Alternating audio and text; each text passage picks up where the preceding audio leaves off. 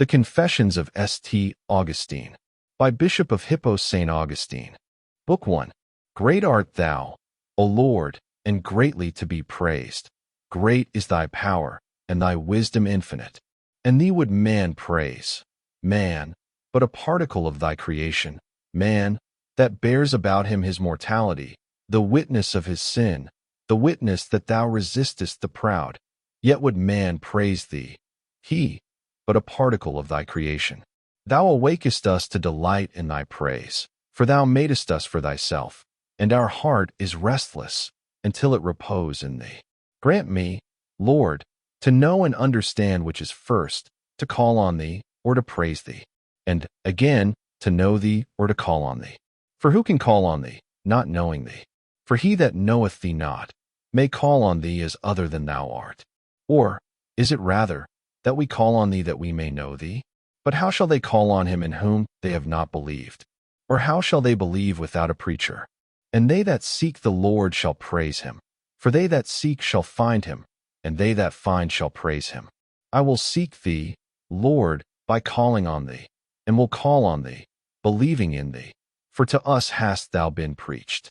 My faith, Lord, shall call on thee, which thou hast given me, wherewith thou hast inspired me, through the incarnation of thy Son, through the ministry of the preacher. And how shall I call upon my God and Lord, since, when I call for him, I shall be calling him to myself? And what room is there within me, whither my God can come into me? Whither can God come into me, God who made heaven and earth? Is there, indeed, O Lord my God, aught in me that can contain thee? Do then heaven and earth, which thou hast made, and wherein thou hast made me, contain thee? Or, because nothing which exists could exist without thee, doth therefore whatever exists contain thee? Since, then, I too exist, why do I seek that thou shouldest enter into me, who were not? Wert thou not in me? Why? Because I am not gone down in hell, and yet thou art there also. For if I go down into hell, thou art there.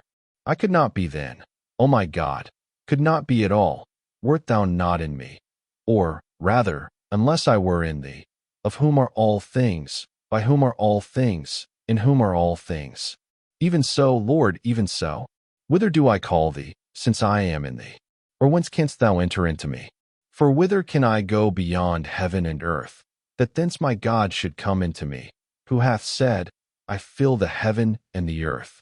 Do the heaven and earth then contain thee, since thou feedest them? Or dost thou fill them, and yet overflow, since they do not contain thee? And whither, when the heaven and the earth are filled, pourest thou forth the remainder of thyself? Or hast thou no need that aught contain thee, who containest all things, since what thou feedest by containing it? For the vessels which thou feedest uphold thee not, since, though they were broken, thou wert not poured out. And when thou art poured out on us, thou art not cast down, but thou upliftest us. Thou art not dissipated, but thou gatherest us. But thou who feedest all things, feedest thou them with thy whole self? Or, since all things cannot contain thee wholly, do they contain part of thee, and all at once the same part? Or each its own part, the greater more, the smaller less? And is, then one part of thee greater, another less? Or, art thou wholly everywhere, while nothing contains thee wholly? What art thou then, my God? What, but the Lord God? For who is Lord but the Lord? Or who is God save our God?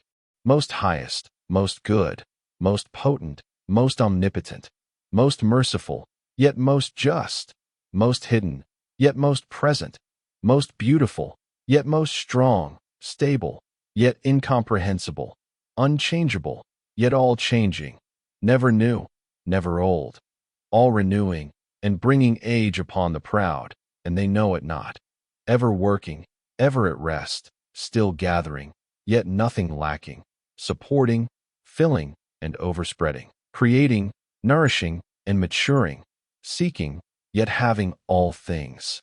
Thou lovest, without passion, art jealous, without anxiety, repentest, yet grievest not, art angry, yet serene, changest thy works, thy purpose unchanged, receivest again what thou findest, yet didst never lose, never in need, yet rejoicing in gains, never covetous, yet exacting usury. Thou receivest over and above, that thou mayest owe, and who hath aught that is not thine? Thou payest debts, owing nothing, remittest debts, losing nothing. And what had I now said, my God, my life, my holy joy? Or what saith any man when he speaks of thee? Yet woe to him that speaketh not, since mute are even the most eloquent. Oh, that I might repose on thee. Oh, that thou wouldest enter into my heart, and inebriate it, that I may forget my ills, and embrace thee, my soul good. What art thou to me? In thy pity, teach me to utter it. Or what am I to thee that thou demandest my love? And if I give it not, art wroth with me, and threatenest me with grievous woes. Is it then a slight woe to love thee not? Oh, for thy mercy's sake, tell me, O Lord my God, what thou art unto me. Say unto my soul, I am thy salvation. So speak, that I may hear. Behold, Lord, my heart is before thee. Open thou the ears thereof, and say unto my soul, I am thy salvation. After this voice let me haste, and take hold on thee. Hide not thy face from me. Let me die, lest I die. Only let me see thy face. Narrow is the mansion of my soul. Enlarge thou it, that thou mayest enter in. It is ruinous, repair thou it. It has that within which must offend thine eyes. I confess and know it. But who shall cleanse it? Or to whom should I cry, Save thee? Lord, cleanse me from my secret faults, and spare thy servant from the power of the enemy. I believe, and therefore do I speak. Lord, thou knowest. Have I not confessed against myself my transgressions unto thee? And thou, my God, hast forgiven the iniquity of my heart? I contend not in judgment with thee, who art the truth. I fear to deceive myself, lest mine iniquity lie unto itself. Therefore I contend not in judgment with thee. For if thou, Lord, shouldest mark iniquities, O Lord, who shall abide it? Yet suffer me to speak unto thy mercy, me, dust and ashes. Yet suffer me to speak, since I speak to thy mercy, and not to scornful man. Thou too, perhaps, despisest me, yet wilt thou return and have compassion upon me. For what would I say, O Lord my God, but that I know not whence I came into this dying life, shall I call it, or living death? Then immediately did the comforts of thy compassion take me up, as I heard, for I remember it not, from the parents of my flesh, out of whose substance thou didst sometime fashion me. Thus there received me the comforts of woman's milk. For neither my mother nor my nurses stored their own breasts for me, but thou didst bestow the food of my infancy through them, according to thine ordinance, whereby thou distributest thy riches through the hidden springs of all things.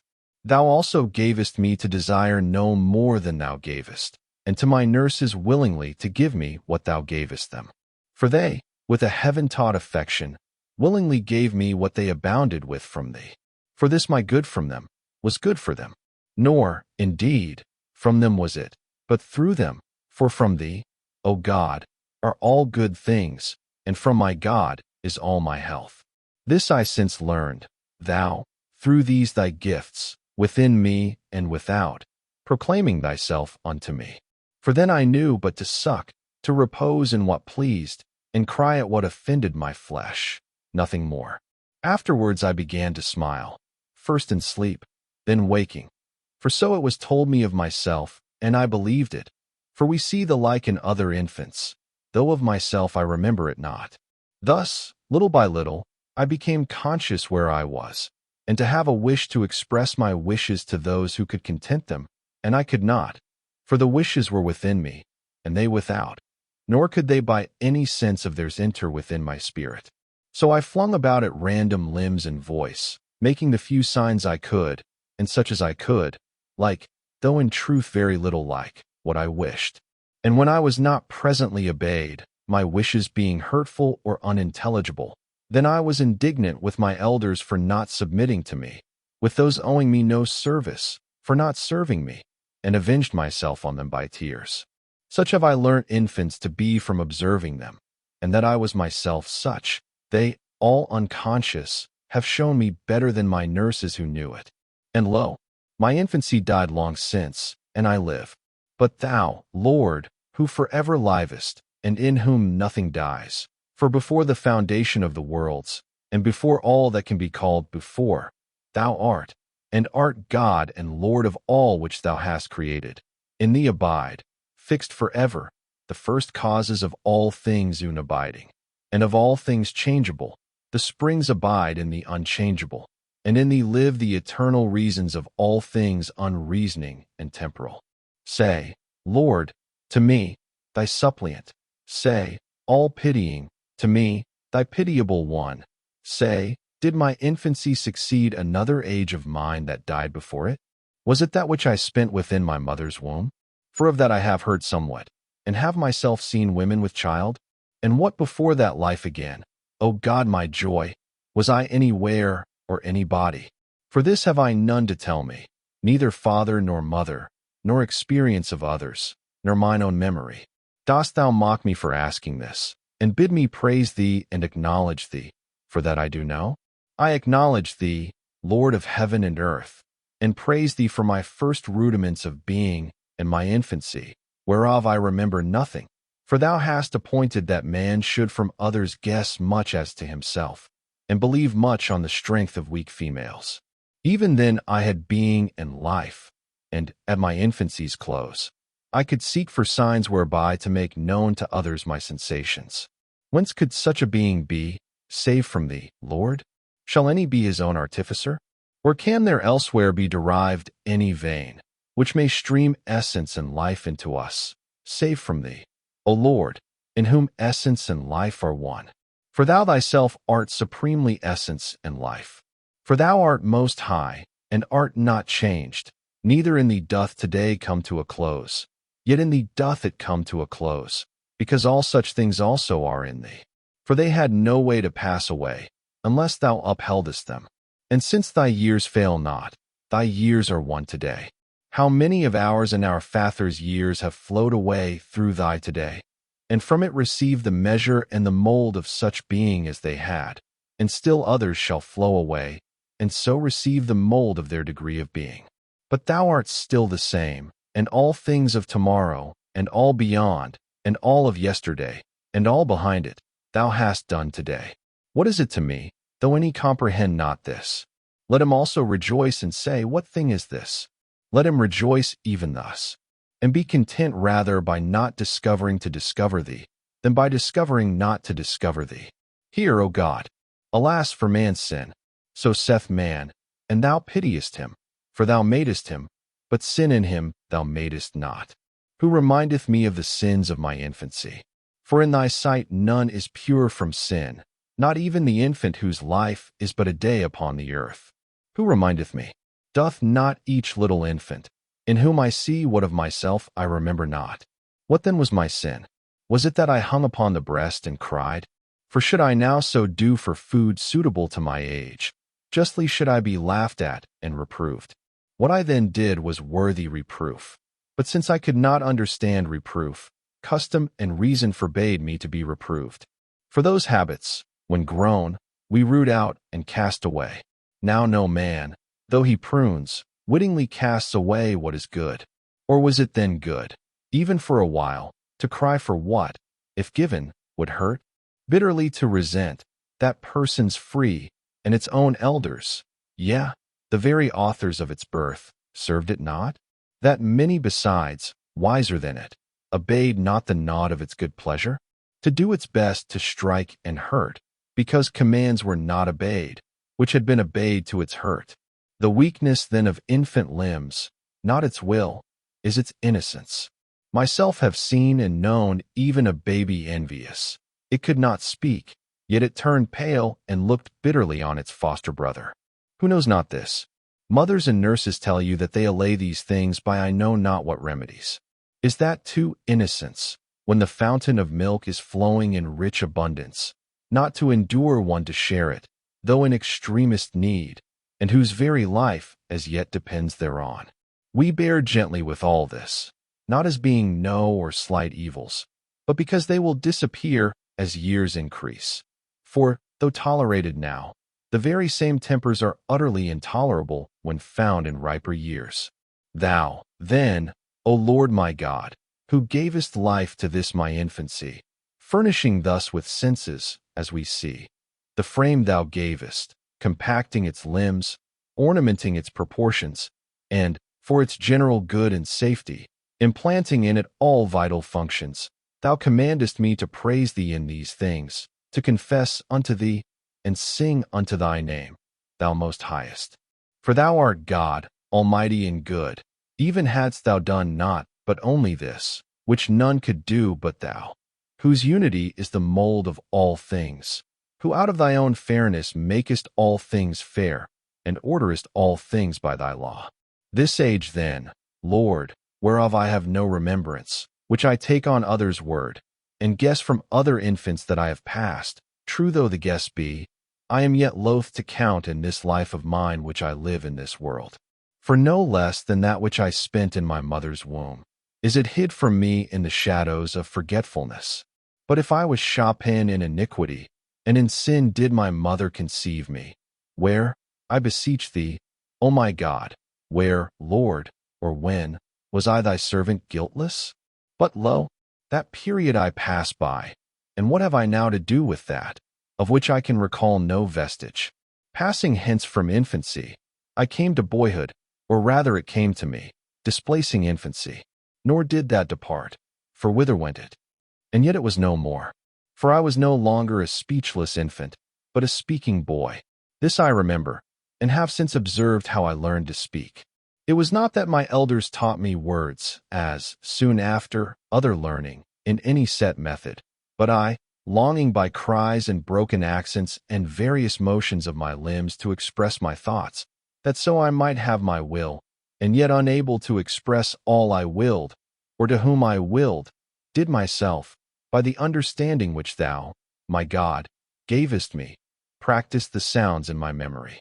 When they named anything, and as they spoke turned towards it, I saw and remembered that they called what they would point out by the name they uttered, and that they meant this thing and no other was plain from the motion of their body, the natural language, as it were, of all nations, expressed by the countenance, glances of the eye, gestures of the limbs, and tones of the voice, indicating the affections of the mind, as it pursues, possesses, rejects, or shuns. And thus by constantly hearing words, as they occurred in various sentences, I collected gradually for what they stood, and having broken in my mouth to these signs, I thereby gave utterance to my will. Thus I exchanged with those about me these current signs of our wills, and so launched deeper into the stormy intercourse of human life, yet depending on parental authority and the beck of elders. O God, my God, what miseries and mockeries did I now experience, when obedience to my teachers was proposed to me, as proper in a boy, in order that in this world I might prosper and excel in tongue science, which should serve to the praise of men, and to deceitful riches. Next I was put to school to get learning, in which I, poor wretch, knew not what use there was. And yet, if idle in learning, I was beaten. For this was judged right by our forefathers, and many, passing the same course before us, framed for us weary paths, through which we were fain to pass, multiplying toil and grief upon the sons of Adam. But, Lord, we found that men called upon thee, and we learnt from them to think of thee, according to our powers, as of some great one, who, though hidden from our senses, couldst hear and help us. For so I began, as a boy, to pray to thee, my aid and refuge, and broke the fetters of my tongue to call on thee, praying thee, though small, yet with no small earnestness, that I might not be beaten at school. And when thou heardest me not thereby giving me over to folly, my elders, yea, my very parents, who yet wished me no ill, mocked my stripes, my then great and grievous ill. Is there, Lord, any of soul so great, and cleaving to thee with so intense affection, for a sort of stupidity will in a way do it? But is there any one who, from cleaving devoutly to thee, is endued with so great a spirit, that he can think as lightly of the racks and hooks and other torments, against which, throughout all lands, Men call on thee with extreme dread, mocking at those by whom they are feared most bitterly, as our parents mocked the torments which we suffered in boyhood from our masters. For we feared not our torments less, nor prayed we less to thee to escape them. And yet we sinned, in writing or reading or studying less than was exacted of us. For we wanted not, O Lord, memory or capacity, whereof thou wilt gave enough for our age, but our sole delight was play, and for this we were punished by those who yet themselves were doing the like.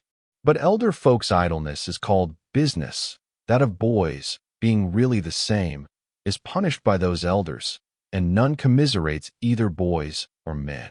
For will any of sound discretion approve of my being beaten as a boy, because, by playing a ball, I made less progress in studies which I was to learn, only that, as a man, I might play more unbeseemingly?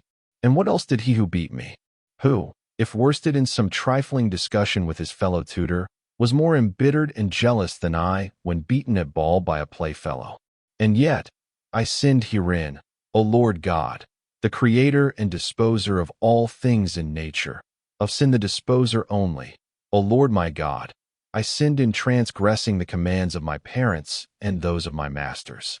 For what they, with whatever motive, would have me learn, I might afterwards have put to good use.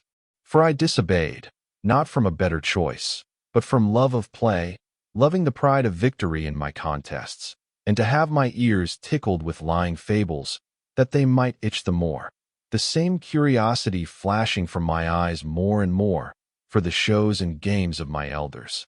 Yet those who give these shows are in such esteem, that almost all wish the same for their children, and yet are very willing that they should be beaten, if those very games detain them from the studies, whereby they would have them attain to be the givers of them. Look with pity, Lord, on these things, and deliver us who call upon thee now. Deliver those too who call not on thee yet, that they may call on thee, and thou mayest deliver them. As a boy, then, I had already heard of an eternal life, promised us through the humility of the Lord our God stooping to our pride, and even from the womb of my mother, who greatly hoped in thee, I was sealed with the mark of his cross and salted with his salt. Thou sawest, Lord, how while yet a boy, being seized on a time with sudden oppression of the stomach, and like near to death, thou sawest, my God, for thou wert my keeper, with what eagerness and what faith I sought, from the pious care of my mother and thy church, the mother of us all, the baptism of thy Christ, my God and Lord. Whereupon the mother of my flesh, being much troubled, since, with a heart pure in thy faith, she even more lovingly travailed in birth of my salvation, would in eager haste have provided for my consecration and cleansing by the health-giving sacraments, confessing thee, Lord Jesus, for the remission of sins, unless I had suddenly recovered. And so, as if I must needs be again polluted should I live, my cleansing was deferred, because the defilements of sin would, after that washing, bring greater and more perilous guilt. I then already believed, and my mother, and the whole household, except my father, yet did not he prevail over the power of my mother's piety in me, that as he did not yet believe, so neither should I. For it was her earnest care that thou, my God, rather than he, shouldest be my father, and in this thou didst aid her to prevail over her husband, whom she, the better, obeyed, therein also obeying thee, who hast so commanded. I beseech thee, my God, I would fain know, if so thou willest, for what purpose my baptism was then deferred. Was it for my good that the rein was laid loose, as it were, upon me, for me to sin? Or was it not laid loose? If not, why does it still echo in our ears on all sides? Let him alone, let him do as he will, for he is not yet baptized. But as to bodily health, no one says, let him be worse wounded, for he is not yet healed. How much better then, had I been at once healed, and then, by my friends and my own, my soul's recovered health had been kept safe in thy keeping who gavest it. Better truly. But how many and great waves of temptation seemed to hang over me after my boyhood. These my mother foresaw, and preferred to expose to them the clay, whence I might afterwards be molded, than the very cast, when made. In boyhood itself, however, so much less dreaded for me than youth, I loved not study, and hated to be forced to it. Yet I was forced, and this was well done towards me, but I did not well, for, unless forced, I had not learnt. But no one doth well against his will, even though what he doth be well. Yet neither did they well who forced me, but what was well came to me from thee, my God. For they were regardless how I should employ what they forced me to learn, except to satiate the insatiate desires of a wealthy beggary and a shameful glory. But thou, by whom the very hairs of our head are numbered, didst use for my good the error of all who urged me to learn, and my own, who would not learn, thou didst use for my punishment, a fit penalty for one, so small a boy and so great a sinner. So by those who did not well, thou didst well for me, and by my own sin thou didst justly punish me. For thou hast commanded, and so it is, that every inordinate affection should be its own punishment. But why did I so much hate the Greek, which I studied as a boy? I do not yet fully know. For the Latin I loved, not what my first masters, but what the so-called grammarians taught me. For those first lessons, reading, writing, and arithmetic, I thought as great a burden and penalty as any Greek. And yet whence was this too, but from the sin and vanity of this life, because I was flesh, and a breath that passeth away and cometh not again. For those first lessons were better certainly, because more certain, by them I obtained, and still retain, the power of reading what I find written, and myself writing what I will. Whereas in the others, I was forced to learn the wanderings of one Aeneas, forgetful of my own, and to weep for dead Dido, because she killed herself for love, the while, with dry eyes, I endured my miserable self dying among these things, far from thee, O God, my life. For what more miserable than a miserable being who commiserates not himself, weeping the death of Dido for love to Aeneas, but weeping not his own death for want of love to thee, O God? Thou light of my heart, thou bread of my inmost soul, thou power who givest vigor to my mind, who quickenest my thoughts, I loved thee not. I committed fornication against thee, and all around me thus fornicating there echoed, well done, well done. For the friendship of this world is fornication against thee, and well done, echoes on till one is ashamed not to be thus a man. And for all this I wept not, I who wept for Dido slain, and seeking by the sword a stroke and wound extreme, myself seeking the while a worse extreme, the extremest and lowest of thy creatures, having forsaken thee, earth passing into the earth. And if forbid to read all this, I was grieved that I might not read what grieved me. Madness like this is thought a higher and a richer learning than that by which I learned to read and write. But now, my God, cry thou aloud in my soul, and let thy truth tell me, not so, not so. Far better was that first study.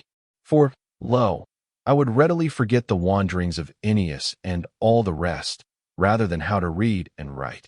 But over the entrance of the grammar school is a veil drawn. True, yet is this not so much an emblem of aught recondite as a cloak of error? Let not those, whom I no longer fear, cry out against me, while I confess to thee, my God, whatever my soul will, and acquiesce in the condemnation of my evil ways, that I may love thy good ways. Let not either buyers or sellers of grammar learning cry out against me. For if I question them whether it be true that Aeneas came on a time to Carthage, as the poet tells, the less learned will reply that they know not, the more learned that he never did. But should I ask with what letters the name Aeneas is written, every one who has learnt this will answer me aright, as to the signs which men have conventionally settled. If, again, I should ask which might be forgotten with least detriment to the concerns of life, reading and writing, or these poetic fictions, who does not foresee what all must answer who have not wholly forgotten themselves? I sinned, then, when as a boy I preferred those empty to those more profitable studies, or rather loved the one and hated the other. 1 and 1, 2, 2 and 2, 4, this was to me a hateful sing-song. The wooden horse lined with armed men, and the burning of Troy, and Creus's shade and sad similitude, were the choice spectacle of my vanity. Why then did I hate the Greek classics, which have the like tales? For Homer also curiously wove the like fictions, and is most sweetly vain, yet was he bitter to my boyish taste. And so I suppose would Virgil be to Grecian children, when forced to learn him, as I was Homer. Difficulty, in truth, the difficulty of a foreign tongue, dashed, as it were, with gall all the sweetness of Grecian fable. For not one word of it did I understand, and to make me understand I was urged vehemently with cruel threats and punishments. Time was also, as an infant. I knew no Latin, but this I learned without fear or suffering, by mere observation, amid the caresses of my nursery and jests of friends, smiling and sportively encouraging me. This I learned without any pressure of punishment to urge me on, for my heart urged me to give birth to its conceptions, which I could only do by learning words not of those who taught, but of those who talked with me, in whose ears also I gave birth to the thoughts, whatever I conceived. No doubt, then, that a free curiosity has more force in our learning these things than a frightful enforcement. Only this enforcement restrains the rovings of that freedom.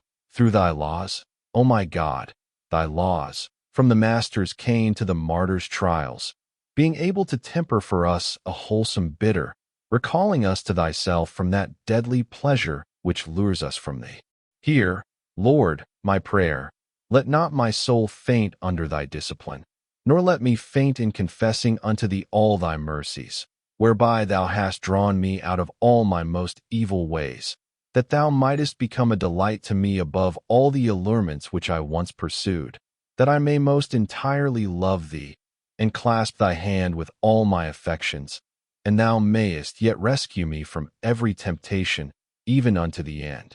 For lo, O Lord, my King and my God, for thy service be whatever useful thing my childhood learned, for thy service, that I speak, write, read, reckon. For thou didst grant me thy discipline, while I was learning vanities, and my sin of delighting in those vanities thou hast forgiven.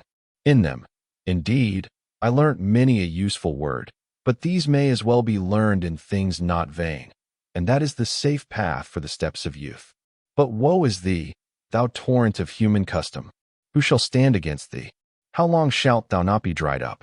How long roll the sons of Eve into that huge and hideous ocean, which even they scarcely overpass who climb the cross? Did not I read in thee of Jove the thunderer and the adulterer? Both, doubtless, he could not be, but so the feigned thunder might countenance and pander to real adultery. And now which of our gown masters lends a sober ear to one who from their own school cries out? These were Homer's fictions, transferring things human to the gods. Would he had brought down things divine to us? Yet more truly had he said, these are indeed his fictions, but attributing a divine nature to wicked men, that crimes might be no longer crimes, and whoso commits them might seem to imitate not abandoned men, but the celestial gods. And yet, thou hellish torrent, into thee are cast the sons of men with rich rewards, for compassing such learning, and a great solemnity is made of it, when this is going on in the forum, within sight of laws appointing a salary beside the scholar's payments, and thou lashest thy rocks and roarest. Hence words are learnt, hence eloquence, most necessary to gain your ends, or maintain opinions. As if we should have never known such words as golden shower, lap, beguile, temples of the heavens, or others in that passage, unless Terence had brought a lewd youth upon the stage, setting up Jupiter as his example of seduction, viewing a picture, where the tale was drawn, of Jove's descending in a golden shower, to Danae's lap a woman to beguile, and then mark how he excites himself to lust as by celestial authority. And what God? Great Jove, who shakes heaven's highest temples with his thunder, and I, poor mortal man, not do the same. I did it, and with all my heart I did it. Not one whit more easily are the words learnt for all this vileness, but by their means the vileness is committed with less shame. Not that I blame the words, being, as it were, choice and precious vessels, but that wine of error which is drunk to us in them by intoxicated teachers, and if we, too, drink not, we are beaten, and have no sober judge to whom we may appeal. Yet, O my God, in whose presence I now without hurt may remember this, all this unhappily I learnt willingly with great delight, and for this was pronounced a hopeful boy. Bear with me, my God, while I say somewhat of my wit, thy gift, and on what dotages I wasted it. For a task was set me, troublesome enough to my soul, upon terms of praise or shame, and fear of stripes, to speak the words of Juno, as she raged and mourned that she could not. This Trojan prince from Latinum turn, which words I had heard that Juno never uttered. But we were forced to go astray in the footsteps of these poetic fictions, and to say in prose much what he expressed in verse. And his speaking was most applauded, in whom the passions of rage and grief were most preeminent, and clothed in the most fitting language, maintaining the dignity of the character. What is it to me, O my true life, my God, that my declamation was applauded above so many of my own age and class? Is not all this smoke and wind? And was there nothing else whereon to exercise my wit and tongue? Thy praises, Lord, thy praises might have stayed the yet tender shoot of my heart by the prop of thy scriptures, so had it not trailed away amid these empty trifles, a defiled prey for the fowls of the air. For in more ways than one do men sacrifice to the rebellious angels. But what marvel that I was thus carried away to vanities, and went out from thy presence, O my God, when men were set before me as models, who, if in relating some action of theirs, in itself not ill, they committed some barbarism or solecism, being censured, were abashed, but when in rich and adorned and well-ordered discourse they related their own disordered life, being bepraised, they gloried. These things thou sayest, Lord, and holdest thy peace, long-suffering, and plenteous in mercy and truth. Wilt thou hold thy peace forever? And even now thou drawest out of this horrible gulf the soul that seeketh thee, that thirsteth for thy pleasures, whose heart saith unto thee, I have sought thy face, Lord, will I seek. For darkened affections is removal from thee. For it is not by our feet, or change of place, that men leave thee, or return unto thee. Or did that thy younger son look out for horses, or chariots, or ships, fly with visible wings, or journey by the motion of his limbs, that he might in a far country waste in riotous living all thou gavest at his departure? A loving father, when thou gavest, and more loving unto him, when he returned empty. So then in lustful, that is, in darkened affections, is the true distance from thy face.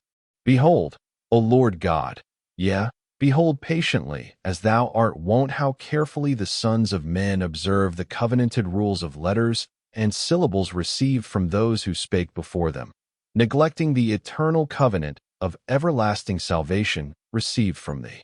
Insomuch that a teacher or learner of the hereditary laws of pronunciation will more offend men by speaking without the aspirate of a human being, in despite of the laws of grammar, than if he, a human being, hate a human being in despite of thine.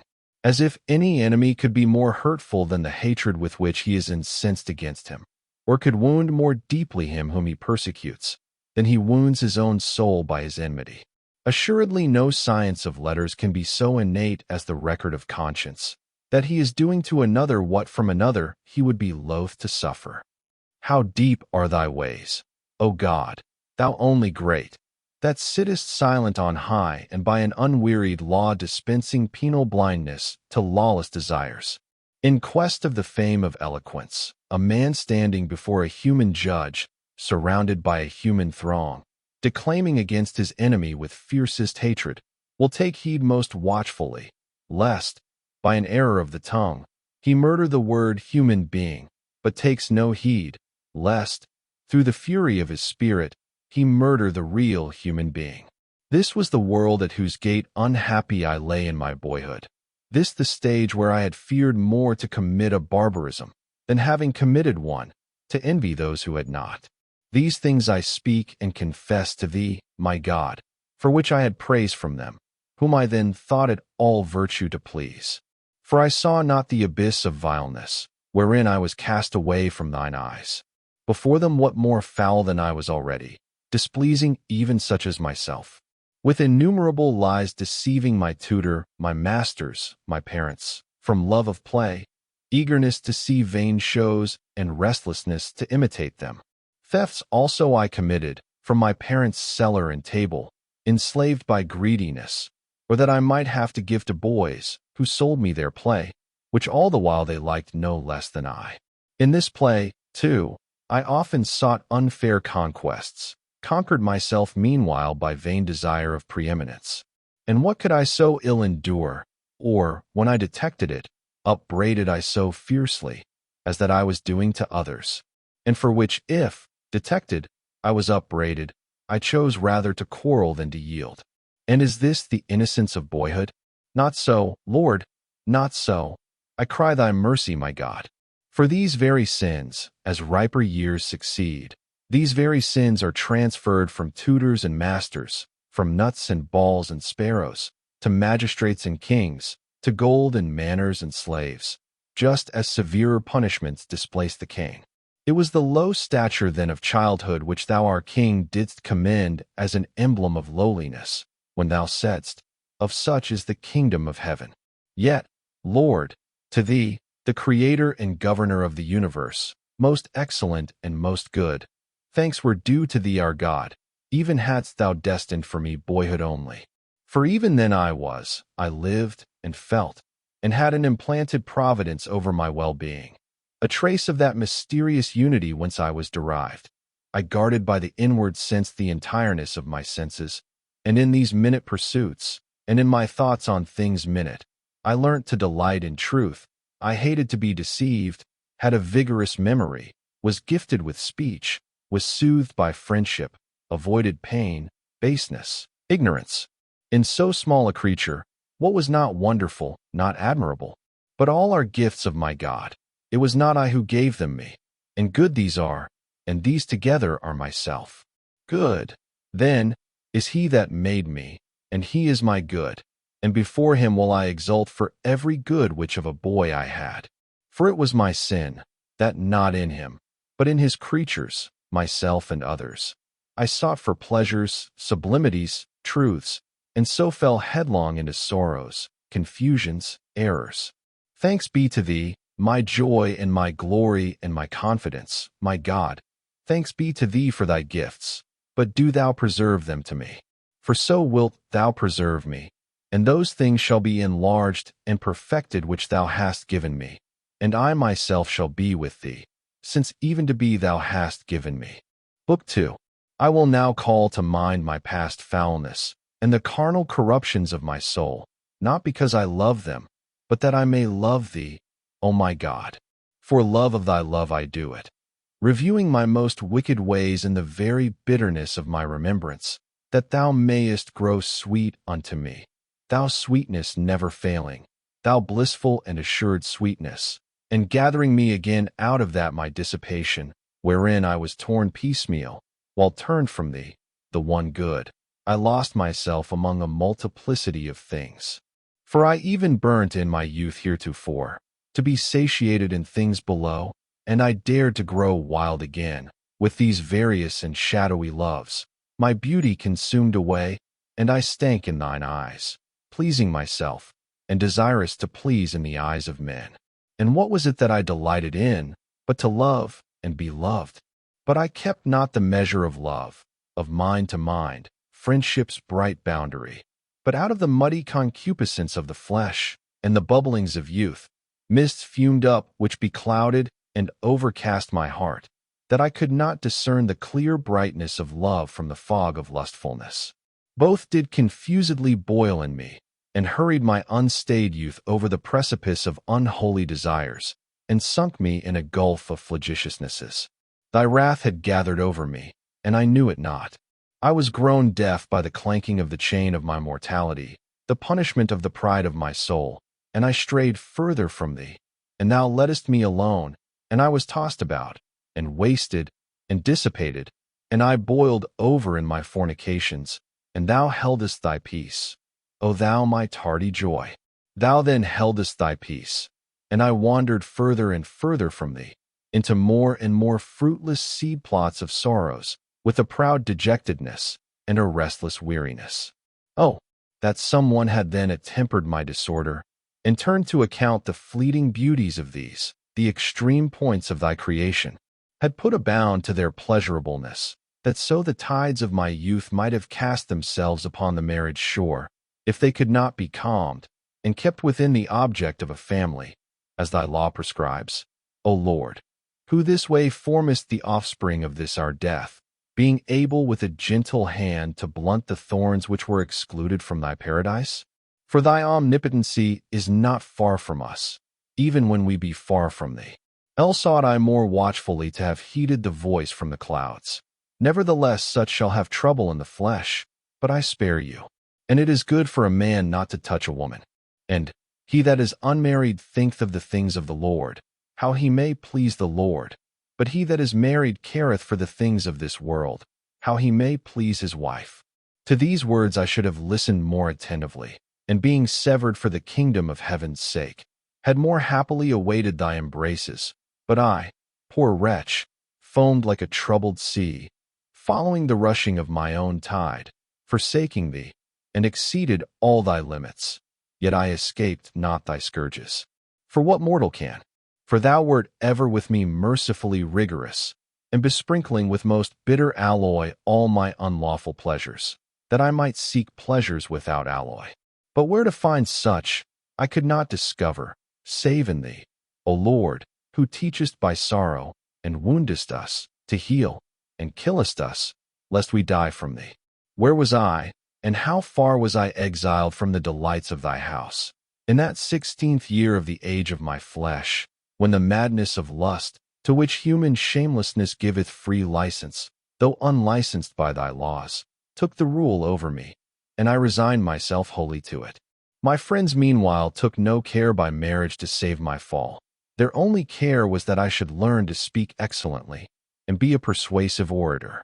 For that year were my studies intermitted, whilst after my return from Madura, a neighbor city, whither I had journeyed to learn grammar and rhetoric, the expenses for a further journey to Carthage were being provided for me, and that rather by the resolution than the means of my father, who was but a poor freeman of Thagist. To whom tell I this?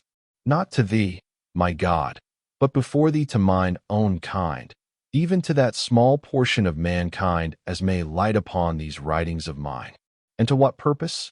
That whosoever reads this may think out of what depths we are to cry unto thee.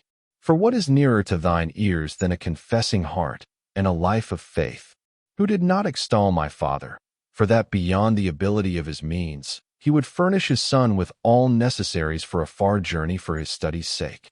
For many far abler citizens did no such thing for their children. But yet this same father had no concern how I grew towards thee, or how chaste I were, so that I were but copious in speech, however barren I were to thy culture, O God, who art the only true and good Lord of thy field, my heart. But while in that my 16th year I lived with my parents, leaving all school for a while, a season of idleness being interposed through the narrowness of my parents' fortunes, the briars of unclean desires grew rank over my head, and there was no hand to root them out. When that my father saw me at the baths, now growing towards manhood, and endued with a restless youthfulness, he, as already hence anticipating his descendants, gladly told it to my mother, rejoicing in that tumult of the senses wherein the world forgetteth thee its creator, and becometh enamored of thy creature, instead of thyself, through the fumes of that invisible wine of its self-will, turning aside and bowing down to the very basest things. But in my mother's breast thou hadst already begun thy temple, and the foundation of thy holy habitation, whereas my father was as yet but a catechumen, and that but recently. She then was startled with a holy fear and trembling, and though I was not as yet baptized, feared for me those crooked ways in which they walk who turn their back to thee, and not their face. Woe is me, and dare I say that thou heldest thy peace, O my God, while I wandered further from thee? Didst thou then indeed hold thy peace to me? And whose but thine were these words which by my mother, thy faithful one, thou sangest in my ears? Nothing whereof sunk into my heart, so as to do it. For she wished, And I remember in private with great anxiety warned me, not to commit fornication, but especially never to defile another man's wife. These seemed to me womanish advices, which I should blush to obey. But they were thine, and I knew it not. And I thought thou wert silent, and that it was she who spake, by whom thou wert not silent unto me. And in her wast despised by me, her son, the son of thy handmaid, thy servant.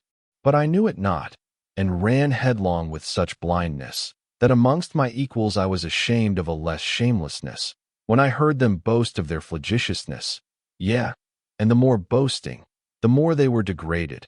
And I took pleasure, not only in the pleasure of the deed, but in the praise. What is worthy of dispraise but vice? But I made myself worse than I was, that I might not be dispraised. And when in anything I had not sinned as the abandoned ones, I would say that I had done what I had not done, that I might not seem contemptible in proportion as I was innocent, or of less account, the more chaste. Behold with what companions I walked the streets of Babylon, and wallowed in the mire thereof, as if in a bed of spices and precious ointments.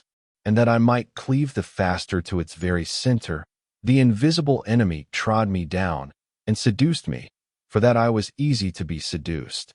Neither did the mother of my flesh, who had now fled out of the center of Babylon, yet went more slowly in the skirts thereof as she advised me to chastity, so heed what she had heard of me from her husband, as to restrain within the bounds of conjugal affection, if it could not be pared away to the quick, what she felt to be pestilent at present and for the future dangerous.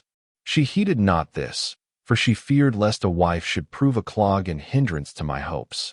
Not those hopes of the world to come, which my mother reposed in thee, but the hope of learning, which both my parents were too desirous I should attain, my father, because he had next to no thought of thee, and of me but vain conceits, my mother, because she accounted that those usual courses of learning would not only be no hindrance, but even some furtherance towards attaining thee.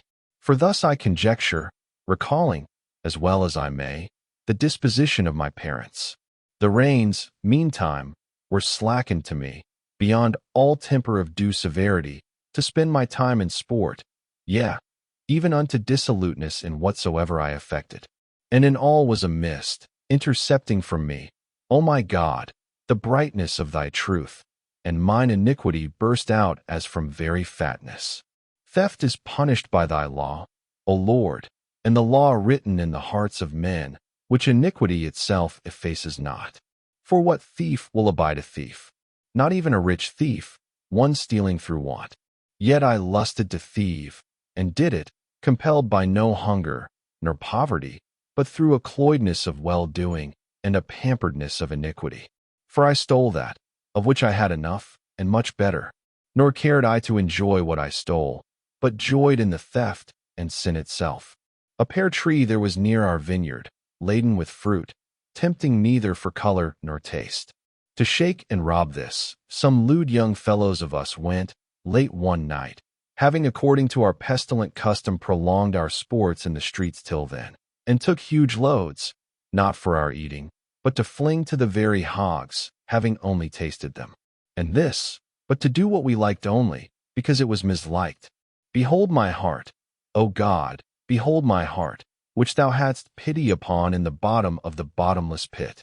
Now, behold, let my heart tell thee what it sought there, that I should be gratuitously evil, having no temptation to ill, but the ill itself. It was foul, and I loved it. I loved to perish. I loved mine own fault, not that for which I was faulty, but my fault itself.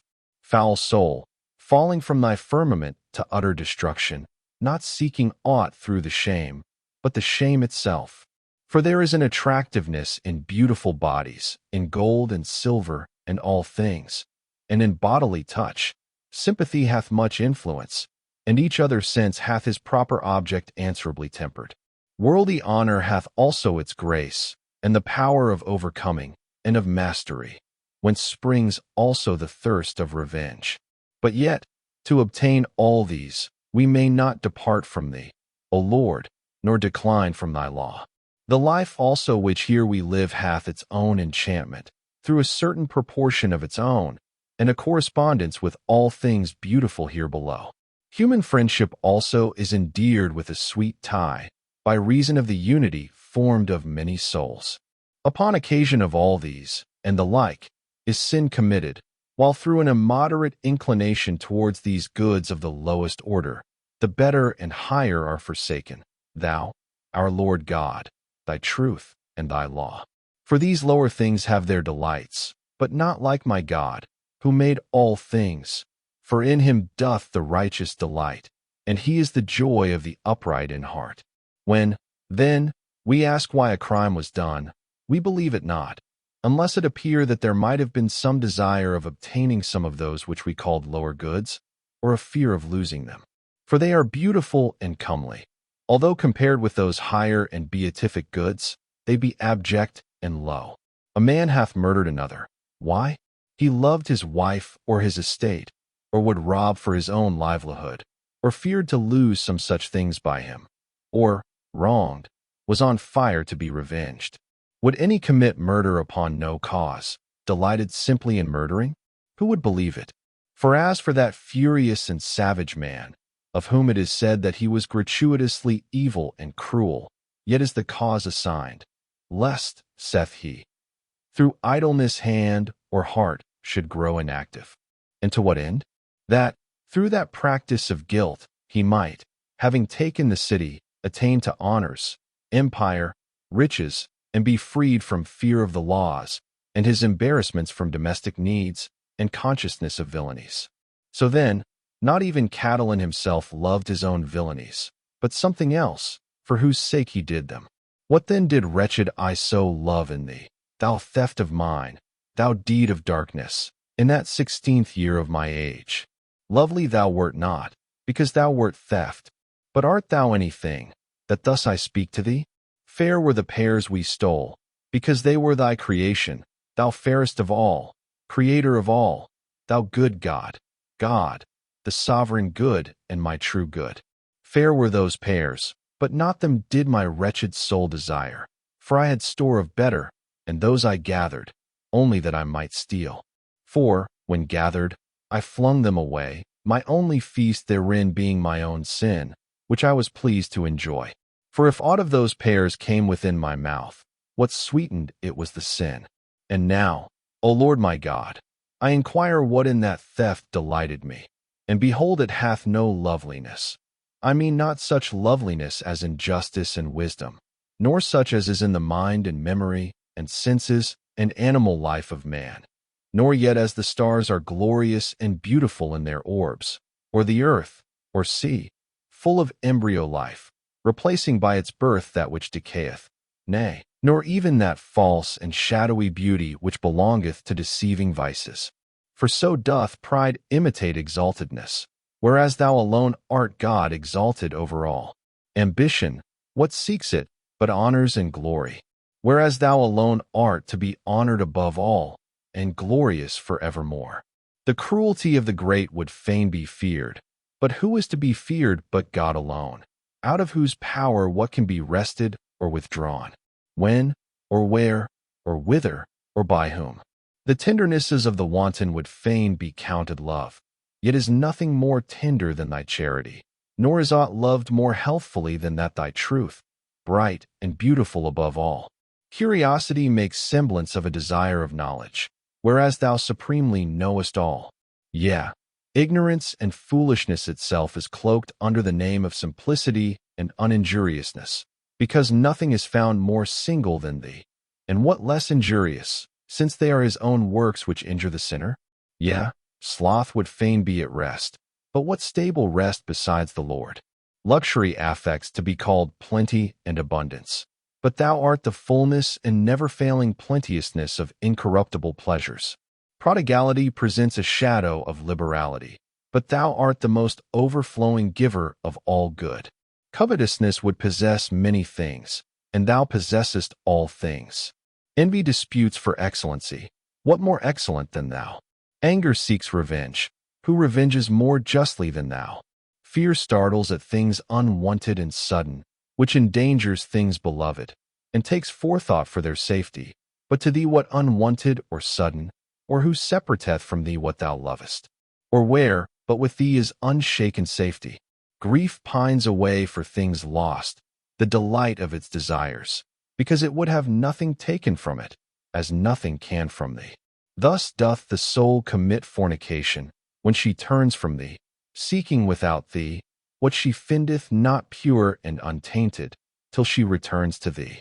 Thus all pervertedly imitate thee, who remove far from thee, and lift themselves up against thee. But even by thus imitating thee, they imply thee to be the creator of all nature, whence there is no place whither altogether to retire from thee. What then did I love in that theft? And wherein did I even corruptly and pervertedly imitate my Lord? Did I wish even by stealth to do contrary to thy law, because by power I could not, so that being a prisoner, I might mimic a maimed liberty by doing with impunity things unpermitted me, a darkened likeness of thy omnipotency? Behold, thy servant, fleeing from his Lord, and obtaining a shadow. O rottenness, O monstrousness of life, and depth of death! Could I like what I might not, only because I might not? What shall I render unto the Lord, that, whilst my memory recalls these things, my soul is not affrighted at them? I will love thee, O Lord, and thank thee, and confess unto thy name, because thou hast forgiven me these so great and heinous deeds of mine. To thy grace I ascribe it, and to thy mercy, that thou hast melted away my sins as it were ice. To thy grace I ascribe also whatsoever I have not done of evil. For what might I not have done, who even loved a sin for its own sake?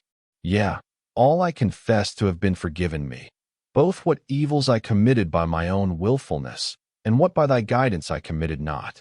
What man is he, who, weighing his own infirmity, dares to ascribe his purity and innocency to his own strength, that so he should love thee the less, as if he had less needed thy mercy, whereby thou remittest sins to those that turn to thee? For whosoever, called by thee, followed thy voice, and avoided those things which he reads me recalling and confessing of myself, let him not scorn me, who being sick, was cured by that physician, through whose aid it was that he was not, or rather was less, sick. And for this let him love thee as much, yea and more, since by whom he sees me to have been recovered from such deep consumption of sin. By him he sees himself to have been from the like consumption of sin preserved. What fruit had I then, wretched man, in those things, of the remembrance whereof I am now ashamed? Especially in that theft which I loved for the theft's sake, and it too was nothing, and therefore the more miserable I, who loved it. Yet alone I had not done it. Such was I then, I remember, alone I had never done it. I loved then in it also the company of the accomplices with whom I did it. I did not then love nothing else but the theft, yea rather I did love nothing else, for that circumstance of the company was also nothing. What is, in truth? Who can teach me, save he that enlighteneth my heart, and discovereth its dark corners? What is it which hath come into my mind to inquire, and discuss, and consider? For had I then loved the pears I stole, and wished to enjoy them, I might have done it alone, had the bare commission of the theft sufficed to attain my pleasure, nor needed I have inflamed the itching of my desires by the excitement of accomplices. But since my pleasure was not in those pears, it was in the offense itself, which the company of fellow sinners occasioned. What then was this feeling? For of a truth it was too foul, and woe was me, who had it. But yet what was it? Who can understand his errors?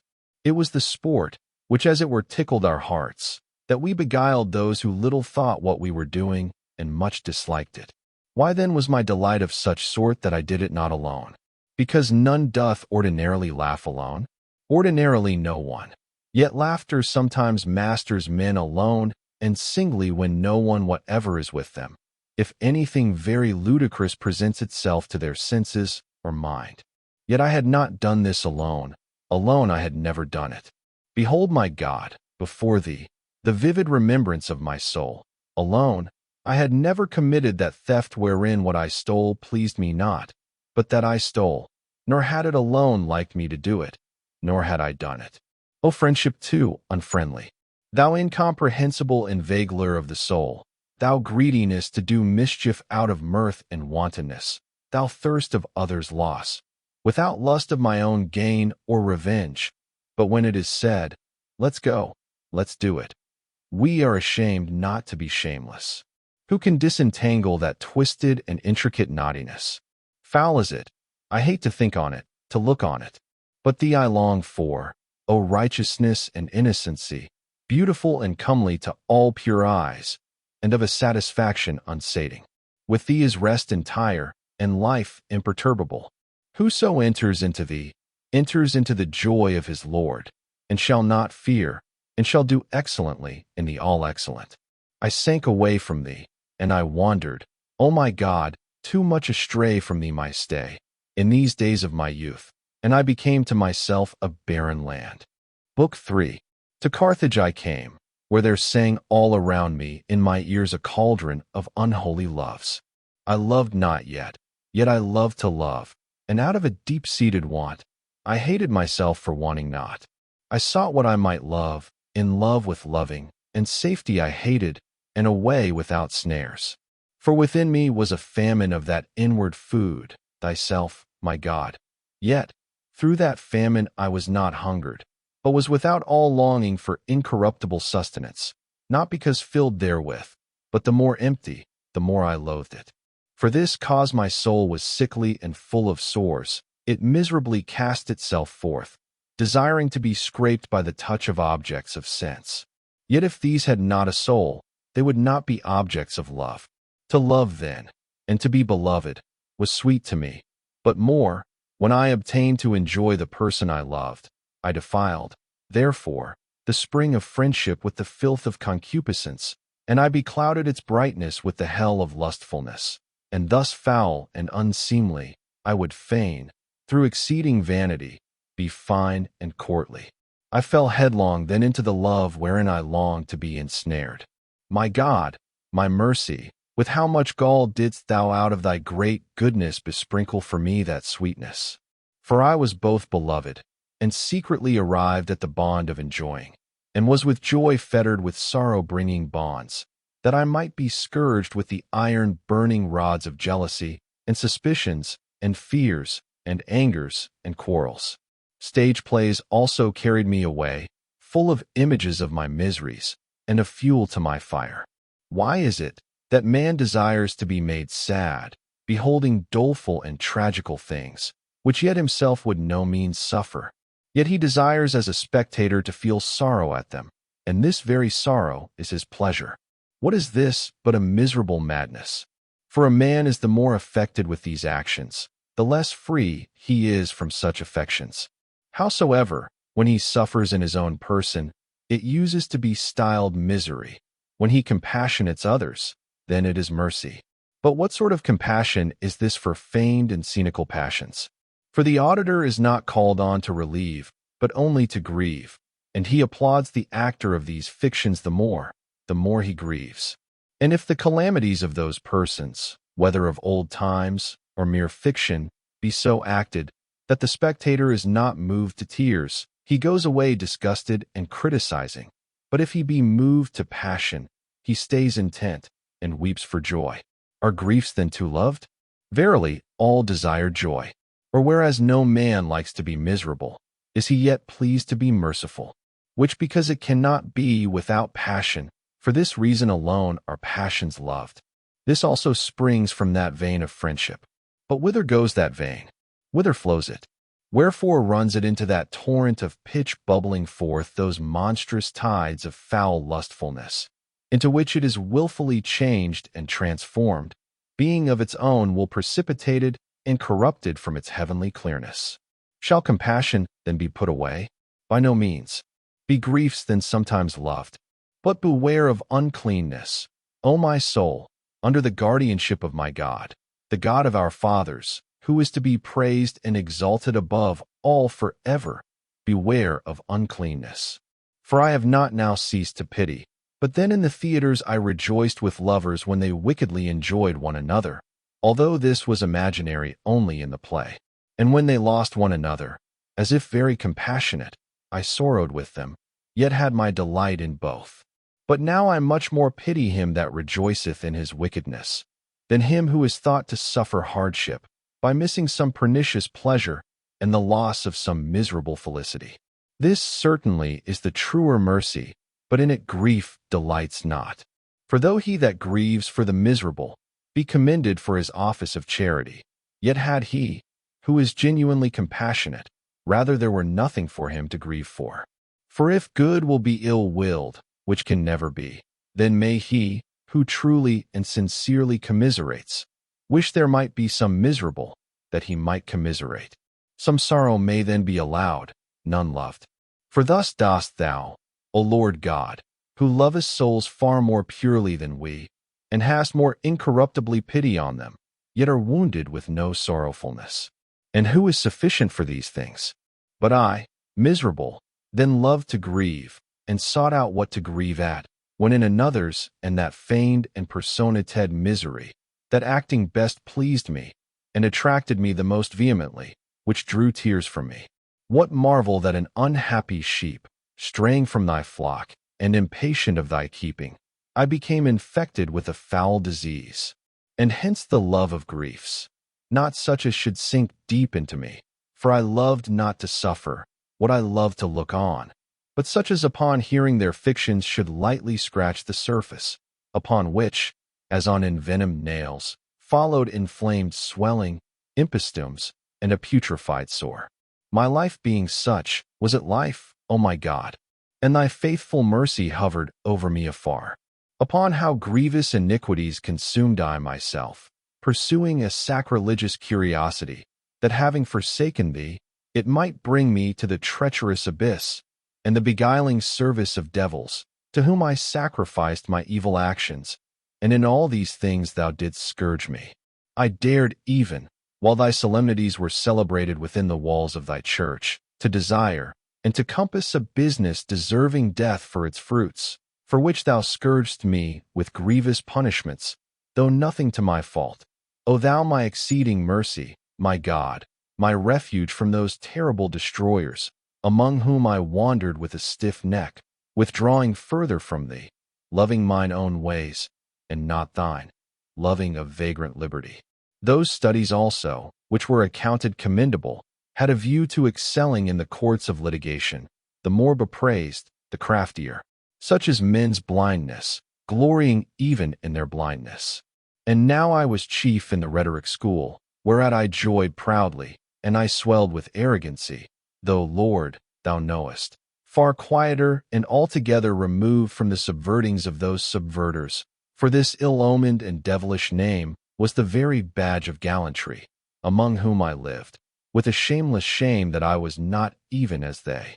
With them I lived, and was sometimes delighted with their friendship, whose doings I ever did abhor.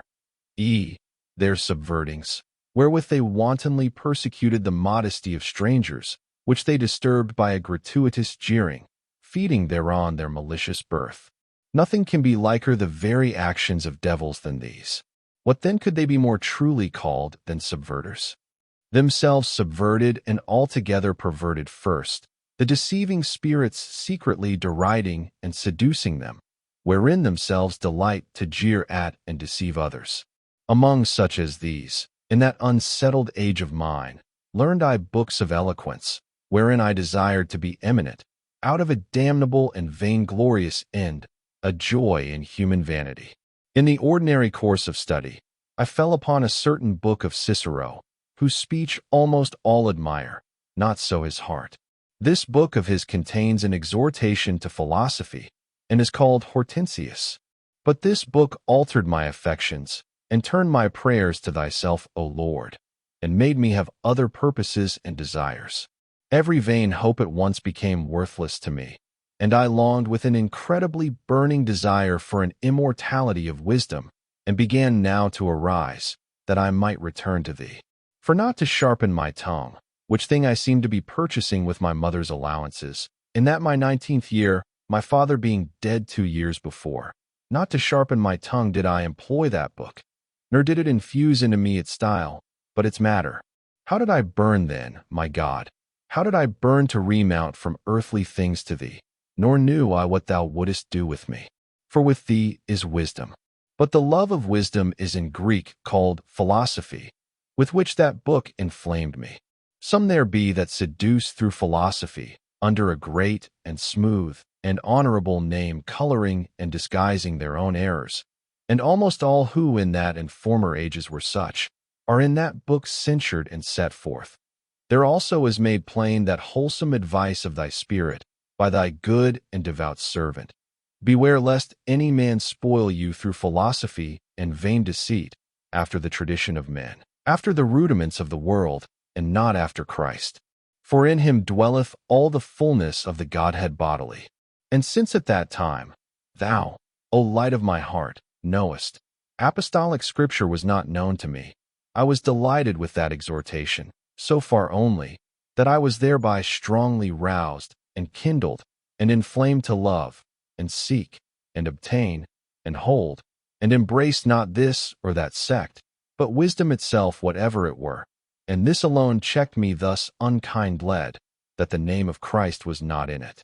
For this name, according to thy mercy, O Lord, this name of my Savior thy Son, had my tender heart, even with my mother's milk, devoutly drunk in and deeply treasured, and whatsoever was without that name, though never so learned, polished, or true, took not entire hold of me. I resolved then to bend my mind to the Holy Scriptures, that I might see what they were. But behold, I see a thing not understood by the proud, nor laid open to children, lowly in access, in its recesses lofty, and veiled with mysteries. And I was not such as could enter into it, or stoop my neck to follow its steps.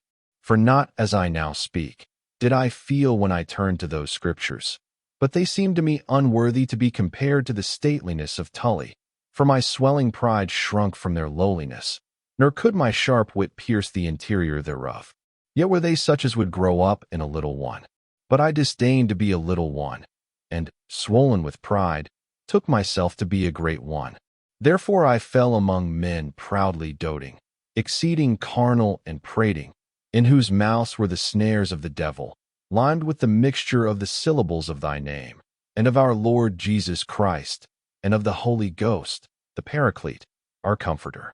These names departed not out of their mouth, but so far forth as the sound only and the noise of the tongue, for the heart was void of truth. Yet they cried out, Truth, truth, and spake much thereof to me, yet it was not in them. But they spake falsehood, not of thee only, who truly art truth, but even of those elements of this world, thy creatures. And I indeed ought to have passed by even philosophers who spake truth concerning them, for love of thee, my Father, supremely good, beauty of all things beautiful. O truth, truth, how inwardly did even then the marrow of my soul pant after thee, when they often and diversely, and in many and huge books, echoed of thee to me, though it was but an echo? And these were the dishes wherein to me, hungering after thee, they, instead of thee, served up the sun and moon, beautiful works of thine, but yet thy works, not thyself, known nor thy first works. For thy spiritual works are before these corporeal works, celestial though they be, and shining.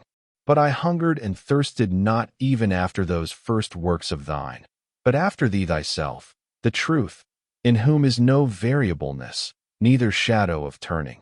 Yet they still set before me in those dishes, glittering fantasies, than which better were it to love this very sun, which is real to our sight at least, than those fantasies which by our eyes deceive our mind. Yet because I thought them to be thee, I fed thereon, not eagerly, for thou didst not in them taste to me as thou art. For thou wast not these emptinesses, nor was I nourished by them, but exhausted rather. Food in sleep shows very like our food awake, yet are not those asleep nourished by it, for they are asleep. But those were not even any way like to thee, as thou hast now spoken to me. For those were corporeal fantasies, false bodies, than which these true bodies, celestial or terrestrial, which with our fleshly sight we behold, are far more certain. These things the beasts and birds discern as well as we, and they are more certain than when we fancy them. And again, we do with more certainty fancy them, than by them conjecture other vaster and infinite bodies which have no being. Such empty husks was I then fed on, and was not fed, But thou, my soul's love, in looking for whom I fail, that I may become strong, art neither those bodies which we see, though in heaven, nor those which we see not there, for thou hast created them, nor dost thou account them among the chiefest of thy works. How far then art thou from those fantasies of mine, fantasies of bodies which altogether are not, than which the images of those bodies, which are far more certain, and more certain still the bodies themselves, which yet thou art not, no, nor yet the soul, which is the life of the bodies. So then, better and more certain is the life of the bodies than the bodies. But thou art the life of souls, the life of lives, having life in thyself, and changest not, life of my soul. Where then wert thou then to me, and how far from me? Far verily was I straying from thee, barred from the very husks of the swine, whom with husks I fed.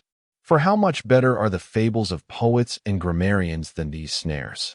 For verses, and poems, and Medea flying, are more profitable truly than these men's 5 elements, variously disguised, answering to 5 dens of darkness, which have no being, yet slay the believer. For verses and poems I can turn to true food, and Medea flying. Though I did sing, I maintained not.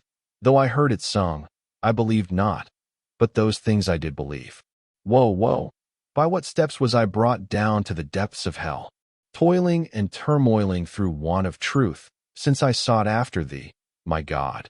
To thee I confess it, who hadst mercy on me, not as yet confessing, not according to the understanding of the mind, wherein thou willedst that I should excel the beasts, but according to the sense of the flesh. But thou wert more inward to me than my most inward part, and higher than my highest. I lighted upon that bold woman, simple and knoweth nothing, shadowed out in Solomon, sitting at the door, and saying, Eat ye bread of secrecies willingly, and drink ye stolen waters which are sweet. She seduced me, because she found my soul dwelling abroad in the eye of my flesh, and ruminating on such food as through it I had devoured. For other than this, that which really is I knew not, and was, as it were through sharpness of wit, persuaded to assent to foolish deceivers, when they asked me, Whence is evil? Is God bounded by a bodily shape, and has hairs and nails? Are they to be esteemed righteous who had many wives at once, and did kill men, and sacrifice living creatures? At which I, in my ignorance, was much troubled, and departing from the truth, seemed to myself to be making towards it, because as yet I knew not that evil was nothing but a privation of good, until at last a thing ceases altogether to be, which how should I see, the sight of whose eyes reached only to bodies, and of my mind to a phantasm. And I knew not God to be a spirit, not one who hath parts extended in length and breadth, or whose being was bulk, for every bulk is less in a part than in the whole, and if it be infinite, it must be less in such part as is defined by a certain space, than in its infinitude, and so is not wholly everywhere, as spirit, as God. And what that should be in us, by which we were like to God, and might be rightly said to be after the image of God, I was altogether ignorant.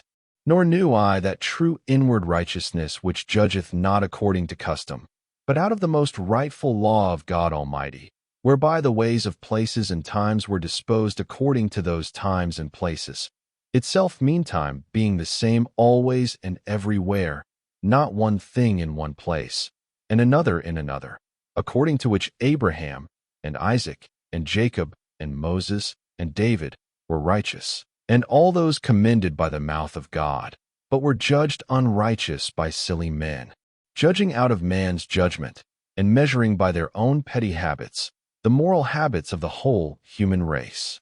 As if in an armory, one ignorant what were adapted to each part should cover his head with greaves, or seek to be shod with a helmet, and complain that they fitted not.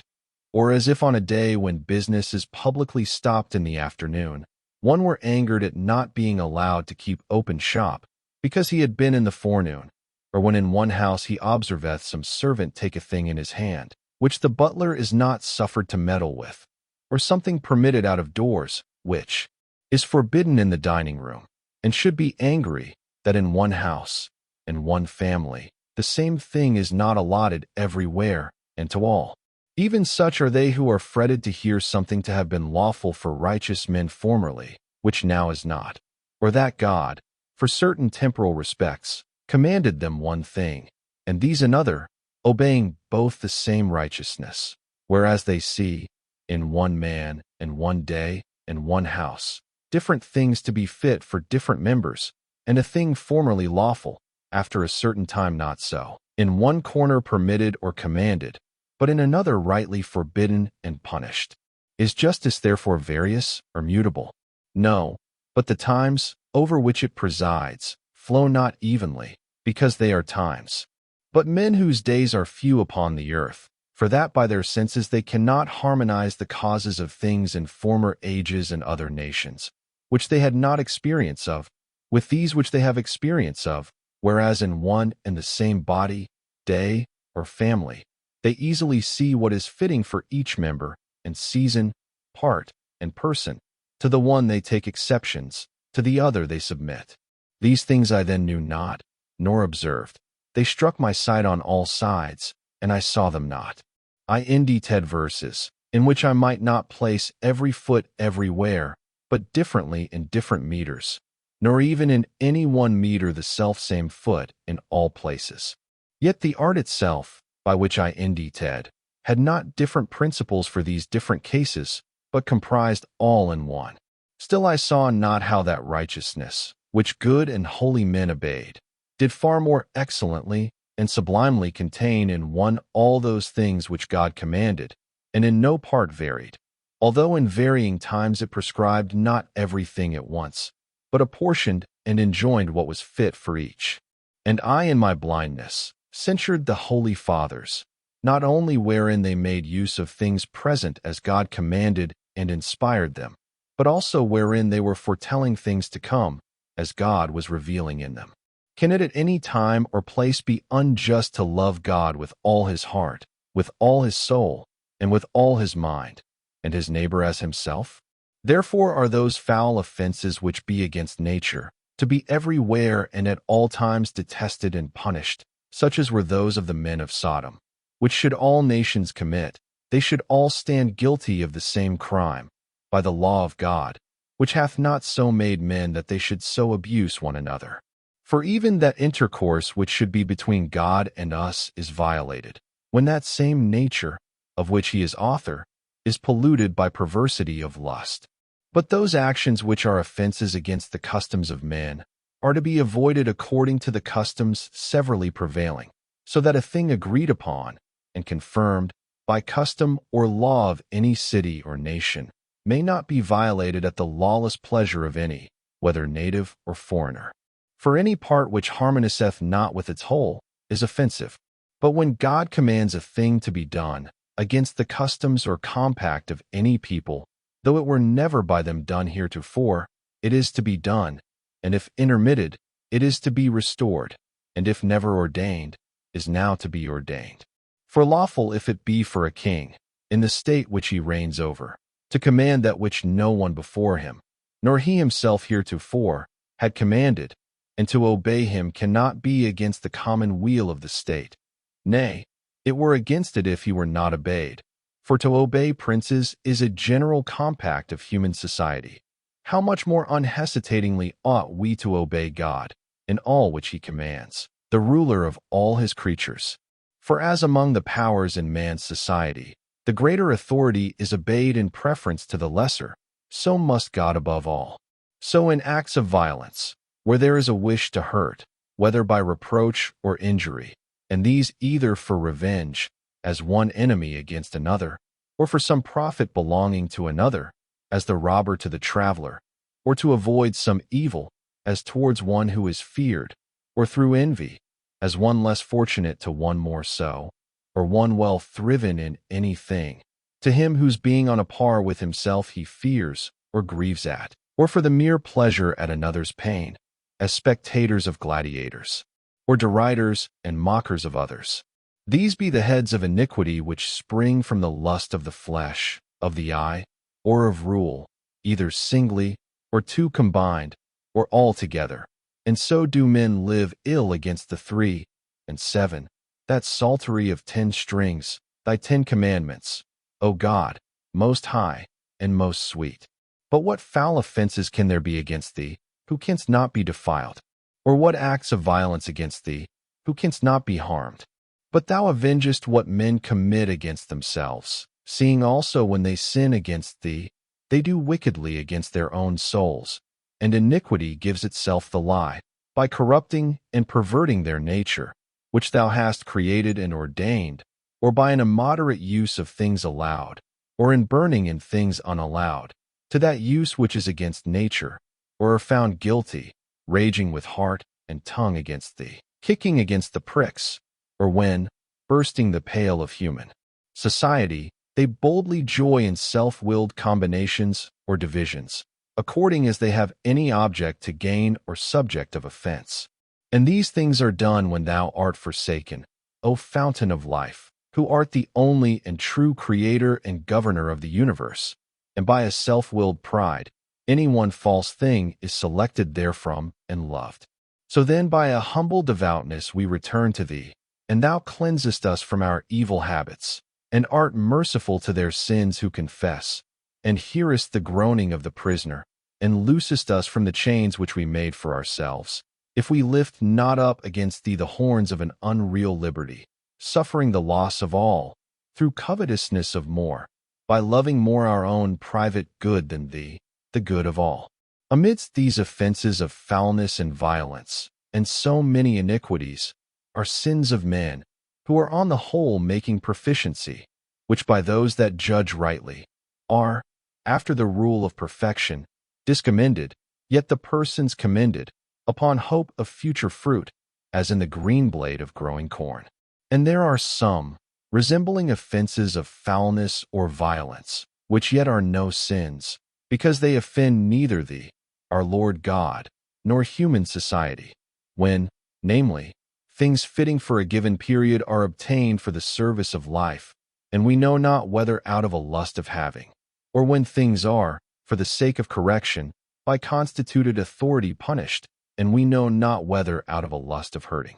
Many an action then which in men's sight is disapproved, is by thy testimony approved, and many, by men praised, are, thou being witness, condemned, because the show of the action, and the mind of the doer, and the unknown exigency of the period, severally vary.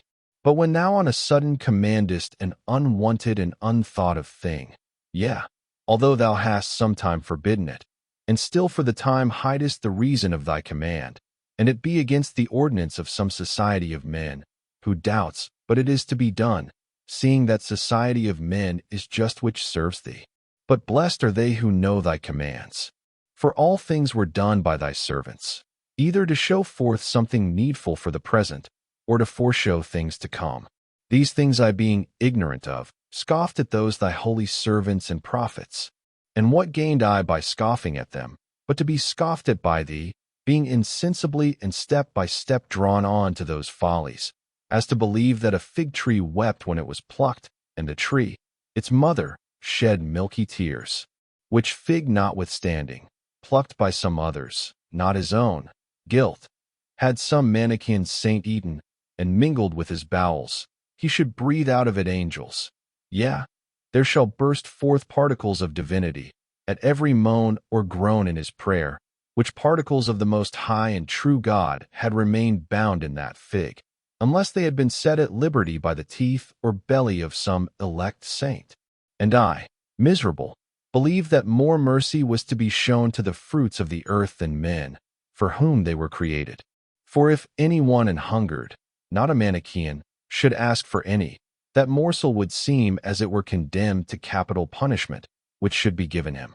And thou sentest thine hand from above, and drewest my soul out of that profound darkness, my mother, thy faithful one, weeping to thee for me, more than mothers weep the bodily deaths of their children.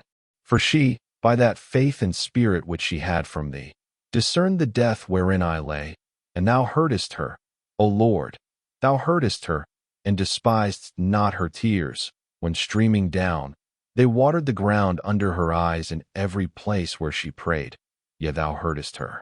For whence was that dream whereby thou comfortedst her, so that she allowed me to live with her, and to eat at the same table in the house, which she had begun to shrink from, abhorring and detesting the blasphemies of my error? For she saw herself standing on a certain wooden rule, and a shining youth coming towards her, cheerful and smiling upon her, herself grieving and overwhelmed with grief. But he having, in order to instruct, as is their wont not to be instructed, inquired of her the causes of her grief and daily tears, and she answering that she was bewailing my perdition, he bade her rest contented, and told her to look and observe, that where she was, there was I also. And when she looked, she saw me standing by her in the same rule. Whence was this, but that thine ears were towards her heart? O thou good omnipotent, who so carest for every one of us, as if thou caredst for him only, and so for all, as if they were but one. Whence was this also, that when she had told me this vision, and I would fain bend it to mean, that she rather should not despair of being one day what I was, she presently, without any hesitation, replies, No, for it was not told me that, where he, there thou also, but where thou, there he also? I confess to thee, O Lord, that to the best of my remembrance, and I have oft spoken of this, that thy answer, through my waking mother, that she was not perplexed by the plausibility of my false interpretation, and so quickly saw what was to be seen, and which I certainly had not perceived before she spake, even then moved me more than the dream itself, by which a joy to the holy woman, to be fulfilled so long after, was, for the consolation of her present anguish, so long before. For signified, for almost 9 years past, in which I wallowed in the mire of that deep pit, and the darkness of falsehood, often essaying to rise, but dashed down the more grievously. All which time that chaste, godly, and sober widow, such as thou lovest, now more cheered with hope, yet no whit relaxing in her weeping and mourning, ceased not at all hours of her devotions to bewail my case unto thee. And her prayers entered into thy presence, and yet thou sufferedst me to be yet involved and re-involved in that darkness. Thou gavest her meantime another answer, which I call to mind, for much I pass by, hasting to those things which more press me to confess unto thee, and much I do not remember.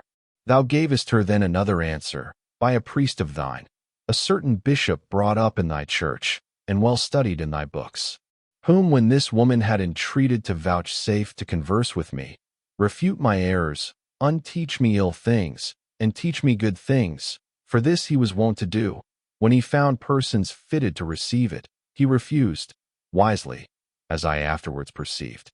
For he answered, that I was yet unteachable, being puffed up with the novelty of that heresy, and had already perplexed divers unskilful persons with captious questions, as she had told him. But let him alone a while, saith he. Only pray God for him.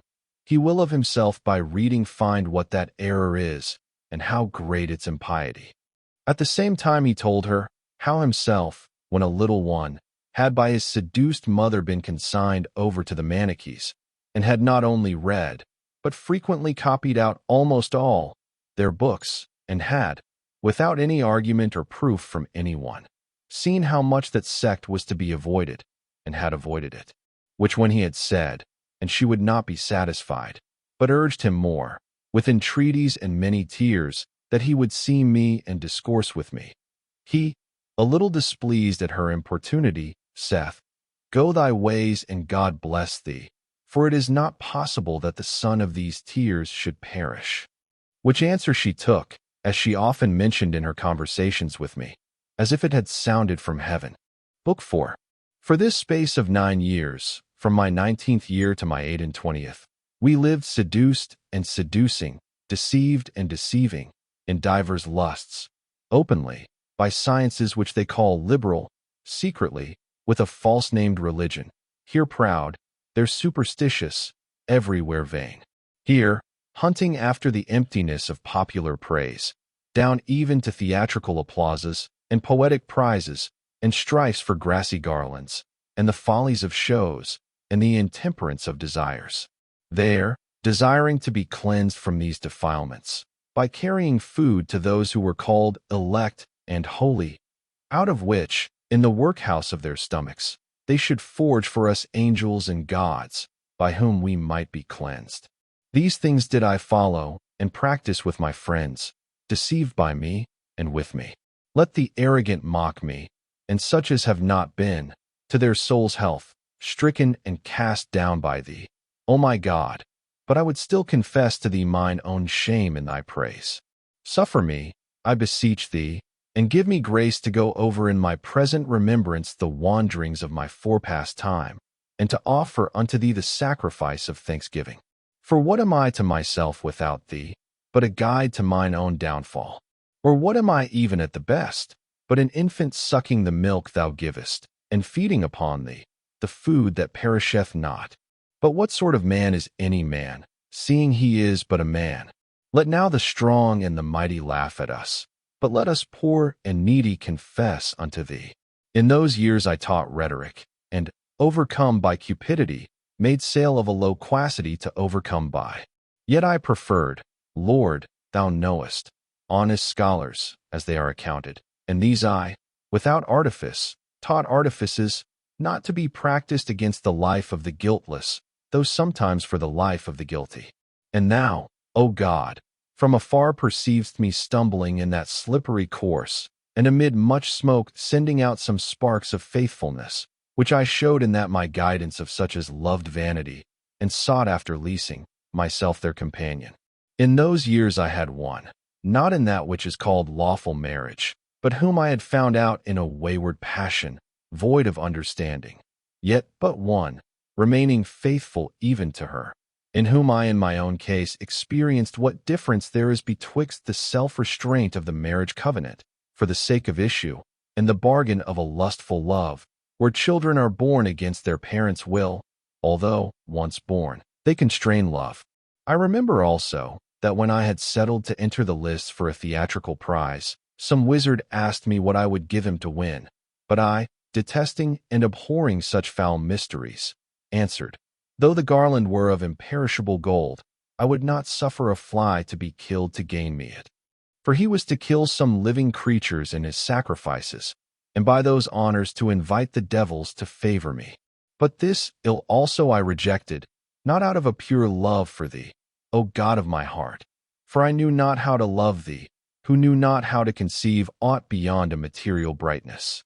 And doth not a soul, sighing after such fictions, commit fornication against thee, trust in things unreal, and feed the wind?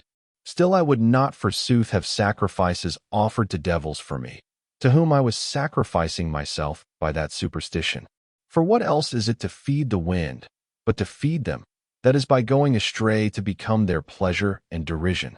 Those impostors then, whom they style mathematicians, I consulted without scruple, because they seemed to use no sacrifice, nor to pray to any spirit for their divinations, which art, however, Christian and true piety consistently rejects and condemns.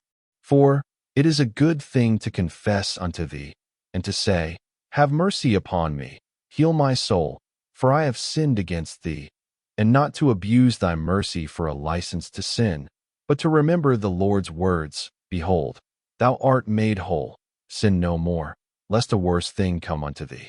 All which wholesome advice they labor to destroy, saying, the cause of thy sin is inevitably determined in heaven, and this did Venus, or Saturn, or Mars, that man, forsooth, flesh and blood, and proud corruption, might be blameless, while the Creator and Ordainer of heaven and the stars is to bear the blame.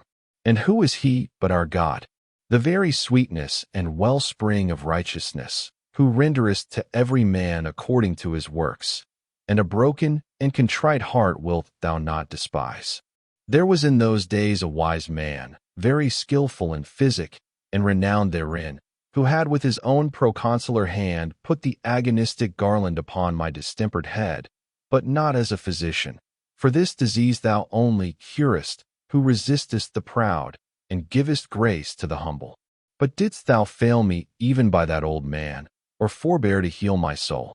For having become more acquainted with him, and hanging assiduously and fixedly on his speech, For though in simple terms, it was vivid, lively, and earnest, when he had gathered by my discourse that I was given to the books of nativity casters, he kindly and fatherly advised me to cast them away, and not fruitlessly bestow a care and diligence, necessary for useful things, upon these vanities, saying that he had in his earliest years studied that art, so as to make it the profession whereby he should live, and that, understanding Hippocrates, he could soon have understood such a study as this. And yet he had given it over, and taken to physic, for no other reason but that he found it utterly false. And he, a grave man, would not get his living by deluding people. But thou, saith he, hast rhetoric to maintain thyself by, so that thou followest this of free choice, not of necessity. The more then oughtest thou to give me credit herein, who labored to acquire it so perfectly as to get my living by it alone. Of whom when I had demanded, how then could many true things be foretold by it, he answered me, as he could, that the force of chance, diffused throughout the whole order of things, brought this about.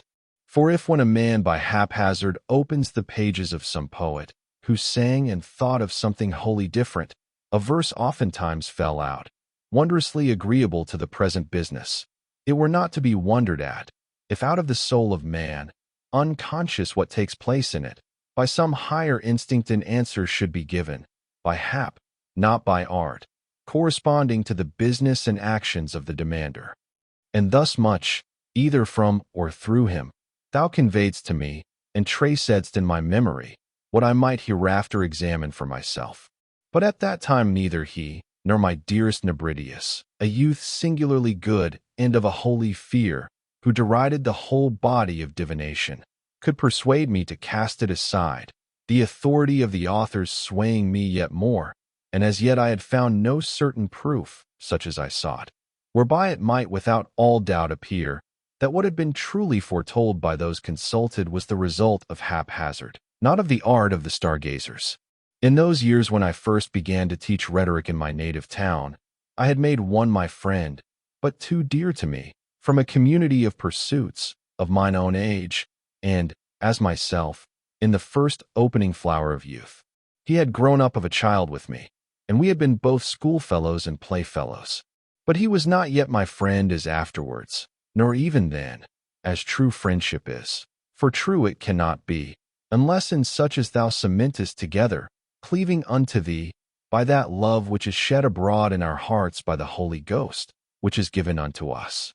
Yet was it but too sweet, ripened by the warmth of kindred studies, for, from the true faith, which he as a youth had not soundly and thoroughly imbibed, I had warped him also to those superstitious and pernicious fables, for which my mother bewailed me. With me he now erred in mind, nor could my soul be without him. But behold, thou wert close on the steps of thy fugitives, at once God of vengeance, and fountain of mercies, turning us to thyself by wonderful means. Thou tookest that man out of this life, when he had scarce filled up 1 whole year of my friendship, sweet to me above all sweetness of that my life. Who can recount all thy praises, which he hath felt in his one self? What didst thou then, my God, and how unsearchable is the abyss of thy judgments? For long, sore sick of a fever, he lay senseless in a death sweat, and his recovery being despaired of, he was baptized, unknowing. Myself meanwhile little regarding, and presuming that his soul would retain rather what it had received of me, not what was wrought on his unconscious body. But it proved far otherwise, for he was refreshed and restored. Forthwith, as soon as I could speak with him, and I could, so soon as he was able, for I never left him, and we hung but too much upon each other, I essayed to jest with him, as though he would jest with me at that baptism which he had received, when utterly absent in mind and feeling, but had now understood that he had received. But he so shrunk from me, as from an enemy, and with a wonderful and sudden freedom bade me, as I would continue his friend, forbear such language to him. I, all astonished and amazed, suppressed all my emotions till he should grow well, and his health were strong enough for me to deal with him as I would. But he was taken away from my frenzy, that with thee he might be preserved for my comfort. A few days after in my absence, he was attacked again by the fever, and so departed. At this grief my heart was utterly darkened, and whatever I beheld was death. My native country was a torment to me, and my father's house a strange unhappiness, and whatever I had shared with him, wanting him, became a distracting torture. Mine eyes sought him everywhere, but he was not granted them, and I hated all places, for that they had not him, nor could they now tell me, he is coming, as when he was alive and absent. I became a great riddle to myself, and I asked my soul, why she was so sad, and why she disquieted me sorely, but she knew not what to answer me. And if I said, trust in God, she very rightly obeyed me not, because that most dear friend, whom she had lost, was, being man, both truer and better than that phantasm she was bid to trust in. Only tears were sweet to me, for they succeeded my friend in the dearest of my affections. And now, Lord, these things are passed by, and time hath assuaged my wound. May I learn from thee, who art truth, and approach the ear of my heart unto thy mouth, that thou mayest tell me why weeping is sweet to the miserable? Hast thou, although present everywhere, cast away our misery far from thee? And thou abidest in thyself, but we are tossed about in divers trials. And yet unless we mourned in thine ears, we should have no hope left. Whence then is sweet fruit gathered from the bitterness of life, from groaning, tears, sighs, and complaints? Doth this sweeten it, that we hope thou hearest? This is true of prayer, for therein is a longing to approach unto thee. But is it also in grief for a thing lost, and the sorrow wherewith I was then overwhelmed? For I neither hoped he should return to life, nor did I desire this with my tears, but I wept only and grieved. For I was miserable, and had lost my joy. Or is weeping indeed a bitter thing, and for very loathing of the things which we before enjoyed, does it then, when we shrink from them, please us? But what speak I of these things? For now is no time to question, but to confess unto thee. Wretched I was, and wretched is every soul bound by the friendship of perishable things. He is torn asunder when he loses them, and then he feels the wretchedness which he had ere, yet he lost them. So was it then with me. I wept most bitterly, and found my repose in bitterness. Thus was I wretched, and that wretched life I held dearer than my friend. For though I would willingly have changed it, yet was I more unwilling to part with it than with him. Yea, I know not whether I would have parted with it even for him, as is related, if not feigned, of Pylades and Orestes, that they would gladly have died for each other or together, not to live together being to them worse than death. But in me there had arisen some unexplained feeling, too contrary to this, for at once I loathed exceedingly to live and feared to die. I suppose, the more I loved him, the more did I hate, and fear, as a most cruel enemy, death, which had bereaved me of him, and I imagined it would speedily make an end of all men, since it had power over him. Thus was it with me, I remember. Behold my heart, O my God, behold and see into me, for well I remember it. O my hope, who cleansest me from the impurity of such affections, directing mine eyes towards thee, and plucking my feet out of the snare. For I wondered that others, subject to death, did live, since he whom I loved, as if he should never die, was dead, and I wondered yet more that myself, who was to him a second self, could live, he being dead. Well said one of his friend, thou half of my soul, for I felt that my soul and his soul were one soul in two bodies, and therefore was my life a horror to me, because I would not live halved. And therefore perchance I feared to die, lest he whom I had much loved should die wholly. O madness, which knowest not how to love men, like men! O foolish man that I then was, enduring impatiently the lot of man! I fretted then, sighed, wept, was distracted, had neither rest nor counsel. For I bore about a shattered and bleeding soul, impatient of being borne by me, yet where to repose it, I found not. Not in calm groves, not in games and music, nor in fragrant spots, nor in curious banquetings, nor in the pleasures of the bed and the couch, nor, finally, in books or poesy, found it repose. All things looked ghastly, yea, the very light, whatsoever was not what he was, was revolting and hateful, except groaning and tears. For in those alone found I a little refreshment. But when my soul was withdrawn from them, a huge load of misery weighed me down. To thee, O Lord, it ought to have been raised, for thee to lighten. I knew it, but neither could nor would, the more, since, when I thought of thee, thou wert not to me any solid or substantial thing.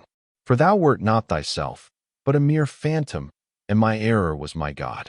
If I offered to discharge my load thereon, that it might rest, it glided through the void, and came rushing down again on me, and I had remained to myself a hapless spot, where I could neither be, nor be from thence. For whither should my heart flee from my heart? Whither should I flee from myself?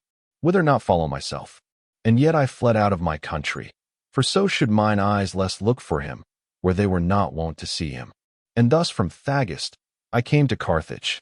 Times lose no time, nor do they roll idly by.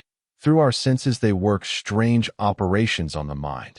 Behold, they went and came day by day, and by coming and going, introduced into my mind other imaginations and other remembrances, and little by little patched me up again with my old kind of delights, unto which that my sorrow gave way.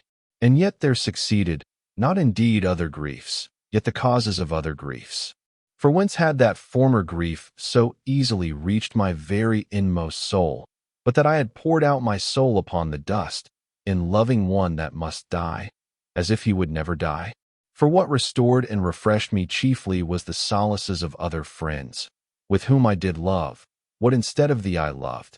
And this was a great fable and protracted lie, by whose adulterous stimulus, our soul, which lay itching in our ears, was being defiled. But that fable would not die to me, so oft as any of my friends died.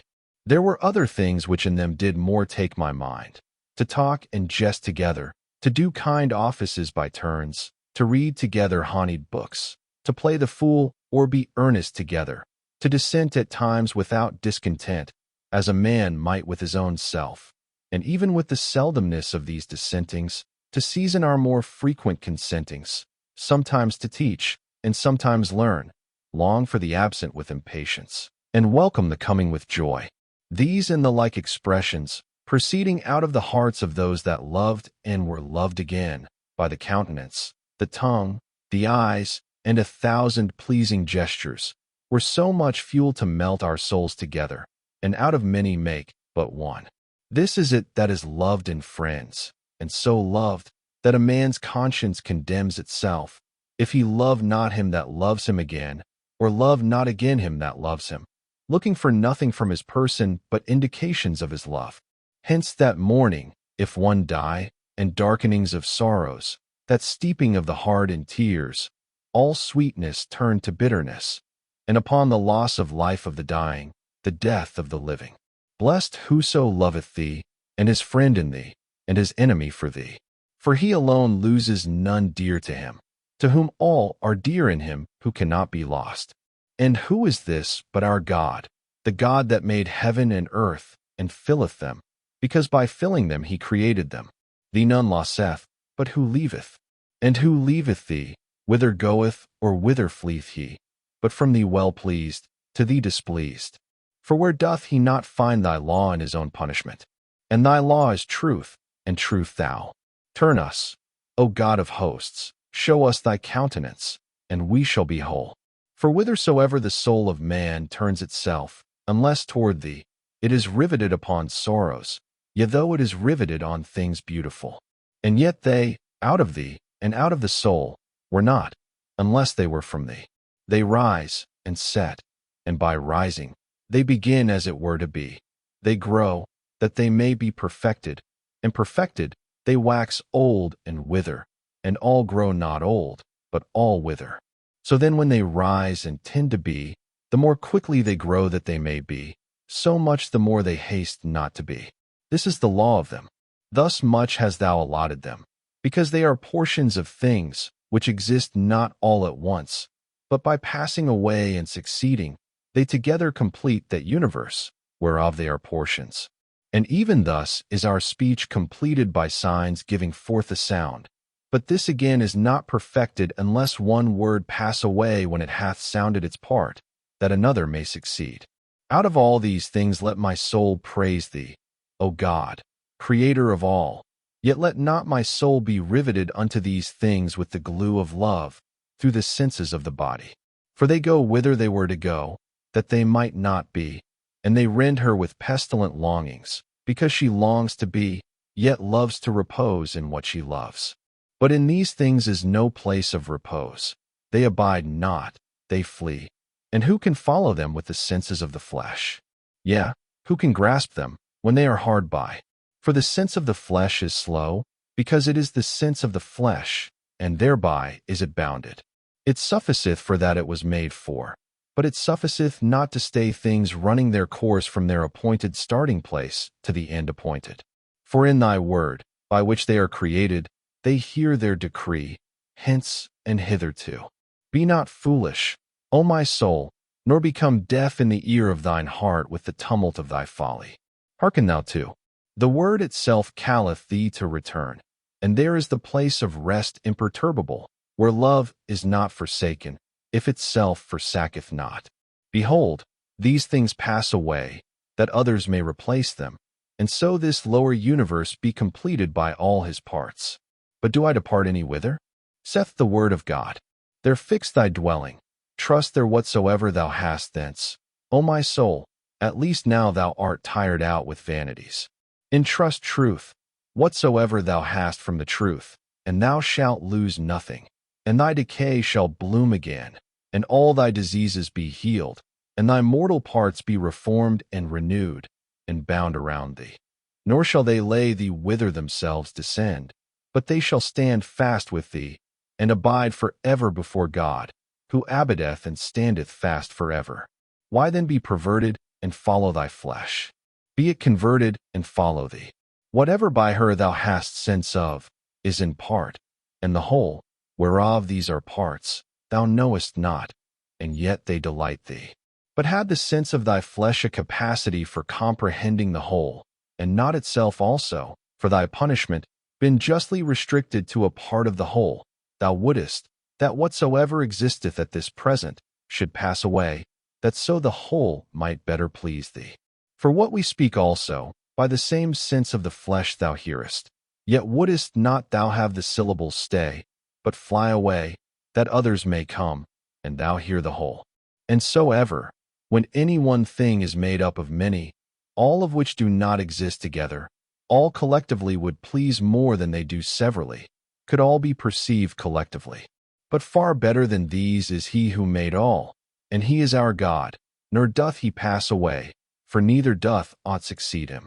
If bodies please thee, praise God on occasion of them, and turn back thy love upon their Maker, lest in these things which please thee, thou displease. If souls please thee, be they loved in God, for they too are mutable, but in him are they firmly stablished, else would they pass, and pass away. In him then be they beloved, and carry unto him along with thee what souls thou canst, and say to them, Him let us love, him let us love. He made these, nor is he far off. For he did not make them, and so depart, but they are of him, and in him. See there he is, where truth is loved. He is within the very heart, yet hath the heart strayed from him.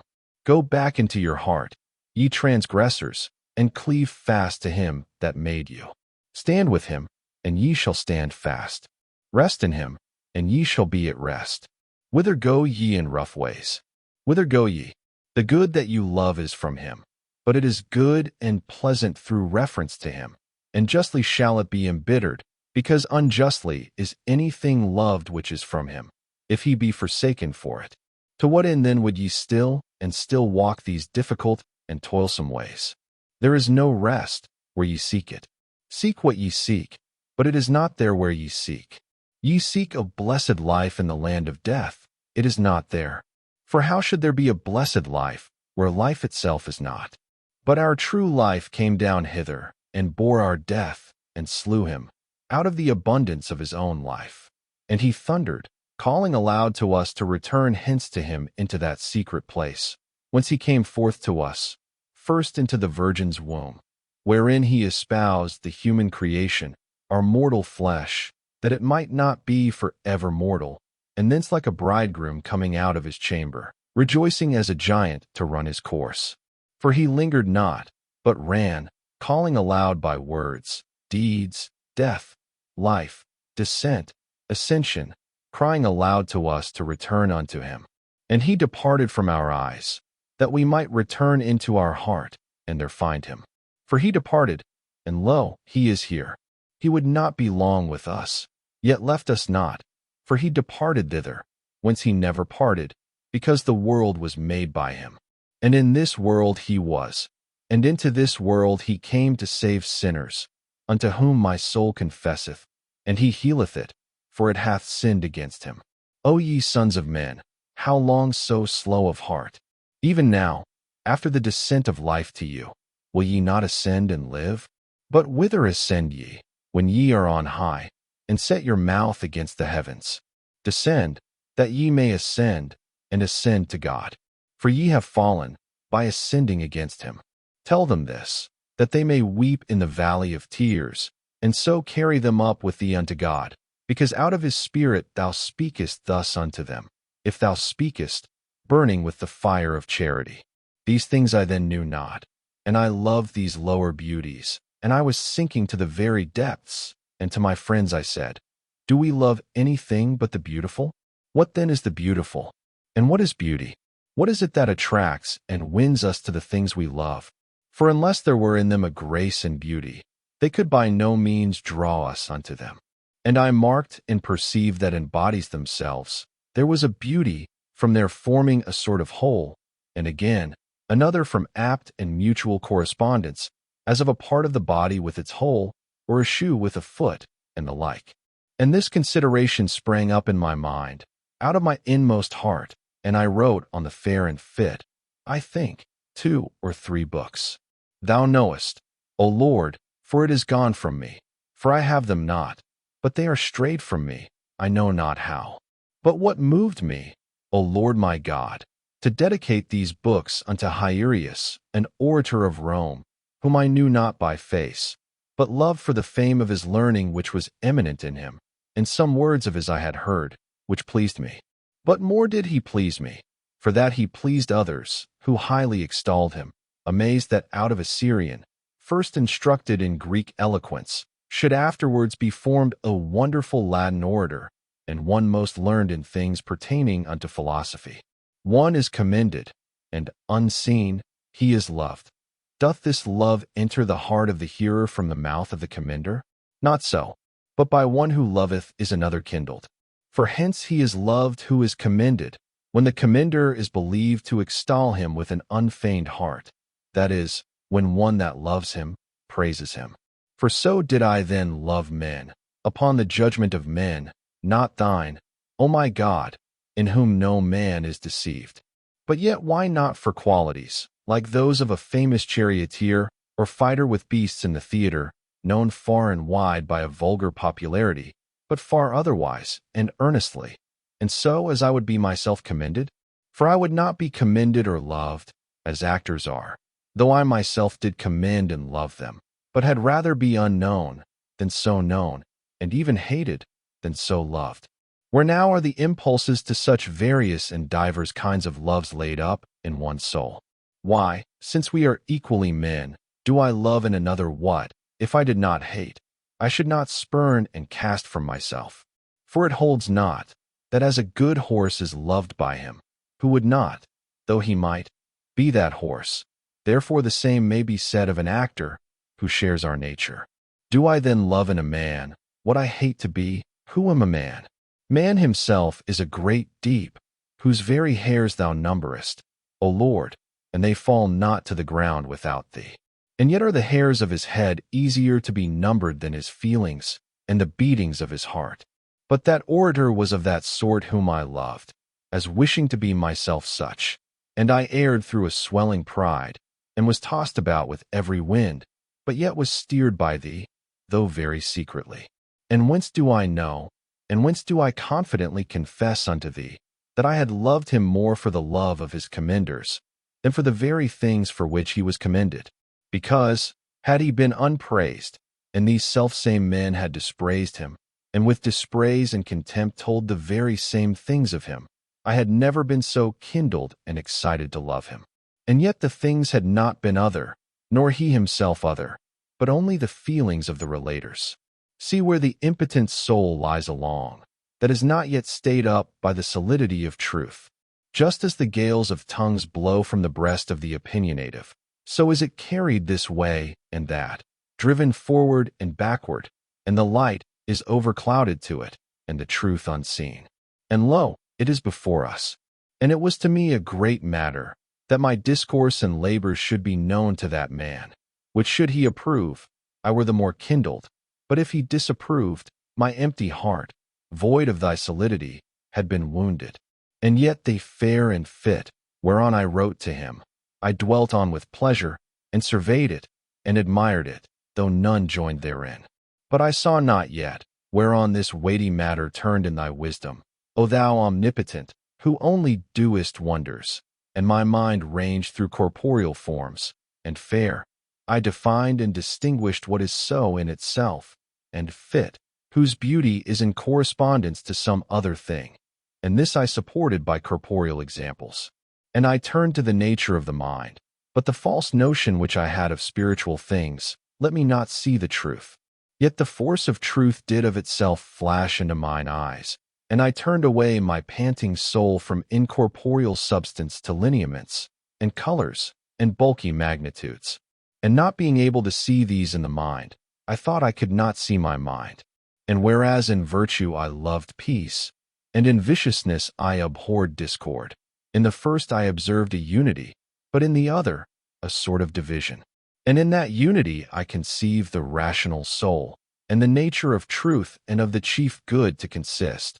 But in this division I miserably imagined there to be some unknown substance of a rational life, and the nature of the chief evil, which should not only be a substance, but real life also, and yet not derived from thee, O my God, of whom are all things.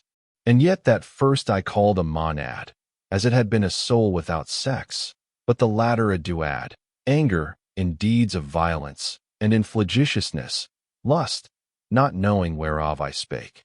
For I had not known or learned that neither was evil a substance, nor our soul that chief and unchangeable good. For as deeds of violence arise, if that emotion of the soul be corrupted, whence vehement action springs, stirring itself insolently and unrulily, and lusts, when that affection of the soul is ungoverned, whereby carnal pleasures are drunk in, so do errors and false opinions defile the conversation, if the reasonable soul itself be corrupted, as it was then in me, who knew not that it must be enlightened by another light, that it may be partaker of truth, seeing itself is not that nature of truth.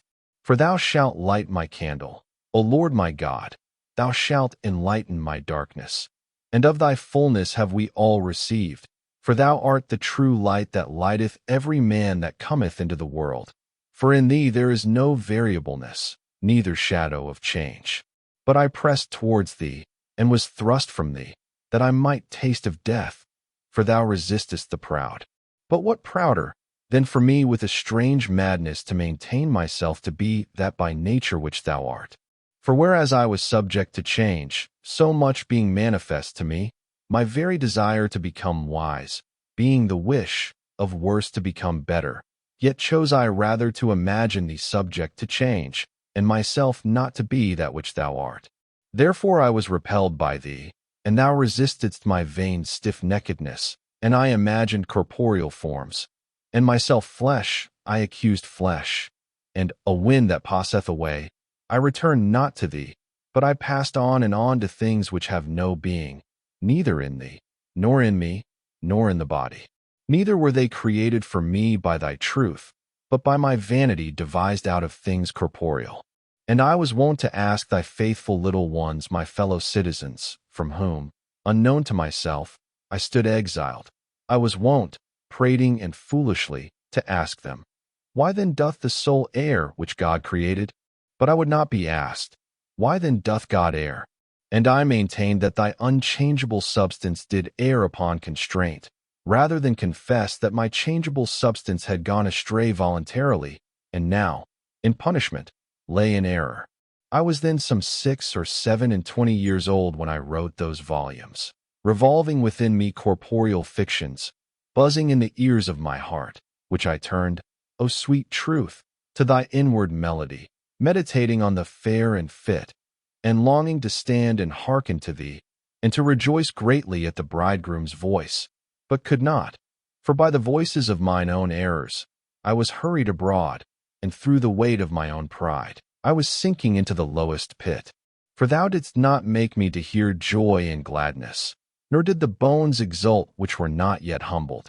And what did it profit me, that scarce 20 years old, a book of Aristotle, which they call the 10 Predicaments, falling into my hands, on whose very name I hung, as on something great and divine, so often as my rhetoric master of Carthage, and others, accounted learned, mouthed it with cheeks bursting with pride, I read and understood it unaided, and on my conferring with others, who said that they scarcely understood it with very able tutors, not only orally explaining it, but drawing many things in sand, they could tell me no more of it than I had learned, reading it by myself.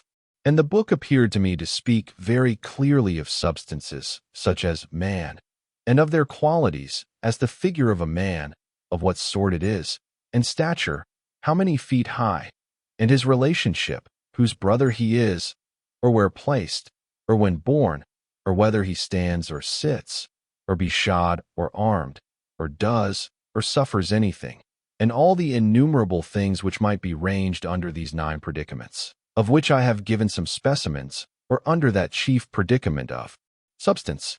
What did all this further me, seeing it even hindered me, when, imagining whatever was comprehended under those 10 predicaments, I essayed in such wise to understand, O my God, thy wonderful and unchangeable unity also, as if thou also hadst been subjected to thine own greatness or beauty, so that, as in bodies, they should exist in thee, as their subject, whereas thou thyself art thy greatness and beauty, but a body is not great or fair in that it is a body, seeing that, though it were less great or fair, it should notwithstanding be a body. But it was falsehood which of thee I conceived, not truth, fictions of my misery, not the realities of thy blessedness. For thou hadst commanded, and it was done in me, that the earth should bring forth briars and thorns to me, and that in the sweat of my brows I should eat my bread.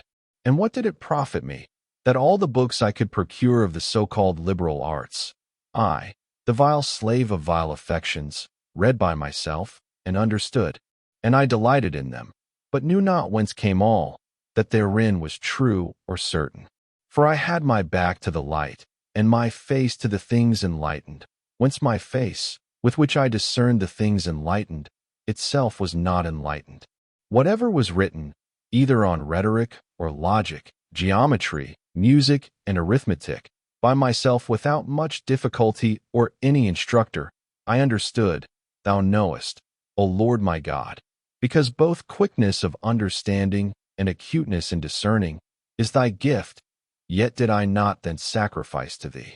So then it served not to my use, but rather to my perdition, since I went about to get so good a portion of my substance into my own keeping, and I kept not my strength for thee, but wandered from thee into a far country, to spend it upon harlotries. For what profited me good abilities, not employed to good uses? For I felt not that those arts were attained with great difficulty, even by the studious and talented, until I attempted to explain them to such, when he most excelled in them who followed me not altogether slowly. But what did this further me, imagining that thou, O Lord God, the truth, wert a vast and bright body, and I a fragment of that body, perverseness too great, but such was I, nor do I blush, O my God, to confess to thee thy mercies towards me, and to call upon thee, who blushed not then to profess to men my blasphemies, and to bark against thee. What profited me then my nimble wit in those sciences, and all those most knotty volumes, unraveled by me, without aid from human instruction, seeing I erred so foully, and with such sacrilegious shamefulness, in the doctrine of piety? Or what hindrance was a far slower wit to thy little ones, since they departed not far from thee, that in the nest of thy church they might securely be fledged and nourish the wings of charity by the food of a sound faith? O Lord our God, under the shadow of thy wings let us hope. Protect us and carry us. Thou wilt carry us both when little, and even to hoar hairs wilt thou carry us. For our firmness, when it is thou, then is it firmness, but when our own, it is infirmity. Our good ever lives with thee, from which when we turn away, we are turned aside. Let us now, O Lord, return, that we may not be overturned, because with thee our good lies without any decay, which good art thou, nor need we fear, lest there be no place whither to return, because we fell from it.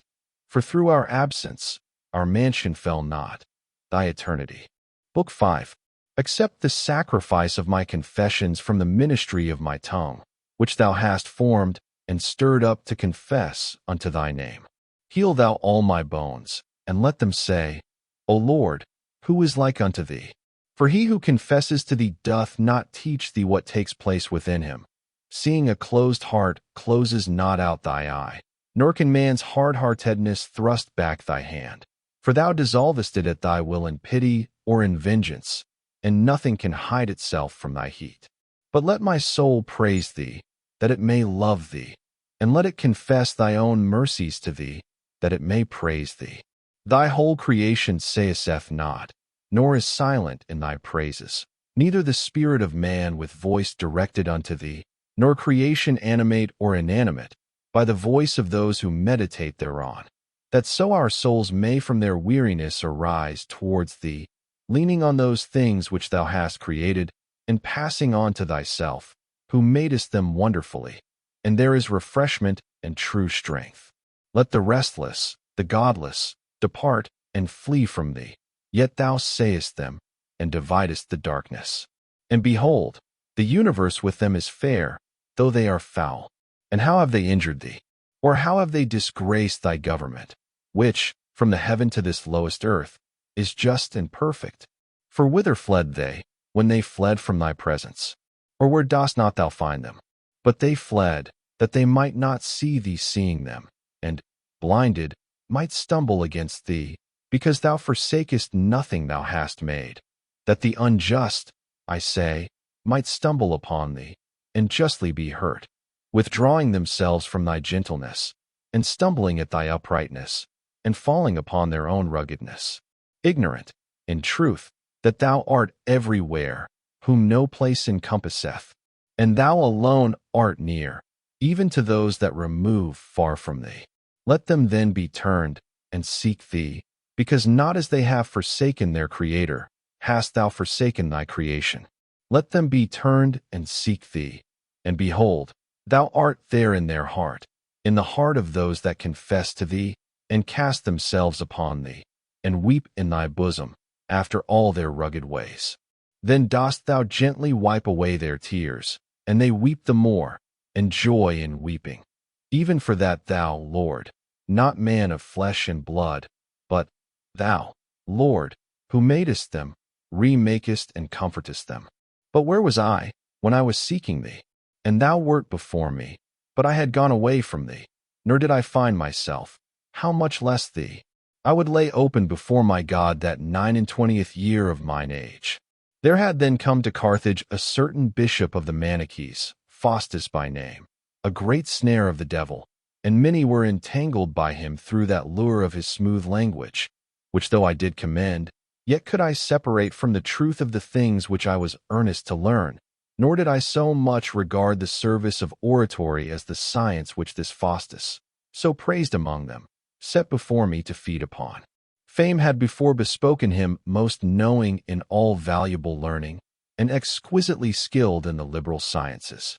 And since I had read and well remembered much of the philosophers, I compared some things of theirs with those long fables of the Manichees, and found the former the more probable, even although they could only prevail so far as to make judgment of this lower world. The Lord of it they could by no means find out. For thou art great, O Lord, and hast respect unto the humble, but the proud thou beholdest afar off. Nor dost thou draw near, but to the contrite in heart, nor art found by the proud. No, not though by curious skill they could number the stars and the sand, and measure the starry heavens, and track the courses of the planets. For with their understanding and wit, which thou bestowedst on them, they search out these things, and much have they found out, and foretold, many years before, eclipses of those luminaries, the sun and moon, what day and hour, and how many digits. Nor did their calculation fail, and it came to pass as they foretold, and they wrote down the rules they had found out, and these are read at this day. And out of them do others foretell in what year and month of the year, and what day of the month, and what hour of the day, and what part of its light, moon or sun is to be eclipsed, and so it shall be, as it is foreshowed. At these things men, that know not this art, marvel and are astonished, and they that know it, exult, and are puffed up, and by an ungodly pride departing from thee, and failing of thy light, they foresee a failure of the sun's light, which shall be so long before, but see not their own, which is. For they search not religiously whence they have the wit, wherewith they search out this.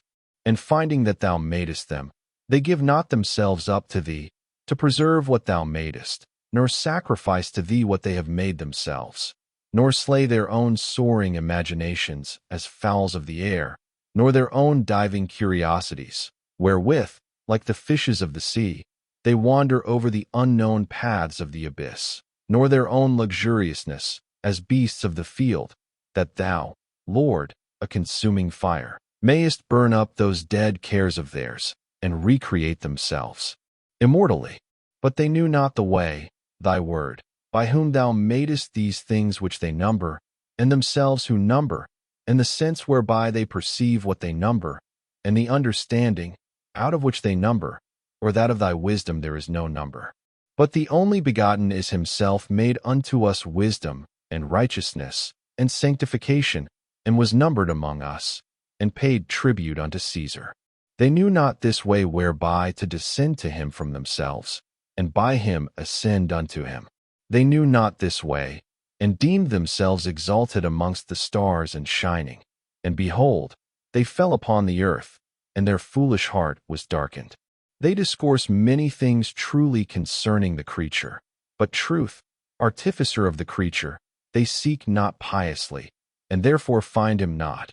Or if they find him, knowing him to be God, they glorify him not as God, neither are thankful, but become vain in their imaginations, and profess themselves to be wise, attributing to themselves what is thine, and thereby with most perverse blindness study to impute to thee what is their own, forging lies of thee who art the truth, and changing the glory of uncorruptible God into an image made like corruptible man, and to birds, and four-footed beasts, and creeping things, changing thy truth into a lie, and worshipping and serving the creature more than the Creator.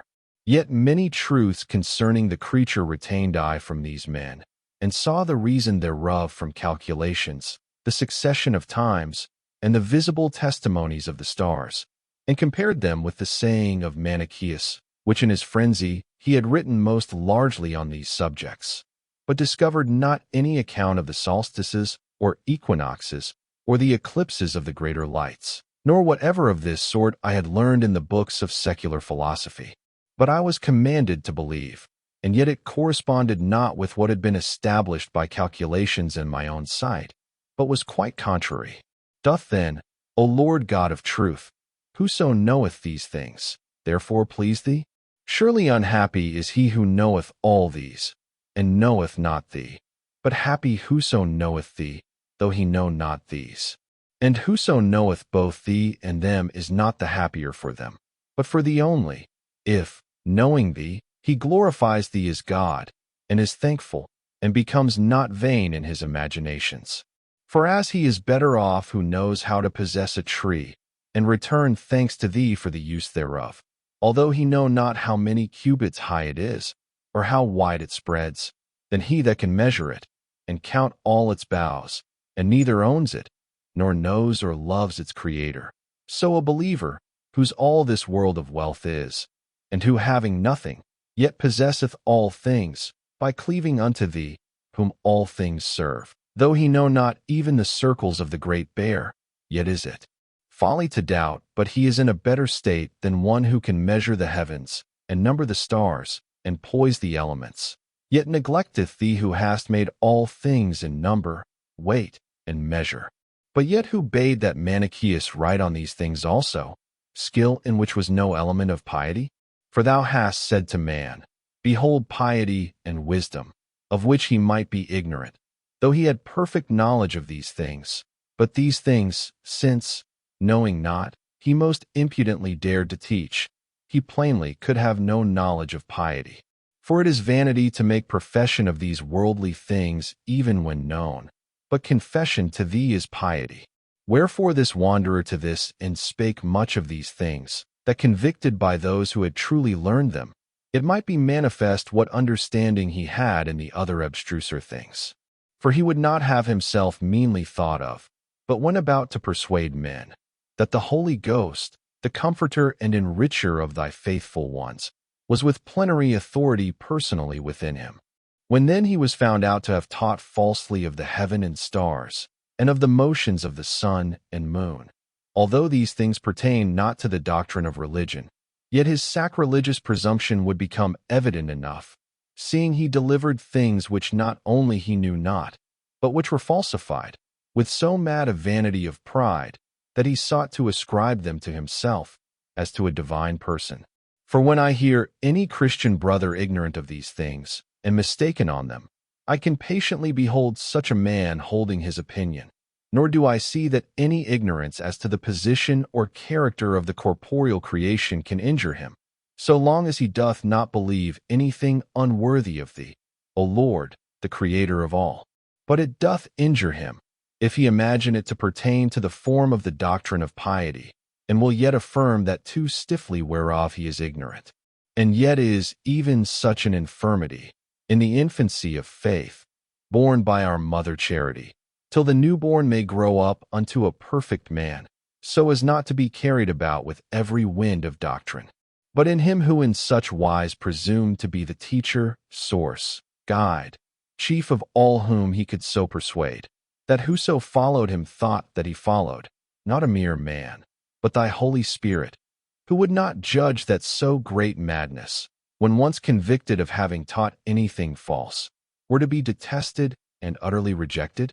But I had not as yet clearly ascertained whether the vicissitudes of longer and shorter days and nights, and of day and night itself, with the eclipses of the greater lights, and whatever else of the kind I had read of in other books, might be explained consistently with his sayings, so that, if they by any means might, it should still remain a question to me whether it were so or no, but I might, on account of his reputed sanctity, rest my credence upon his authority.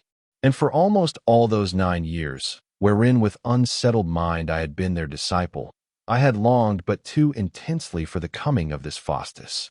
For the rest of the sect, whom by chance I had lighted upon, when unable to solve my objections about these things, still held out to me the coming of this Faustus, by conference with whom these and greater difficulties, if I had them, were to be most readily and abundantly cleared.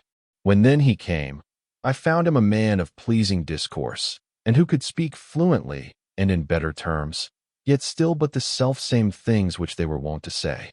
But what availed the utmost neatness of the cupbearer to my thirst for a more precious draught? Mine ears were already cloyed with the like, nor did they seem to me therefore better, because better said, nor therefore true, because eloquent, nor the soul therefore wise, because the face was comely, and the language graceful. But they who held him out to me were no good judges of things, and therefore to them he appeared understanding and wise, because in words pleasing. I felt, however, that another sort of people were suspicious even of truth, and refused to assent to it, if delivered in a smooth and copious discourse. But thou, O my God, hadst already taught me by wonderful and secret ways, and therefore I believe that thou taughtest me, because it is truth, nor is there besides thee any teacher of truth, where or whensoever it may shine upon us.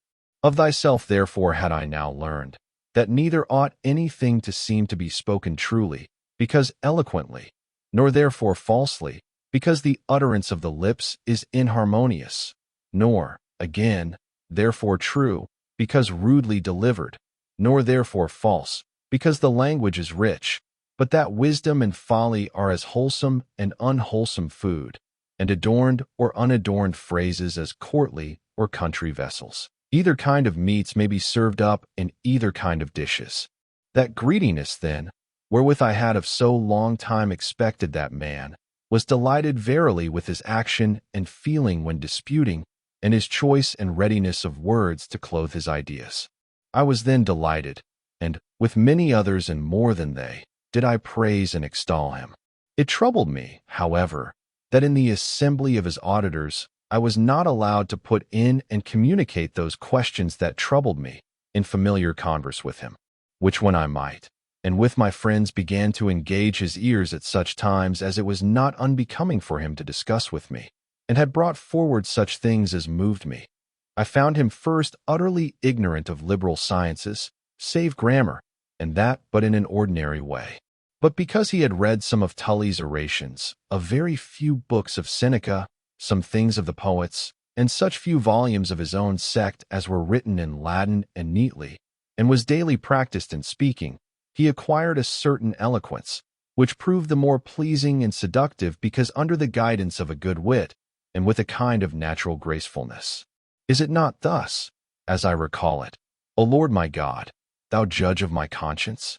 Before thee is my heart, and my remembrance, who didst at that time direct me by the hidden mystery of thy providence, and didst set those shameful errors of mine before my face, that I might see and hate them. For after it was clear that he was ignorant of those arts in which I thought he excelled, I began to despair of his opening and solving the difficulties which perplexed me, of which indeed, however ignorant, he might have held the truths of piety, had he not been a Manichee.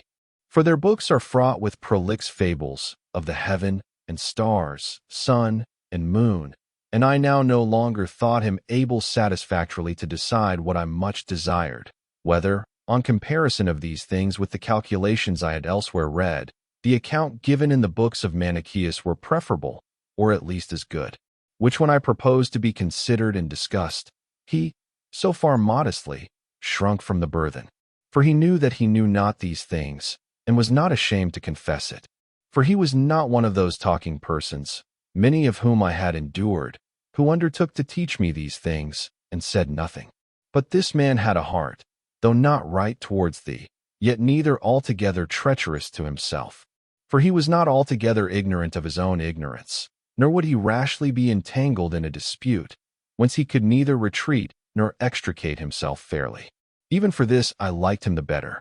For fairer is the modesty of a candid mind than the knowledge of those things which I desired, and such I found him in all the more difficult and subtle questions. My zeal for the writings of Manichaeus being thus blunted, and despairing yet more of their other teachers, seeing that in divers things which perplexed me, he, so renowned among them, had so turned out, I began to engage with him in the study of that literature, on which he also was much set, and which as rhetoric reader I was at that time teaching young students at Carthage, and to read with him, either what himself desired to hear, or such as I judged fit for his genius. But all my efforts whereby I had purposed to advance in that sect, upon knowledge of that man, came utterly to an end.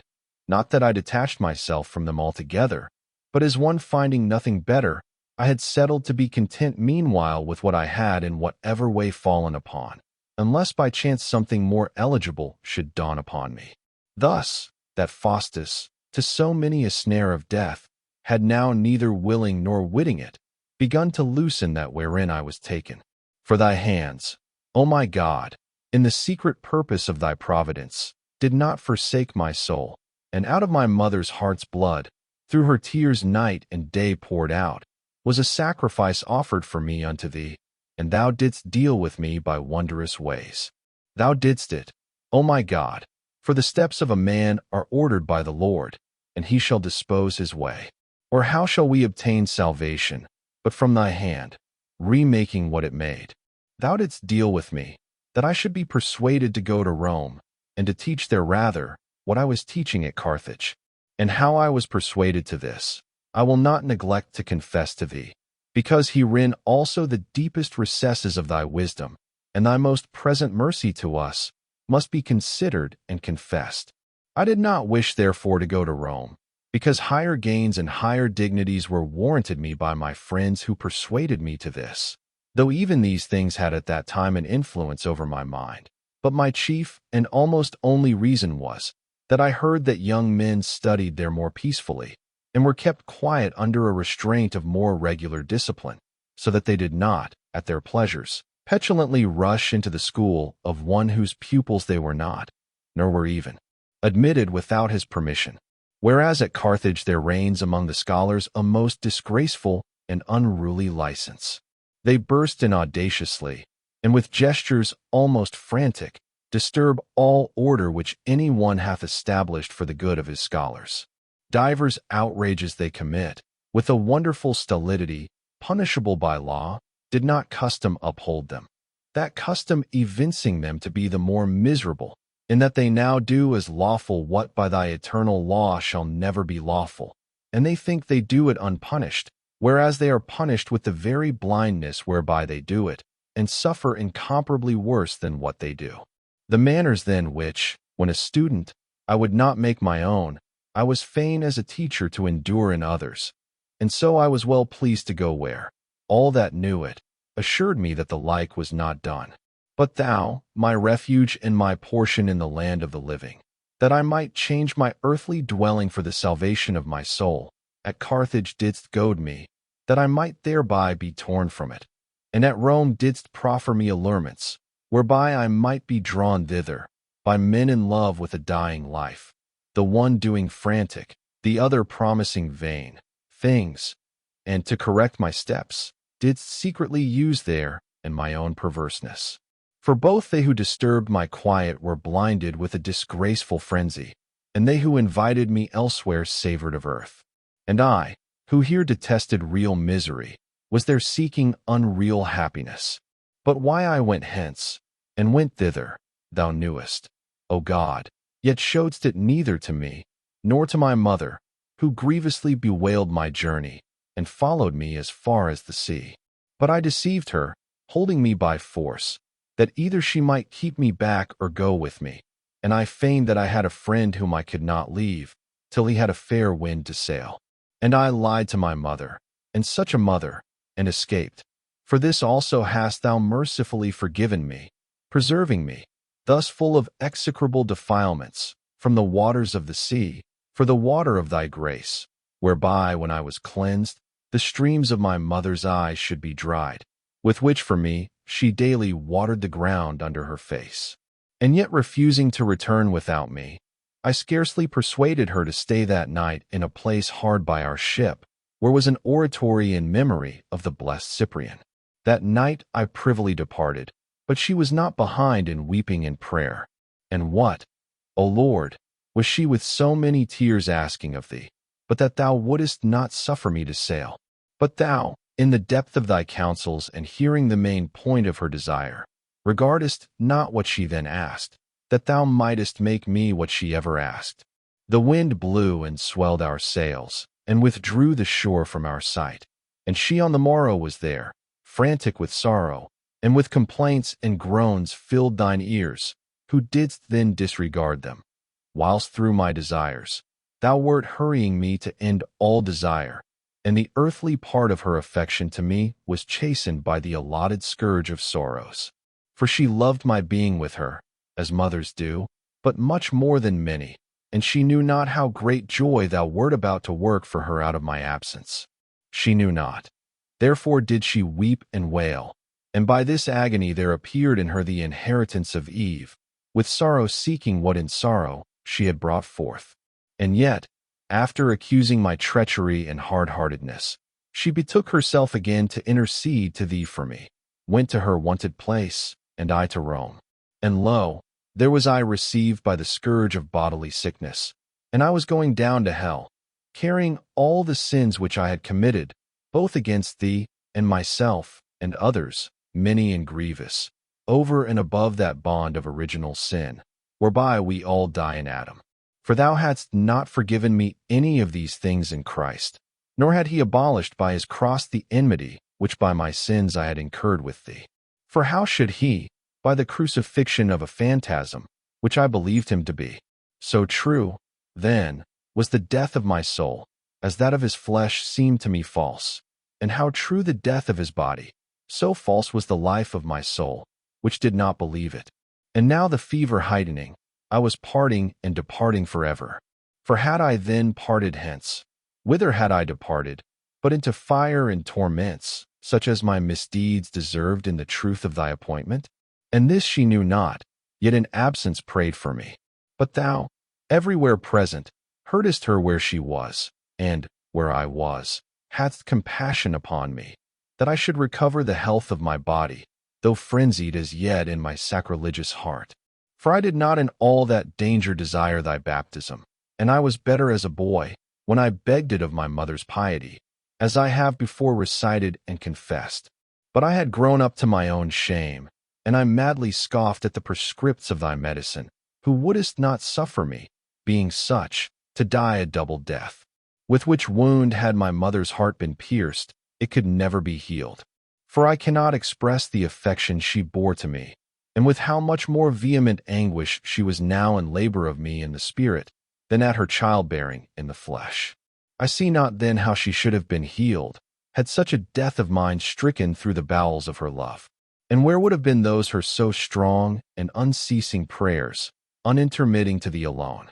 But wouldest thou, God of mercies, despise the contrite and humbled heart of that chaste and sober widow, so frequent in almsdeeds, so full of duty and service to thy saints, no day intermitting the oblation at thine altar, twice a day, morning and evening, without any intermission, coming to thy church, not for idle tattlings and old wives' fables, but that she might hear thee in thy discourses, and thou her in her prayers? Couldst thou despise and reject from thy aid the tears of such an one, wherewith she begged of thee not gold or silver, nor any mutable or passing good, but the salvation of her son's soul? Thou, by whose gift she was such? Never, Lord. Yea, thou wert at hand, and wert hearing and doing, in that order wherein thou hadst determined before that it should be done. Far be it that thou shouldest deceive her in thy visions and answers, some whereof I have, some I have not mentioned, which she laid up in her faithful heart, and ever praying, urged upon thee, as thine own handwriting. For thou, because thy mercy endureth for ever, vouchsafest to those to whom thou forgivest all of their debts, to become also a debtor by thy promises. Thou recoveredst me then of that sickness, and healedst the son of thy handmaid, for the time and body, that he might live, for thee to bestow upon him a better and more abiding health.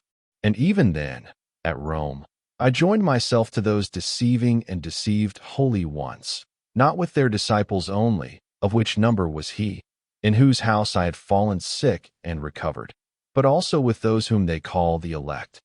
For I still thought that it was not we that sinned, but that I know not what other nature sinned in us, and it delighted my pride to be free from blame, and when I had done any evil, not to confess I had done any, that thou mightest heal my soul because it had sinned against thee, but I loved to excuse it, and to accuse I know not what other thing, which was with me, but which I was not. But in truth it was wholly I, and mine impiety had divided me against myself. And that sin was the more incurable, whereby I did not judge myself a sinner, and execrable iniquity it was, that I had rather have thee, O God Almighty, to be overcome in me to my destruction, than myself of thee to salvation. Not as yet then hadst thou set a watch before my mouth, and a door of safe keeping around my lips, that my heart might not turn aside to wicked speeches, to make excuses of sins, with men that work iniquity, and therefore was I still united with their elect. But now despairing to make proficiency in that false doctrine, even those things, with which if I should find no better, I had resolved to rest contented, I now held more laxly and carelessly. For there half arose a thought in me that those philosophers, whom they call academics, were wiser than the rest, for that they held men ought to doubt everything, and laid down that no truth can be comprehended by man. For so, not then understanding even their meaning, I also was clearly convinced that they thought, as they are commonly reported. Yet did I freely and openly discourage that host of mine from that overconfidence which I perceived him to have in those fables, which the books of Manichaeus are full of. Yet I lived in more familiar friendship with them than with others who were not of this heresy. Nor did I maintain it with my ancient eagerness, still my intimacy with that sect, Rome secretly harboring many of them, made me slower to seek any other way, especially since I despaired of finding the truth, from which they had turned me aside, in thy church, O Lord of heaven and earth, creator of all things visible and invisible. And it seemed to me very unseemly to believe thee to have the shape of human flesh, and to be bounded by the bodily lineaments of our members. And because, when I wished to think on my God, I knew not what to think of, but a mass of bodies, for what was not such did not seem to me to be anything. This was the greatest and almost only cause of my inevitable error.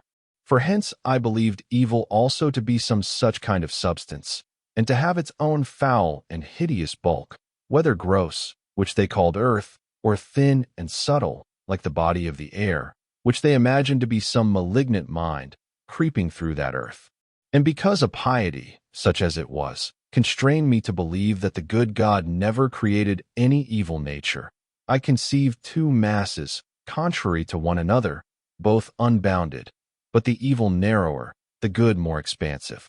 And from this pestilent beginning, the other sacrilegious conceits followed on me. For when my mind endeavored to recur to the Catholic faith, I was driven back, since that was not the Catholic faith which I thought to be so. And I seemed to myself more reverential, if I believed of thee, my God, to whom thy mercies confess out of my mouth, as unbounded, at least on other sides. Although on that one where the mass of evil was opposed to thee, I was constrained to confess thee bounded, than if on all sides I should imagine thee to be bounded by the form of a human body. And it seemed to me better to believe thee to have created no evil, which to me ignorant seemed not some only, but a bodily substance, because I could not conceive of mind unless as a subtle body, and that diffused in definite spaces, than to believe the nature of evil, such as I conceived it, could come from thee. Yea, and our Saviour himself, thy only begotten, I believe to have been reached forth, as it were, for our salvation, out of the mass of thy most lucid substance, so as to believe nothing of him, but what I could imagine in my vanity. His nature then, being such, I thought could not be born of the Virgin Mary, without being mingled with the flesh, and how that which I had so figured to myself could be mingled, and not defiled, I saw not. I feared therefore to believe him born in the flesh, lest I should be forced to believe him defiled by the flesh. Now will thy spiritual ones mildly and lovingly smile upon me, if they shall read these my confessions. Yet such was I. Furthermore, what the Manichees had criticized in thy scriptures, I thought could not be defended. Yet at times verily I had a wish to confer upon these several points with some one very well skilled in those books, and to make trial what he thought thereon. For the words of one Helpidius, as he spoke and disputed face to face against the said Manichees, had begun to stir me even at Carthage, in that he had produced things out of the scriptures, not easily withstood, the Manichees' answer, whereto seemed to me weak. And this answer they liked not to give publicly, but only to us in private. It was, that the scriptures of the New Testament had been corrupted by I know not whom, who wished to engraft the law of the Jews upon the Christian faith, yet themselves produced not any uncorrupted copies.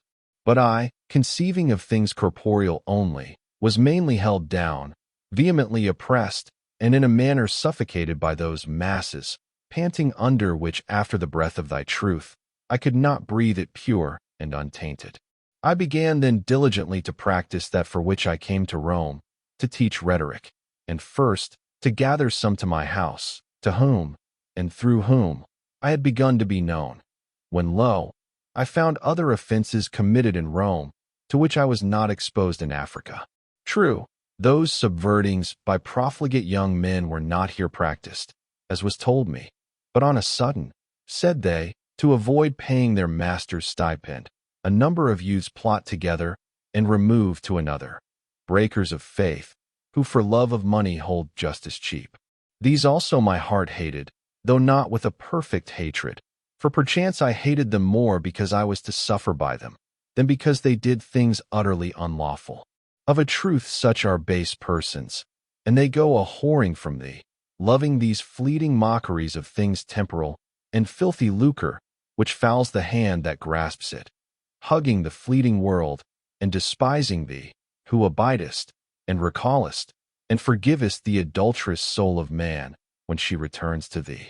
And now I hate such depraved and crooked persons, though I love them if corrigible, so as to prefer to money the learning which they acquire, and to learning, thee, O God, the truth and fullness of assured good and most pure peace. But then I rather for my own sake mislike them evil, than liked and wished them good for thine. When therefore they of Milan had sent to Rome to the prefect of the city, to furnish them with a rhetoric reader for their city, and sent him at the public expense, I made application, through those very persons, intoxicated with Manichaean vanities, to be freed wherefrom I was to go, neither of us, however, knowing it, that Symmachus, then prefect of the city, would try me by setting me some subject, and so send me. To Milan I came, to Ambrose the bishop, known to the whole world as among the best of men, thy devout servant, whose eloquent discourse did then plentifully dispense unto thy people the flour of thy wheat, the gladness of thy oil, and the sober inebriation of thy wine. To him was I unknowing led by thee, that by him I might knowingly be led to thee. That man of God received me as a father, and showed me an episcopal kindness on my coming. Thenceforth I began to love him, at first indeed not as a teacher of the truth, which I utterly despaired of in thy church, but as a person kind towards myself. And I listened diligently to him preaching to the people, not with that intent I ought, but, as it were, trying his eloquence, whether it answered the fame thereof, or flowed fuller or lower than was reported. And I hung on his words attentively. But of the matter I was as a careless and scornful looker on, and I was delighted with the sweetness of his discourse, more recondite, yet in manner less winning and harmonious than that of Faustus. Of the matter, however, there was no comparison, for the one was wandering amid Manichaean delusions, the other teaching salvation most soundly. But salvation is far from sinners, such as I then stood before him, and yet was I drawing nearer by little and unconsciously. For though I took no pains to learn what he spake, but only to hear how he spake, for that empty care alone was left me, despairing of a way, open for man, to thee. Yet together with the words which I would choose, came also into my mind the things which I would refuse, for I could not separate them. And while I opened my heart to admit how eloquently he spake, there also entered how truly he spake, but this by degrees. For first, these things also had now begun to appear to me capable of defense, and the Catholic faith, for which I had thought nothing could be said against the Manichees' objections, I now thought might be maintained without shamelessness, especially after I had heard one or two places of the Old Testament resolved, and ofttimes in a figure, which when I understood literally, I was slain spiritually. Very many places then of those books having been explained, I now blamed my despair, in believing that no answer could be given to such as hated and scoffed at the law and the prophets. Yet did I not therefore then see that the Catholic way was to be held, because it also could find learned maintainers, who could at large, and with some show of reason answer objections, nor that what I held was therefore to be condemned, because both sides could be maintained. For the Catholic cause seemed to me in such sort not vanquished, as still not as yet to be victorious. Hereupon I earnestly bent my mind, to see if in any way I could by any certain proof convict the Manichees of falsehood. Could I once have conceived a spiritual substance, all their strongholds had been beaten down and cast utterly out of my mind, but I could not. Notwithstanding, concerning the frame of this world, and the whole of nature, which the senses of the flesh can reach to, as I more and more considered and compared things, I judged the tenets of most of the philosophers to have been much more probable. So then, after the manner of the academics, as they are supposed, doubting of everything, and wavering between all, I settled so far that the Manichees were to be abandoned, judging that, even while doubting, I might not continue in that sect, to which I already preferred some of the philosophers, to which philosophers notwithstanding, for that they were without the saving name of Christ, I utterly refused to commit the cure of my sick soul. I determined therefore so long to be a catechumen in the Catholic Church, to which I had been commended by my parents, till something certain should dawn upon me, whither I might steer my course. Book 6. O thou, my hope from my youth, where wert thou to me, and whither wert thou gone? Hadst not thou created me, and separated me from the beasts of the field, and fowls of the air? Thou hadst made me wiser, yet did I walk in darkness, and in slippery places, and sought thee abroad out of myself, and found not the God of my heart, and had come into the depths of the sea, and distrusted and despaired of ever finding truth. My mother had now come to me, resolute through piety, following me over sea and land, in all perils confiding in thee. For in perils of the sea, she comforted the very mariners, by whom passengers unacquainted with the deep use rather to be comforted when troubled, assuring them of a safe arrival, because thou hadst by a vision assured her thereof. She found me in grievous peril, through despair of ever finding truth. But when I had discovered to her that I was now no longer a Manichee, though not yet a Catholic Christian, she was not overjoyed, as at something unexpected, although she was now assured concerning that part of my misery, for which she bewailed me as one dead, though to be reawakened by thee, carrying me forth upon the bier of her thoughts, that thou mightest say to the son of the widow, Young man, I say unto thee, arise. And he should revive, and begin to speak, and thou shouldest deliver him. To his mother, her heart then was shaken with no tumultuous exultation, when she heard that what she daily with tears desired of thee was already in so great part realized, and that, though I had not yet attained the truth, I was rescued from falsehood, but, as being assured, that thou, who hadst promised the whole, wouldest one day give the rest, most calmly, and with a heart full of confidence, she replied to me, she believed in Christ, that before she departed this life, she should see me a Catholic believer. Thus much to me. But to thee, fountain of mercies, poured she forth more copious prayers and tears, that thou wouldest hasten thy help, and enlighten my darkness. And she hastened the more eagerly to the church, and hung upon the lips of Ambrose, praying for the fountain of that water, which springeth up unto life everlasting. But that man she loved as an angel of God, because she knew that by him I had been brought for the present to that doubtful state of faith I now was in, through which she anticipated most confidently that I should pass from sickness unto health, after the access, as it were, of a sharper fit, which physicians call the crisis. When then my mother had once, as she was wont in Afric, brought to the churches built in memory of the saints, certain cakes, and bread and wine, and was forbidden by the doorkeeper, so soon as she knew that the bishop had forbidden this, she so piously and obediently embraced his wishes, that I myself wondered how readily she censured her own practice rather than discuss his prohibition. For wine-bibbing did not lay siege to her spirit, nor did love of wine provoke her to hatred of the truth, as it doth too many, both men and women, who revolt at a lesson of sobriety, as men well drunk at a draught mingled with water. But she, when she had brought her basket with the accustomed festival food, to be but tasted by herself, and then given away, never joined therewith more than one small cup of wine, diluted according to her own abstemious habits, which for courtesy she would taste. And if there were many churches of the departed saints that were to be honored in that manner, she still carried round that same one cup, to be used everywhere, and this, though not only made very watery, but unpleasantly heated with carrying about, she would distribute to those about her by small sips, for she sought their devotion, not pleasure.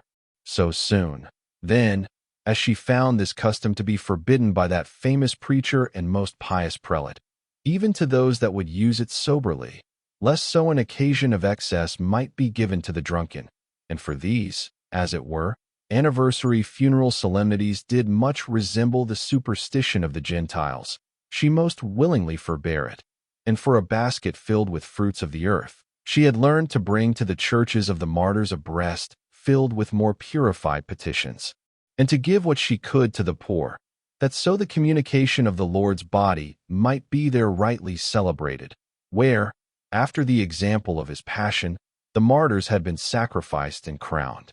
But yet it seems to me, O Lord my God, and thus thinks my heart of it in thy sight, that perhaps she would not so readily have yielded to the cutting off of this custom, had it been forbidden by another, whom she loved not as Ambrose, whom, for my salvation, she loved most entirely, and he her again, for her most religious conversation, whereby in good works, so fervent in spirit, she was constant at church, so that, when he saw me, he often burst forth into her praises, congratulating me that I had such a mother, not knowing what a son she had in me, who doubted of all these things, and imagined the way to life could not be found out.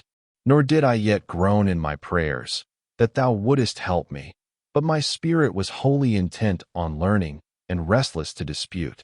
And Ambrose himself, as the world counts happy, I esteemed a happy man, whom personages so great held in such honor. Only his celibacy seemed to me a painful course. But what hope he bore within him, what struggles he had against the temptations which beset his very excellencies, or what comfort in adversities, and what sweet joys thy bread had for the hidden mouth of his spirit, when chewing the cud thereof, I neither could conjecture, nor had experienced. Nor did he know the tides of my feelings, or the abyss of my danger. For I could not ask of him what I would as I would, being shut out both from his ear and speech by multitudes of busy people, whose weaknesses he served, with whom when he was not taken up, which was but a little time, he was either refreshing his body with the sustenance absolutely necessary, or his mind with reading. But when he was reading, his eye glided over the pages, and his heart searched out the sense, but his voice and tongue were at rest.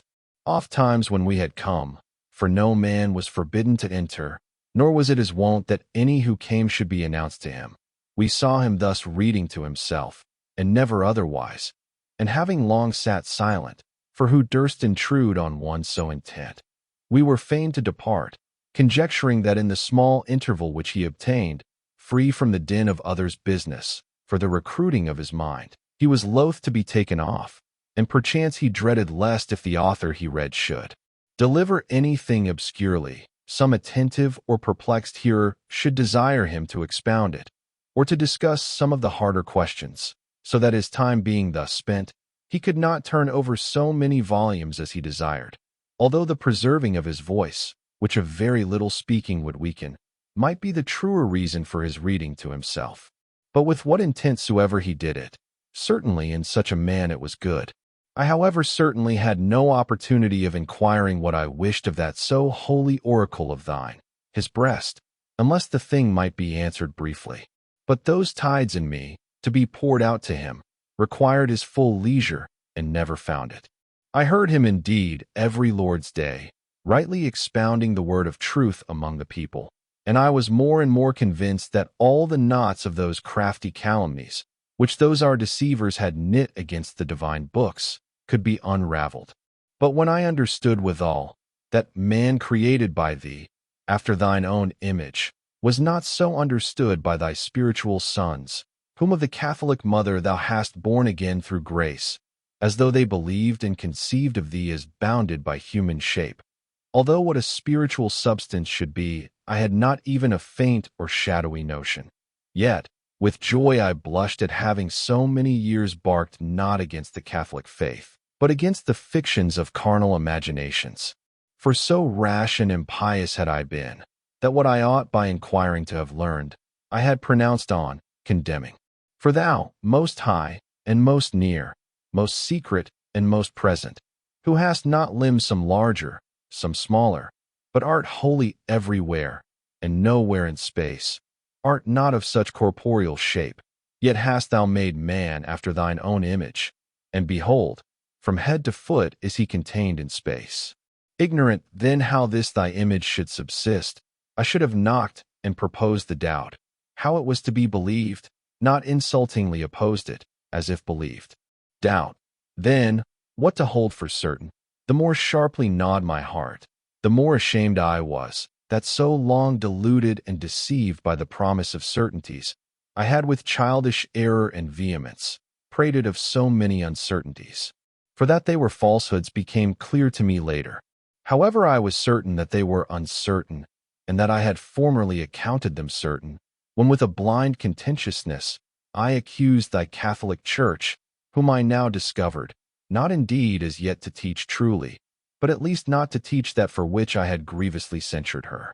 So I was confounded and converted, and I joyed, O my God, that the one only Church, the body of thine only Son, wherein the name of Christ had been put upon me as an infant, had no taste for infantine conceits, nor in her sound doctrine maintained any tenet which should confine thee, the Creator of all, in space, however great and large, yet bounded everywhere by the limits of a human form. I joyed also that the old scriptures of the law and the prophets were laid before me, not now to be perused with that eye to which before they seemed absurd, when I reviled thy holy ones for so thinking, whereas indeed they thought not so. And with joy I heard Ambrose in his sermons to the people oftentimes most diligently recommend this text for a rule: the letter killeth, but the Spirit giveth life, whilst he drew aside the mystic veil, laying open spiritually what, according to the letter, seemed to teach something unsound, teaching herein nothing that offended me, though he taught what I knew not as yet, whether it were true. For I kept my heart from assenting to anything, fearing to fall headlong, but by hanging in suspense I was the worse killed. For I wished to be as assured of the things I saw not, as I was that 7 and 3 are 10. For I was not so mad as to think that even this could not be comprehended, but I desired to have other things as clear as this, whether things corporeal, which were not present to my senses, or spiritual, whereof I knew not how to conceive, except corporeally. And by believing might I have been cured, that so the eyesight of my soul being cleared, might in some way be directed to thy truth, which abideth always, and in no part faileth.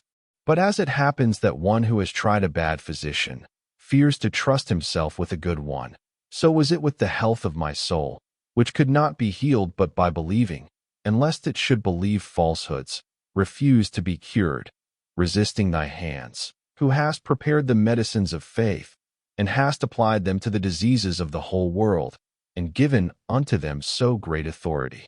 Being led, however, from this to prefer the Catholic doctrine, I felt that her proceeding was more unassuming and honest, in that she required to be believed things not demonstrated, whether it was that they could in themselves be demonstrated but not to certain persons, or could not at all be, whereas among the Manichees our credulity was mocked by a promise of certain knowledge. And then so many most fabulous and absurd things were imposed to be believed, because they could not be demonstrated.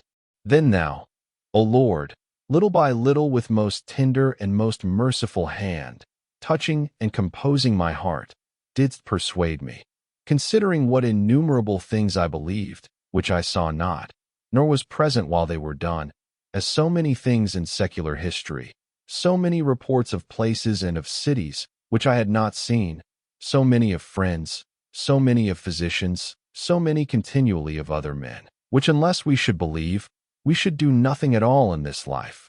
Lastly, with how unshaken an assurance I believed of what parents I was born, which I could not know, had I not believed upon hearsay. Considering all this, thou didst persuade me, that not they who believe thy books, which thou hast established in so great authority among almost all nations, but they who believe them not, were to be blamed, and that they were not to be heard, who should say to me, How knowest thou those scriptures to have been imparted unto mankind by the Spirit of the one true and most true God? For this very thing was of all most to be believed, since no contentiousness of blasphemous questionings, of all that multitude which I had read in the self-contradicting philosophers, could wring this belief from me, that thou art whatsoever thou wert, what I knew not, and that the government of human things belongs to thee. This I believed, sometimes more strongly, more weakly otherwhiles, yet I ever believed both that thou wert, and hadst a care of us, though I was ignorant, both what was to be thought of thy substance, and what way led back to thee. Since then we were too weak by abstract reasonings to find out truth, and for this very cause needed the authority of Holy Writ. I had now begun to believe that thou wouldest never have given such excellency of authority to that writ in all lands, hadst thou not willed thereby to be believed in, thereby sought. For now what things, sounding strangely in the Scripture, were wont to offend me, having heard divers of them expounded satisfactorily, I referred to the depth of the mysteries, and its authority appeared to me the more venerable and more worthy of religious credence, in that, while it lay open to all to read, it reserved the majesty of its mysteries within its profounder meaning, stooping to all in the great plainness of its words and lowliness of its style, yet calling forth the intensest application of such as are not light of heart, that so it might receive all in its open bosom, and through narrow passages waft over towards thee some few, yet many more than if it stood not aloft on such a height of authority, nor drew multitudes within its bosom by its holy lowliness. These things I thought on, and thou wert with me. I sighed, and thou heardest me. I wavered, and thou didst guide me. I wandered through the broad way of the world, and thou didst not forsake me. I panted after honors, gains, marriage, and thou deridedst me. In these desires I underwent most bitter crosses, thou being the more gracious. The less thou sufferedst ought to grow sweet to me, which was not thou. Behold my heart, O Lord, who wouldest I should remember all this, and confess to thee. Let my soul cleave unto thee, now that thou hast freed it from that fast-holding birdlime of death. How wretched was it! And thou didst irritate the feeling of its wound, that forsaking all else, it might be converted unto thee, who art above all, and without whom all things would be nothing. Be converted, and be healed. How miserable was I then, and how didst thou deal with me, to make me feel my misery on that day, when I was preparing to recite a panegyric of the emperor, wherein I was to utter many a lie, and lying was to be applauded by those who knew I lied, and my heart was panting with these anxieties, and boiling with the feverishness of consuming thoughts.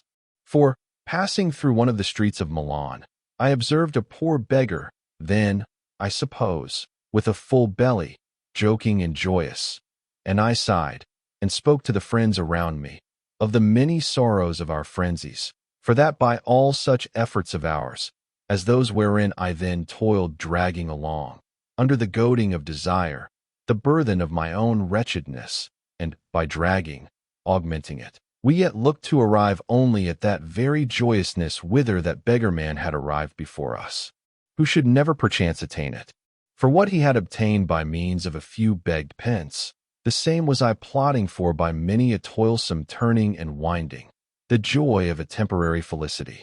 For he verily had not the true joy, but yet I with those my ambitious designs was seeking one much less true. And certainly he was joyous, I anxious, he void of care, I full of fears. But should any ask me, had I rather be merry or fearful? I would answer merry. Again, if he asked had I rather be such as he was, or what I then was, I should choose to be myself, though worn with cares and fears, but out of wrong judgment. For, was it the truth? For I ought not to prefer myself to him, because more learned than he, seeing I had no joy therein, but sought to please men by it, and that not to instruct, but simply to please. Wherefore also thou didst break my bones with the staff of thy correction. Away with those then from my soul who say to her, it makes a difference whence a man's joy is. That beggar man joyed in drunkenness. Thou desiredst to joy in glory. What glory, Lord? That which is not in thee. For even as his was no true joy, so was that no true glory, and it overthrew my soul more. He that very night should digest his drunkenness. But I had slept and risen again with mine, and was to sleep again, and again to rise with it. How many days, thou, God, knowest. But it doth make a difference whence a man's joy is. I know it, and the joy of a faithful hope lieth incomparably beyond such vanity. Yea, and so was he then beyond me. For he verily was the happier, not only for that he was thoroughly drenched in mirth, I disemboweled with cares, but he, by fair wishes, had gotten wine. I, by lying, was seeking for empty, swelling praise. Much to this purpose said I then to my friends, and I often marked in them how it fared with me, and I found it went ill with me, and grieved, and doubled that very ill. And if any prosperity smiled on me, I was loath to catch at it, for almost before I could grasp it, it flew away. These things we, who were living as friends together, bemoaned together, but chiefly and most familiarly did I speak thereof with Alypius and Nebridius, of whom Alypius was born in the same town with me, of persons of chief rank there, but younger than I. For he had studied under me, both when I first lectured in our town, and afterwards at Carthage, and he loved me much, because I seemed to him kind, and learned, and I him, for his great towardliness to virtue, which was eminent enough in one of no greater years. Yet the whirlpool of Carthaginian habits, amongst whom those idle spectacles are hotly followed, had drawn him into the madness of the circus. But while he was miserably tossed therein, and I, professing rhetoric there, had a public school, as yet he used not my teaching, by reason of some unkindness risen betwixt his father and me. I had found then how deadly he doted upon the circus, and was deeply grieved that he seemed likely, nay, or had thrown away so great promise. Yet had I no means of advising or with a sort of constraint reclaiming him, either by the kindness of a friend or the authority of a master. For I supposed that he thought of me as did his father, but he was not such. Laying aside then his father's mind in that matter, he began to greet me, come sometimes into my lecture room, hear a little, and be gone. I however had forgotten to deal with him, that he should not, through a blind and headlong desire of vain pastimes, undo so good a wit. But thou, O Lord, who guidest the course of all thou hast created, hadst not forgotten him, who was one day to be among thy children, priest and dispenser of thy sacrament, and that his amendment might plainly be attributed to thyself, thou effectedst it through me, unknowingly. For as one day I sat in my accustomed place, with my scholars before me, he entered, greeted me, sat down, and applied his mind to what I then handled. I had by chance a passage in hand, which while I was explaining, a likeness from the Circensian races occurred to me, as likely to make what I would convey pleasanter and plainer, seasoned with biting mockery of those whom that madness had enthralled. God, thou knowest that I then thought not of curing Alypius of that infection, but he took it wholly to himself, and thought that I said it simply for his sake. And whence another would have taken occasion of offense with me, that right-minded youth took as a ground of being offended at himself, and loving me more fervently. For thou hadst said it long ago, and put it into thy book, rebuke a wise man, and he will love thee. But I had not rebuked him, but thou, who employest all, knowing or not knowing, in that order which thyself knowest, and that order is just, didst of my heart and tongue make burning coals, by which to set on fire the hopeful mind, thus languishing, and so cure it. Let him be silent in thy praises, who considers not thy mercies, which confess unto thee out of my inmost soul. For he upon that speech burst out of that pit so deep, wherein he was wilfully plunged, and was blinded with its wretched pastimes. And he shook his mind with a strong self-command, whereupon all the filths of the Circensian pastimes flew off from him, nor came he again thither. Upon this, he prevailed with his unwilling father that he might be my scholar. He gave way, and gave in, and Alypius, beginning to be my hearer again, was involved in the same superstition with me, loving in the Manichees that show of continency, which he supposed true and unfeigned, whereas it was a senseless and seducing continency, ensnaring precious souls, unable as yet to reach the depth of virtue, yet readily beguiled with the surface of what was but a shadowy and counterfeit virtue. He, not forsaking that secular course which his parents had charmed him to pursue, had gone before me to Rome, to study law, and there he was carried away incredibly with an incredible eagerness after the shows of gladiators. For being utterly averse to and detesting spectacles, he was one day by chance met by divers of his acquaintance and fellow students coming from dinner, and they with a familiar violence hailed him, vehemently refusing and resisting, into the amphitheater during these cruel and deadly shows, he thus protesting, "Though you hail my body to that place, and there set me, can you force me also to turn my mind or my eyes to those shows? I shall then be absent while present, and so shall overcome both you and them." They, hearing this, led him on nevertheless, desirous perchance to try that very thing, whether he could do as he said. When they were come thither, and had taken their places as they could, the whole place kindled with that savage pastime. But he, closing the passage of his eyes, forbade his mind to range abroad after such evil, and would he had stopped his ears also.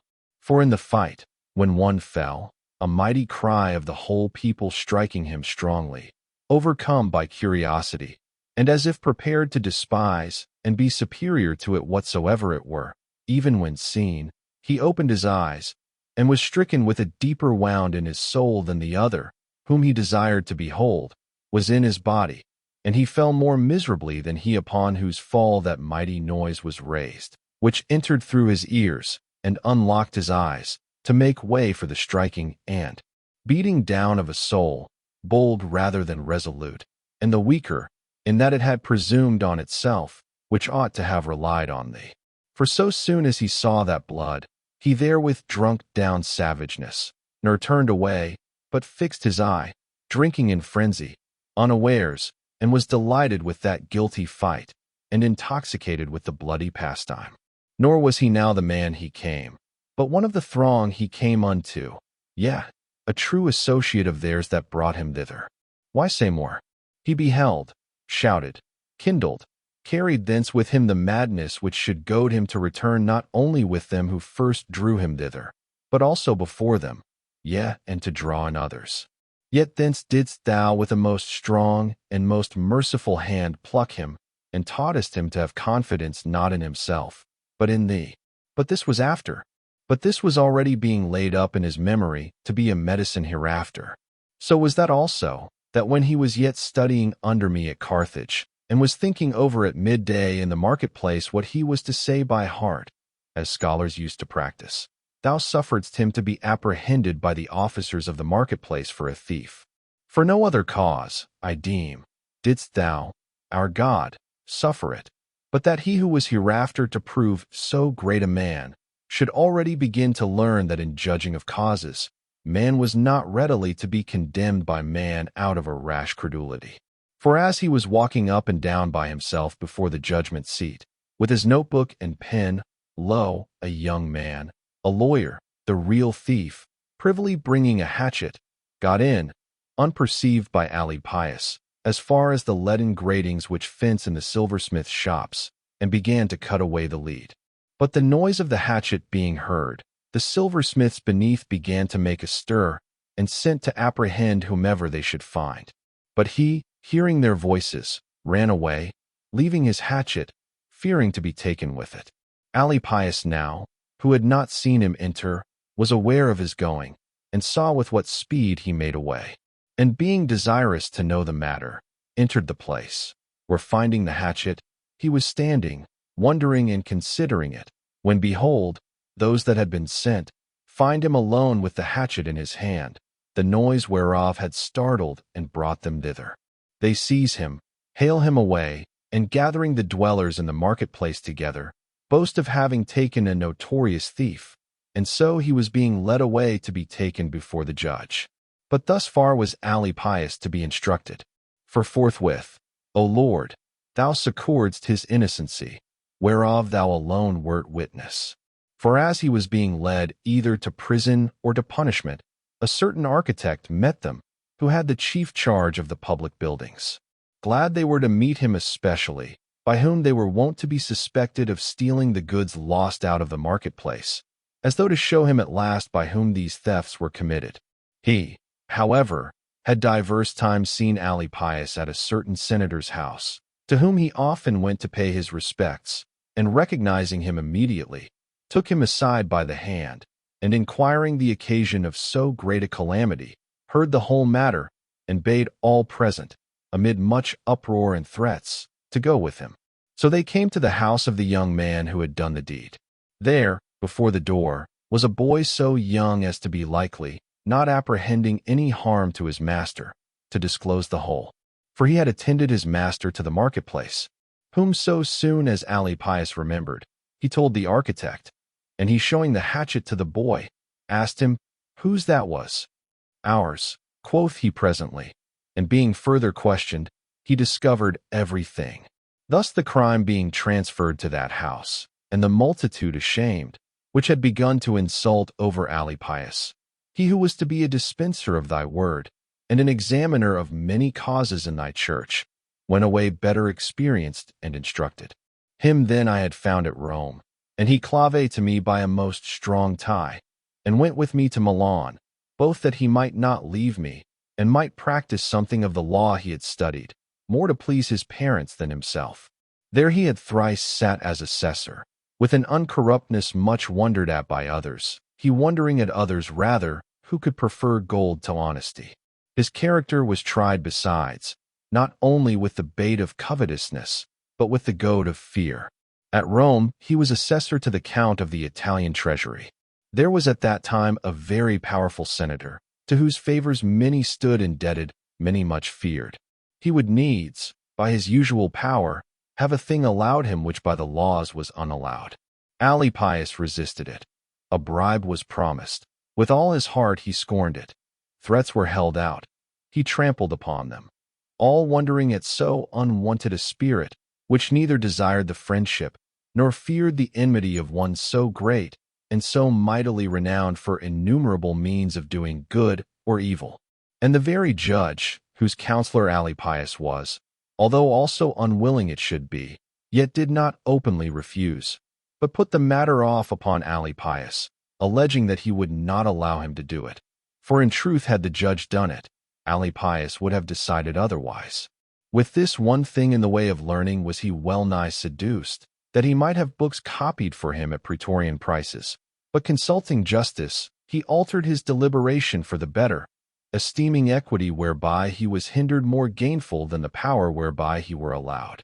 These are slight things, but he that is faithful in little is faithful also in much. Nor can that anyhow be void, which proceeded out of the mouth of thy truth. If ye have not been faithful in the unrighteous mammon, who will commit to your trust true riches? And if ye have not been faithful in that which is another man's, who shall give you that which is your own? He being such, did at that time cleave to me, and with me wavered in purpose, what course of life was to be taken. Nebridius also, who having left his native country near Carthage, yea, in Carthage itself, where he had much lived, leaving his excellent family estate and house, and a mother behind, who was not to follow him, had come to Milan, for no other reason but that with me he might live in a most ardent search after truth and wisdom. Like me he sighed, like me he wavered, an ardent searcher after true life, and a most acute examiner of the most difficult questions. Thus were there the mouths of three indigent persons, sighing out their wants one to another, and waiting upon thee that thou mightest give them their meat in due season. And in all the bitterness which by thy mercy followed our worldly affairs, as we looked towards the end, why we should suffer all this, darkness met us, and we turned away groaning, and saying, how long shall these things be? This too we often said, and so saying forsook them not, for as yet there dawned nothing certain, which these forsaken we might embrace. And I, viewing and reviewing things, most wondered at the length of time from that my 19th year, wherein I had begun to kindle with the desire of wisdom, settling when I had found her, to abandon all the empty hopes and lying frenzies of vain desires. And lo, I was now in my 30th year, sticking in the same mire, greedy of enjoying things present, which passed away and wasted my soul, while I said to myself, tomorrow I shall find it. It will appear manifestly, and I shall grasp it. Lo, Faustus the Manic he will come, and clear everything. O you great men, Ye academicians, it is true then, that no certainty can be attained for the ordering of life. Nay, let us search the more diligently, and despair not. Lo, things in the ecclesiastical books are not absurd to us now, which sometimes seemed absurd, and may be otherwise taken, and in a good sense. I will take my stand, where, as a child, my parents placed me, until the clear truth be found out. But where shall it be sought, or when? Ambrose has no leisure. We have no leisure to read. Where shall we find even the books? Whence, or when procure them? From whom borrow them? Let set times be appointed, and certain hours be ordered for the health of our soul. Great hope has dawned. The Catholic faith teaches not what we thought, and vainly accused it of. Her instructed members hold it profane to believe God to be bounded by the figure of a human body. And do we doubt to knock, that the rest may be opened? The forenoons our scholars take up. What do we during the rest? Why not this? But when then pay we court to our great friends, whose favor we need. When compose what we may sell to scholars. When refresh ourselves, unbending our minds from this intenseness of care. Perish everything. Dismiss we these empty vanities, and betake ourselves to the one search for truth. Life is vain, death uncertain. If it steals upon us on a sudden, in what state shall we depart hence? And where shall we learn what here we have neglected? And shall we not rather suffer the punishment of this negligence? What, if death itself cut off, and end all care and feeling? Then must this be ascertained. But God forbid this. It is no vain and empty thing, that the excellent dignity of the authority of the Christian faith hath overspread the whole world. Never would such and so great things be by God wrought for us, if with the death of the body the life of the soul came to an end. Wherefore delay then to abandon worldly hopes, and give ourselves wholly to seek after God and the blessed life. But wait, even those things are pleasant. They have some, and no small sweetness. We must not lightly abandon them, for it were a shame to return again to them. See, it is no great matter now to obtain some station, and then what should we more wish for? We have store of powerful friends. If nothing else offer, and we be in much haste, at least a presidentship may be given us, and a wife with some money, that she increase not our charges, and this shall be the bound of desire. Many great men, and most worthy of imitation, have given themselves to the study of wisdom in the state of marriage. While I went over these things, and these winds shifted and drove my heart this way and that, time passed on, but I delayed to turn to the Lord, and from day to day deferred to live in thee, and deferred not daily to die in myself. Loving a happy life, I feared it in its own abode, and sought it by fleeing from it. I thought I should be too miserable, unless folded in female arms, and of the medicine of thy mercy to cure that infirmity I thought not having tried it. As for continency, I supposed it to be in our own power, though in myself I did not find that power, being so foolish as not to know what is written, none can be continent unless thou give it, and that thou wouldest give it, if with inward groanings I did knock at thine ears, and with a settled faith did cast my care on thee. Alypius indeed kept me from marrying, alleging that so could we by no means with undistracted leisure live together in the love of wisdom, as we had long desired. For himself was even then most pure in this point, so that it was wonderful, and that the more, since in the outset of his youth he had entered into that course, but had not stuck fast therein. Rather had he felt remorse and revolting at it, living thenceforth until now most continently.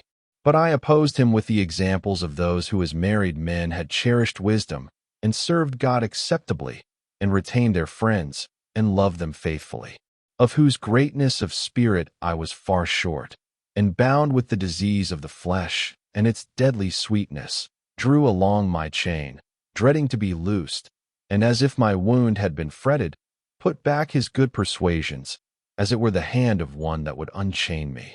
Moreover, by me did the serpent speak unto Alypius himself, by my tongue weaving and laying in his path pleasurable snares, wherein his virtuous and free feet might be entangled. For when he wondered that I, whom he esteemed not slightly, should stick so fast in the birdlime of that pleasure, as to protest, so oft as we discussed it, that I could never lead a single life, and urged in my defense when I saw him wonder that there was great difference between his momentary and scarce remembered knowledge of that life, which so he might easily despise, and my continued acquaintance whereto, if the honorable name of marriage were added, he ought not to wonder why I could not contemn that course. He began also to desire to be married, not as overcome with desire of such pleasure, but out of curiosity. For he would fain know, he said, what that should be, without which my life, to him so pleasing, would to me seem not life, but a punishment. For his mind, free from that chain, was amazed at my thraldom, and through that amazement was going on to a desire of trying it, thence to the trial itself, and thence perhaps to sink into that bondage whereat he wondered, seeing he was willing to make a covenant with death, and he that loves danger shall fall into it.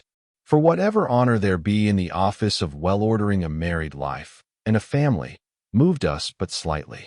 But me for the most part the habit of satisfying an insatiable appetite tormented, while it held me captive.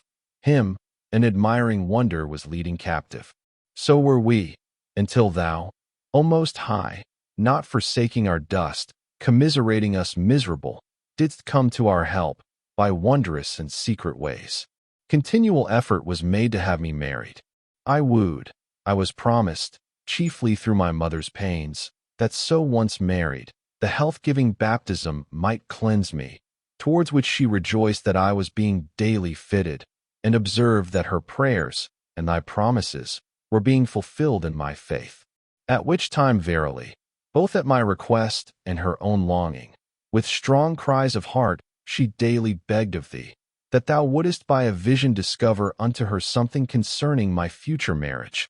Thou never wouldest. She saw indeed certain vain and fantastic things, such as the energy of the human spirit, busied thereon, brought together, and these she told me of, not with that confidence she was wont, when thou showedst her anything, but slighting them. For she could, she said, through a certain feeling, which in words she could not express, discern betwixt thy revelations and the dreams of her own soul. Yet the matter was pressed on, and a maiden asked in marriage, 2 years under the fit age, and, as pleasing, was waited for. And many of us friends conferring about, and detesting the turbulent turmoils of human life, had debated and now almost resolved on living apart from business and the bustle of men. And this was to be thus obtained. We were to bring whatever we might severally procure, and make one household of all, so that through the truth of our friendship nothing should belong especially to any, but the whole thus derived from all, should as a whole belong to each, and all to all. We thought there might be some often persons in this society, some of whom were very rich, especially Romanianus our townsman, from childhood a very familiar friend of mine, whom the grievous perplexities of his affairs had brought up to court, who was the most earnest for this project, and therein was his voice of great weight, because his ample estate far exceeded any of the rest. We had settled also that 2 annual officers, as it were, should provide all things necessary, the rest being undisturbed. But when we began to consider whether the wives, which some of us already had, others hoped to have, would allow this, all that plan, which was being so well molded, fell to pieces in our hands, was utterly dashed and cast aside. Thence we betook us to sighs and groans, and our steps to follow the broad and beaten ways of the world. For many thoughts were in our heart, but thy counsel standeth forever. Out of which counsel thou didst deride ours, and preparedst thine own, purposing to give us meat in due season, and to fill our souls with blessing. Meanwhile my sins were being multiplied, and my concubine being torn from my side as a hindrance to my marriage. My heart which clave unto her was torn and wounded and bleeding. And she returned to Afric, vowing unto thee never to know any other man, leaving with me my son by her. But unhappy I, who could not imitate a very woman, impatient of delay, inasmuch as not till after 2 years was I to obtain her, I sought not being so much a lover of marriage as a slave to lust, procured another, though no wife, that so by the servitude of an enduring custom, the disease of my soul might be kept up and carried on in its vigor, or even augmented, into the dominion of marriage. Nor was that my wound cured, which had been made by the cutting away of the former, but after inflammation and most acute pain, it mortified, and my pains became less acute, but more desperate. To thee be praise, glory to thee, fountain of mercies. I was becoming more miserable, and thou nearer. Thy right hand was continually ready to pluck me out of the mire, and to wash me thoroughly, and I knew it not. Nor did anything call me back from a yet deeper gulf of carnal pleasures, but the fear of death, and of thy judgment to come, which amid all my changes never departed from my breast. And in my disputes with my friends Alypius and Nebridius of the nature of good and evil, I held that Epicurus had in my mind won the palm, had I not believed that after death there remained a life for the soul, and places of requital according to men's deserts, which Epicurus would not believe. And I asked, were we immortal, and to live in perpetual bodily pleasure, without fear of losing it, why should we not be happy, or what else should we seek? Not knowing that great misery was involved in this very thing, that, being thus sunk and blinded, I could not discern that light of excellence and beauty to be embraced for its own sake, which the eye of flesh cannot see, and is seen by the inner man. Nor did I, unhappy, consider from what source it sprung, that even on these things, foul as they were, I with pleasure discoursed with my friends, nor could I, even according to the notions I then had of happiness, be happy without friends, amid what abundance soever of carnal pleasures. And yet these friends I loved for themselves only, and I felt that I was beloved of them again for myself only. O crooked paths! Woe to the audacious soul, which hoped, by forsaking thee, to gain some better thing. Turned it hath, and turned again, upon back, sides, and belly, yet all was painful, and thou alone rest. And behold, thou art at hand, and deliverest us from our wretched wanderings, and placest us in thy way, and dost comfort us, and say, run, I will carry you. Yea, I will bring you through. There also will I carry you. Book 7.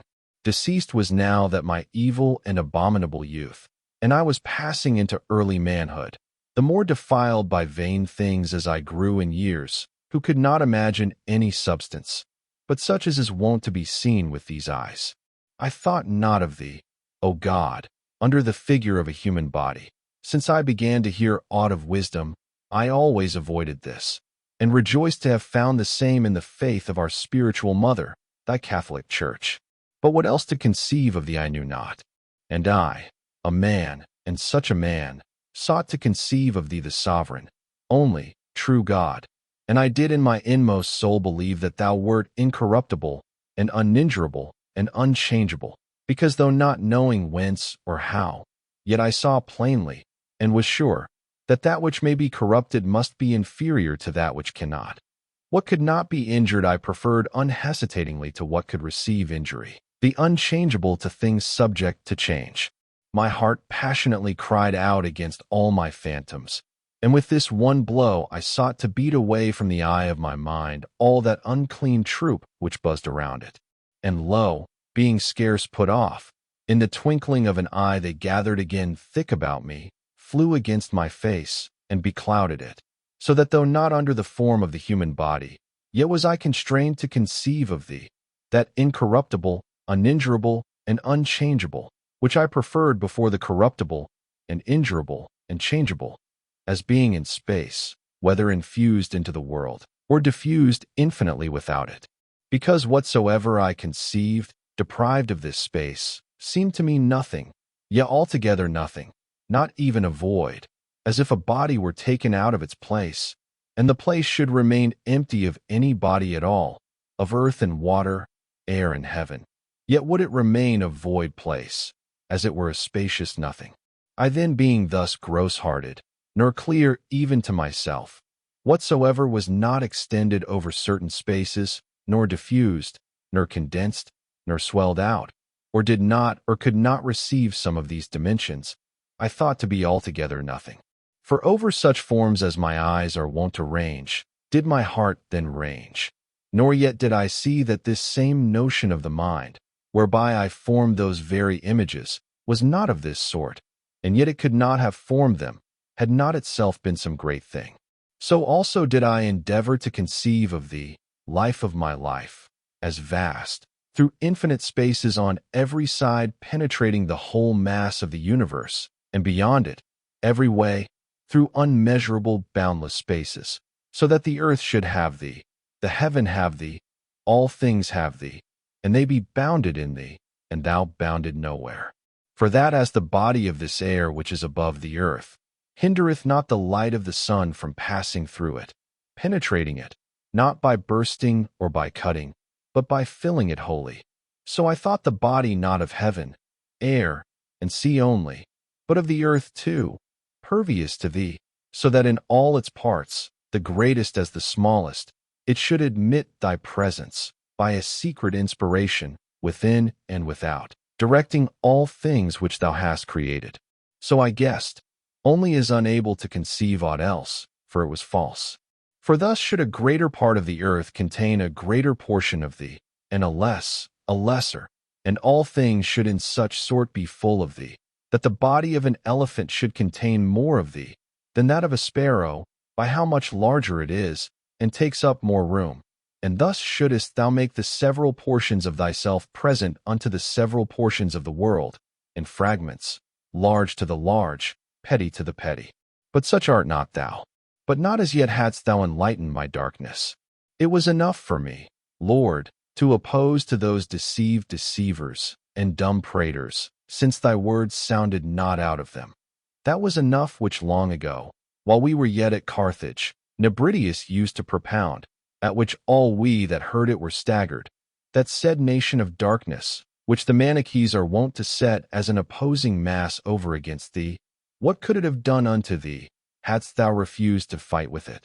For, if they answered, it would have done thee some hurt, then shouldest thou be subject to injury and corruption, but it could do thee no hurt, then was no reason brought for thy fighting with it, and fighting in such wise, as that a certain portion or member of thee, or offspring of thy very substance, should be mingled with opposed powers, and natures not created by thee, and be by them so far corrupted and changed to the worse, as to be turned from happiness into misery and need. Assistance, whereby it might be extricated and purified, and that this offspring of thy substance was the soul, which being enthralled, defiled, corrupted, thy word, free, pure, and whole, might relieve, that word itself being still corruptible because it was of one and the same substance. So then, should they affirm thee, whatsoever thou art, that is, thy substance whereby thou art, to be incorruptible, then were all these sayings false and execrable.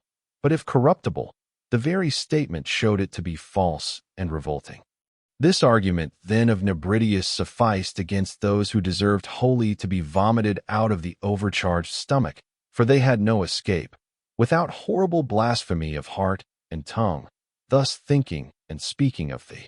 But I also as yet, although I held and was firmly persuaded that thou art Lord the true God, who madest not only our souls, but our bodies, and not only our souls and bodies, but all beings and all things, wert undefilable and unalterable, and in no degree mutable. Yet understood I not, clearly and without difficulty, the cause of evil. And yet whatever it were, I perceived it was in such wise to be sought out, as should not constrain me to believe the immutable God to be mutable, lest I should become that evil I was seeking out. I sought it out then, thus far free from anxiety, certain of the untruth of what these held, from whom I shrunk with my whole heart. For I saw that through inquiring the origin of evil, they were filled with evil, in that they preferred to think that thy substance did suffer ill than their own did commit it. And I strained to perceive what I now heard, that free will was the cause of our doing ill, and thy just judgment of our suffering ill. But I was not able clearly to discern it. So then, endeavoring to draw my soul's vision out of that deep pit, I was again plunged therein, and endeavoring often, I was plunged back as often. But this raised me a little into thy light, that I knew as well that I had a will, as that I lived. When then I did will or nill anything, I was most sure that no other than myself did will and nill, and I all but saw that there was the cause of my sin. But what I did against my will, I saw that I suffered rather than did, and I judged not to be my fault, but my punishment, whereby, however, holding thee to be just, I speedily confessed myself to be not unjustly punished. But again I said, who made me? Did not my God, who is not only good, but goodness itself? Whence then came I to will evil and nill good, so that I am thus justly punished? Who set this in me, and engrafted into me this plant of bitterness, seeing I was wholly formed by my most sweet God? If the devil were the author, whence is that same devil? And if he also by his own perverse will of a good angel became a devil, whence, again, came in him that evil will whereby he became a devil, seeing the whole nature of angels was made by that most good Creator? By these thoughts I was again sunk down and choked, yet not brought down to that hell of error, where no man confesseth unto thee, to think rather that thou dost suffer ill than that man doth it. For I was in such wise striving to find out the rest, as one who had already found that the incorruptible must needs be better than the corruptible, and thee therefore, whatsoever thou wert, I confess to be incorruptible. For never soul was, nor shall be, able to conceive anything which may be better than thou, who art the sovereign and the best good. But since most truly and certainly the incorruptible is preferable to the corruptible, as I did now prefer it, then, wert thou not incorruptible, I could in thought have arrived at something better than my God. Where then I saw the incorruptible to be preferable to the corruptible, there ought I to seek for thee, and there observe wherein evil itself was, that is, whence corruption comes, by which thy substance can by no means be impaired. For corruption does no ways impair our God, by no will, by no necessity, by no unlooked-for chance, because he is God, and what he wills is good, and himself is that good. But to be corrupted is not good. Nor art thou against thy will constrained to anything, since thy will is not greater than thy power. But greater should it be, were thyself greater than thyself. For the will and power of God is God himself. And what can be unlooked for by thee, who knowest all things? Nor is there any nature in things, but thou knowest it. And what should we more say, why that substance which God is should not be corruptible, seeing if it were so, it should not be God? And I sought, whence is evil, and sought in an evil way, and saw not the evil in my very search. I set now before the sight of my spirit the whole creation, whatsoever we can see therein, as sea, earth, air, stars, trees, mortal creatures. Yea, and whatever in it we do not see, as the firmament of heaven, all angels moreover, and all the spiritual inhabitants thereof. But these very beings, as though they were bodies, did my fancy dispose in place, and I made one great mass of thy creation, distinguished as to the kinds of bodies, some real bodies, some what myself had feigned for spirits.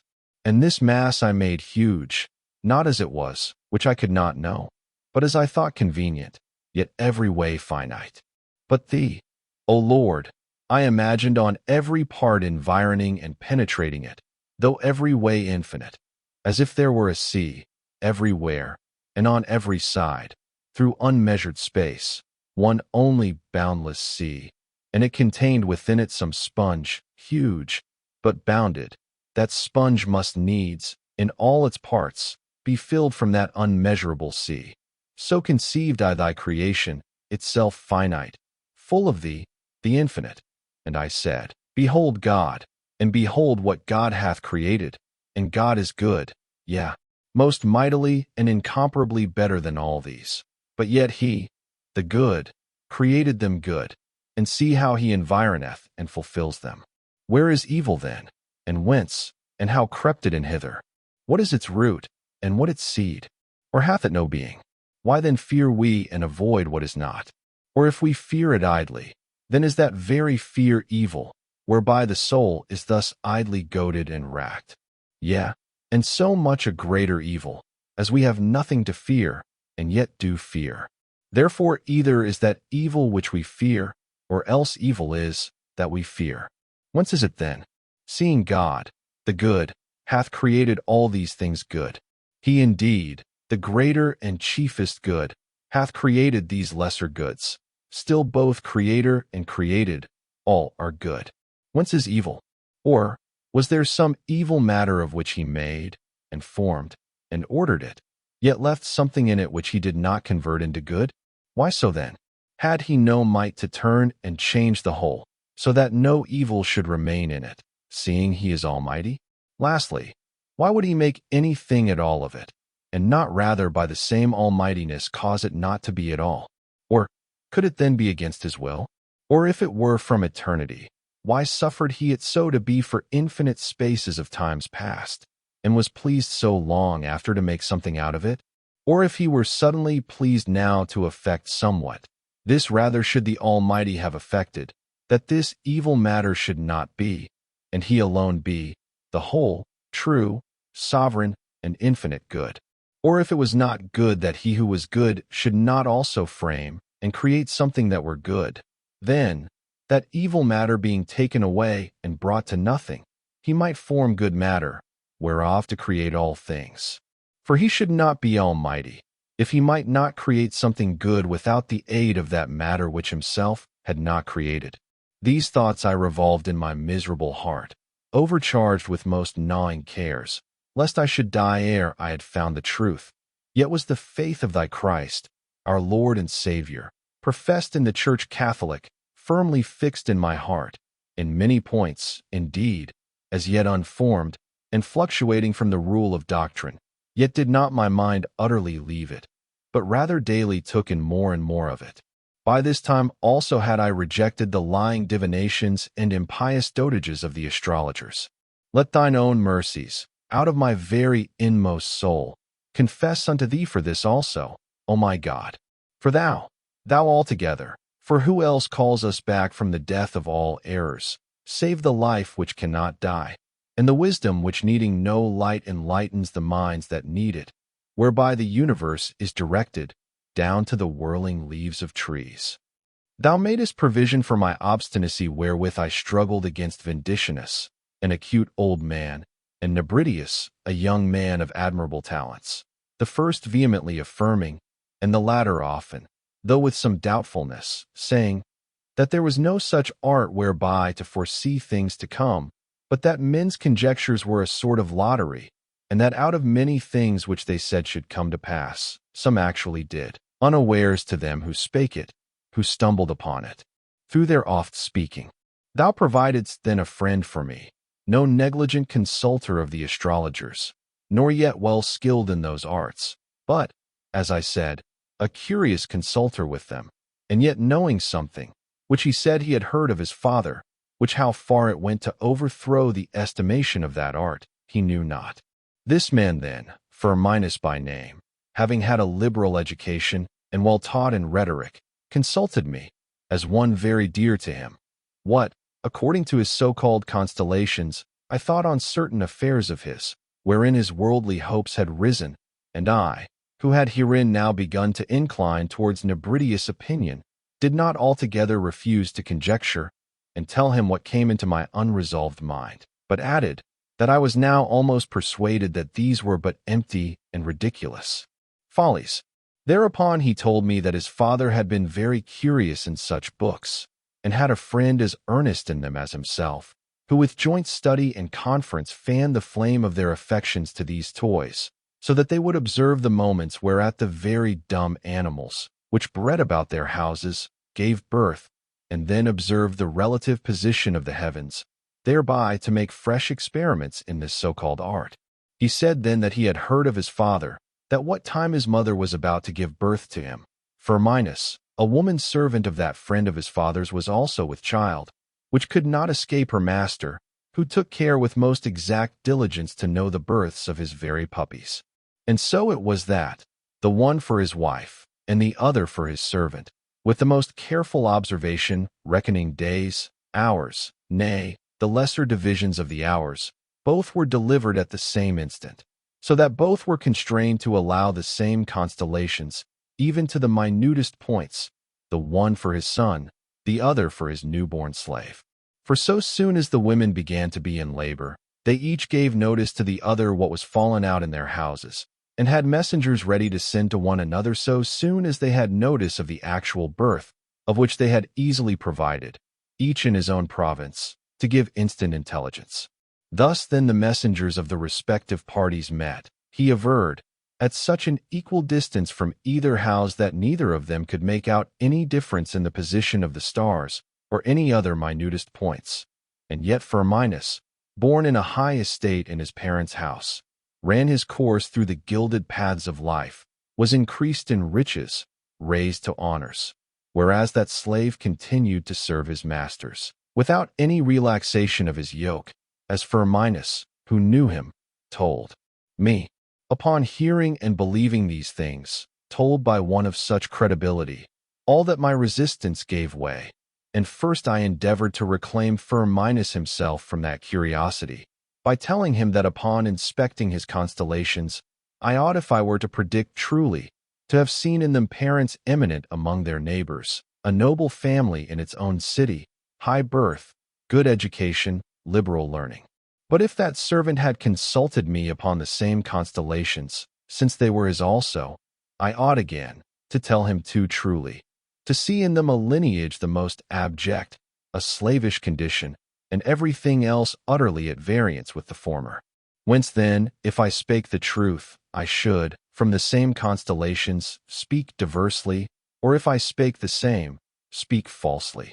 Thence it followed most certainly that whatever, upon consideration of the constellations, was spoken truly, was spoken not out of art, but chance, and whatever spoken falsely, was not out of ignorance in the art, but the failure of the chance.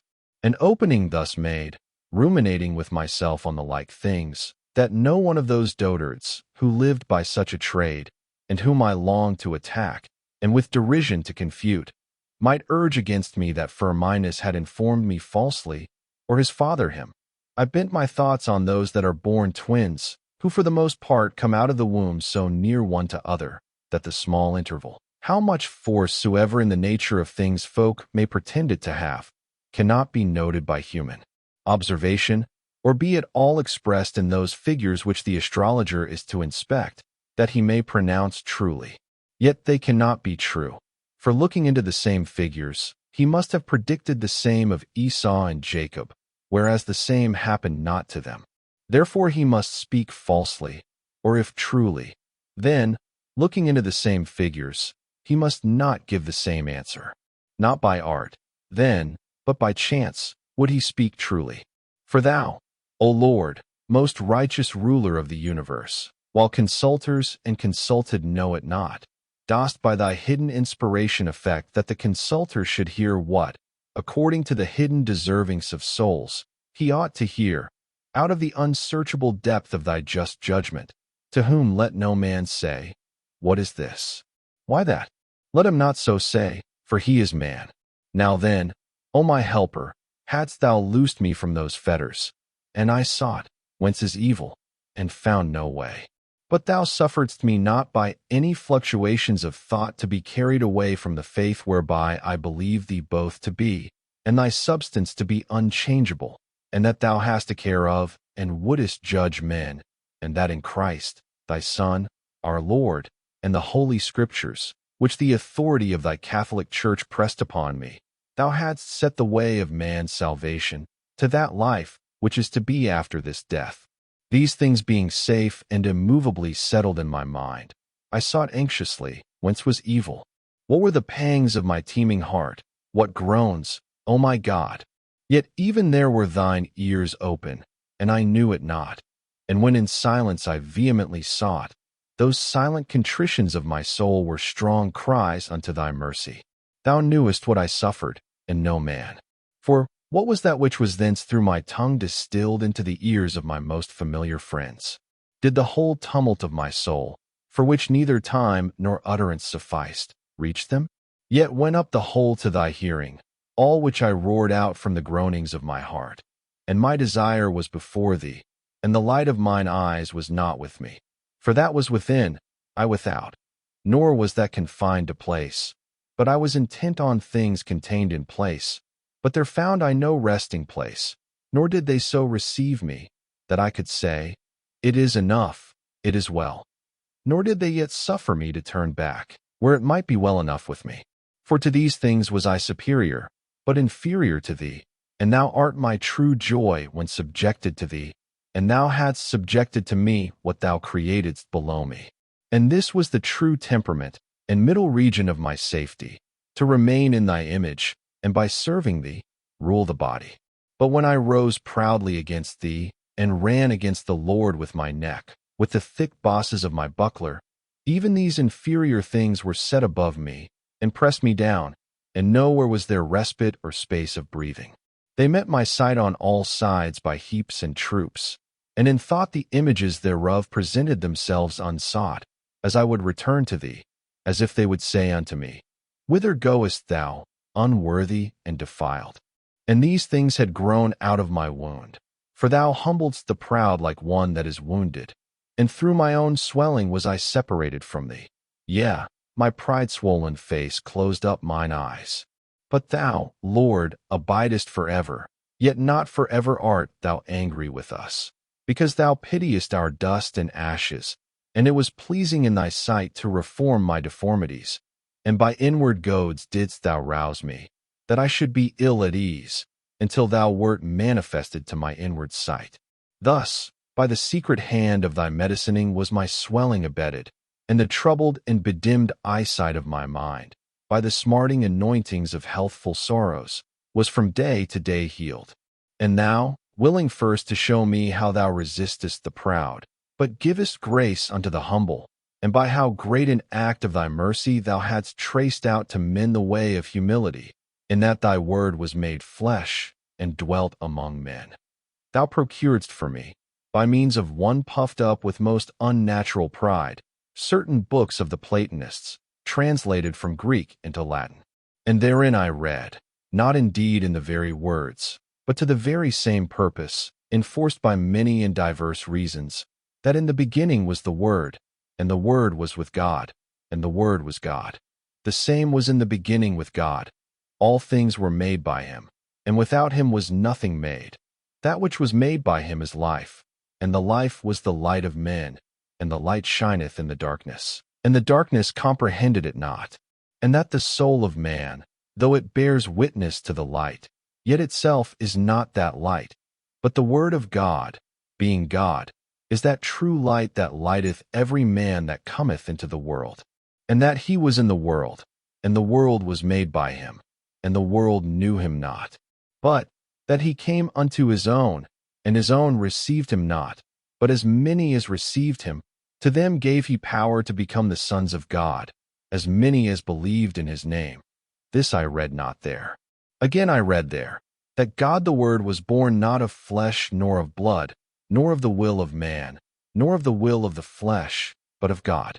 But that the Word was made flesh, and dwelt among us, I read not there. For I traced in those books that it was many and diverse ways said, that the Son was in the form of the Father, and thought it not robbery to be equal with God, for that naturally he was the same substance. But that he emptied himself, taking the form of a servant, being made in the likeness of men, and found in fashion as a man, humbled himself, and became obedient unto death, and that the death of the cross. Wherefore God exalted him from the dead, and gave him a name above every name, that at the name of Jesus every knee should bow, of things in heaven, and things in earth, and things under the earth, and that every tongue should confess that the Lord Jesus Christ is in the glory of God the Father. Those books have not. For that before all times and above all times thy only begotten Son remaineth unchangeable, co-eternal with thee, and that of his fullness souls receive, that they may be blessed, and that by participation of wisdom abiding in them, they are renewed, so as to be wise, is there. But that in due time he died for the ungodly, and that thou sparedst not thine only Son, but deliveredst him for us all, is not there.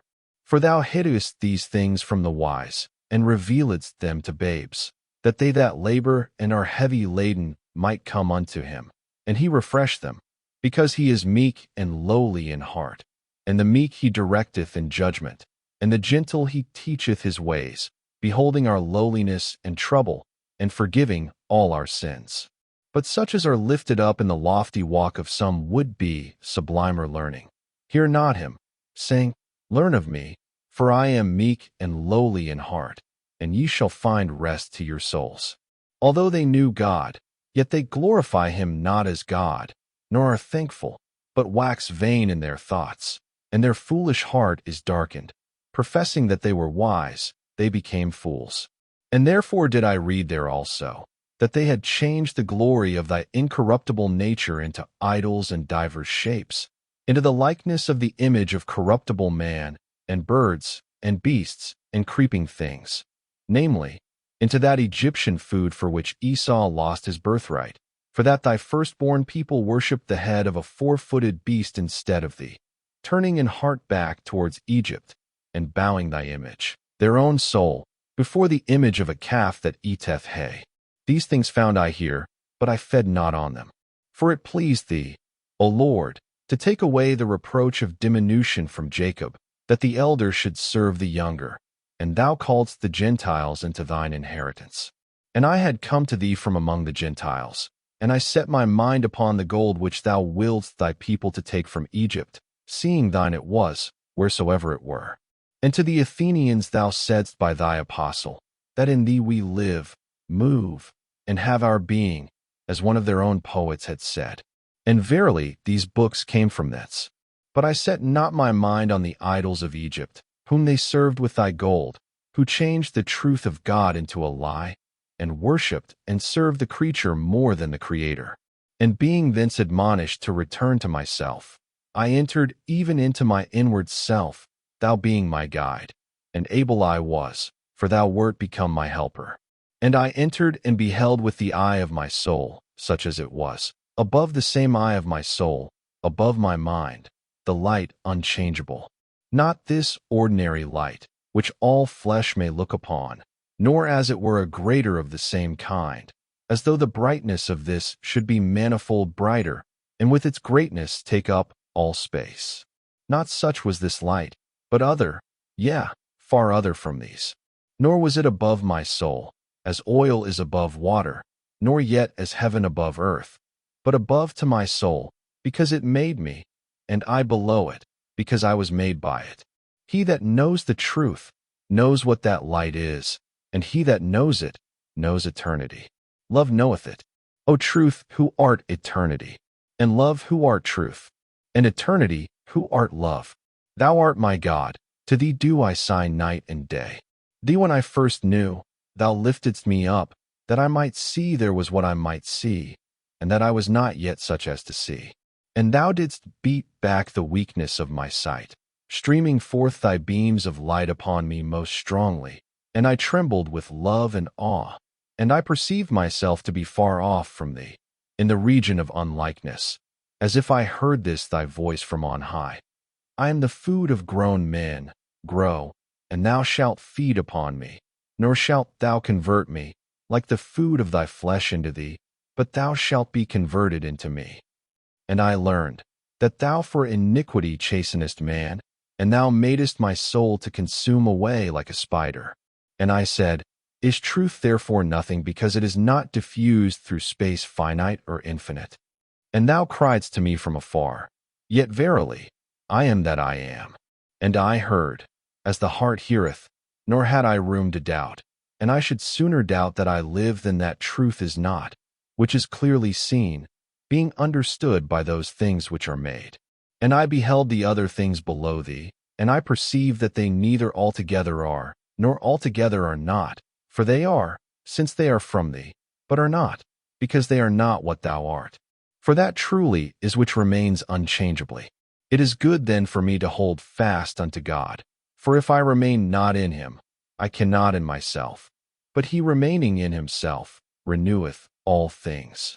And thou art the Lord my God, since thou standest not in need of my goodness. And it was manifested unto me, that those things be good which yet are corrupted, which neither were they sovereignly good, nor unless they were good could be corrupted. For if sovereignly good, They were incorruptible, if not good at all. There were nothing in them to be corrupted. For corruption injures, but unless it diminished goodness, it could not injure. Either then corruption injures not, which cannot be, or which is most certain, all which is corrupted is deprived of good. But if they be deprived of all good, they shall cease to be. For if they shall be, and can now no longer be corrupted, they shall be better than before, because they shall abide incorruptibly. And what more monstrous than to affirm things to become better by losing all their good? Therefore, if they shall be deprived of all good, they shall no longer be. So long therefore as they are good.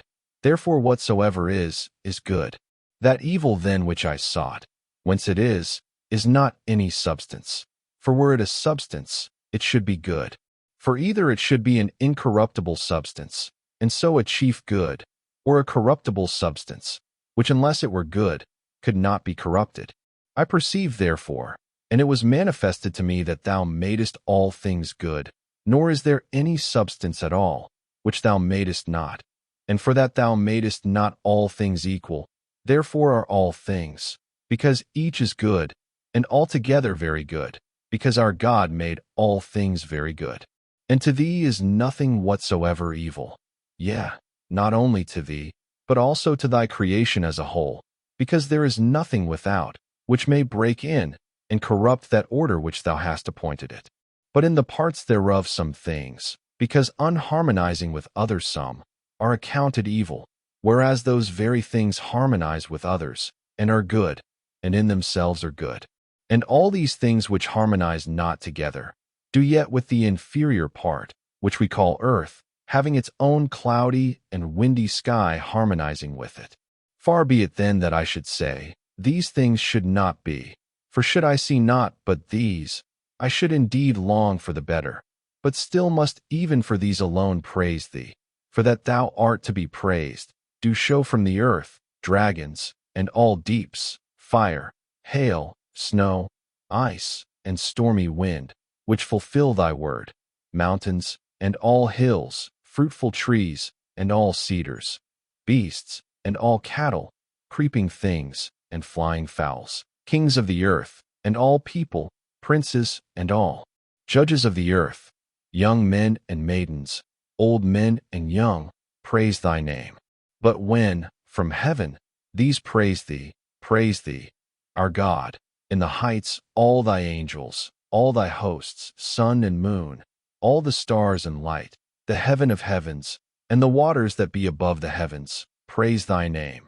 I did not now long for things better, because I conceived of all, and with a sounder judgment I apprehended that the things above were better than these below, but altogether better than those above by themselves. There is no soundness in them, whom aught of thy creation displeaseth, as neither in me, when much which thou hast made, displeased me. And because my soul durst not be displeased at my God, it would fain not account that thine, which displeased it. Hence it had gone into the opinion of two substances, and had no rest, but talked idly. And returning thence, it had made to itself a God, through infinite measures of all space, and thought it to be thee, and placed it in its heart, and had again become the temple of its own idol, to thee abominable. But after thou hadst soothed my head, unknown to me, and closed mine eyes that they should not behold vanity, I ceased somewhat of my former self, and my frenzy was lulled to sleep, and I awoke in thee, and saw thee infinite, but in another way, and this sight was not derived from the flesh. And I looked back on other things, and I saw that they owed their being to thee, and were all bounded in thee, but in a different way, not as being in space, but because thou containest all things in thine hand in thy truth, and all things are true so far as they, nor is there any falsehood, unless when that is thought to be, which is not. And I saw that all things did harmonize, not with their places only, but with their seasons, and that thou, who only art eternal, didst not begin to work after innumerable spaces of times spent, for that all spaces of times, both which have passed, and which shall pass, neither go nor come, but through thee, working and abiding. And I perceived and found it nothing strange, that bread which is pleasant to a healthy palate is loathsome to one distempered, and to sore eyes light is offensive, which to the sound is delightful. And thy righteousness displeaseth the wicked, much more the viper and reptiles, which thou hast created good, fitting in with the inferior portions of thy creation, with which the very wicked also fit in, and that the more, by how much they be unlike thee, but with the superior creatures, by how much they become more like to thee. And I inquired what iniquity was, and found it to be no substance, but the perversion of the will, turned aside from thee, O God, the Supreme, towards these lower things, and casting out its bowels, and puffed up outwardly. And I wondered that I now loved thee, and no phantasm for thee. And yet did I not press on to enjoy my God, but was borne up to thee by thy beauty, and soon borne down from thee by mine own weight, sinking with sorrow into these inferior things. This weight was carnal custom, yet dwelt there with me a remembrance of thee. Nor did I any way doubt that there was one to whom I might cleave, but that I was not yet such as to cleave to thee. For that the body which is corrupted presseth down the soul, and the earthly tabernacle weigheth down the mind that museth upon many things. And most certain I was, that thy invisible works from the creation of the world are clearly seen, being understood by the things that are made, even thy eternal power and Godhead. For examining whence it was that I admired the beauty of bodies celestial or terrestrial, and what aided me in judging soundly on things mutable and pronouncing, this ought to be thus, this not.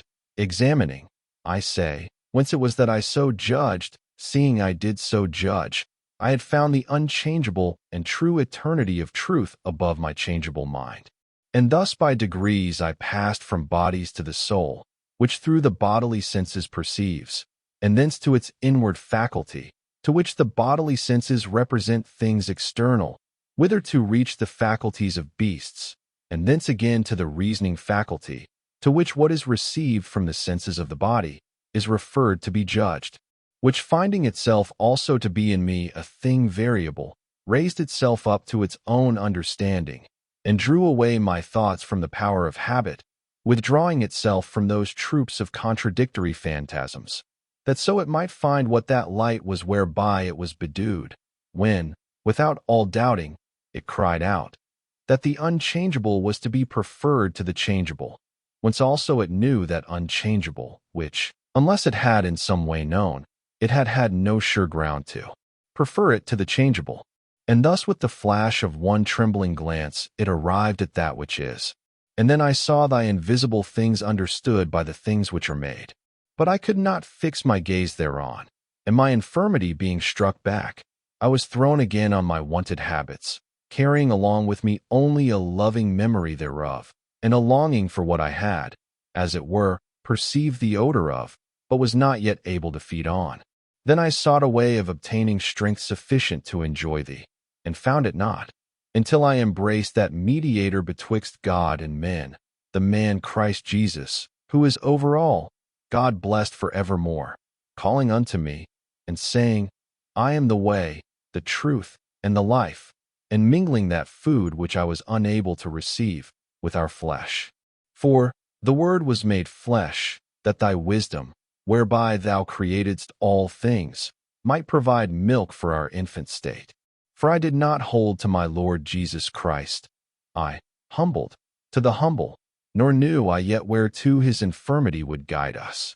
For thy word, the eternal truth, far above the higher parts of thy creation, raises up the subdued unto itself, but in this lower world built for itself a lowly habitation of our clay, whereby to abase from themselves such as would be subdued, and bring them over to himself, allaying their swelling, and fomenting their love, to the end they might go on no further in self-confidence, but rather consent to become weak, seeing before their feet the divinity weak by taking our coats of skin, and, wearied, might cast themselves down upon it, and it rising, might lift them up. But I thought otherwise, conceiving only of my Lord Christ as of a man of excellent wisdom, whom no one could be equaled unto, especially, for that being wonderfully born of a virgin, he seemed, in conformity therewith, through the divine care for us, to have attained that great eminence of authority, for an ensample of despising things temporal for the obtaining of immortality. But what mystery there lay in the Word was made flesh, I could not even imagine.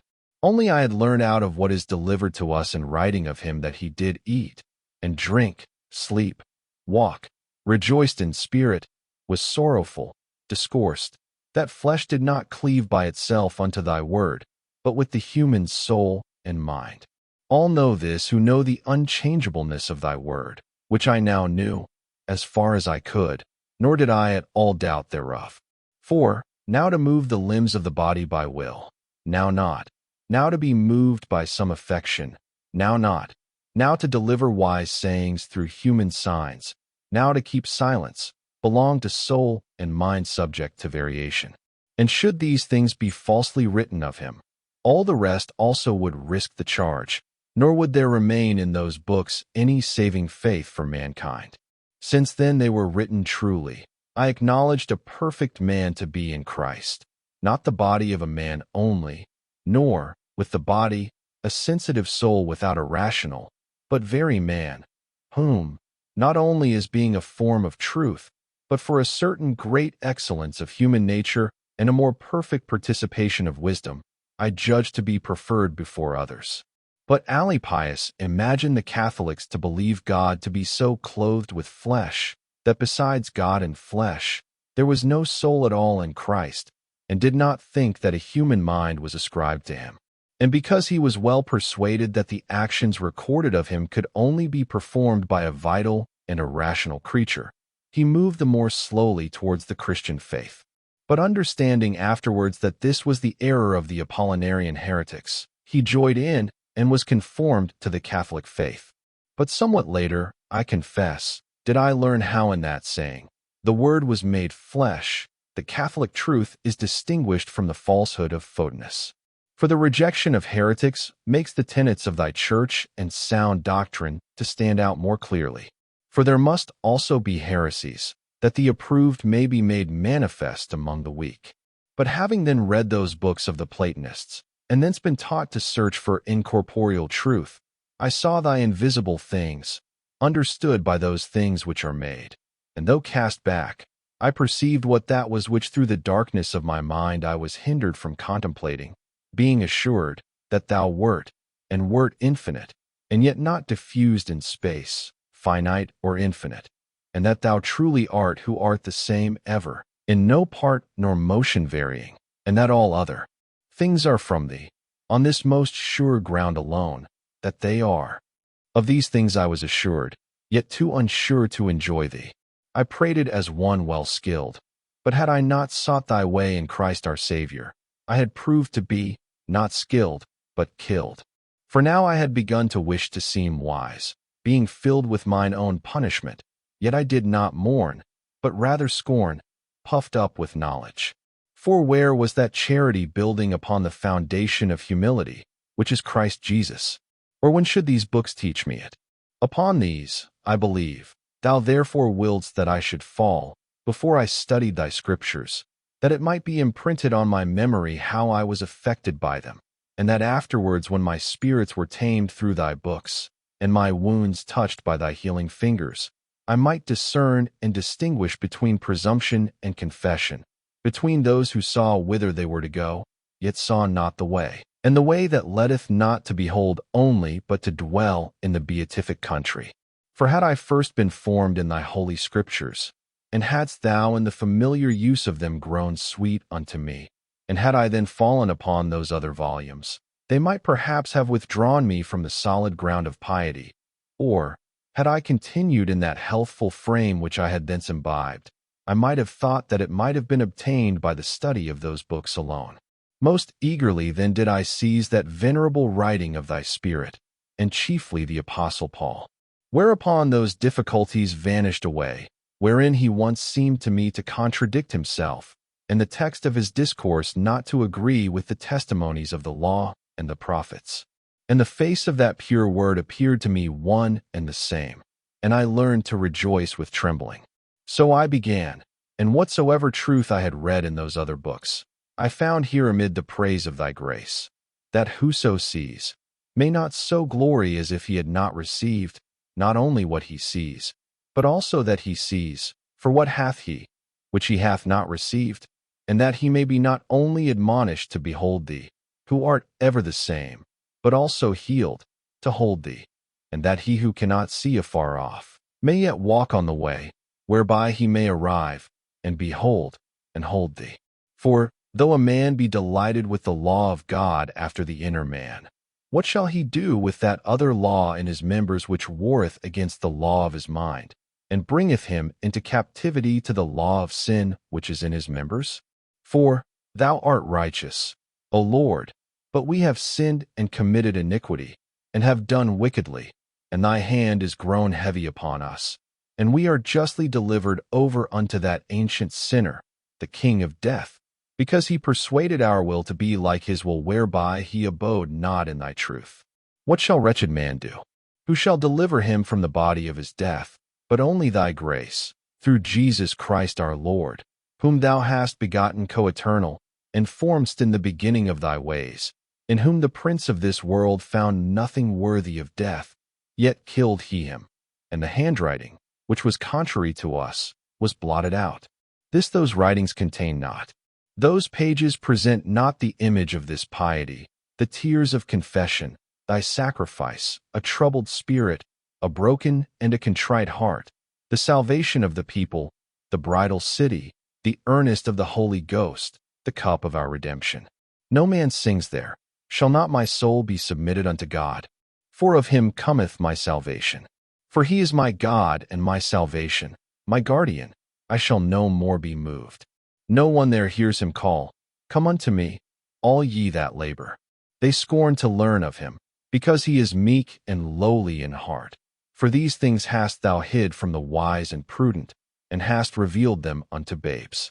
For it is one thing, from the mountain's shaggy top to see the land of peace, and to find no way thither, and in vain to essay through ways unpassable, opposed and beset by fugitives and deserters, under their captain the lion and the dragon, and another to keep on the way that leads thither, guarded by the host of the heavenly general, where they spoil not who have deserted the heavenly army, for they avoid it, as very torment.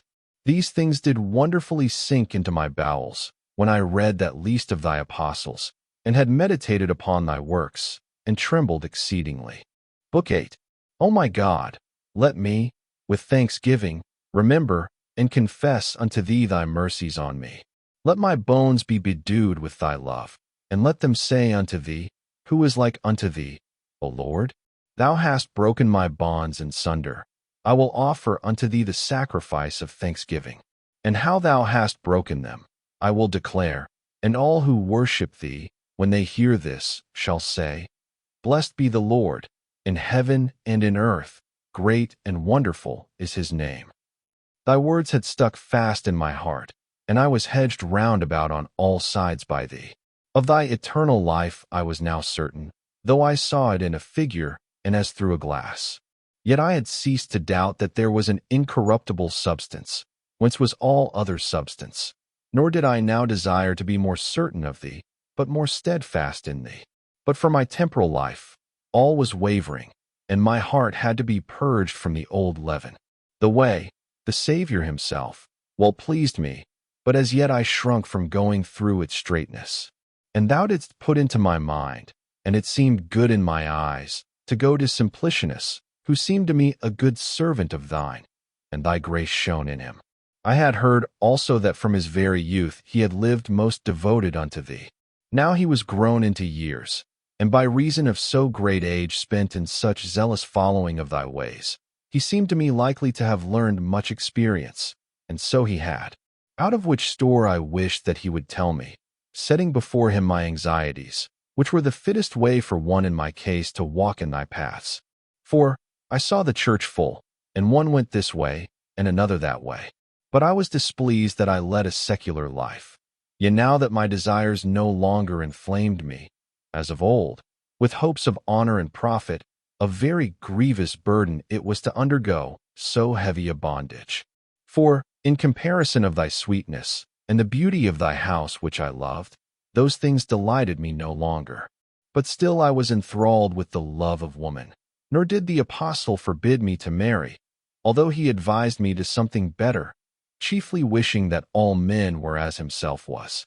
But I, being weak, chose the more indulgent place, and because of this alone, was tossed up and down in all beside, faint and wasted with withering cares, because in other matters I was constrained against my will to conform myself to a married life, to which I was given up and enthralled. I had heard from the mouth of the truth that there were some eunuchs which had made themselves eunuchs for the kingdom of heaven's sake. But, saith he, let him who can receive it, receive it. Surely vain are all men who are ignorant of God, and could not out of the good things which are seen find out him who is good. But I was no longer in that vanity. I had surmounted it, and by the common witness of all thy creatures had found thee our Creator, and thy Word, God with thee, and together with thee one God, by whom thou createdst all things. There is yet another kind of ungodly, who knowing God, glorified him not as God, neither were thankful. Into this also had I fallen, but thy right hand upheld me, and took me thence, and thou placedst me where I might recover. For thou hast said unto man, Behold, the fear of the Lord is wisdom, and desire not to seem wise, because they who affirmed themselves to be wise became fools.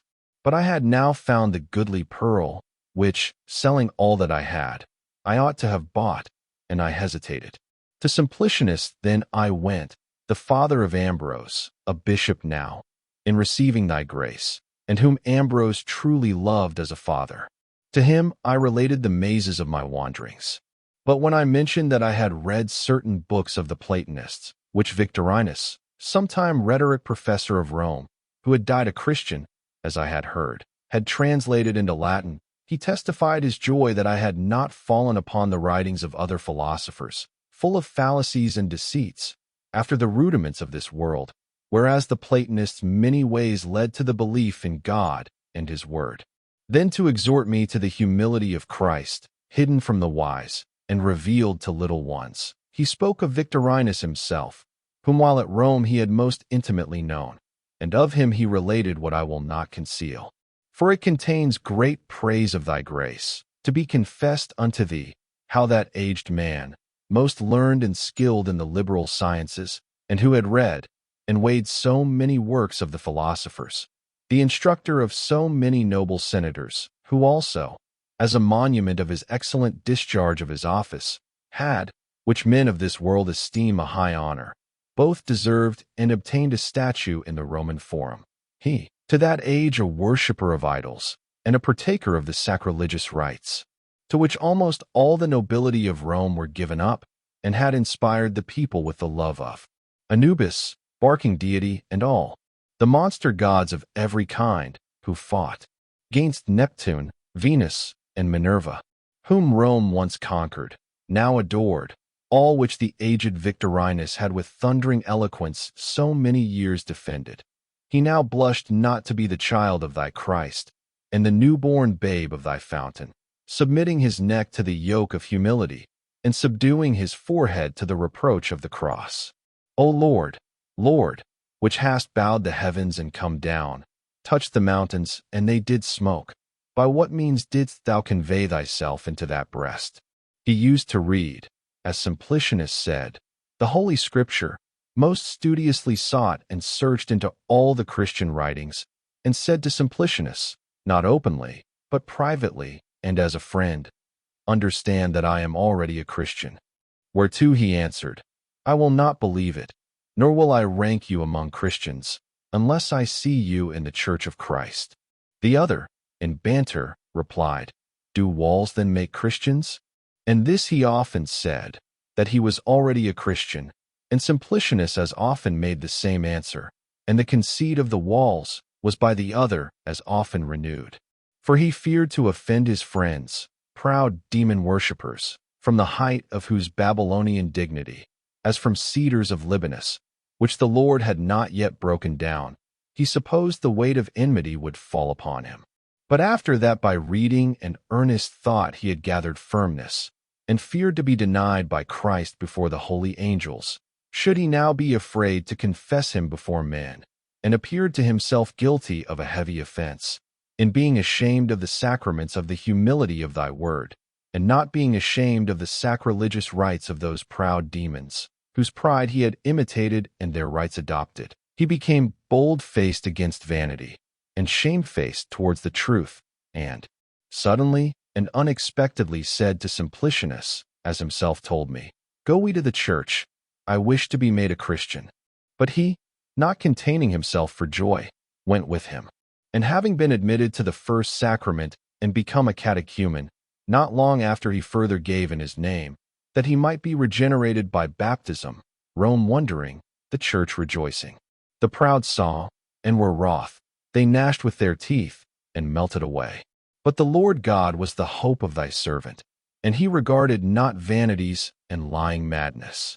To conclude, when the hour was come for making profession of his faith, which at Rome they, who are about to approach to thy grace, deliver, from an elevated place, in the sight of all the faithful, in a set form of words committed to memory, the presbyters, he said, offered Victorinus, as was done to such as seemed likely through bashfulness to be alarmed, to make his profession more privately. But he chose rather to profess his salvation in the presence of the holy multitude. For it was not salvation that he taught in rhetoric, and yet that he had publicly professed. How much less then ought he, when pronouncing thy word, to dread thy meek flock, who, when delivering his own words, had not feared a mad multitude. When, then, he went up to make his profession, all, as they knew him, whispered his name one to another with the voice of congratulation. And who there knew him not? And there ran a low murmur through all the mouths of the rejoicing multitude, Victorinus, Victorinus. Sudden was the burst of rapture, that they saw him. Suddenly were they hushed that they might hear him. He pronounced the true faith with an excellent boldness, and all wished to draw him into their very heart. Yet by their love and joy they drew him thither. Such were the hands wherewith they drew him. Good God, what takes place in man, that he should more rejoice at the salvation of a soul despaired of, and freed from greater peril, than if there had always been hope of him, or the danger had been less. For so thou also, merciful Father, dost more rejoice over one penitent than over 99 just persons that need no repentance. And with much joyfulness do we hear, so often as we hear with what joy the sheep which had strayed is brought back upon the shepherd's shoulder, and the groat is restored to thy treasury, the neighbors rejoicing with the woman who found it. And the joy of the solemn service of thy house forceth to tears, when in thy house it is read of thy younger son, that he was dead, and liveth again, had been lost, and is found. For thou rejoicest in us, and in thy holy angels, holy through holy charity. For thou art ever the same, for all things which abide not the same nor forever, thou forever knowest in the same way. What then takes place in the soul, when it is more delighted at finding or recovering the things it loves, than if it had ever had them? Yea, and other things witness hereunto, and all things are full of witnesses, crying out, So is it. The conquering commander triumpheth. Yet had he not conquered unless he had fought, and the more peril there was in the battle, so much the more joy is there in the triumph. The storm tosses the sailors, threatens shipwreck, all wax pale at approaching death, sky and sea are calmed, and they are exceeding joyed, as having been exceeding afraid. A friend is sick, and his pulse threatens danger. All who long for his recovery are sick in mind with him. He is restored, though as yet he walks not with his former strength. Yet there is such joy, as was not, when before he walked sound and strong. Yea, the very pleasures of human life men acquire by difficulties, not those only which fall upon us unlooked for, and against our wills, but even by self-chosen and pleasure-seeking trouble. Eating and drinking have no pleasure, unless there precede the pinching of hunger and thirst. Men, given to drink, eat certain salt meats, to procure a troublesome heat, which the drink allaying causes pleasure. It is also ordered that the affianced bride should not at once be given, lest as a husband he should hold cheap whom, as betrothed, he sighed not after. This law holds in foul and accursed joy, this in permitted and lawful joy, this in the very purest perfection of friendship, this in him who was dead and lived again, had been lost and was found. Everywhere the greater joy is ushered in by the greater pain. What means this, O Lord my God, whereas thou art everlastingly joy to thyself, and some things around thee evermore rejoice in thee? What means this, that this portion of things thus ebbs and flows alternately displeased and reconciled? Is this their allotted measure? Is this all thou hast assigned to them? Whereas from the highest heavens to the lowest earth, from the beginning of the world to the end of ages, from the angel to the worm, from the first motion to the last, thou settest each in its place, and realizest each in their season, everything good after its kind? Woe is me! How high art thou in the highest, and how deep in the deepest! And thou never departest, and we scarcely return to thee. Up, Lord, and do, stir us up, and recall us, kindle and draw us, inflame, grow sweet unto us, let us now love, let us run. Do not many, out of a deeper hell of blindness than Victorinus, return to thee, approach, and are enlightened, receiving that light, which they who receive power from thee to become thy sons? But if they be less known to the nations, even they that know them, joy less for them.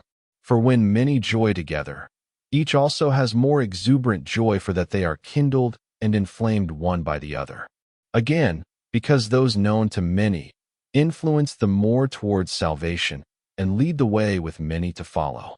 And therefore do they also who preceded them much rejoice in them, because they rejoice not in them alone. For far be it, that in thy tabernacle the persons of the rich should be accepted before the poor, or the noble before the ignoble, seeing rather thou hast chosen the weak things of the world to confound the strong, and the base things of this world, and the things despised hast thou chosen, and those things which are not, that thou mightest bring to naught things that are. And yet even that least of thy apostles, by whose tongue thou soundedst forth these words, when through his warfare, Paulus the proconsul, his pride conquered, was made to pass under the easy yoke of thy Christ, and became a provincial of the great king. He also for his former name Saul, was pleased to be called Paul, in testimony of so great a victory. For the enemy is more overcome in one, of whom he hath more hold, by whom he hath hold of more. But the proud he hath more hold of, through their nobility, and by them, of more through their authority. By how much the more welcome then the heart of Victorinus was esteemed, which the devil had held as an impregnable possession, the tongue of Victorinus, with which mighty and keen weapon he had slain many. So much the more abundantly ought thy sons to rejoice, for that our king hath bound the strong man, and they saw his vessels taken from him and cleansed, and made meet for thy honor, and become serviceable for the Lord, unto every good work. But when that man of thine, Simplicianus, related to me this of Victorinus, I was on fire to imitate him, for this very end had he related it. But when he had subjoined also, how in the days of the Emperor Julian a law was made, whereby Christians were forbidden to teach the liberal sciences or oratory, and how he, obeying this law, chose rather to give over the wordy school than thy word, by which thou makest eloquent the tongues of the dumb. He seemed to me not more resolute than blessed, in having thus found opportunity to wait on the only, which thing I was sighing for, bound as I was, not with another's irons, but by my own iron will. My will the enemy held, and thence had made a chain for me, and bound me. For of a forward will was a lust made, and a lust served, became custom, and custom not resisted, became necessity. By which links, as it were, joined together, whence I called it a chain, a hard bondage held me enthralled. But that new will which had begun to be in me, freely to serve thee, and to wish to enjoy thee, O God, the only assured pleasantness, was not yet able to overcome my former willfulness, strengthened by age. Thus did my two wills, one new, and the other old, one carnal, the other spiritual, struggle within me, and by their discord undid my soul. Thus I understood, by my own experience, what I had read, how the flesh lusteth against the spirit, and the spirit against the flesh. Myself verily either way, yet more myself, in that which I approved in myself, than in that which in myself I disapproved. For in this last, it was now for the more part not myself, because in much I rather endured against my will than acted willingly. And yet it was through me that custom had obtained this power of warring against me, because I had come willingly, whither I willed not. And who has any right to speak against it, if just punishment follow the sinner? Nor had I now any longer my former plea, that I therefore as yet hesitated to be above the world and serve thee, for that the truth was not altogether ascertained to me, for now it too was. But I still under service to the earth, refused to fight under thy banner, and feared as much to be freed of all encumbrances, as we should fear to be encumbered with it. Thus with the baggage of this present world was I held down pleasantly, as in sleep, and the thoughts wherein I meditated on thee were like the efforts of such as would awake, who yet overcome with a heavy drowsiness, are again drenched therein. And as no one would sleep forever, and in all men's sober judgment waking is better, yet a man for the most part, feeling a heavy lethargy in all his limbs, defers to shake off sleep, and though half displeased, yet, even after it is time to rise, with pleasure yields to it. So was I assured that much better were it for me to give myself up to thy charity, than to give myself over to mine own cupidity. But though the former course satisfied me and gained the mastery, the latter pleased me and held me mastered. Nor had I anything to answer thee calling to me, Awake, thou that sleepest, and arise from the dead, and Christ shall give thee light. And when thou didst on all sides show me that what thou saidst was true, I, convicted by the truth, had nothing at all to answer, but only those dull and drowsy words, Anon, anon, presently, leave me but a little. But presently, had no present, and my little while went on for a long while. In vain I delighted in thy law according to the inner man, when another law in my members rebelled against the law of my mind, and led me captive under the law of sin which was in my members. For the law of sin is the violence of custom, whereby the mind is drawn and holden, even against its will, but deservedly, for that it willingly fell into it. Who then should deliver me thus wretched from the body of this death, but thy grace only, through Jesus Christ our Lord? And how thou didst deliver me out of the bonds of desire, wherewith I was bound most straitly to carnal concupiscence, and out of the drudgery of worldly things, I will now declare and confess unto thy name, O Lord, my helper and my redeemer. Amid increasing anxiety, I was doing my wonted business, and daily sighing unto thee. I attended thy church, whenever free from the business under the burden of which I groaned. Alypius was with me, now after the third sitting released from his law business, and awaiting to whom to sell his counsel, as I sold the skill of speaking, if indeed teaching can impart it. Nebridius had now, in consideration of our friendship, consented to teach under Verecundus, a citizen and a grammarian of Milan, and a very intimate friend of us all, who urgently desired, and by the right of friendship challenged from our company, such faithful aid as he greatly needed.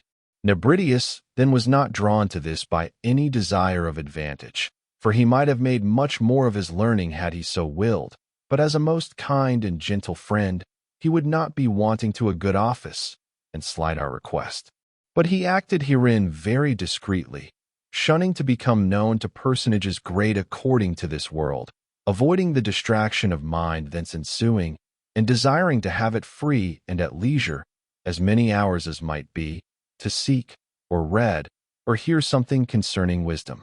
Upon a day then, Nebridius being absent, I recollect not why, lo, there came to see me and Alypius, one Pontianus, our countryman so far as being an African, in high office in the emperor's court. What he would with us, I know not, but we sat down to converse, and it happened that upon a table for some game, before us, he observed a book, took, opened it, and contrary to his expectation, found it the Apostle Paul, for he thought it some of those books which I was wearing myself in teaching. Whereat smiling, and looking at me, he expressed his joy and wonder that he had on a sudden found this book, and this only before my eyes. For he was a Christian, and baptized, and often bowed himself before thee our God in the church, in frequent and continued prayers. When then I had told him that I bestowed very great pains upon those scriptures, a conversation arose, suggested by his account, on Antony the Egyptian monk, whose name was in high reputation among thy servants, though to that hour unknown to us. Which when he discovered, he dwelt the more upon that subject, informing and wondering at our ignorance of one so eminent. But we stood amazed, hearing thy wonderful works most fully attested, in times so recent, and almost in our own, wrought in the true faith and Church Catholic. We all wondered, we, that they were so great, and he, that they had not reached us. Thence his discourse turned to the flocks and the monasteries, and their holy ways, a sweet-smelling savor unto thee, and the fruitful deserts of the wilderness, whereof we knew nothing. And there was a monastery at Milan, full of good brethren, without the city walls, under the fostering care of Ambrose, and we knew it not. He went on with his discourse, and we listened in intense silence. He told us then how one afternoon at Triers, when the emperor was taken up with the Circensian games, he and 3 others, his companions, went out to walk in gardens near the city walls, and there as they happened to walk in pairs, one went apart with him, and the other 2 wandered by themselves, and these, in their wanderings, lighted upon a certain cottage, inhabited by certain of thy servants, poor in spirit, of whom is the kingdom of heaven, and there they found a little book containing the life of Antony. This one of them began to read, admire, and kindle at it, and as he read, to meditate on taking up such a life, and giving over his secular service to serve thee. And these 2 were of those whom they style agents for the public affairs. Then suddenly, filled with a holy love and a sober shame, in anger with himself cast his eyes upon his friend, saying, Tell me, I pray thee, what would we attain by all these labors of ours? What aim we at? What serve we for? Can our hopes in court rise higher than to be the emperor's favorites? And in this, what is there not brittle and full of perils? And by how many perils arrive we at a greater peril? And when arrive we thither? But a friend of God, if I wish it, I become now at once. So spake he, and in pain with the travail of a new life, he turned his eyes again upon the book, and read on, and was changed inwardly, where thou sawest, and his mind was stripped of the world, as soon appeared. For as he read, and rolled up and down the ways of his heart, he stormed at himself a while, then discerned, and determined on a better course, and now being thine, said to his friend, Now have I broken loose from those our hopes, and am resolved to serve God, and this, from this hour, in this place, I begin upon. If thou likest not to imitate me, oppose not. The other answered, he would cleave to him, to partake so glorious a reward, so glorious a service. Thus both being now thine, were building the tower at the necessary cost, the forsaking all that they had, and following thee.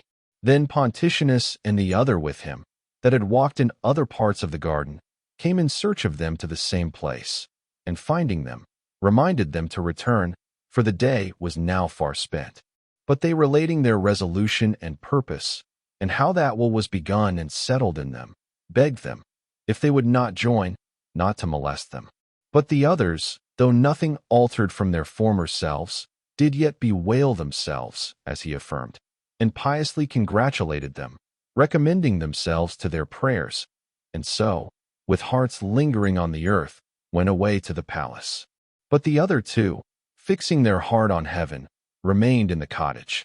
And both had affianced brides, who when they heard hereof, also dedicated their virginity unto God. Such was the story of Pontianus. But thou, O Lord, while he was speaking, didst turn me round towards myself, taking me from behind my back where I had placed me, unwilling to observe myself, and setting me before my face, that I might see how foul I was, how crooked and defiled, bespotted and ulcerous. And I beheld and stood aghast, and whither to flee from myself I found not. And if I sought to turn mine eye from off myself, he went on with his relation, and thou again didst set me over against myself, and thrustedst me before my eyes, that I might find out mine iniquity, and hate it. I had known it, but made as though I saw it not, winked at it, and forgot it. But now, the more ardently I loved those whose healthful affections I heard of, that they had resigned themselves wholly to thee to be cured, the more did I abhor myself, when compared with them. For many of my years, some 12, had now run out with me since my 19th, when, upon the reading of Cicero's Hortensius, I was stirred to an earnest love of wisdom, and still I was deferring to reject mere earthly felicity, and give myself to search out that, whereof not the finding only, but the very search, was to be preferred to the treasures and kingdoms of the world, though already found, and to the pleasures of the body, though spread around me at my will. But I wretched, most wretched, in the very commencement of my early youth, had begged chastity of thee, and said, Give me chastity and continency, only not yet. For I feared lest thou shouldest hear me soon, and soon cure me of the disease of concupiscence, which I wished to have satisfied, rather than extinguished. And I had wandered through crooked ways in a sacrilegious superstition, not indeed assured thereof, but as preferring it to the others which I did not seek religiously, but opposed maliciously. And I had thought that I therefore deferred from day to day to reject the hopes of this world, and follow thee only, because there did not appear aught certain whither to direct my course. And now was the day come wherein I was to be laid bare to myself, and my conscience was to upbraid me. Where art thou now, my tongue? Thou saidst that for an uncertain truth thou likedst not to cast off the baggage of vanity. Now, it is certain, and yet that burden still oppresseth thee, while they who neither have so worn themselves out with seeking it, nor for often years and more have been thinking thereon, have had their shoulders lightened, and received wings to fly away. Thus was I gnawed within, and exceedingly confounded with a horrible shame, while Pontianus was so speaking. And he having brought to a close his tale and the business he came for, went his way, and I into myself. What said I not against myself? With what scourges of condemnation lashed I not my soul, that it might follow me, striving to go after thee? Yet it drew back, refused, but excused not itself. All arguments were spent and confuted. There remained a mute shrinking, and she feared, as she would death, to be restrained from the flux of that custom, whereby she was wasting to death. Then in this great contention of my inward dwelling, which I had strongly raised against my soul, in the chamber of my heart, troubled in mind and countenance, I turned upon Alypius. What ails us? I exclaim, what is it? What heardest thou? The unlearned start up and take heaven by force, and we with our learning, and without heart, lo, where we wallow in flesh and blood. Are we ashamed to follow, because others are gone before, and not ashamed not even to follow? Some such words I uttered, and my fever of mind tore me away from him, while he, gazing on me in astonishment, kept silence. For it was not my wonted tone, and my forehead, cheeks, eyes, color, tone of voice, spake my mind more than the words I uttered. A little garden there was to our lodging, which we had the use of, as of the whole house, for the master of the house, our host, was not living there. Thither had the tumult of my breast hurried me, where no man might hinder the hot contention wherein I had engaged with myself, until it should end as thou knewest, I knew not. Only I was healthfully distracted and dying, to live, knowing what evil thing I was, and not knowing what good thing I was shortly to become. I retired then into the garden, and Alypius, on my steps. For his presence did not lessen my privacy, or how could he forsake me so disturbed? We sate down as far removed as might be from the house. I was troubled in spirit, most vehemently indignant that I entered not into thy will and covenant, O my God, which all my bones cried out unto me to enter, and praised it to the skies. And therein we enter not by ships, or chariots, or feet. No, move not so far as I had come from the house to that place where we were sitting. For, not to go only, but to go in thither was nothing else but to will to go, but to will resolutely and thoroughly, not to turn and toss, this way and that, a maimed and half-divided will, struggling, with one part sinking as another rose. Lastly, In the very fever of my irresoluteness, I made with my body many such motions as men sometimes would, but cannot, if either they have not the limbs, or these be bound with bands, weakened with infirmity, or any other way hindered. Thus, if I tore my hair, beat my forehead, if locking my fingers I clasped my knee, I willed, I did it. But I might have willed, and not done it, if the power of motion in my limbs had not obeyed. So many things then I did, when to will was not in itself to be able, and I did not what both I longed incomparably more to do, and which soon after, when I should will, I should be able to do, because soon after, when I should will, I should will thoroughly. For in these things the ability was one with the will, and to will was to do, and yet was it not done. And more easily did my body obey the weakest willing of my soul, in moving its limbs at its nod, than the soul obeyed itself to accomplish in the will alone this its momentous will. Whence is this monstrousness? And to what end? Let thy mercy gleam that I may ask, if so be the secret penalties of men, and those darkest pangs of the sons of Adam, may perhaps answer me. Whence is this monstrousness? And to what end? The mind commands the body, and it obeys instantly. The mind commands itself, and is resisted. The mind commands the hand to be moved, and such readiness is there, that command is scarce distinct from obedience. Yet the mind is mind, the hand is body. The mind commands the mind, its own self, to will, and yet it doth not. Whence this monstrousness? And to what end? It commands itself, I say, to will, and would not command, unless it willed, and what it commands is not done. But it willeth not entirely. Therefore doth it not command entirely. For so far forth it commandeth, as it willeth. And so far forth is the thing commanded, not done, as it willeth not. For the will commandeth that there be a will, not another, but itself. But it doth not command entirely. Therefore what it commandeth is not. For were the will entire, it would not even command it to be, because it would already be. It is therefore no monstrousness partly to will, partly to nill, but a disease of the mind, that it doth not wholly rise, by truth upborn, borne down by custom. And therefore are there two wills, for that one of them is not entire, and what the one lacketh, the other hath. Let them perish from thy presence, O God, as perish vain talkers and seducers of the soul, who observing that in deliberating there were two wills, affirm that there are two minds in us of two kinds, one good, the other evil.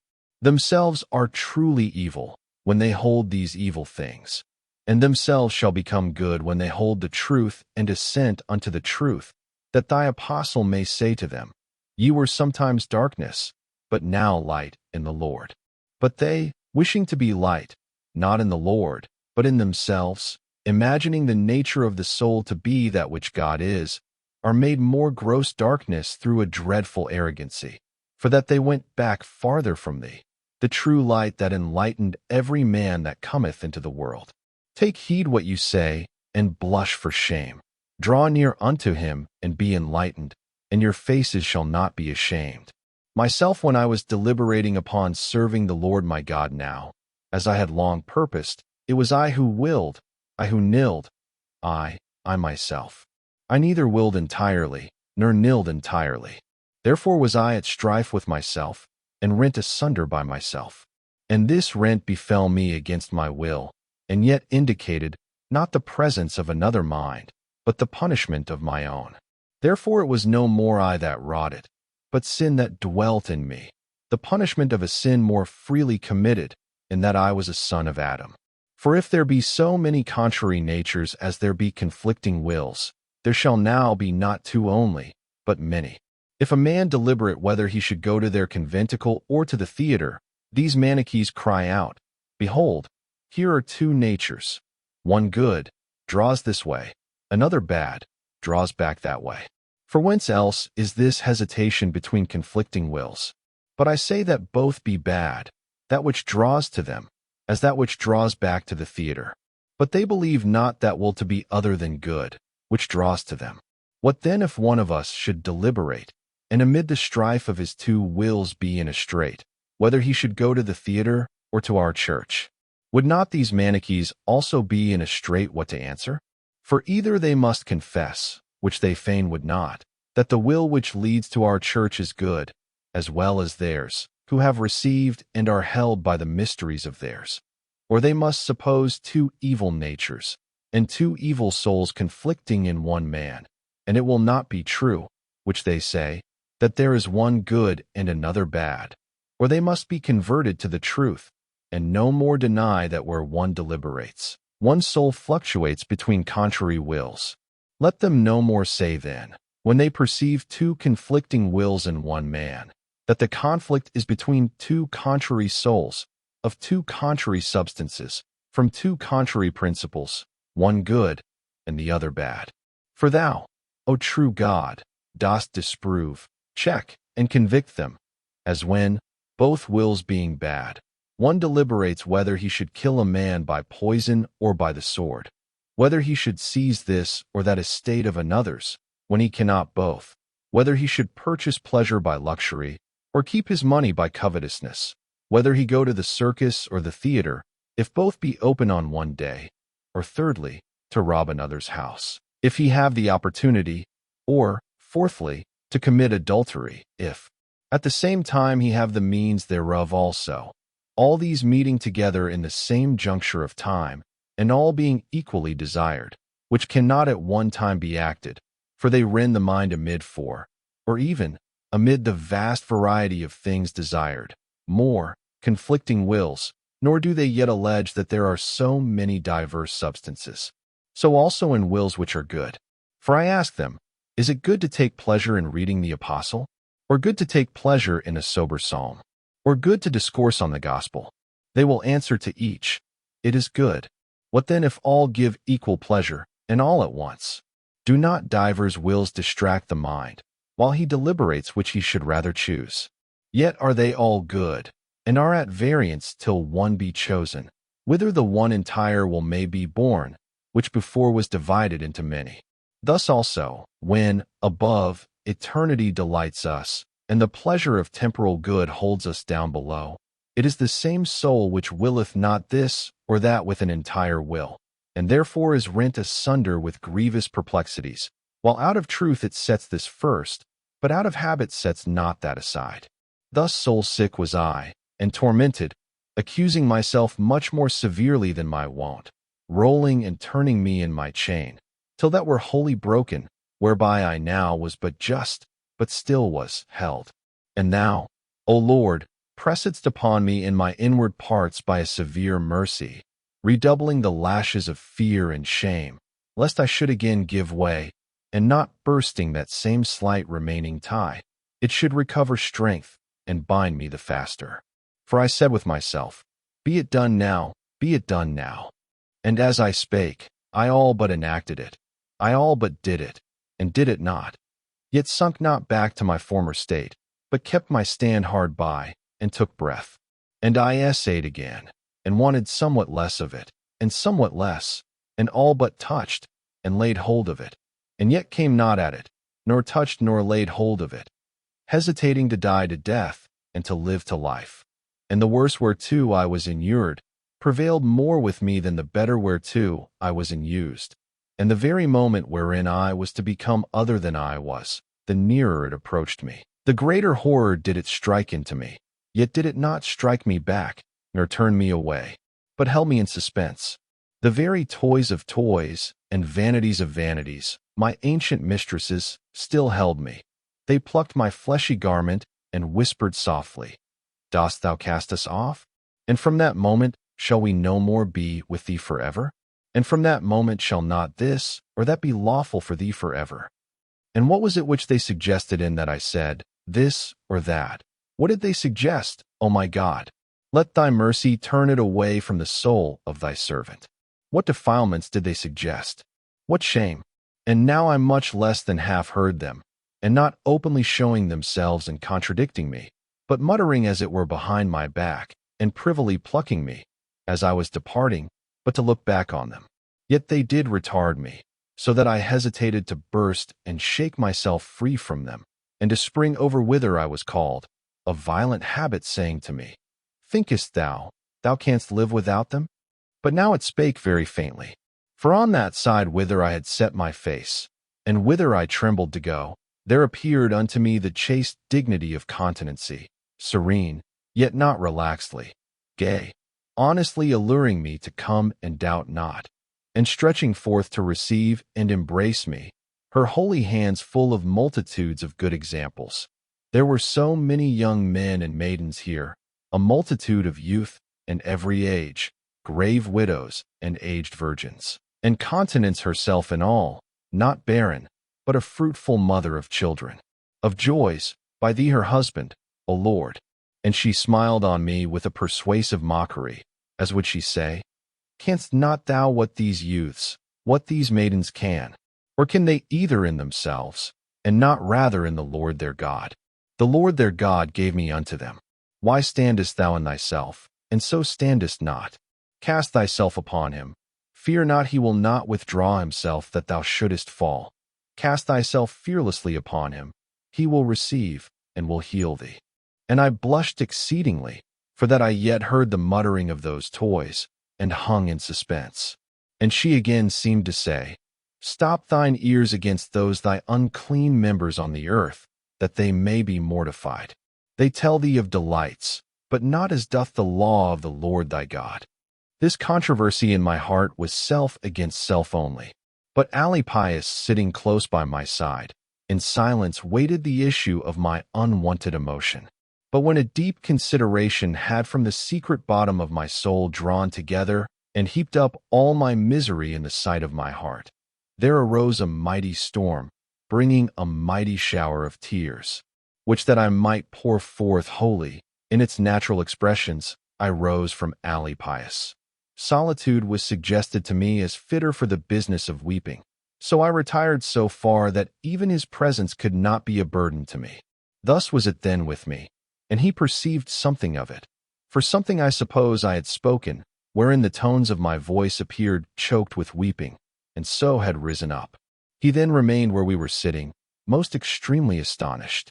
I cast myself down I know not how, under a certain fig tree, giving full vent to my tears, and the floods of mine eyes gushed out an acceptable sacrifice to thee. And, not indeed in these words, yet to this purpose spake I much unto thee, and thou, O Lord, how long? How long, Lord, wilt thou be angry forever? Remember not our former iniquities, for I felt that I was held by them. I sent up these sorrowful words, How long? How long? Tomorrow, and tomorrow. Why not now? Why not is there this hour an end to my uncleanness? So was I speaking and weeping in the most bitter contrition of my heart, when lo, I heard from a neighboring house a voice, as of boy or girl, I know not, chanting and oft repeating, Take up and read, take up and read. Instantly, my countenance altered. I began to think most intently whether children were wont in any kind of play to sing such words, nor could I remember ever to have heard the like. So checking the torrent of my tears, I arose, interpreting it to be no other than a command from God to open the book and read the first chapter one should find.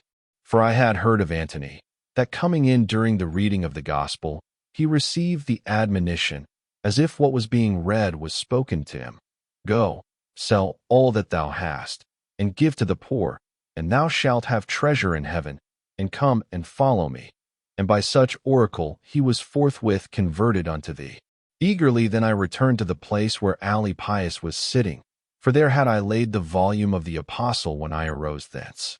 I seized, opened, and in silence read that section on which my eyes first fell, not in rioting and drunkenness, not in chambering and wantonness, not in strife and envying, but put ye on the Lord Jesus Christ, and make not provision for the flesh in concupiscence.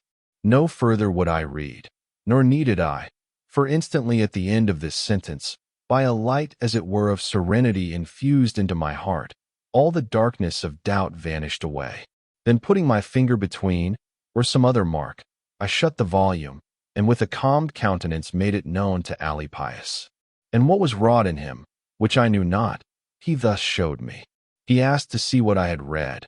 I showed him, and he looked even further than I had read, and I knew not what followed.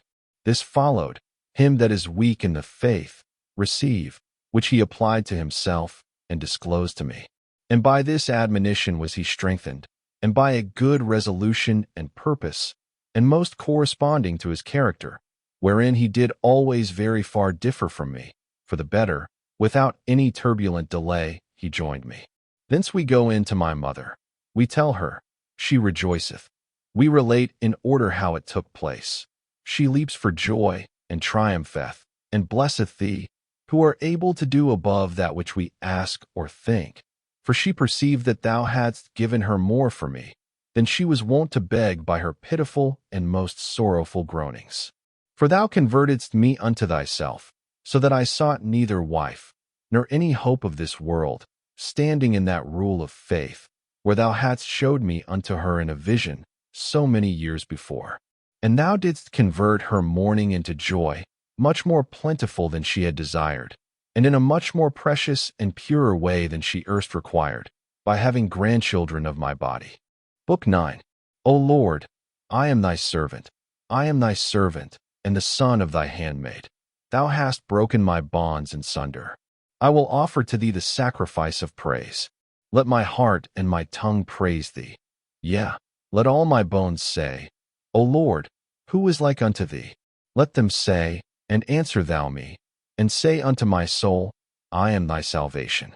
Who am I, and what am I? What evil have not been either my deeds, or if not my deeds, my words, or if not my words, my will. But thou, O Lord, art good and merciful, and thy right hand had respect unto the depth of my death, and from the bottom of my heart emptied that abyss of corruption. And this thy whole gift was, to nill what I willed, and to will what thou willedst. But where through all those years, and out of what low and deep recess was my free will called forth in a moment, whereby to submit my neck to thy easy yoke, and my shoulders unto thy light burden, O Christ Jesus, my helper and my Redeemer. How sweet did it at once become to me, to want the sweetnesses of those toys. And what I feared to be parted from, was now a joy to part with. For thou didst cast them forth from me, thou true and highest sweetness. Thou castest them forth, and for them enteredst in thyself, sweeter than all pleasure, though not to flesh and blood, brighter than all light, but more hidden than all depths, higher than all honor, but not to the high in their own conceits. Now was my soul free from the biting cares of canvassing and getting, and weltering in filth, and scratching off the itch of lust.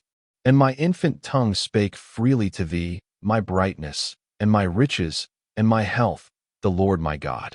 And I resolved in thy sight, not tumultuously to tear, but gently to withdraw the service of my tongue from the marts of lip labor, that the young, no students in thy law, nor in thy peace, but in lying dotages and law skirmishes, should no longer buy at my mouth arms for their madness. And very seasonably, it now wanted but very few days unto the vacation of the vintage, and I resolved to endure them, then in a regular way to take my leave, and having been purchased by thee, no more to return for sale. Our purpose then was known to thee, but to men other than our own friends was it not known. For we had agreed among ourselves not to let it out abroad to any. Although to us, now ascending from the valley of tears, and singing that song of degrees, thou hadst given sharp arrows, and destroying coals against the subtle tongue, which as though advising for us, would thwart, and would out of love devour us, as it doth its meat. Thou hadst pierced our hearts with thy charity, and we carried thy words as it were fixed in our entrails, and the examples of thy servants, whom for black thou hadst made bright, and for dead, alive, being piled together in the receptacle of our thoughts, kindled and burned up that our heavy torpor, that we should not sink down to the abyss. And they fired us so vehemently, that all the blasts of subtle tongues from gainsayers might only inflame us the more fiercely, not extinguish us. Nevertheless, because for thy name's sake which thou hast hallowed throughout the earth, this our vow and purpose might also find some to commend it. It seemed like ostentation not to wait for the vacation now so near, but to quit beforehand a public profession, which was before the eyes of all, so that all looking on this act of mine, and observing how near was the time of vintage which I wished to anticipate, would talk much of me, as if I had desired to appear some great one. And what end had it served me? That people should repute and dispute upon my purpose, and that our good should be evil spoken of. Moreover, it had at first troubled me that in this very summer my lungs began to give way, amid too great literary labor, and to breathe deeply with difficulty, and by the pain in my chest to show that they were injured, and to refuse any full or lengthened speaking. This had troubled me, for it almost constrained me of necessity to lay down that burden of teaching, or, if I could be cured and recover, at least to intermit it. But when the full wish for leisure, that I might see how that thou art the Lord, arose, and was fixed in me, my God, thou knowest, I began even to rejoice that I had this secondary, and that no feigned, excuse, which might something moderate the offense taken by those who, for their son's sake, wish me never to have the freedom of thy sons. Full then of such joy, I endured till that interval of time were run. It may have been some 20 days, yet they were endured manfully. Endured, for the covetousness which aforetime bore a part of this heavy business had left me, and I remained alone, and had been overwhelmed, had not patience taken its place. Perchance, some of thy servants, my brethren, may say that I sinned in this, that with a heart fully set on thy service, I suffered myself to sit even 1 hour in the chair of lies. Nor would I be contentious. But hast not thou, O most merciful Lord, pardoned and remitted this sin also, with my other most horrible and deadly sins, in the holy water? Verecundus was worn down with care about this our blessedness, for that being held back by bonds, whereby he was most straitly bound, he saw that he should be severed from us. For himself was not yet a Christian, his wife one of the faithful, and yet hereby, more rigidly than by any other chain, was he let and hindered from the journey which we had now essayed. For he would not, he said, be a Christian on any other terms than on those he could not.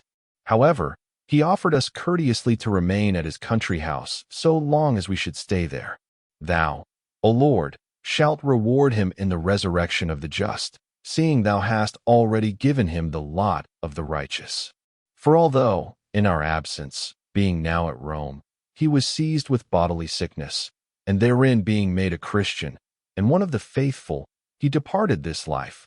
Yet hadst thou mercy not on him only, but on us also, lest remembering the exceeding kindness of our friend towards us, yet unable to number him among thy flock, we should be agonized with intolerable sorrow.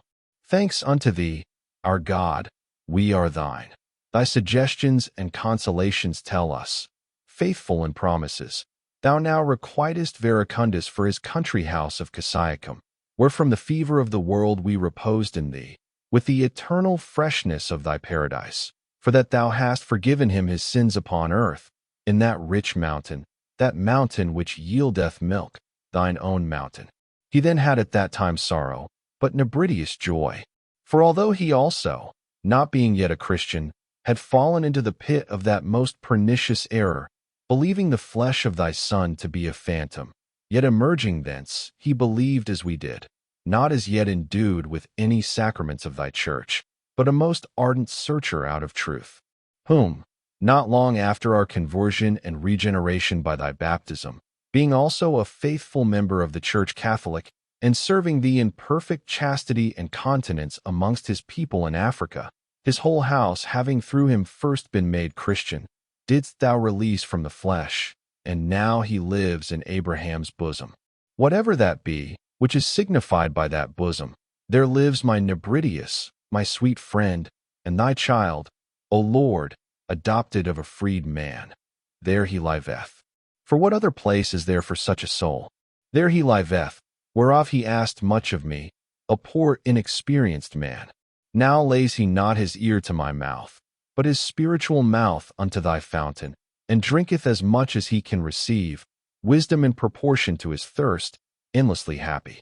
Nor do I think that he is so inebriated therewith, as to forget me, seeing thou, Lord, whom he drinketh, art mindful of us.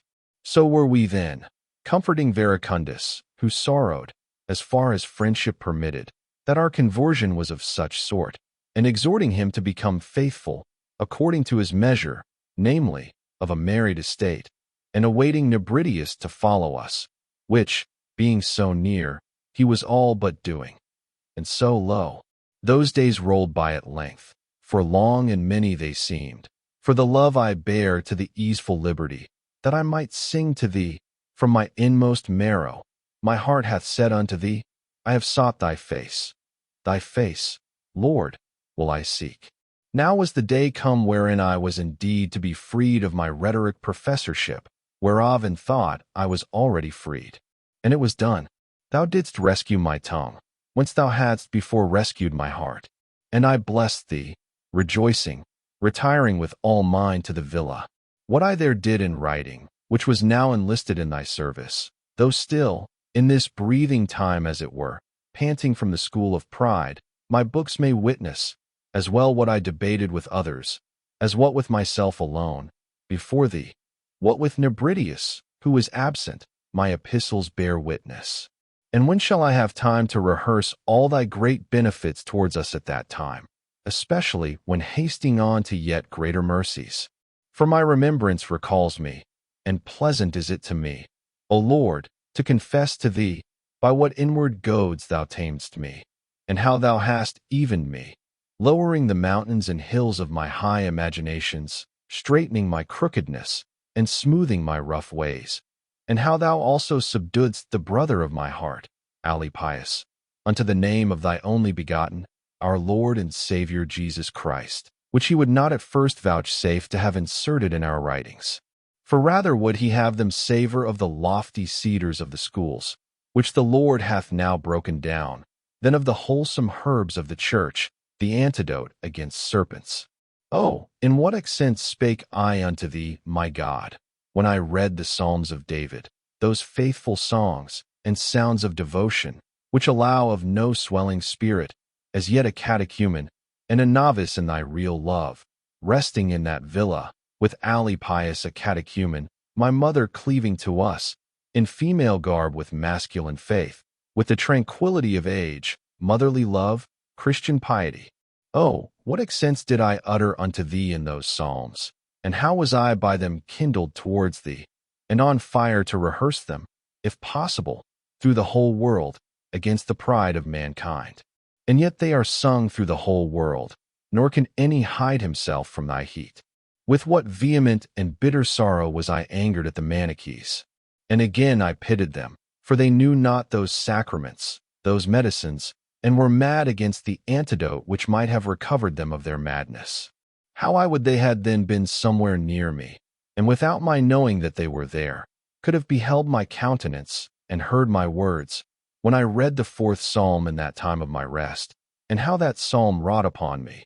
When I called, the God of my righteousness heard me. In tribulation thou enlargedst me. Have mercy upon me, O Lord, and hear my prayer. Would that what I uttered on these words, they could hear, without my knowing whether they heard, lest they should think I spake it for their sakes. Because in truth neither should I speak the same things, nor in the same way, if I perceived that they heard and saw me, nor if I spake them would they so receive them, as when I spake by, and for myself before thee, out of the natural feelings of my soul. I trembled for fear, and again kindled with hope, and with rejoicing in thy mercy, O Father, and all issued forth both by mine eyes and voice, when thy good Spirit turning unto us, said, O ye sons of men, how long slow of heart? Why do ye love vanity, and seek after leasing? For I had loved vanity, and sought after leasing. And thou, O Lord, hadst already magnified thy Holy One, raising him from the dead, and setting him at thy right hand, whence from on high he should send his promise, the Comforter, the Spirit of truth. And he had already sent him, but I knew it not. He had sent him, because he was now magnified, rising again from the dead, and ascending into heaven. For till then, the Spirit was not yet given, because Jesus was not yet glorified. And the prophet cries out, How long, slow of heart? Why do ye love vanity, and seek after leasing? Know this, that the Lord hath magnified his Holy One. He cries out, How long? He cries out, "Know this." And I so long, not knowing, loved vanity, and sought after leasing. And therefore I heard and trembled, because it was spoken unto such as I remembered myself to have been. For in those phantoms which I had held for truths, was there vanity and leasing. And I spake aloud many things earnestly and forcibly, in the bitterness of my remembrance. Which would they had heard, who yet love vanity and seek after leasing? They would perchance have been troubled, and have vomited it up, and thou wouldest hear them when they cried unto thee. For by a true death in the flesh did he die for us, who now intercedeth unto thee for us. I further read, Be angry, and sin not. And how was I moved, O my God, who had now learned to be angry at myself for things past, that I might not sin in time to come. Yea, to be justly angry, for that it was not another nature of a people of darkness which sinned for me, as they say who are not angry at themselves, and treasure up wrath against the day of wrath, and of the revelation of thy just judgment. Nor were my good things now without, nor sought with the eyes of flesh in that earthly sun.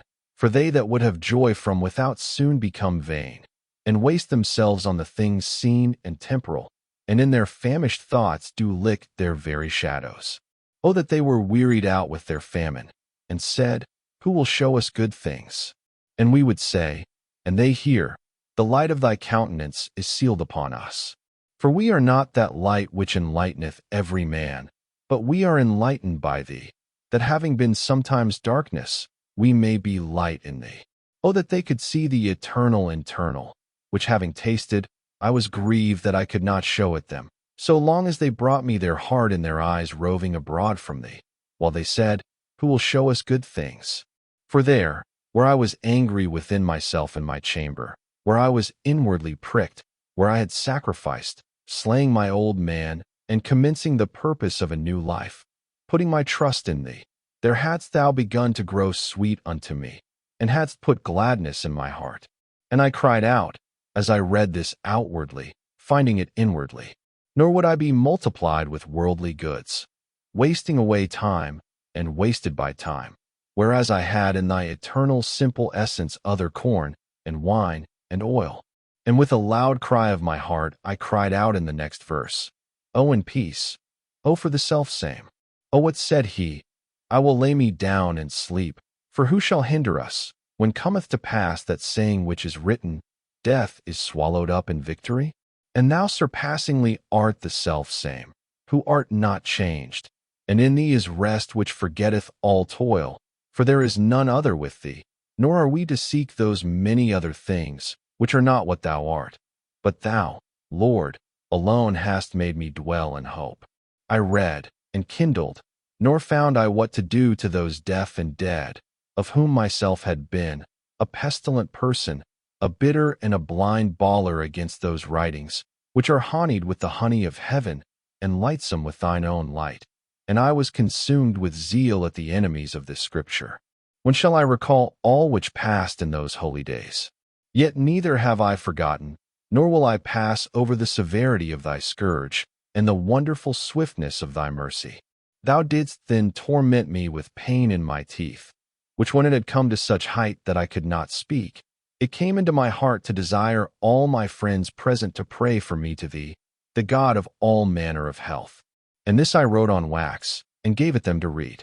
Presently, so soon as with humble devotion we had bowed our knees, that pain went away. But what pain? Or how went it away? I was affrighted, O my Lord, my God, for from infancy I had never experienced the like. And the power of thy nod was deeply conveyed to me, and rejoicing in faith, I praised thy name. And that faith suffered me not to be at ease about my past sins, which were not yet forgiven me by thy baptism. The vintage vacation ended. I gave notice to the Milanese to provide their scholars with another master to sell words to them, for that I had both made choice to serve thee, and through my difficulty of breathing and pain in my chest was not equal to the professorship. And by letters I signified to thy prelate, the holy man Ambrose, my former errors and present desires, begging his advice what of thy scriptures I had best read, to become readier and fitter for receiving so great grace. He recommended Isaiah the prophet, I believe, because he above the rest is a more clear foreshower of the gospel and of the calling of the Gentiles. But I, not understanding the first lesson in him, and imagining the whole to be like it, laid it by, to be resumed when better practiced in our Lord's own words.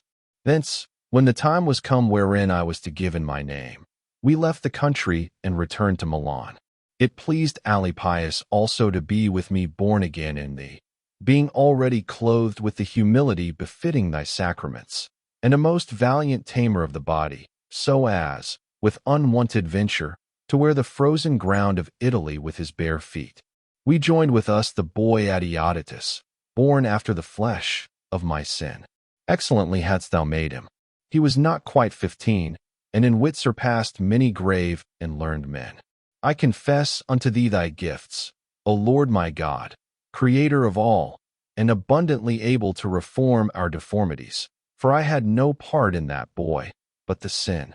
For that we brought him up in thy discipline. It was thou, none else, had inspired us with it. I confess unto thee thy gifts. There is a book of ours entitled The Master. It is a dialogue between him and me.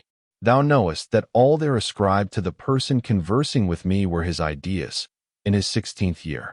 Much besides, and yet more admirable, I found in him. That talent struck awe into me. And who but thou could be the workmaster of such wonders? Soon didst thou take his life from the earth, and I now remember him without anxiety, fearing nothing for his childhood or youth, or his whole self. Him we joined with us, our contemporary in grace, to be brought up in thy discipline, and we were baptized, and anxiety for our past life vanished from us. Nor was I sated in those days with the wondrous sweetness of considering the depth of thy counsels concerning the salvation of mankind. How did I weep, in thy hymns and canticles, touched to the quick by the voices of thy sweet attuned church. The voices flowed into mine ears, and the truth distilled into my heart, whence the affections of my devotion overflowed, and tears ran down, and happy was I therein. Not long had the Church of Milan begun to use this kind of consolation and exhortation, the brethren zealously joining with harmony of voice and hearts. For it was a year, or not much more, that Justina, mother to the Emperor Valentinian, a child, persecuted thy servant Ambrose in favor of her heresy, to which she was seduced by the Arians. The devout people kept watch in the church, ready to die with their bishop thy servant. There my mother thy handmaid, bearing a chief part of those anxieties and watchings, lived for prayer. We, yet unwarmed by the heat of thy spirit, still were stirred up by the sight of the amazed and disquieted city. Then it was first instituted that after the manner of the Eastern churches, hymns and psalms should be sung, lest the people should wax faint through the tediousness of sorrow. And from that day to this the custom is retained, divers, yea, almost all, thy congregations, throughout other parts of the world following herein. Then didst thou by a vision discover to thy forenamed bishop where the bodies of Gervasius and Protasius the martyrs lay hid, whom thou hadst in thy secret treasury stored uncorrupted so many years, whence thou mightest seasonably produce them to repress the fury of a woman, but an empress. For when they were discovered and dug up, and with due honor translated to the Ambrosian Basilica, not only they who were vexed with unclean spirits, the devils confessing themselves, were cured, but a certain man who had for many years been blind, a citizen, and well known to the city, asking and hearing the reason of the people's confused joy, sprang forth desiring his guide to lead him thither. Led thither, he begged to be allowed to touch with his handkerchief the bier of thy saints, whose death is precious in thy sight. Which when he had done, and put to his eyes, they were forthwith opened. Thence did the fame spread, thence thy praises glowed, shone, thence the mind of that enemy, though not turned to the soundness of believing, was yet turned back from her fury of persecuting. Thanks to thee, O my God! Whence and whither hast thou thus led my remembrance, that I should confess these things also unto thee, which great though they be, I had passed by in forgetfulness. And yet then, when the odor of thy ointments was so fragrant, did we not run after thee? Therefore did I more weep among the singing of thy hymns, formerly sighing after thee, and at length breathing in thee, as far as the breath may enter into this our house of grass. Thou that makest men to dwell of one mind in one house, didst join with us Euodius also, a young man of our own city, who being an officer of court, was before us converted to thee and baptized, and quitting his secular warfare, girded himself to thine. We were together, about to dwell together in our devout purpose. We sought where we might serve thee most usefully, and were together returning to Africa, whitherward being as far as Ostia, my mother departed this life. Much I omit, as hastening much. Receive my confessions and thanksgivings, O my God, for innumerable things whereof I am silent. But I will not omit whatsoever my soul would bring forth concerning that thy handmaid, who brought me forth, both in the flesh, that I might be born to this temporal light, and in heart, that I might be born to light eternal. Not her gifts, but thine in her, would I speak of, for neither did she make nor educate herself. Thou createdst her, nor did her father and mother know what a one should come from them.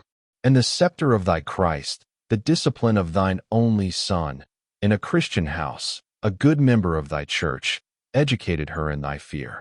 Yet for her good discipline was she wont to commend not so much her mother's diligence, as that of a certain decrepit maid-servant, who had carried her father when a child, as little ones used to be carried at the backs of elder girls. For which reason, and for her great age and excellent conversation, was she, in that Christian family, well respected by its heads. Whence also the charge of her master's daughters was entrusted to her, to which she gave diligent heed, restraining them earnestly, when necessary, with a holy severity, and teaching them with a grave discretion. For, except at those hours wherein they were most temperately fed at their parents' table, she would not suffer them, though parched with thirst, to drink even water, preventing an evil custom, and adding this wholesome advice: Ye drink water now, because you have not wine in your power, but when you come to be married, and be made mistresses of cellars and cupboards, you will scorn water, but the custom of drinking will abide. By this method of instruction, and the authority she had, she refrained the greediness of childhood, and molded their very thirst to such an excellent moderation that what they should not, that they would not. And yet, as thy handmaid told me her son, there had crept upon her a love of wine. For when, as the manner was, she, as though a sober maiden, was bidden by her parents to draw wine out of the hogshead, holding the vessel under the opening, before she poured the wine into the flagon, she sipped a little with the tip of her lips, for more her instinctive feelings refused. For this she did, not out of any desire of drink, but out of the exuberance of youth, whereby it boils over in mirthful freaks, which in youthful spirits are wont to be kept under by the gravity of their elders. And thus by adding to that little, daily littles, for whoso despiseth little things shall fall by little and little, she had fallen into such a habit as greedily to drink off her little cup brim full almost of wine. Where was then that discreet old woman, and that her earnest countermanding? Would aught avail against a secret disease, if thy healing hand, O Lord, watch not over us? Father, mother, and governors absent, thou present, who createdst, who kyieest, who also by those set over us, workest something towards the salvation of our souls. What didst thou then, O my God? How didst thou cure her? How heal her? Didst thou not out of another soul bring forth a hard and a sharp taunt, like a lancet out of thy secret store, and with one touch remove all that foul stuff? For a maid-servant with whom she used to go to the cellar, falling to words, as it happens, with her little mistress, when alone with her, taunted her with this fault, with most bitter insult, calling her wine-bibber. With which taunt she, stung to the quick, saw the foulness of her fault, and instantly condemned and forsook it. As flattering friends pervert, so reproachful enemies mostly correct. Yet not what by them thou doest, but what themselves purposed, dost thou repay them. For she in her anger sought to vex her young mistress, not to amend her, and did it in private, either for that the time and place of the quarrel so found them, or lest herself also should have anger, for discovering it thus late. But thou, Lord, governor of all in heaven and earth, who turnest to thy purposes the deepest currents, and the ruled turbulence of the tide of times, didst by the very unhealthiness of one soul heal another, lest any, when he observes this, should ascribe it to his own power, even when another, whom he wished to be reformed, is reformed through words of his. Brought up thus modestly and soberly, and made subject rather by thee to her parents, than by her parents to thee, so soon as she was of marriageable age, being bestowed upon a husband, she served him as her Lord, and did her diligence to win him unto thee, preaching thee unto him by her conversation, by which thou ornamentedst her, making her reverently amiable and admirable unto her husband. And she so endured the wronging of her bed as never to have any quarrel with her husband thereon. For she looked for thy mercy upon him, that believing in thee, he might be made chaste. But besides this, he was fervid, as in his affections, so in anger. But she had learnt not to resist an angry husband, not in deed only, but not even in word. Only when he was smoothed and tranquil, and in a temper to receive it, she would give an account of her actions, if haply he had over-hastily taken offense. In a word, while many matrons, who had milder husbands, yet bore even in their faces marks of shame, would in familiar talk blame their husbands' lives, she would blame their tongues, giving them, as in jest, earnest advice, that from the time they heard the marriage writings read to them, they should account them as indentures, whereby they were made servants, and so, remembering their condition, ought not to set themselves up against their lords. And when they, knowing what a choleric husband she endured, marveled that it had never been heard, nor by any token perceived, that Patricius had beaten his wife, or that there had been any domestic difference between them, even for one day, and confidentially asking the reason, she taught them her practice above mentioned. Those wives who observed it found the good, and returned thanks. Those who observed it not, found no relief, and suffered. Her mother-in-law also, at first by whisperings of evil servants incensed against her, she so overcame by observance and persevering endurance and meekness, that she of her own accord discovered to her son the meddling tongues whereby the domestic peace betwixt her and her daughter-in-law had been disturbed, asking him to correct them.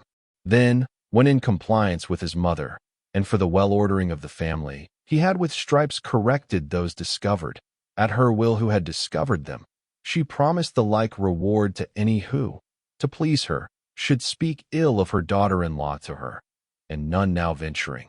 They lived together with a remarkable sweetness of mutual kindness.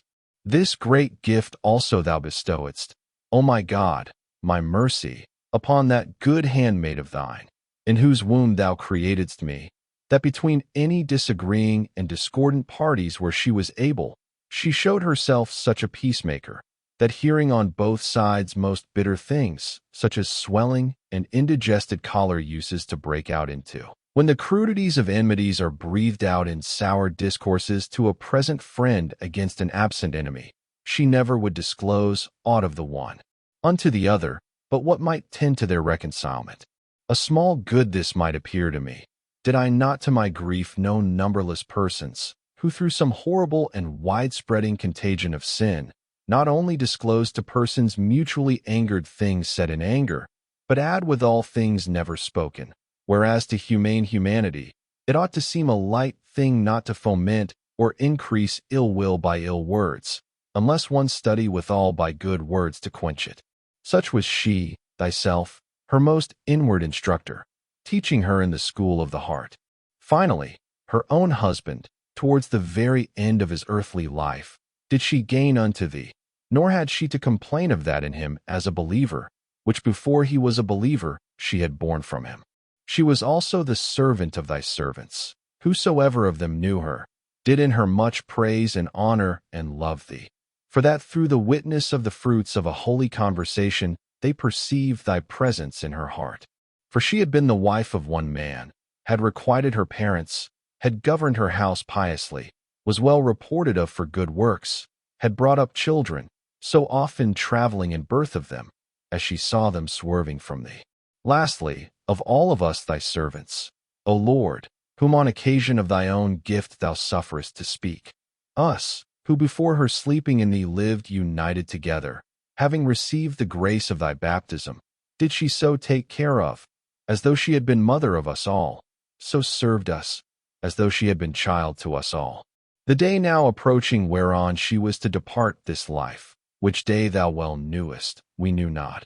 It came to pass, thyself, as I believe, by thy secret ways so ordering it, that she and I stood alone, leaning in a certain window, which looked into the garden of the house where we now lay, at Ostia, where removed from the din of men, we were recruiting from the fatigues of a long journey for the voyage.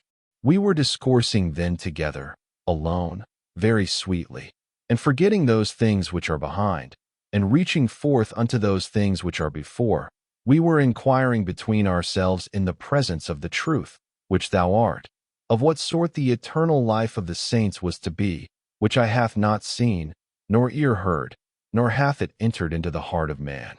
But yet we gasped with the mouth of our heart, after those heavenly streams of thy fountain, the fountain of life, which is with thee, that being bedewed thence according to our capacity, we might in some sort meditate upon so high a mystery.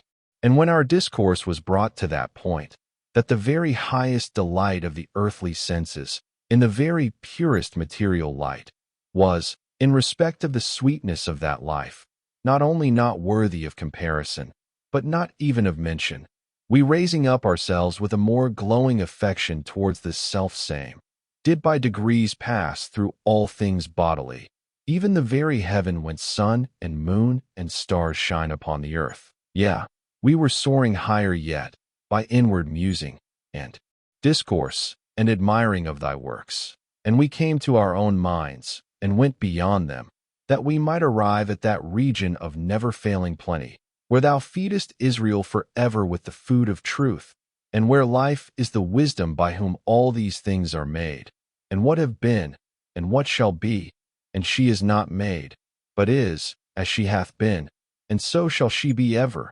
Yea rather, to have been, and hereafter to be, are not in her, but only to be, seeing she is eternal. For to have been, and to be hereafter, are not eternal. And while we were discoursing and panting after her, we slightly touched on her with the whole effort of our heart, and we sighed, and there we leave bound the first fruits of the Spirit, and returned to vocal expressions of our mouth, where the word spoken has beginning and end. And what is like unto thy word, our Lord, who endureth in himself without becoming old, and mocketh all things new? We were saying then, if to any the tumult of the flesh were hushed, hushed the images of earth, and waters, and air, hushed also the pole of heaven, yea, the very soul be hushed to herself, and by not thinking on self surmount self, hushed all dreams and imaginary revelations, every tongue and every sign, and whatsoever exists only in transition, since if any could hear, all these say, we made not ourselves, but he made us that abideth forever. If then having uttered this, they too should be hushed, having roused only our ears to him who made them, and he alone speak, not by them but by himself, that we may hear his word, not through any tongue of flesh, nor angel's voice, nor sound of thunder, nor in the dark riddle of a similitude, but might hear whom in these things we love, might hear his very self without these, as we too now strained ourselves, and in swift thought touched on that eternal wisdom which abideth over all. Could this be continued on, and other visions of kind, far unlike, be withdrawn, and this one ravish, and absorb, and wrap up its beholder amid these inward joys, so that life might be forever like that one moment of understanding which now we sighed after? Were not this, enter into thy master's joy? And when shall that be? When we shall all rise again, though we shall not all be changed.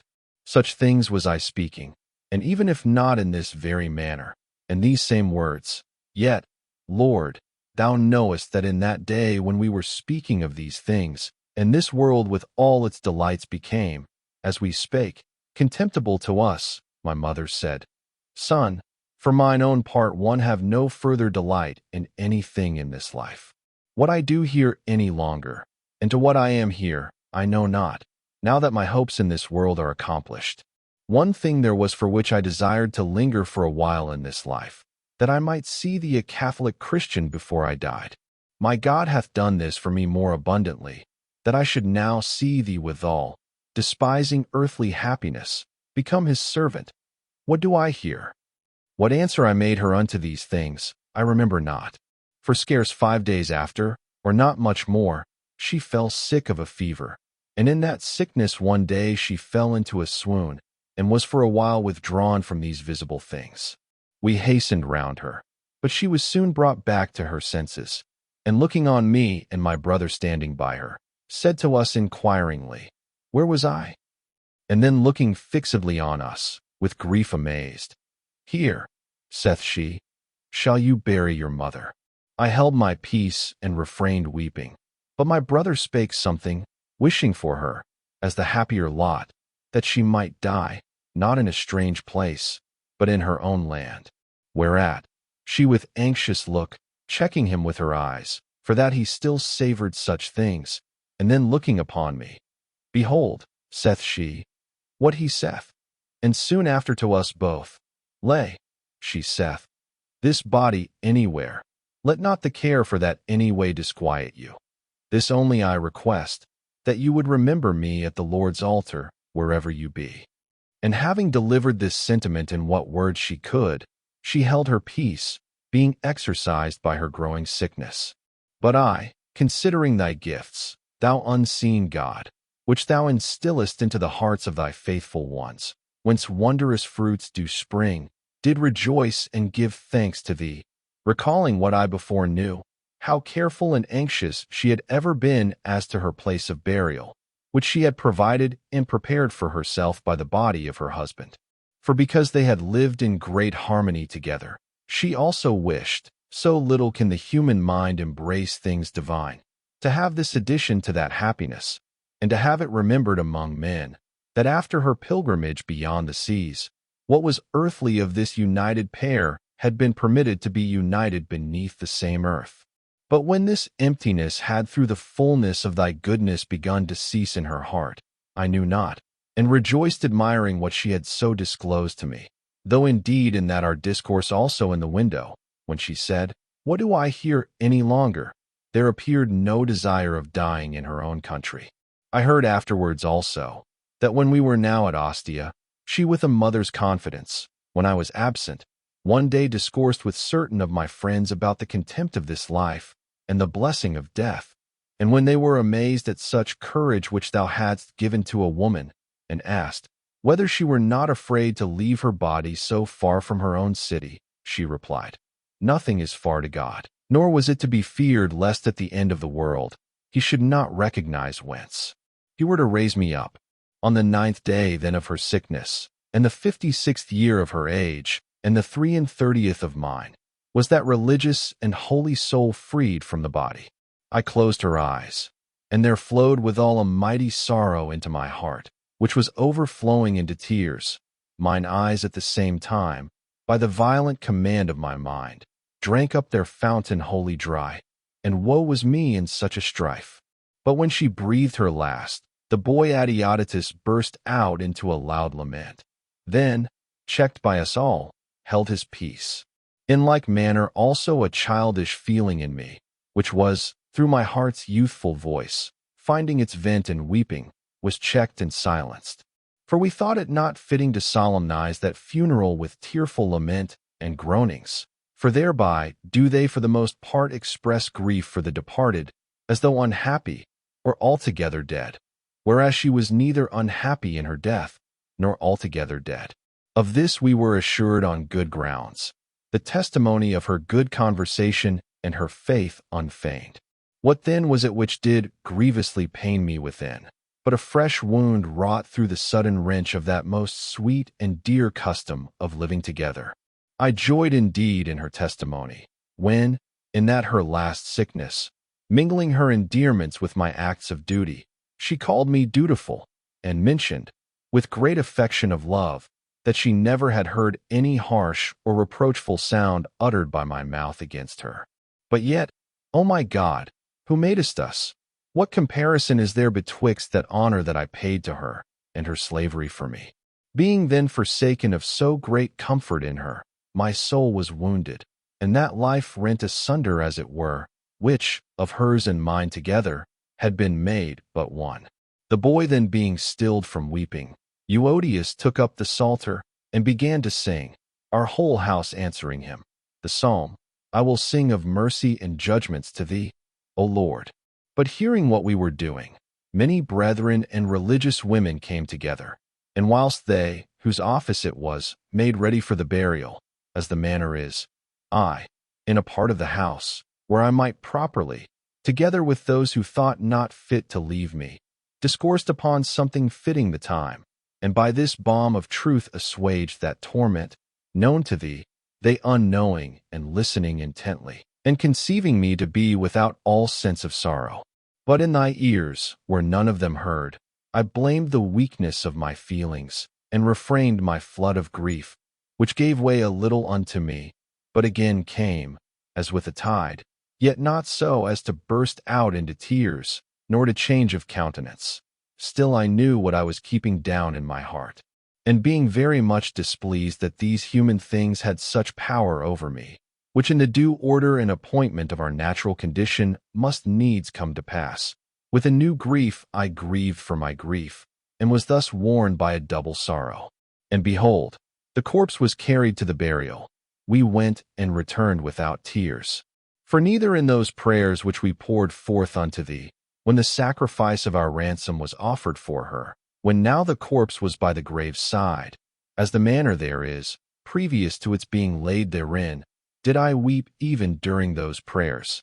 Yet was I the whole day in secret heavily sad, and with troubled mind prayed thee, as I could, to heal my sorrow, yet thou didst not, impressing, I believe, upon my memory by this one instance, how strong is the bond of all habit, even upon a soul, which now feeds upon no deceiving word.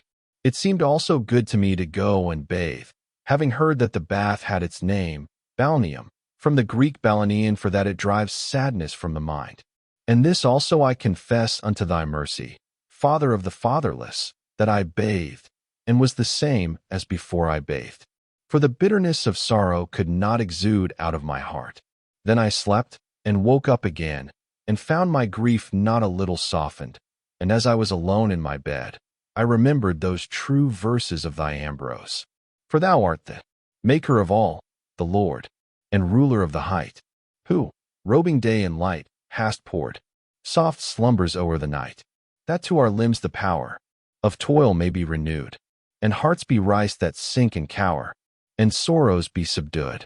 And then by little and little I recovered my former thoughts of thy handmaid, her holy conversation towards thee, her holy tenderness and observance towards us, whereof I was suddenly deprived, and I was minded to weep in thy sight, for her and for myself, in her behalf and in my own. And I gave way to the tears which I before restrained, to overflow as much as they desired, reposing my heart upon them, and it found rest in them, for it was in thy ears, not in those of man, who would have scornfully interpreted my weeping. And now, Lord, in writing I confess it unto thee. Read it, who will, and interpret it, how he will. And if he find sin therein, that I wept my mother for a small portion of an hour, the mother who for the time was dead to mine eyes, who had for many years wept for me that I might live in thine eyes, let him not deride me, but rather, if he be one of large charity, let him weep himself for my sins unto thee, the Father of all the brethren of thy Christ. But now, with a heart cured of that wound, wherein it might seem blameworthy for an earthly feeling, I pour out unto thee, our God, in behalf of that thy handmaid, a far different kind of tears, flowing from a spirit shaken by the thoughts of the dangers of every soul that dieth in Adam. And although she, having been quickened in Christ, even before her release from the flesh, had lived to the praise of thy name for her faith and conversation, yet dare I not say that from what time thou regeneratedst her by baptism, no word issued from her mouth against thy commandment. Thy Son, the truth, hath said, Whosoever shall say unto his brother, Thou fool, shall be in danger of hell fire. And woe be even unto the commendable life of men, if, laying aside mercy, thou shouldest examine it. But because thou art not extreme in inquiring after sins, we confidently hope to find some place with thee. But whosoever reckons up his real merits to thee, what reckons he up to thee but thine own gifts? O that men would know themselves to be men, and that he that glorieth would glory in the Lord. I therefore, O my praise and my life, God of my heart, laying aside for a while her good deeds, for which I give thanks to thee with joy, do now beseech thee for the sins of my mother. Hearken unto me, I entreat thee, by the medicine of our wounds, who hung upon the tree, and now sitting at thy right hand mocketh intercession to thee for us. I know that she dealt mercifully, and from her heart forgave her debtors their debts. Do thou also forgive her debts, whatever she may have contracted in so many years, since the water of salvation. Forgive her, Lord, forgive, I beseech thee. Enter not into judgment with her. Let thy mercy be exalted above thy justice, since thy words are true, and thou hast promised mercy unto the merciful, which thou gavest them to be, who wilt have mercy on whom thou wilt have mercy, and wilt have compassion on whom thou hast had compassion. And, I believe, thou hast already done what I ask, but accept, O Lord, the freewill offerings of my mouth. For she, the day of her dissolution now at hand, took no thought to have her body sumptuously wound up or embalmed with spices, nor desired she a choice monument, or to be buried in her own land. These things she enjoined us not, but desired only to have her name commemorated at thy altar, which she had served without intermission of one day, whence she knew the holy sacrifice to be dispensed, by which the handwriting that was against us is blotted out, through which the enemy was triumphed over, who summing up our offenses and seeking what to lay to our charge, found nothing in him, in whom we conquer. Who shall restore to him the innocent blood? Who repay him the price wherewith he bought us, and so take us from him? Unto the sacrament of which our ransom, thy handmaid bound her soul by the bond of faith. Let none sever her from thy protection. Let neither the lion nor the dragon interpose himself by force or fraud. For she will not answer that she owes nothing, lest she be convicted and seized by the crafty accuser. But she will answer that her sins are forgiven her by him, to whom none can repay that price which he, who owed nothing, paid for us. May she rest then in peace with the husband before and after whom she had never any, whom she obeyed, with patience bringing forth fruit unto thee, that she might win him also unto thee. And inspire, O Lord my God, inspire thy servants my brethren, thy sons my masters, whom with voice, and heart, and pen I serve, that so many as shall read these confessions may at thy altar remember Monica thy handmaid, with Patricius, her sometimes husband, by whose bodies thou broughtest me into this life, how I know not. May they with devout affection remember my parents in this transitory light, my brethren under thee our Father and our Catholic Mother, and my fellow citizens in that eternal Jerusalem which thy pilgrim people sigheth after from their exodus, even unto their return thither. That so my mother's last request of me may through my confessions, more than through my prayers, be, through the prayers of many, more abundantly fulfilled to her. Book 10. Let me know thee, O Lord, who knowest me. Let me know thee, as I am known. Power of my soul, enter into it, and fit it for thee, that thou mayest have and hold it without spot or wrinkle. This is my hope, therefore do I speak, and in this hope do I rejoice, when I rejoice healthfully. Other things of this life are the less to be sorrowed for, the more they are sorrowed for, and the more to be sorrowed for, the less men sorrow for them. For behold, thou lovest the truth, and he that doth it cometh to the light. This would I do in my heart before thee in confession, and in my writing before many witnesses. And from thee, O Lord, unto whose eyes the abyss of man's conscience is naked, what could be hidden in me though I would not confess it? For I should hide thee from me, not me from thee. But now, for that my groaning is witness, that I am displeased with myself, thou shinest out, and art pleasing, and beloved, and longed for, that I may be ashamed of myself, and renounce myself, and choose thee, and neither please thee nor myself, but in thee. To thee therefore, O Lord, am I open, whatever I am, and with what fruit I confess unto thee, I have said. Nor do I it with words and sounds of the flesh, but with the words of my soul, and the cry of the thought which thy ear knoweth. For when I am evil, then to confess to thee is nothing else than to be displeased with myself, but when holy, nothing else than not to ascribe it to myself. Because thou, O Lord, blessest the godly, but first thou justifieth him when ungodly. My confession then, O my God, in thy sight, is made silently, and not silently. For in sound it is silent, in affection it cries aloud. For neither do I utter anything right unto men, which thou hast not before heard from me, nor dost thou hear any such thing from me, which thou hast not first said unto me. What then have I to do with men, that they should hear my confessions, as if they could heal all my infirmities? A race, curious to know the lives of others, slothful to amend their own. Why seek they to hear from me what I am, who will not hear from thee what themselves are? And how know they, when from myself they hear of myself, whether I say true, seeing no man knows what is in man, but the spirit of man which is in him? But if they hear from thee of themselves, they cannot say, The Lord lieth. For what is it to hear from thee of themselves, but to know themselves? And who knoweth and saith, It is false, unless himself lieth. But because charity believeth all things, that is, among those whom knitting unto itself it mocketh one, I also, O Lord, will in such wise confess unto thee, that men may hear, to whom I cannot demonstrate whether I confess truly. Yet they believe me, whose ears charity openeth unto me. But do thou, my inmost physician, make plain unto me what fruit I may reap by doing it.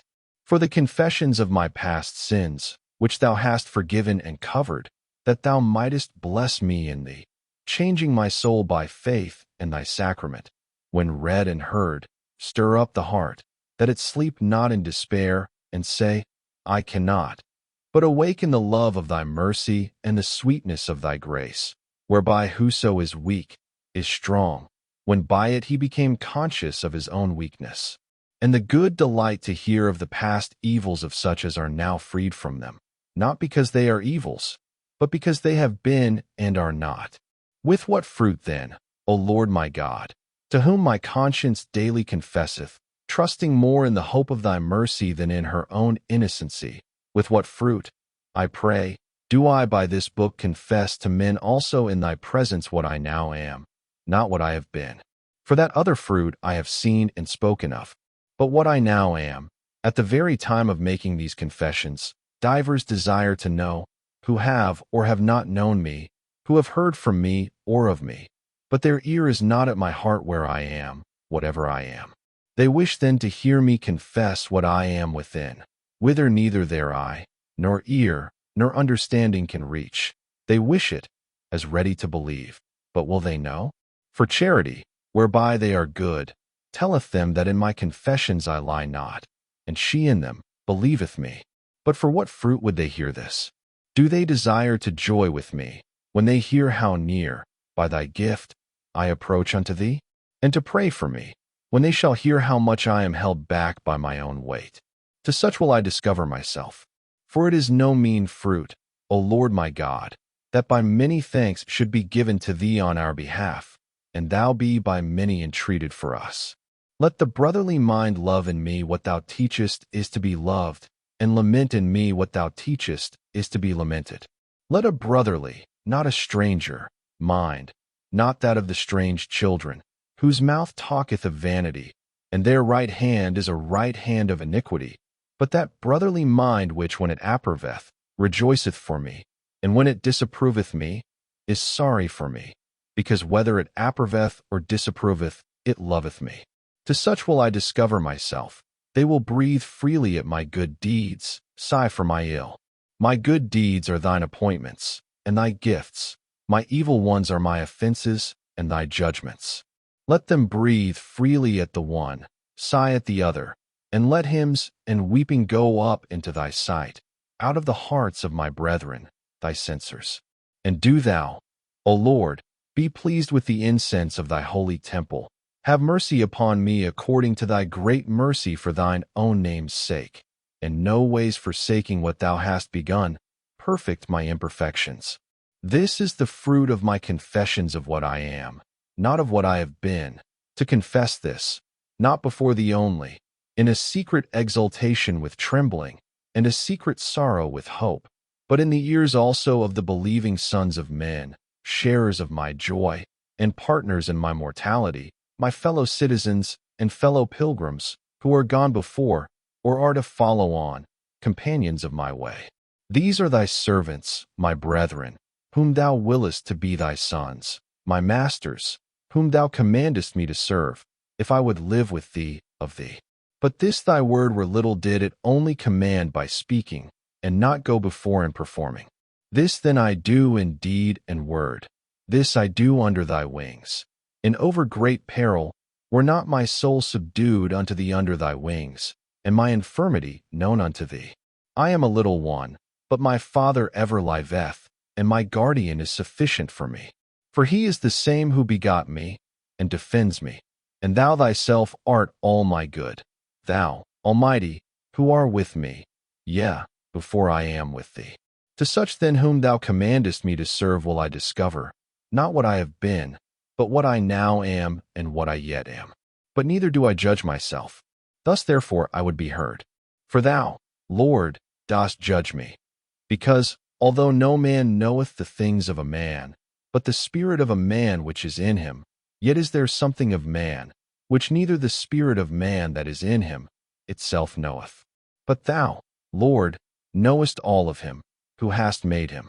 Yet I, though in thy sight I despise myself, and account myself dust and ashes, yet know I something of thee, which I know not of myself. And truly, now we see through a glass darkly, not face to face as yet. So long therefore as I be absent from thee, I am more present with myself than with thee, and yet know I thee that thou art in no ways passable. But I, what temptations I can resist, what I cannot, I know not. And there is hope, because thou art faithful, who wilt not suffer us to be tempted above that we are able, but wilt with the temptation also make a way to escape, that we may be able to bear it. I will confess then what I know of myself. I will confess also what I know not of myself. And that because what I do know of myself, I know by thy shining upon me. And what I know not of myself, so long know I not it, until my darkness be made as the noonday in thy countenance.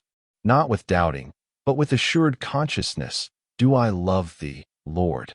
Thou hast stricken my heart with thy word, and I love thee. Yea, also heaven and earth, and all that therein is, behold, on every side they bid me love thee, nor cease to say so unto all, that they may be without excuse. But more deeply wilt thou have mercy on whom thou wilt have mercy, and wilt have compassion on whom thou hast had compassion. Else in deaf ears do the heaven and the earth speak thy praises. But what do I love when I love thee? Not beauty of bodies, nor the fair harmony of time, nor the brightness of the light, so gladsome to our eyes, nor sweet melodies of varied songs, nor the fragrant smell of flowers and ointments and spices, not manna and honey, not limbs acceptable to embracements of flesh. None of these I love when I love my God. And yet I love a kind of light, and melody, and fragrance, and meat, and embracement when I love my God, the light, melody, fragrance, meat, embracement of my inner man, where there shineth unto my soul what space cannot contain, and there soundeth what time beareth not away, and there smelleth what breathing disperseth not, and there tasteth what eating diminisheth not, and there clingeth what satiety divorceth not. This is it which I love when I love my God. And what is this? I asked the earth, and it answered me, I am not he, and whatsoever are in it confess the same. I asked the sea and the deeps, and the living creeping things, and they answered, We are not thy God, seek above us. I asked the moving air, and the whole air with his inhabitants answered, Anaximenes was deceived, I am not God. I asked the heavens, sun, moon, stars, nor, say they, are we the God whom thou seekest. And I replied unto all the things which encompass the door of my flesh, Ye have told me of my God, that ye are not he. Tell me something of him. And they cried out with a loud voice, He made us. My questioning them was my thoughts on them, and their form of beauty gave the answer. And I turned myself unto myself, and said to myself, Who art thou? And I answered, A man. And behold, in me there present themselves to me soul and body, one without, the other within. By which of these ought I to seek my God? I had sought him in the body from earth to heaven, so far as I could send messengers, the beams of mine eyes.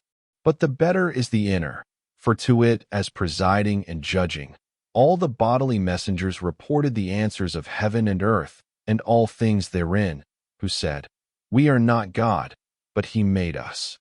These things did my inner man know by the ministry of the outer. I the inner knew them, I, the mind, through the senses of my body. I asked the whole frame of the world about my God, and it answered me, I am not he, but he made me. Is not this corporeal figure apparent to all whose senses are perfect? Why then speaks it not the same to all? Animals small and great see it, but they cannot ask it, because no reason is set over their senses to judge on what they report. But men can ask, so that the invisible things of God are clearly seen, being understood by the things that are made. But by love of them, they are made subject unto them, and subjects cannot judge. Nor yet do the creatures answer such as ask, unless they can judge, nor yet do they change their voice, i.e., their appearance. If one man only sees, another seeing asks, so as to appear one way to this man, another way to that, but appearing the same way to both, it is dumb to this, speaks to that.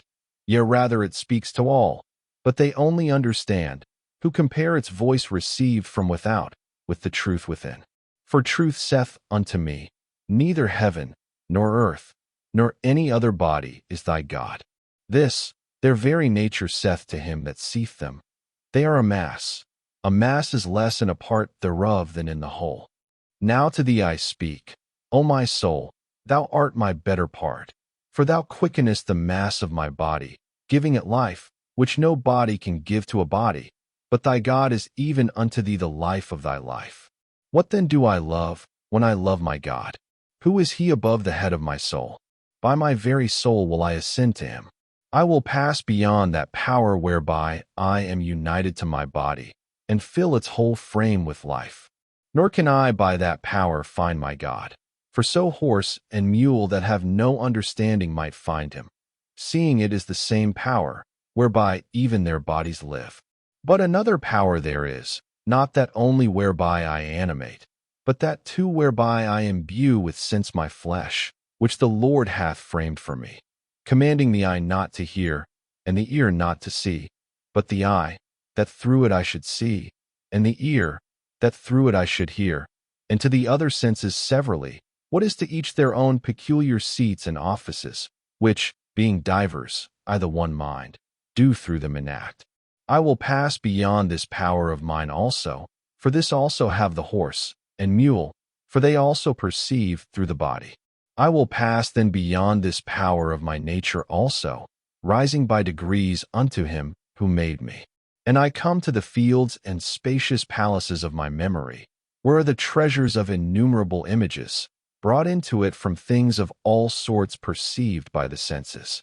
There is stored up whatsoever besides we think, either by enlarging or diminishing, or any other way varying those things which the sense hath come to, and whatever else hath been committed and laid up, which forgetfulness hath not yet swallowed up and buried. When I enter there, I require what I will to be brought forth, and something instantly comes. Others must be longer sought after, which are fetched, as it were, out of some inner receptacle. Others rush out in troops, and while one thing is desired and required, they start forth, as who should say, Is it perchance I? These I drive away with the hand of my heart, from the face of my remembrance, until what I wish for be unveiled, and appear in sight, out of its secret place. Other things come up readily, in unbroken order, as they are called for, those in front making way for the following. And as they make way, they are hidden from sight, ready to come when I will. All which takes place when I repeat a thing by heart. There are all things preserved distinctly and under general heads, each having entered by its own avenue, as light, and all colors and forms of bodies by the eyes, by the ears all sorts of sounds, all smells by the avenue of the nostrils, all tastes by the mouth, and by the sensation of the whole body, what is hard or soft, hot or cold, or rugged, heavy or light, either outwardly or inwardly to the body. All these doth that great harbor of the memory receive in her numberless secret and inexpressible windings, to be forthcoming and brought out at need, each entering in by his own gate, and there laid up. Nor yet do the things themselves enter in. Only the images of the things perceived are there in readiness for thought to recall. Which images, how they are formed, who can tell, though it doth plainly appear by which sense each hath been brought in and stored up? For even while I dwell in darkness and silence, in my memory I can produce colors, if I will, and discern betwixt black and white, and what others I will. Nor yet do sounds break in and disturb the image drawn in by my eyes, which I am reviewing, though they also are there, lying dormant and laid up, as it were, apart. For these two I call for, and forthwith they appear. And though my tongue be still, and my throat mute, so can I sing as much as I will, nor do those images of colors, which notwithstanding be there, intrude themselves and interrupt, when another store is called for, which flowed in by the ears. So the other things, piled in and up by the other senses, I recall at my pleasure. Yea, I discern the breath of lilies from violets, though smelling nothing, and I prefer honey to sweet wine, smooth before rugged, at the time neither tasting nor handling, but remembering only. These things do I within, in that vast court of my memory. For there are present with me heaven, earth, sea, and whatever I could think on therein, besides what I have forgotten. There also meet I with myself, and recall myself, and when, where, and what I have done, and under what feelings. There be all which I remember, either on my own experience or others' credit. Out of the same store do I myself with the past continually combine fresh and fresh likenesses of things which I have experienced, or, from what I have experienced, have believed, and thence again infer future actions, events, and hopes, and all these again I reflect on, as present. I will do this or that, say I to myself, in that great receptacle of my mind, stored with the images of things so many and so great, and this or that will follow. Oh, that this or that might be! God avert this or that! So speak I to myself, and when I speak, the images of all I speak of are present, out of the same treasury of memory, nor would I speak of any thereof, were the images wanting. Great is this force of memory, excessive great, O my God, a large and boundless chamber. Who ever sounded the bottom thereof? Yet is this a power of mine, and belongs unto my nature, nor do I myself comprehend all that I am. Therefore is the mind too strait to contain itself. And where should that be, which it containeth not of itself? Is it without it, and not within? How then doth it not comprehend itself? A wonderful admiration surprises me, amazement seizes me upon this. And men go abroad to admire the heights of mountains, the mighty billows of the sea, the broad tides of rivers, the compass of the ocean, and the circuits of the stars, and pass themselves by. Nor wonder that when I spake of all these things, I did not see them with mine eyes, yet could not have spoken of them, unless I then actually saw the mountains, billows, rivers, stars which I had seen, and that ocean which I believed to be, inwardly in my memory, and that, with the same vast spaces between, as if I saw them abroad. Yet did not I by seeing draw them into myself, when with mine eyes I beheld them, nor are they themselves with me, but their images only. And I know by what sense of the body each was impressed upon me.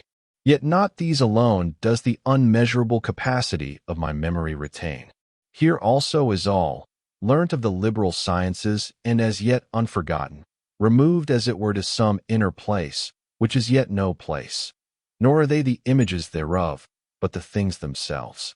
For what is literature, what the art of disputing, how many kinds of questions there be, whatsoever of these I know, in such manner exists in my memory, as that I have not taken in the image, and left out the thing, or that it should have sounded and passed away like a voice fixed on the ear by that impress, whereby it might be recalled, as if it sounded, when it no longer sounded, or as a smell while it passes and evaporates into air affects the sense of smell, whence it conveys into the memory and image of itself, which remembering we renew, or as meat, which verily in the belly hath now no taste, and yet in the memory still in a manner tasteth, or as any thing which the body by touch perceiveth, and which when removed from us, the memory still conceives. For those things are not transmitted into the memory, but their images only are with an admirable swiftness caught up, and stored as it were in wondrous cabinets, and thence wonderfully by the act of remembering brought forth. But now when I hear that there be 3 kinds of questions, whether the thing be, what it is, of what kind it is, I do indeed hold the images of the sounds of which those words be composed, and that those sounds, with a noise pass through the air, and now are not. But the things themselves which are signified by those sounds, I never reached with any sense of my body, nor ever discerned them otherwise than in my mind. Yet in my memory have I laid up not their images, but themselves. Which how they entered into me, let them say if they can, for I have gone over all the avenues of my flesh, but cannot find by which they entered. For the eyes say, if those images were colored, we reported of them. The ears say, if they sound, we gave knowledge of them. The nostrils say, if they smell, they passed by us. The taste says, unless they have a savor, ask me not. The touch says, if it have not size, I handled it not. If I handled it not, I gave no notice of it. Whence and how entered these things into my memory? I know not how. For when I learned them, I gave not credit to another man's mind, but recognized them in mine, and approving them for true, I commended them to it, laying them up as it were, whence I might bring them forth when I willed. In my heart then they were, even before I learned them, but in my memory they were not. Where then, or wherefore, when they were spoken, did I acknowledge them, and said, so is it, it is true, unless that they were already in the memory, but so thrown back and buried as it were in deeper recesses, that had not the suggestion of another drawn them forth, I had perchance been unable to conceive of them. Wherefore we find, that to learn these things whereof we imbibe not the images by our senses, but perceive within by themselves, without images, as they are, is nothing else, but by conception, to receive, and by marking to take heed that those things which the memory did before contain at random and unarranged, be laid up at hand as it were in that same memory, where before they lay unknown, scattered, and neglected, and so readily occur to the mind familiarized to them. And how many things of this kind does my memory bear which have been already found out, and as I said, placed as it were at hand, which we are said to have learned and come to know, which were I for some short space of time to cease to call to mind. They are again so buried, and glide back, as it were, into the deeper recesses, that they must again, as if new, be thought out thence, for other abode they have none, but they must be drawn together again, that they may be known, that is to say, they must as it were be collected together from their dispersion, whence the word cogitation is derived. For cogo, collect, and cogito, recollect, have the same relation to each other as ago and agito, facio and factito. But the mind hath appropriated to itself this word, cogitation, so that, not what is collected anyhow, but what is recollected, i.e., brought together, in the mind, is properly said to be cogitated or thought upon.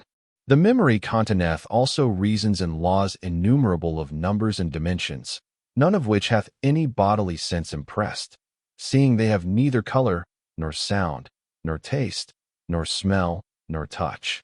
I have heard the sound of the words whereby when discussed they are denoted, but the sounds are other than the things. For the sounds are other in Greek than in Latin, but the things are neither Greek, nor Latin, nor any other language. I have seen the lines of architects, the very finest, like a spider's thread. But those are still different. They are not the images of those lines which the eye of flesh showed me. He knoweth them. Whosoever, without any conception whatsoever of a body, recognizes them within himself. I have perceived also the numbers of the things with which we number all the senses of my body. But those numbers wherewith we number are different, nor are they the images of these, and therefore they indeed are. Let him who seeth them not deride me for saying these things, and I will pity him, while he derides me. All these things I remember, and how I learnt them I remember. Many things also most falsely objected against them have I heard, and remember, which though they be false, yet is it not false that I remember them. And I remember also that I have discerned betwixt those truths and these falsehoods objected to them. And I perceive that the present discerning of these things is different from remembering that I oftentimes discerned them, when I often thought upon them. I both remember then to have often understood these things, and what I now discern and understand, I lay up in my memory, that hereafter I may remember that I understand it now. So then I remember also to have remembered, as if hereafter I shall call to remembrance, that I have now been able to remember these things. By the force of memory shall I call it to remembrance. The same memory contains also the affections of my mind, not in the same manner that my mind itself contains them, when it feels them, but far otherwise, according to a power of its own.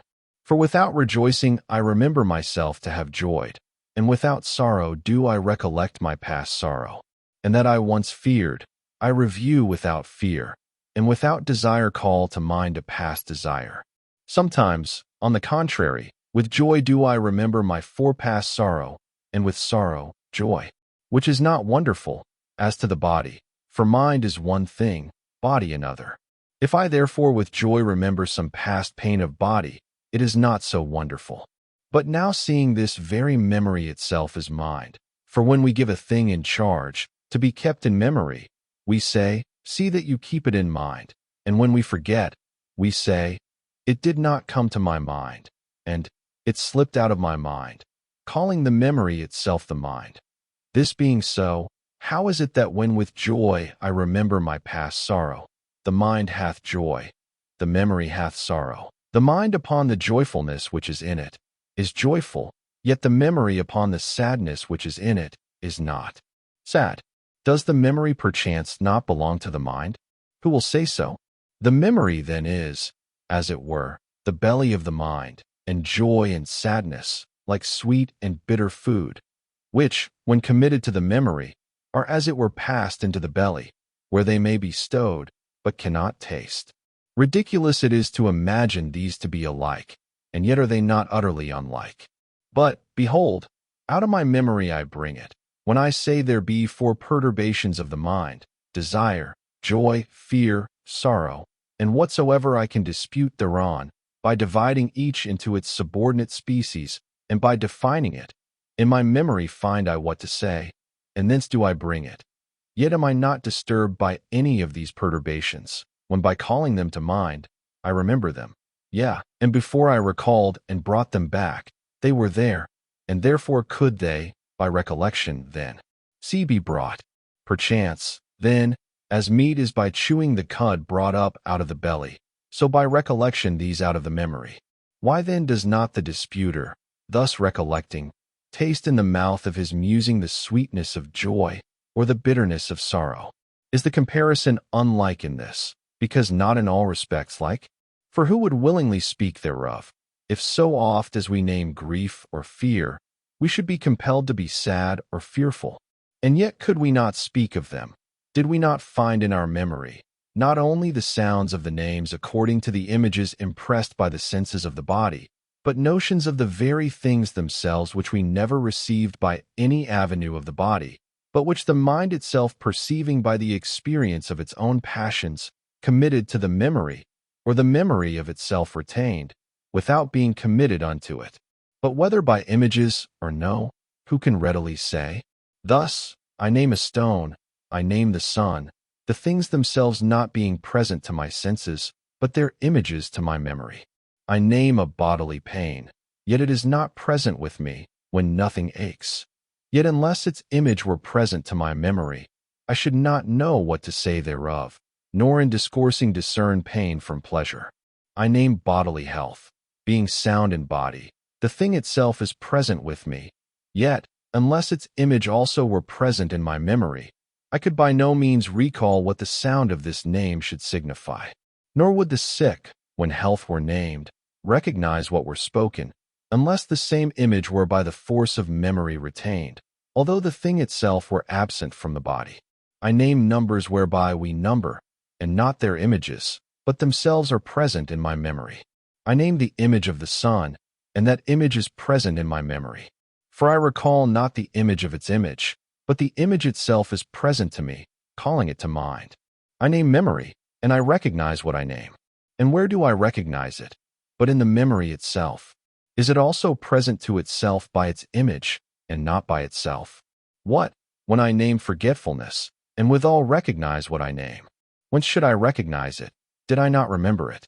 I speak not of the sound of the name, but of the thing which it signifies, which if I had forgotten, I could not recognize what that sound signifies. When then I remember memory, memory itself is, through itself, present with itself.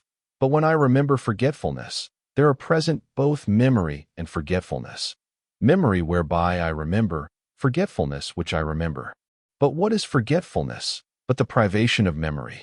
How then is it present that I remember it, since when present I cannot remember? But if what we remember we hold it in memory, yet, unless we did remember forgetfulness, we could never at the hearing of the name recognize the thing thereby signified, then forgetfulness is retained by memory. Present then it is, that we forget not, and being so, we forget. It is to be understood from this that forgetfulness, when we remember it, is not present to the memory by itself, but by its image. Because if it were present by itself, it would not cause us to remember, but to forget. Who now shall search out this? Who shall comprehend how it is? Lord, I, truly, toil therein, yea, and toil in myself. I am become a heavy soil requiring over much sweat of the brow. For we are not now searching out the regions of heaven, or measuring the distances of the stars, or inquiring the balancings of the earth. It is I myself who remember, I the mind. It is not so wonderful, if what I myself am not, be far from me. But what is nearer to me than myself? And lo, the force of mine own memory is not understood by me, though I cannot so much as name myself without it. For what shall I say, when it is clear to me that I remember forgetfulness? Shall I say that that is not in my memory, which I remember?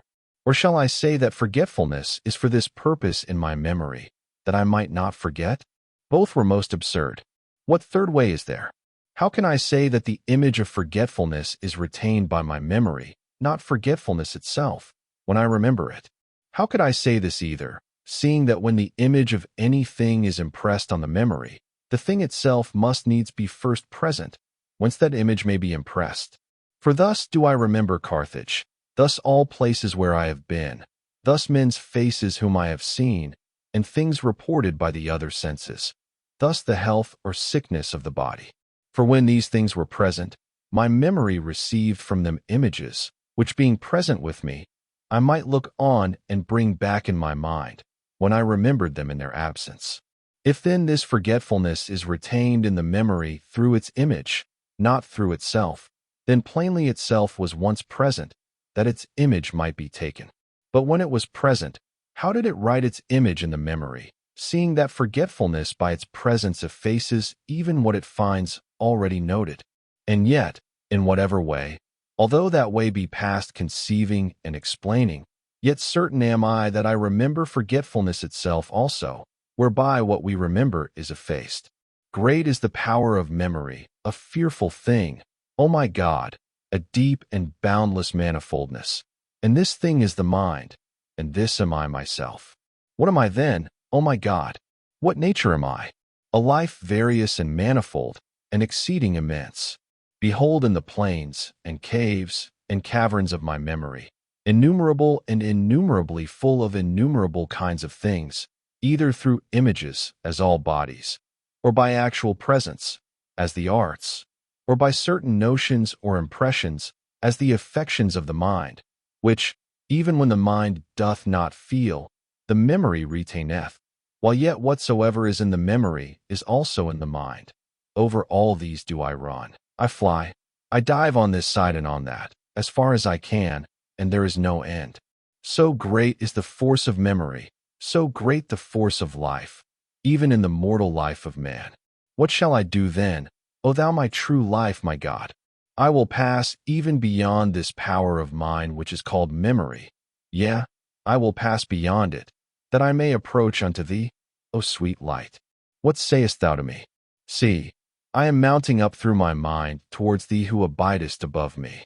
Yea, I now will pass beyond this power of mine which is called memory, desirous to arrive at thee, whence thou mayest be arrived at, and to cleave unto thee, whence one may cleave unto thee.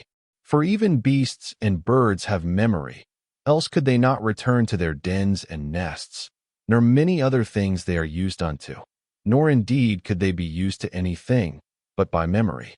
I will pass then beyond memory also, that I may arrive at him who hath separated me from the four-footed beasts, and made me wiser than the fowls of the air. I will pass beyond memory also. And where shall I find thee, thou truly good and certain sweetness? And where shall I find thee?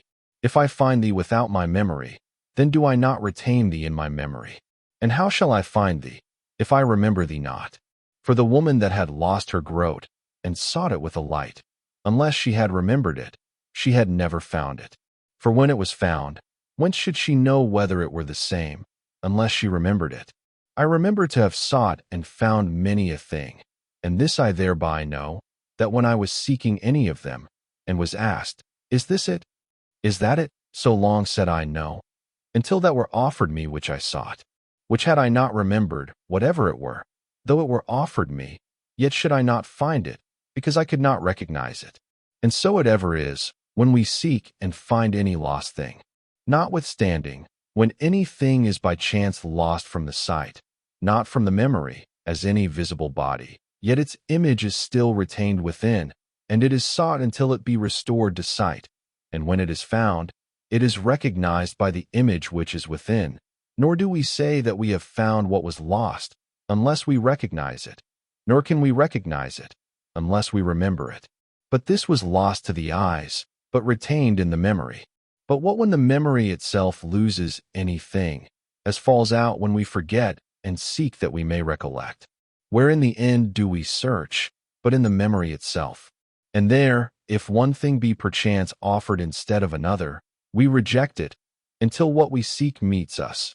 And when it doth, we say, This is it, which we should not unless we recognized it, nor recognize it unless we remembered it. Certainly, then we had forgotten it.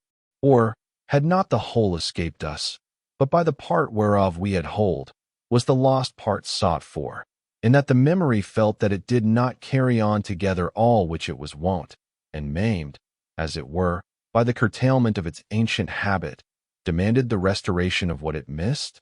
For instance, if we see or think of some one known to us, and having forgotten his name, try to recover it, whatever else occurs connects itself not therewith, because it was not wont to be thought upon together with him, and therefore is rejected, until that present itself, whereon the knowledge reposes equably as its wonted object. And whence does that present itself, but out of the memory itself? For even when we recognize it, on being reminded by another, it is thence it comes. For we do not believe it as something new, but, upon recollection, allow what was named to be right. But were it utterly blotted out of the mind, we should not remember it, even when reminded. For we have not as yet utterly forgotten that, which we remember ourselves to have forgotten. What then we have utterly forgotten, though lost, we cannot even seek after. How then do I seek thee, O Lord? For when I seek thee, my God, I seek a happy life. I will seek thee, that my soul may live. For my body liveth by my soul, and my soul by thee. How then do I seek a happy life, seeing I have it not, until I can say, where I ought to say it, It is enough? How seek I it? By remembrance, as though I had forgotten it, remembering that I had forgotten it? Or, desiring to learn it as a thing unknown, either never having known, or so forgotten it, as not even to remember that I had forgotten it? Is not a happy life what all will, and no one altogether wills it not? Where have they known it, that they so will it? Where seen it, that they so love it? Truly we have it, how I know not. Yea, there is another way, wherein when one hath it, then is he happy, and there are, who are blessed in hope. These have it in a lower kind, than they who have it in very deed. Yet are they better off than such as are happy neither in deed nor in hope. Yet even these, had they it not in some sort, would not so will to be happy, which that they do will, is most certain. They have known it then, I know not how, and so have it by some sort of knowledge. What? I know not, and am perplexed whether it be in the memory, which if it be, then we have been happy once, whether all severally, or in that man who first sinned, in whom also we all died, and from whom we are all born with misery. I now inquire not, but only, whether the happy life be in the memory. For neither should we love it, did we not know it. We hear the name, and we all confess that we desire the thing, for we are not delighted with the mere sound. For when a Greek hears it in Latin, he is not delighted, not knowing what is spoken, but we Latins are delighted, as would he too, if he heard it in Greek, because the thing itself is neither Greek nor Latin, which Greeks and Latins, and men of all other tongues, long for so earnestly. Known therefore it is to all, for they with one voice be asked, would they be happy? They would answer without doubt, they would. And this could not be, unless the thing itself whereof it is the name were retained in their memory. But is it so, as one remembers Carthage who hath seen it? No, for a happy life is not seen with the eye, because it is not a body. As we remember numbers then? No, for these, he that hath in his knowledge, seeks not further to attain unto, but a happy life we have in our knowledge, and therefore love it, and yet still desire to attain it, that we may be happy. As we remember eloquence then? No, for although upon hearing this name also, some call to mind the thing, who still are not yet eloquent, and many who desire to be so, whence it appears that it is in their knowledge. Yet these have by their bodily senses observed others to be eloquent, and been delighted, and desire to be the like, though indeed they would not be delighted but for some inward knowledge thereof, nor wish to be the like, unless they were thus delighted. Whereas a happy life, we do by no bodily sense experience in others, as then we remember joy? Perchance, for my joy I remember, even when sad, as a happy life, when unhappy. Nor did I ever with bodily sense see, hear, smell, taste, or touch my joy, but I experienced it in my mind, when I rejoiced, and the knowledge of it clave to my memory, so that I can recall it with disgust sometimes, at others with longing, according to the nature of the things, wherein I remember myself to have joyed. For even from foul things have I been immersed in a sort of joy, which now recalling, I detest and execrate. Otherwhiles in good and honest things, which I recall with longing, although perchance no longer present, and therefore with sadness I recall former joy. Where then and when did I experience my happy life, that I should remember and love and long for it? Nor is it I alone, or some few besides, but we all would fain be happy, which, unless by some certain knowledge we knew, we should not with so certain a will desire. But how is this, that if two men be asked whether they would go to the wars, one, perchance, would answer that he would, the other, that he would not. But if they were asked whether they would be happy, both would instantly without any doubting say they would. And for no other reason would the one go to the wars, and the other not, but to be happy. Is it perchance that as one looks for his joy in this thing, another in that, all agree in their desire of being happy, as they would, if they were asked, that they wish to have joy, and this joy they call a happy life? Although then one obtains this joy by one means, another by another, all have one end, which they strive to attain, namely, joy. Which being a thing which all must say they have experienced, it is therefore found in the memory, and recognized whenever the name of a happy life is mentioned. Far be it, Lord, far be it from the heart of thy servant who here confesseth unto thee, far be it, that, be the joy what it may, I should therefore think myself happy. For there is a joy which is not given to the ungodly, but to those who love thee for thine own sake, whose joy thou thyself art. And this is the happy life, to rejoice to thee, of thee, for thee. This is it, and there is no other. For they who think there is another, pursue some other, and not the true joy. Yet is not there will turned away from some semblance of joy. It is not certain, then, that all wish to be happy, inasmuch as they who wish not to joy in thee, which is the only happy life, do not truly desire the happy life. Or do all men desire this? But because the flesh lusteth against the Spirit, and the Spirit against the flesh, that they cannot do what they would, they fall upon that which they can, and are content therewith, because what they are not able to do, they do not will so strongly as would suffice to make them able. For I ask anyone, had he rather joy in truth or in falsehood? They will as little hesitate to say in the truth, as to say that they desire to be happy. For a happy life is joy in the truth. For this is a joying in thee, who art the truth, O God my light, health of my countenance, my God. This is the happy life which all desire, this life which alone is happy, all desire, to joy in the truth, all desire.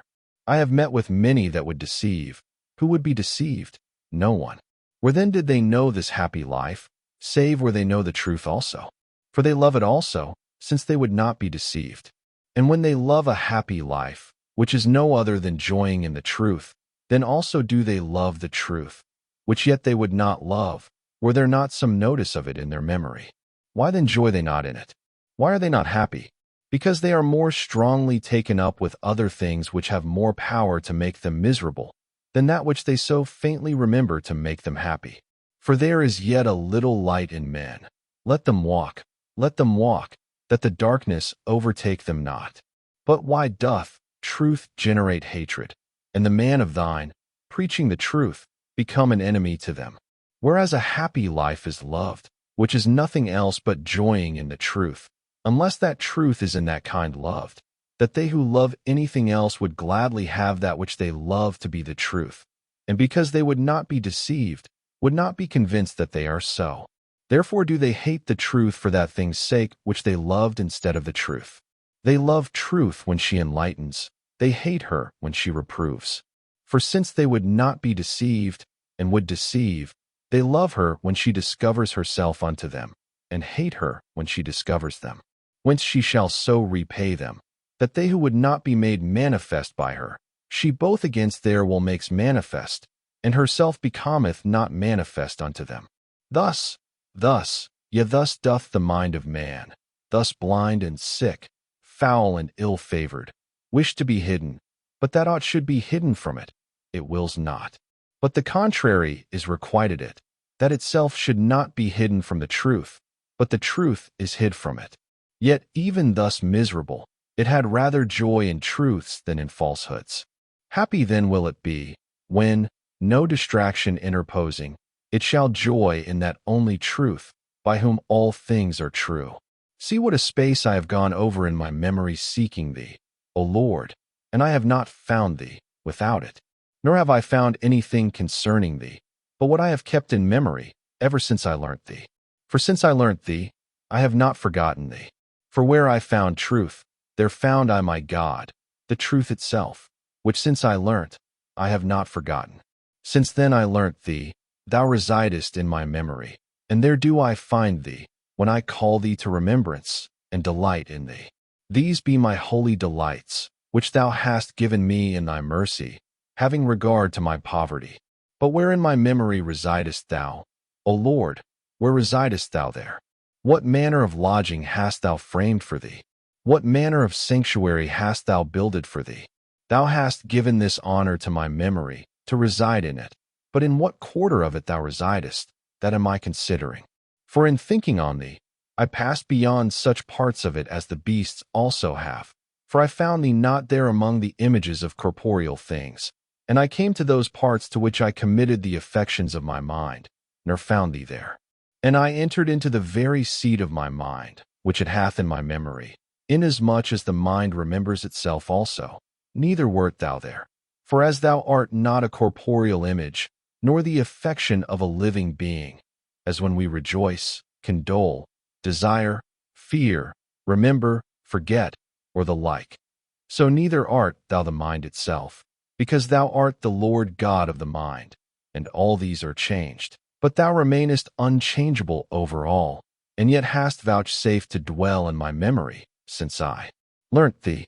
And why seek I now in what place thereof thou dwellest, as if there were places therein? Sure I am, that in it thou dwellest, since I have remembered thee ever since I learnt thee, and there I find thee, when I call thee to remembrance.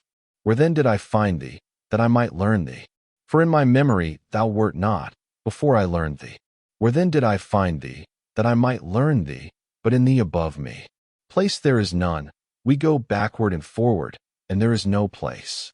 Everywhere, O truth, dost thou give audience to all who ask counsel of thee, and at once answerest all, though on manifold matters they ask thy counsel. Clearly dost thou answer, though all do not clearly hear. All consult thee on what they will, though they hear not always what they will.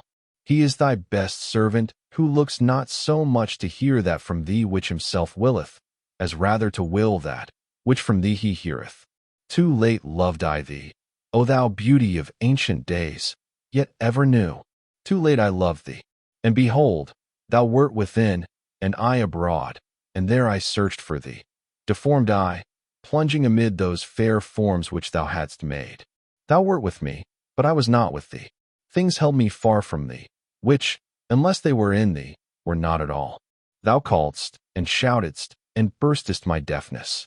Thou flashedst, shonest, and scatteredst my blindness. Thou breathedst odors, and I drew in breath and panted for thee. I tasted, and hunger and thirst. Thou touchedst me, and I burned for thy peace. When I shall with my whole self cleave to thee, I shall know where have sorrow or labor, and my life shall wholly live, as wholly full of thee. But now since whom thou feedest, thou liftest up, because I am not full of thee I am a burden to myself. Lamentable joys strive with joyous sorrows, and on which side is the victory, I know not. Woe is me! Lord, have pity on me. My evil sorrows strive with my good joys, and on which side is the victory, I know not. Woe is me! Lord, have pity on me. Woe is me! Lo, I hide not my wounds. Thou art the physician, I the sick. Thou merciful, I miserable. Is not the life of man upon earth all trial? Who wishes for troubles and difficulties? Thou commandest them to be endured, not to be loved. No man loves what he endures, though he love to endure. For though he rejoices that he endures, he had rather there were nothing for him to endure. In adversity I long for prosperity. In prosperity I fear adversity. What middle place is there betwixt these two, where the life of man is not all trial? Woe to the prosperities of the world, once and again, through fear of adversity and corruption of joy.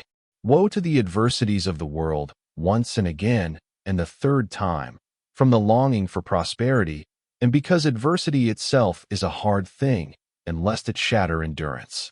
Is not the life of man upon earth all trial, without any interval? And all my hope is nowhere, but in thy exceeding great mercy. Give what thou enjoinest, and enjoin what thou wilt. Thou enjoinest us continency, and when I knew, saith one, that no man can be continent, unless God give it, this also was a part of wisdom to know whose gift she is. By continency verily are we bound up and brought back into one, whence we were dissipated into many. For too little doth he love thee, who loves anything with thee, which he loveth not for thee. O love, who ever burnest and never consumest. O charity, my God, kindle me. Thou enjoinest continency. Give me what thou enjoinest, and enjoin what thou wilt. Verily thou enjoinest me continency from the lust of the flesh, the lust of the eyes, and the ambition of the world. Thou enjoinest continency from concubinage, and for wedlock itself, thou hast counseled something better than what thou hast permitted. And since thou gavest it, it was done, even before I became a dispenser of thy sacrament. But there yet live in my memory, whereof I have much spoken, the images of such things as my ill custom there fixed, which haunt me, strengthless when I am awake, but in sleep, not only so as to give pleasure, but even to obtain assent, and what is very like reality. Yea, So far prevails the illusion of the image, in my soul and in my flesh, that, when asleep, false visions persuade to that which when waking, the true cannot. Am I not then myself, O Lord my God? And yet there is so much difference betwixt myself and myself, within that moment wherein I pass from waking to sleeping, or return from sleeping to waking. Where is reason then, which, awake, resisteth such suggestions? And should the things themselves be urged on it, it remaineth unshaken. Is it clasped up with the eyes? Is it lulled asleep with the senses of the body? And whence is it that often even in sleep we resist, and mindful of our purpose, and abiding most chastely in it, yield no assent to such enticements? And yet so much difference there is, that when it happeneth otherwise, upon waking we return to peace of conscience, and by this very difference discover that we did not, what yet we be sorry that in some way it was done in us. Art thou not mighty, God Almighty, so as to heal all the diseases of my soul, and by thy more abundant grace to quench even the impure motions of my sleep? Thou wilt increase, Lord, thy gifts more and more in me, that my soul may follow me to thee, disentangled from the birdlime of concupiscence, that it rebel not against itself, and even in dreams not only not, through images of sense, commit those debasing corruptions, even to pollution of the flesh, but not even to consent unto them. For that nothing of this sort should have, over the pure affections even of a sleeper, the very least influence, not even such as a thought would restrain. To work this, not only during life, but even at my present age, is not hard for the Almighty, who art able to do above all that we ask or think. But what I yet am in this kind of my evil, have I confessed unto my good Lord, rejoicing with trembling, in that which thou hast given me, and bemoaning that wherein I am still imperfect, hoping that thou wilt perfect thy mercies in me, even to perfect peace, which my outward and inward man shall have with thee, when death shall be swallowed up in victory. There is another evil of the day, which I would were sufficient for it. For by eating and drinking we repair the daily decays of our body, until thou destroy both belly and meat, when thou shalt slay my emptiness with a wonderful fullness, and clothe this incorruptible with an eternal incorruption. But now the necessity is sweet unto me, against which sweetness I fight, that I be not taken captive, and carry on a daily war by fastings, often bringing my body into subjection, and my pains are removed by pleasure. For hunger and thirst are in a manner pains. They burn and kill like a fever, unless the medicine of nourishments come to our aid, which since it is at hand through the consolations of thy gifts, with which land and water and air serve our weakness, our calamity is termed gratification. This hast thou taught me, that I should set myself to take food as physic. But while I am passing from the discomfort of emptiness to the content of replenishing, in the very passage the snare of concupiscence besets me. For that passing is pleasure, nor is there any other way to pass thither, whither we needs must pass. And health being the cause of eating and drinking, there joineth itself as an attendant a dangerous pleasure, which mostly endeavors to go before it, so that I may for her sake do what I say I do, or wish to do, for health's sake. Nor have each the same measure, for what is enough for health is too little for pleasure. And oft it is uncertain, whether it be the necessary care of the body which is yet asking for sustenance, or whether a voluptuous deceivableness of greediness is proffering its services. In this uncertainty the unhappy soul rejoiceth, and therein prepares an excuse to shield itself, glad that it appeareth not what sufficeth for the moderation of health, that under the cloak of health it may disguise the matter of gratification. These temptations I daily endeavor to resist, and I call on thy right hand, and to thee do I refer my perplexities, because I have as yet no settled counsel herein. I hear the voice of my God commanding, let not your hearts be overcharged with surfeiting and drunkenness. Drunkenness is far from me. Thou wilt have mercy, that it come not near me. But full feeding sometimes creepeth upon thy servant. Thou wilt have mercy, that it may be far from me. For no one can be continent unless thou give it. Many things thou givest us, praying for them. And what good soever we have received before we prayed, from thee we received it. Yet to the end we might afterwards know this, did we before receive it. Drunkard was I never, but drunkards have I known made sober by thee. From thee then it was, that they who never were such, should not so be, as from thee it was, that they who have been, should not ever so be, and from thee it was, that both might know from whom it was. I heard another voice of thine, Go not after thy lusts, and from thy pleasure turn away. Yea, by thy favor have I heard that which I have much loved. Neither if we eat, shall we abound. Neither if we eat not, shall we lack. Which is to say, neither shall the one make me plenteous, nor the other miserable. I heard also another, for I have learned in whatsoever state I am, therewith to be content. I know how to abound, and how to suffer need. I can do all things through Christ that strengtheneth me. Behold a soldier of the heavenly camp, not the dust which we are. But remember, Lord, that we are dust, and that of dust thou hast made man. And he was lost, and is found. Nor could he of himself do this, because he whom I so loved, saying this through the inbreathing of thy inspiration, was of the same dust. I can do all things, saith he, through him that strengtheneth me. Strengthen me, that I can.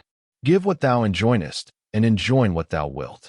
He confesses to have received, and when he glorieth, in the Lord he glorieth. Another have I heard begging that he might receive. Take from me, saith he, the desires of the belly, whence it appeareth, O my holy God, that thou givest, when that is done which thou commandest to be done.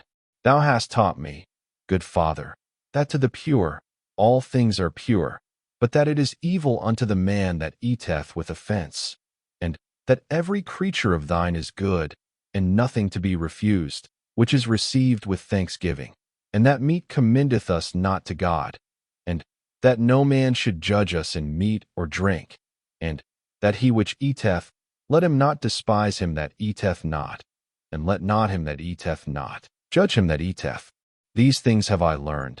Thanks be to thee, praise to thee, my God, my Master, knocking at my ears, enlightening my heart.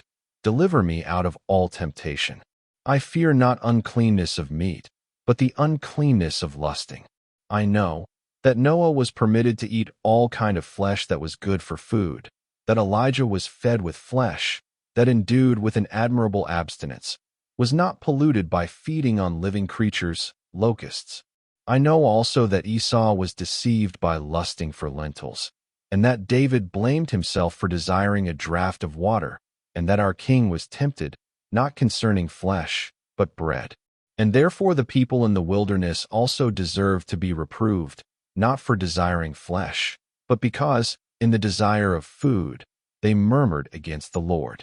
Placed then amid these temptations, I strive daily against concupiscence in eating and drinking. For it is not of such nature that I can settle on cutting it off once for all, and never touching it afterward, as I could of concubinage. The bridle of the throat then is to be held attempered between slackness and stiffness. And who is he, O Lord, who is not somewhat transported beyond the limits of necessity? Whoever he is a great one. Let him make thy name great. But I am not such, for I am a sinful man. Yet do I too magnify thy name. And he mocketh intercession to thee for my sins, who hath overcome the world, numbering me among the weak members of his body, because thine eyes have seen that of him which is imperfect, and in thy book shall all be written. With the allurements of smells I am not much concerned. When absent, I do not miss them. When present, I do not refuse them, yet ever ready to be without them. So I seem to myself, perchance I am deceived. For that also is a mournful darkness whereby my abilities within me are hidden from me, so that my mind, making inquiry into herself of her own powers, ventures not readily to believe herself, because even what is in it is mostly hidden, unless experience reveal it. And no one ought to be secure in that life, the whole whereof is called a trial, that he who hath been capable of worse to be made better, may not likewise of better be made worse. Our only hope, only confidence, only assured promise is thy mercy. The delights of the ear had more firmly entangled and subdued me, but thou didst loosen and free me.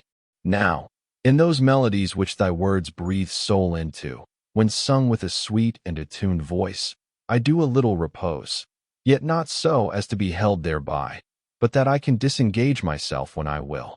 But with the words which are their life, and whereby they find admission into me, themselves seek in my affections a place of some estimation, and I can scarcely assign them one suitable.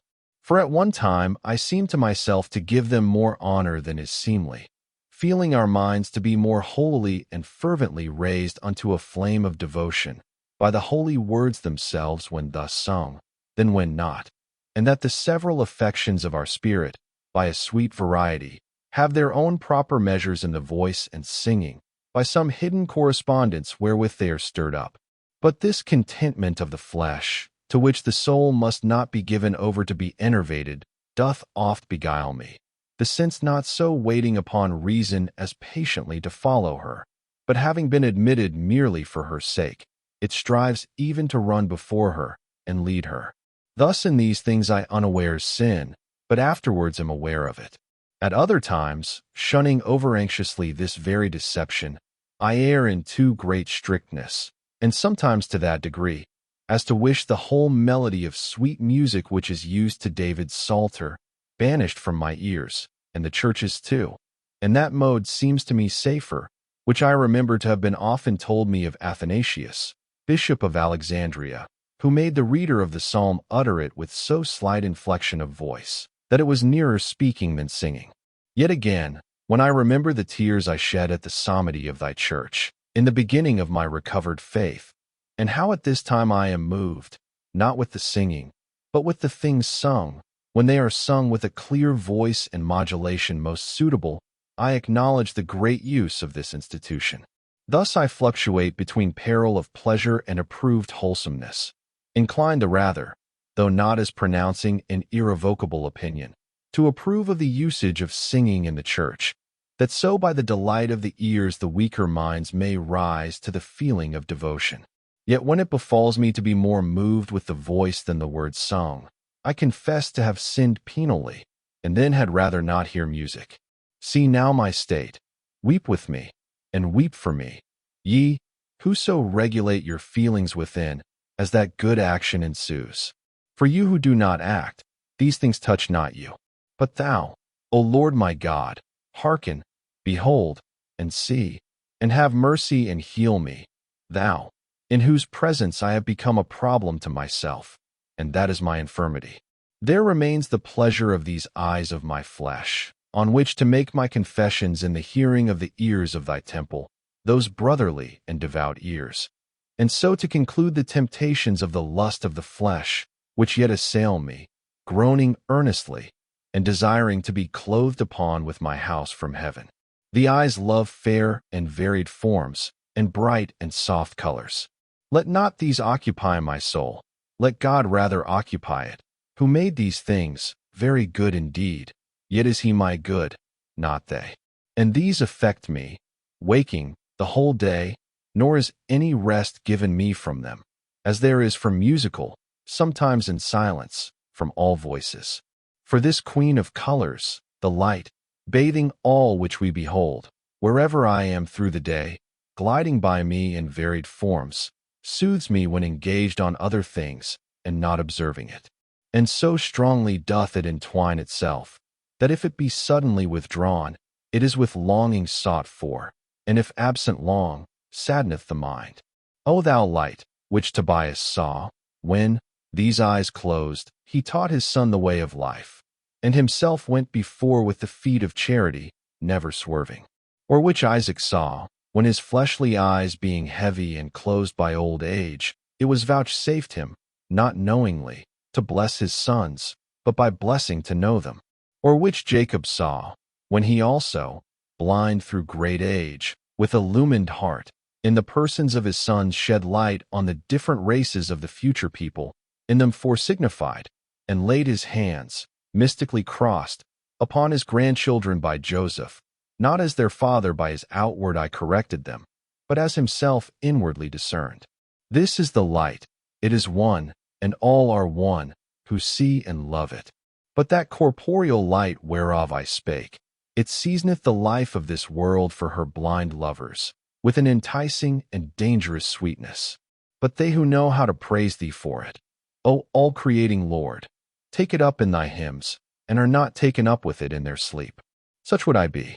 These seductions of the eyes I resist, lest my feet wherewith I walk upon thy way be ensnared, and I lift up mine invisible eyes to thee, that thou wouldest pluck my feet out of the snare. Thou dost ever and anon pluck them out, for they are ensnared.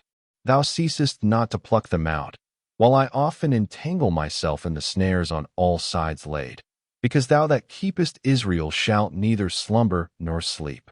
What innumerable toys, made by divers arts and manufactures, in our apparel, shoes, utensils, and all sorts of works, in pictures also and divers images, and these far exceeding all necessary and moderate use, and all pious meaning, have men added to tempt their own eyes withal, outwardly following what themselves make, inwardly forsaking him by whom themselves were made, and destroying that which themselves have been made. But I, my God and my glory, do hence also sing a hymn to thee, and do consecrate praise to him who consecrateth me, because those beautiful patterns which through men's souls are conveyed into their cunning hands, come from that beauty which is above our souls, which my soul day and night sigheth after. But the framers and followers of the outward beauties derive thence the rule of judging of them, but not of using them. And he is there, though they perceive him not, that so they might not wander, but keep their strength for thee, and not scatter it abroad upon pleasurable weariness. And I, though I speak and see this, entangle my steps with these outward beauties, but thou pluckest me out, O Lord, thou pluckest me out, because thy loving kindness is before my eyes. For I am taken miserably, and thou pluckest me out mercifully, sometimes not perceiving it, when I had but lightly lighted upon them, otherwhiles with pain, because I had stuck fast in them. To this is added another form of temptation more manifoldly dangerous. For besides that concupiscence of the flesh which consisteth in the delight of all senses and pleasures, wherein its slaves, who go far from thee, waste and perish, the soul hath, through the same senses of the body, a certain vain and curious desire, veiled under the title of knowledge and learning, not of delighting in the flesh, but of making experiments through the flesh. The seat whereof being in the appetite of knowledge, and sight being the sense chiefly used for attaining knowledge, it is in divine language called the lust of the eyes. For, to see, belongeth properly to the eyes, yet we use this word of the other senses also, when we employ them in seeking knowledge. For we do not say, hark how it flashes, or smell how it glows, or taste how it shines, or feel how it gleams, for all these are said to be seen. And yet we say not only, see how it shineth, which the eyes alone can perceive, but also, see how it soundeth, see how it smelleth, see how it tasteth, see how hard it is. And so the general experience of the senses, as was said, is called the lust of the eyes, because the office of seeing, wherein the eyes hold the prerogative, the other senses by way of similitude take to themselves, when they make search after any knowledge. But by this may more evidently be discerned, wherein pleasure and wherein curiosity is the object of the senses. For pleasure seeketh objects beautiful, melodious, fragrant, savory, soft, but curiosity, for trial's sake, the contrary as well, not for the sake of suffering annoyance, but out of the lust of making trial and knowing them. For what pleasure hath it, to see in a mangled carcass what will make you shudder? And yet if it be lying near, they flock thither, to be made sad, and to turn pale. Even in sleep they are afraid to see it, as if when awake, anyone forced them to see it, or any report of its beauty drew them thither. Thus also in the other senses, which it were long to go through. From this disease of curiosity are all those strange sights exhibited in the theater.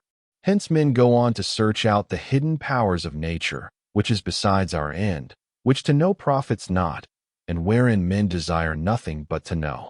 Hence also, if with that same end of perverted knowledge magical arts be inquired by, Hence also in religion itself is God tempted, when signs and wonders are demanded of him, not desired for any good end, but merely to make trial of. In this so vast wilderness, full of snares and dangers, behold, many of them I have cut off, and thrust out of my heart, as thou hast given me, O God of my salvation. And yet when dare I say, since so many things of this kind buzz on all sides about our daily life, when dare I say that nothing of this sort engages my attention or causes in me an idle interest? True, the theaters do not now carry me away, nor care I to know the courses of the stars, nor did my soul ever consult ghosts departed. All sacrilegious mysteries I detest. From thee, O Lord my God, to whom I owe humble and single-hearted service, by what artifices and suggestions doth the enemy deal with me to desire some sign? But I beseech thee by our King, and by our pure and holy country, Jerusalem, that as any consenting thereto is far from me, so may it ever be further and further. But when I pray thee for the salvation of any, my end and intention is far different.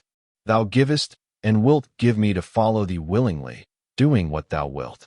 Notwithstanding, in how many most petty and contemptible things is our curiosity daily tempted, and how often we give way, who can recount?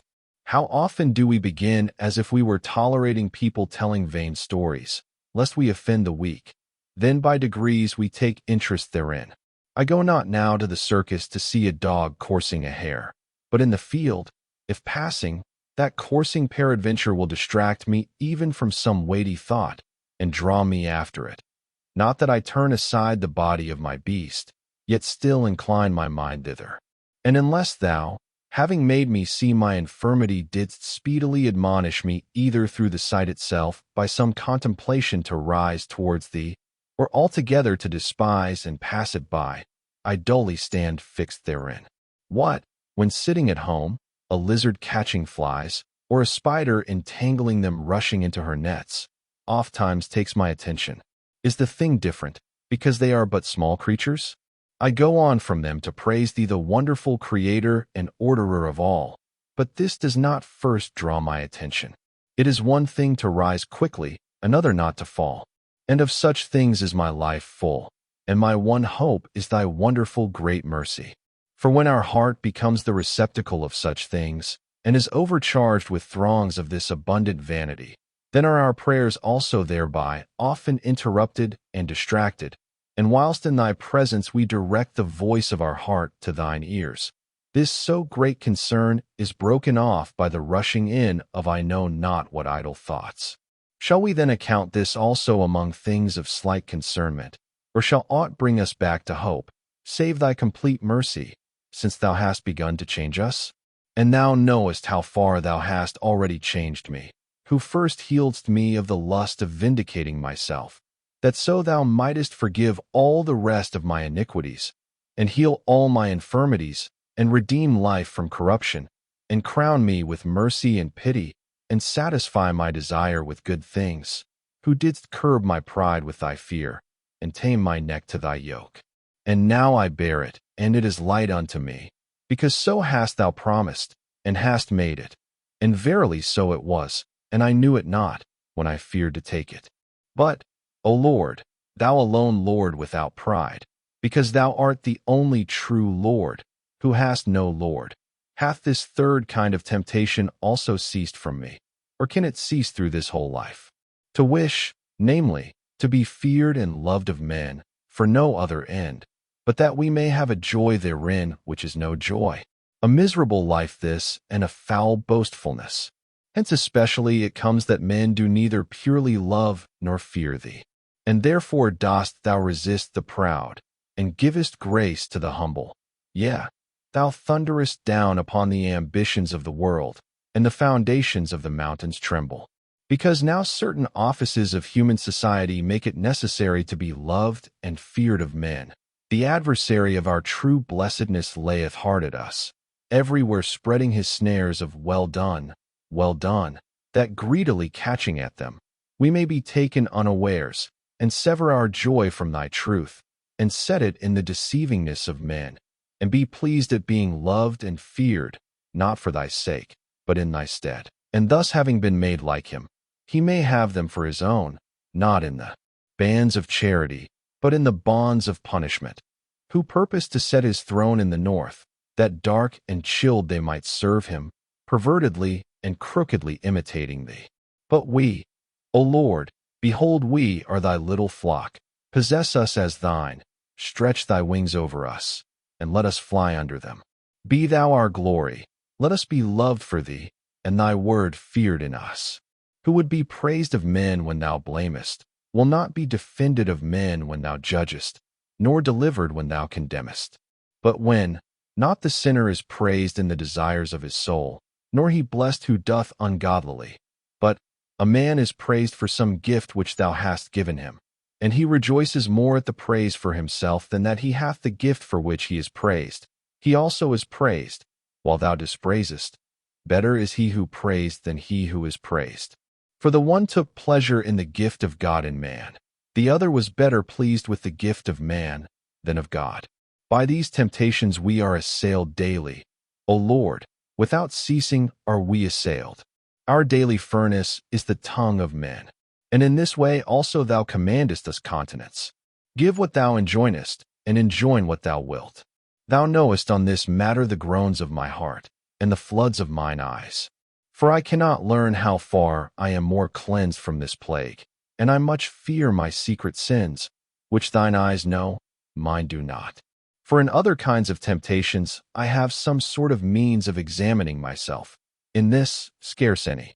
For, in refraining my mind from the pleasures of the flesh and idle curiosity, I see how much I have attained to, when I do without them, foregoing or not having them. For then I ask myself how much more or less troublesome it is to me not to have them.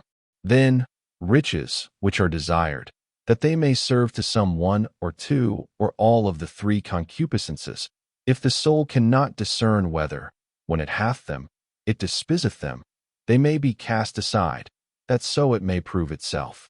But to be without praise, and therein essay our powers, must we live ill, yes, so abandonedly and atrociously, that no one should know without detesting us? What greater madness can be said or thought of? But if praise useth and ought to accompany a good life and good works, we ought as little to forego its company as good life itself. Yet I know not whether I can well or ill be without anything, unless it be absent. What then do I confess unto thee in this kind of temptation, O Lord? What? But that I am delighted with praise, but with truth itself, more than with praise. For were it proposed to me, whether I would, being frenzied in error on all things, be praised by all men, or being consistent and most settled in the truth, be blamed by all, I see which I should choose. Yet fain would I that the approbation of another should not even increase my joy for any good in me. Yet I own, it doth increase it, and not so only, but dispraise doth diminish it. And when I am troubled at this my misery, an excuse occurs to me, which of what value it is, thou God knowest, for it leaves me uncertain. For since thou hast commanded us not continency alone, that is, from what things to refrain our love, but righteousness also, that is, whereon to bestow it, and hast willed us to love not the only, but our neighbor also. Often, when pleased with intelligent praise, I seem to myself to be pleased with the proficiency or towardliness of my neighbor, or to be grieved for evil in him, when I hear him dispraise either what he understands not, or is good. For sometimes I am grieved at my own praise, either when those things be praised in me, in which I mislike myself, or even lesser and slight goods are more esteemed than they ought. But again, how know I whether I am therefore thus affected? Because I would not have him who praiseth me differ from me about myself, not as being influenced by concern for him, but because those same good things which please me in myself please me more when they please another also. For somehow I am not praised when my judgment of myself is not praised, forasmuch as either those things are praised, which displease me, or those more, which please me less. Am I then doubtful of myself in this matter? Behold, in thee, O truth, I see that I ought not to be moved at my own praises for my own sake, but for the good of my neighbor. And whether it be so with me, I know not. For herein I know less of myself than of thee. I beseech now, O my God, discover to me myself also, that I may confess unto my brethren, who are to pray for me, wherein I find myself maimed. Let me examine myself again more diligently. If in my praise I am moved with the good of my neighbor, why am I less moved if another be unjustly dispraised than if it be myself? Why am I more stung by reproach cast upon myself, than at that cast upon another, with the same injustice before me? Know I not this also? Or is it at last that I deceive myself, and do not the truth before thee in my heart and tongue? This madness put far from me, O Lord, lest mine own mouth be to me the sinner's oil to make fat my head. I am poor and needy, yet best, while in hidden groanings I displease myself, and seek thy mercy, until what is lacking in my defective state be renewed and perfected, unto that peace which the eye of the proud knoweth not. Yet the word which cometh out of the mouth, and deeds known to men, bring with them a most dangerous temptation through the love of praise, which, to establish a certain excellency of our own, solicits and collects men's suffrages.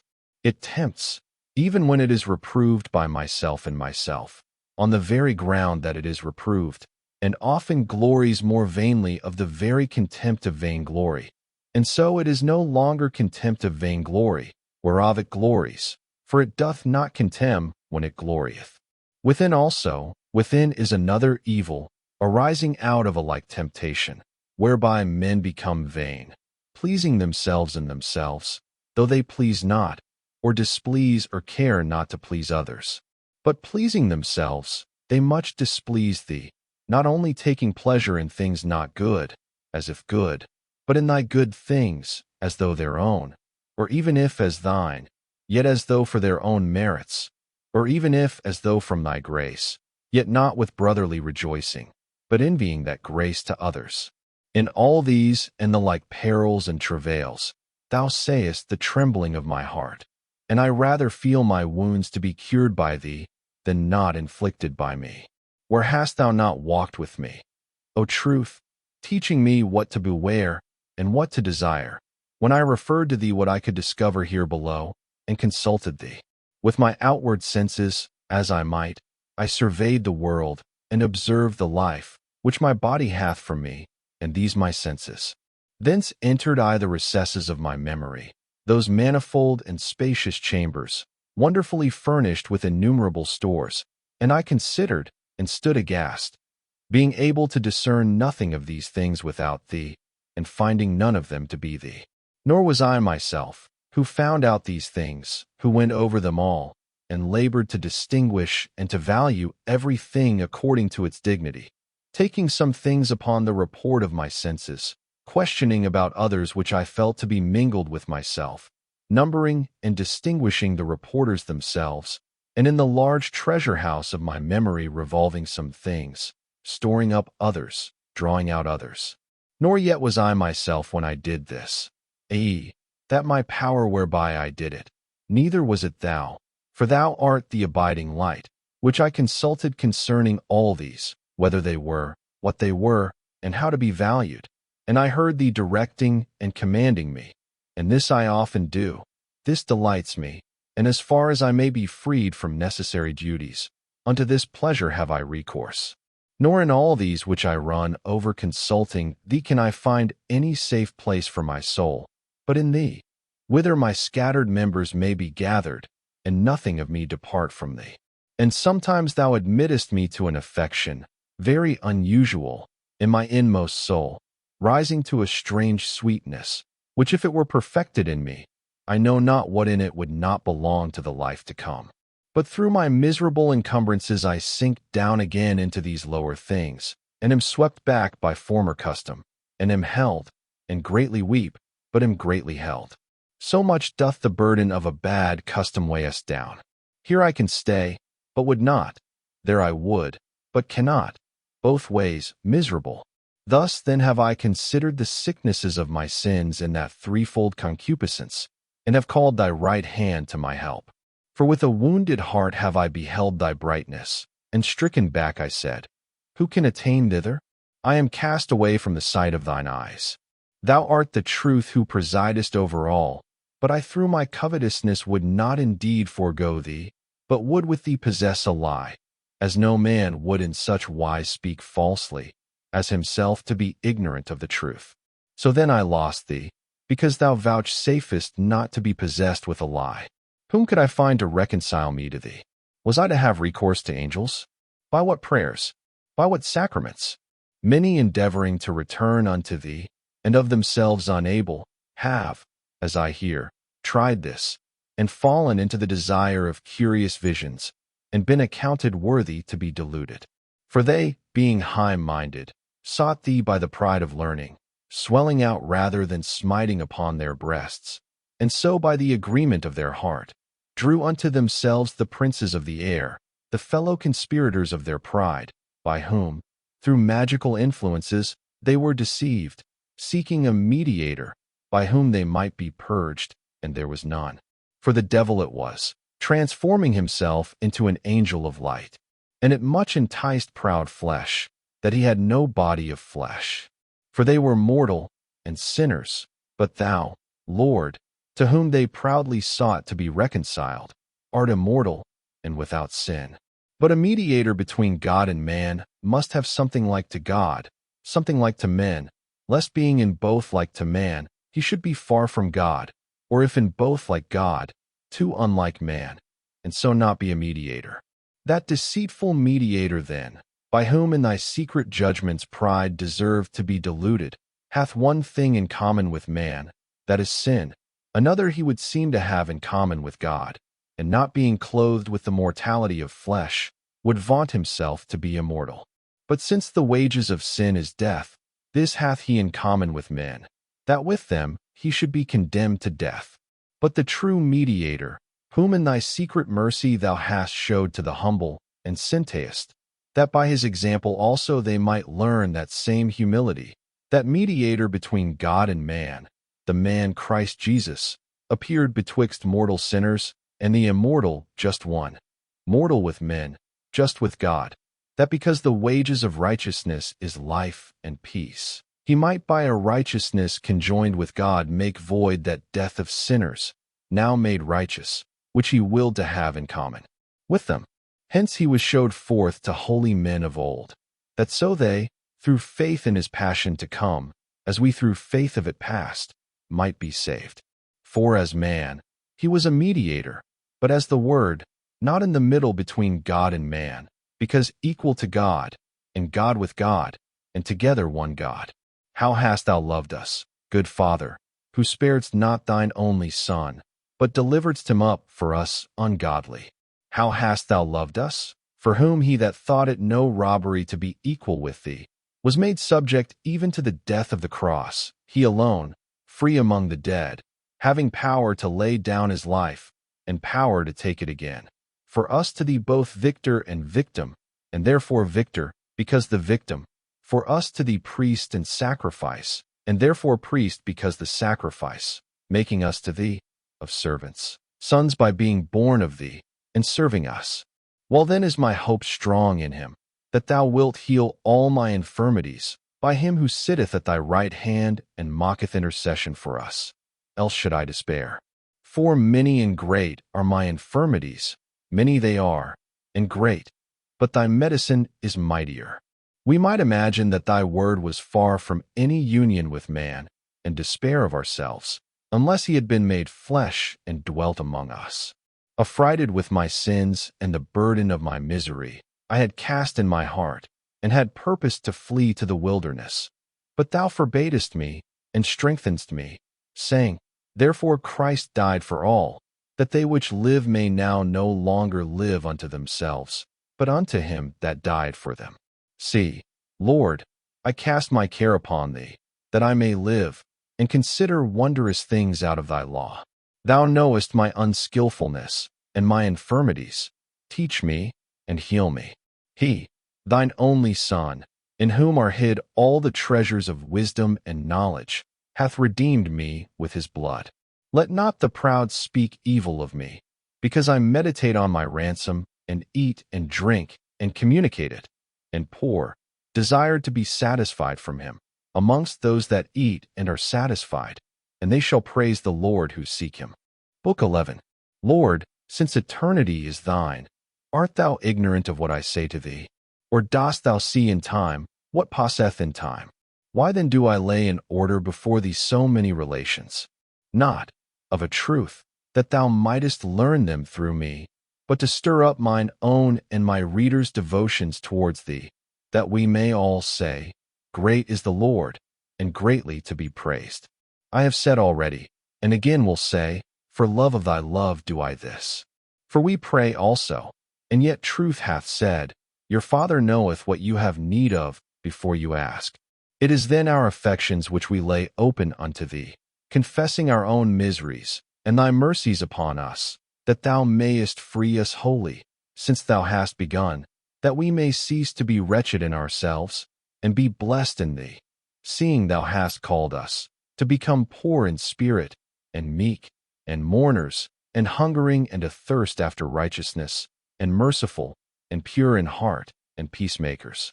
See, I have told thee many things, as I could and as I would, because thou first wouldest that I should confess unto thee, my Lord God. For thou art good, for thy mercy endureth forever.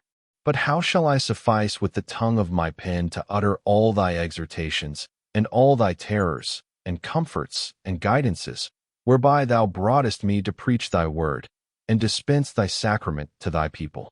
And if I suffice to utter them in order, the drops of time are precious with me, and long have I burned to meditate in thy law, and therein to confess to thee my skill and unskillfulness, the daybreak of thy enlightening, and the remnants of my darkness, until infirmity be swallowed up by strength. And I would not have aught besides steal away those hours which I find free from the necessities of refreshing my body and the powers of my mind, and of the service which we owe to men, or which though we owe not, we yet pay. O Lord my God, give ear unto my prayer, and let thy mercy hearken unto my desire, because it is anxious not for myself alone, but would serve brotherly charity. And thou sayest, my heart, that so it is. I would sacrifice to thee the service of my thought and tongue. Do thou give me what I may offer thee. For I am poor and needy, thou rich to all that call upon thee, who, inaccessible to care, carest for us. Circumcise from all rashness and all lying both my inward and outward lips. Let thy scriptures be my pure delights. Let me not be deceived in them, nor deceive out of them.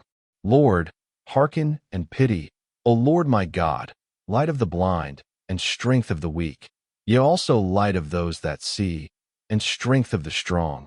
Hearken unto my soul, and hear it crying out of the depths.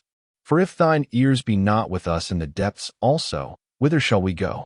Whither cry? The day is thine, and the night is thine. At thy beck the moments flee by. Grant thereof a space for our meditations in the hidden things of thy law, and close it not against us who knock. For not in vain wouldest thou have the darksome secrets of so many pages written, nor are those forests without their hearts which retire therein and range and walk, feed, lie down, and ruminate. Perfect me, O Lord, and reveal them unto me. Behold, thy voice is my joy, thy voice exceedeth the abundance of pleasures. Give what I love, for I do love, and this hast thou given. Forsake not thy own gifts, nor despise thy green herb that thirsteth. Let me confess unto thee whatsoever I shall find in thy books, and hear the voice of praise, and drink in thee, and meditate on the wonderful things out of thy law, even from the beginning, wherein thou madest the heaven and the earth, unto the everlasting reigning of thy holy city with thee. Lord, have mercy on me, and hear my desire. For it is not, I deem, of the earth, not of gold and silver and precious stones, or gorgeous apparel, or honors and offices, or the pleasures of the flesh, or necessaries for the body, and for this life of our pilgrimage, all which shall be added unto those that seek thy kingdom and thy righteousness. Behold, O Lord my God, wherein is my desire.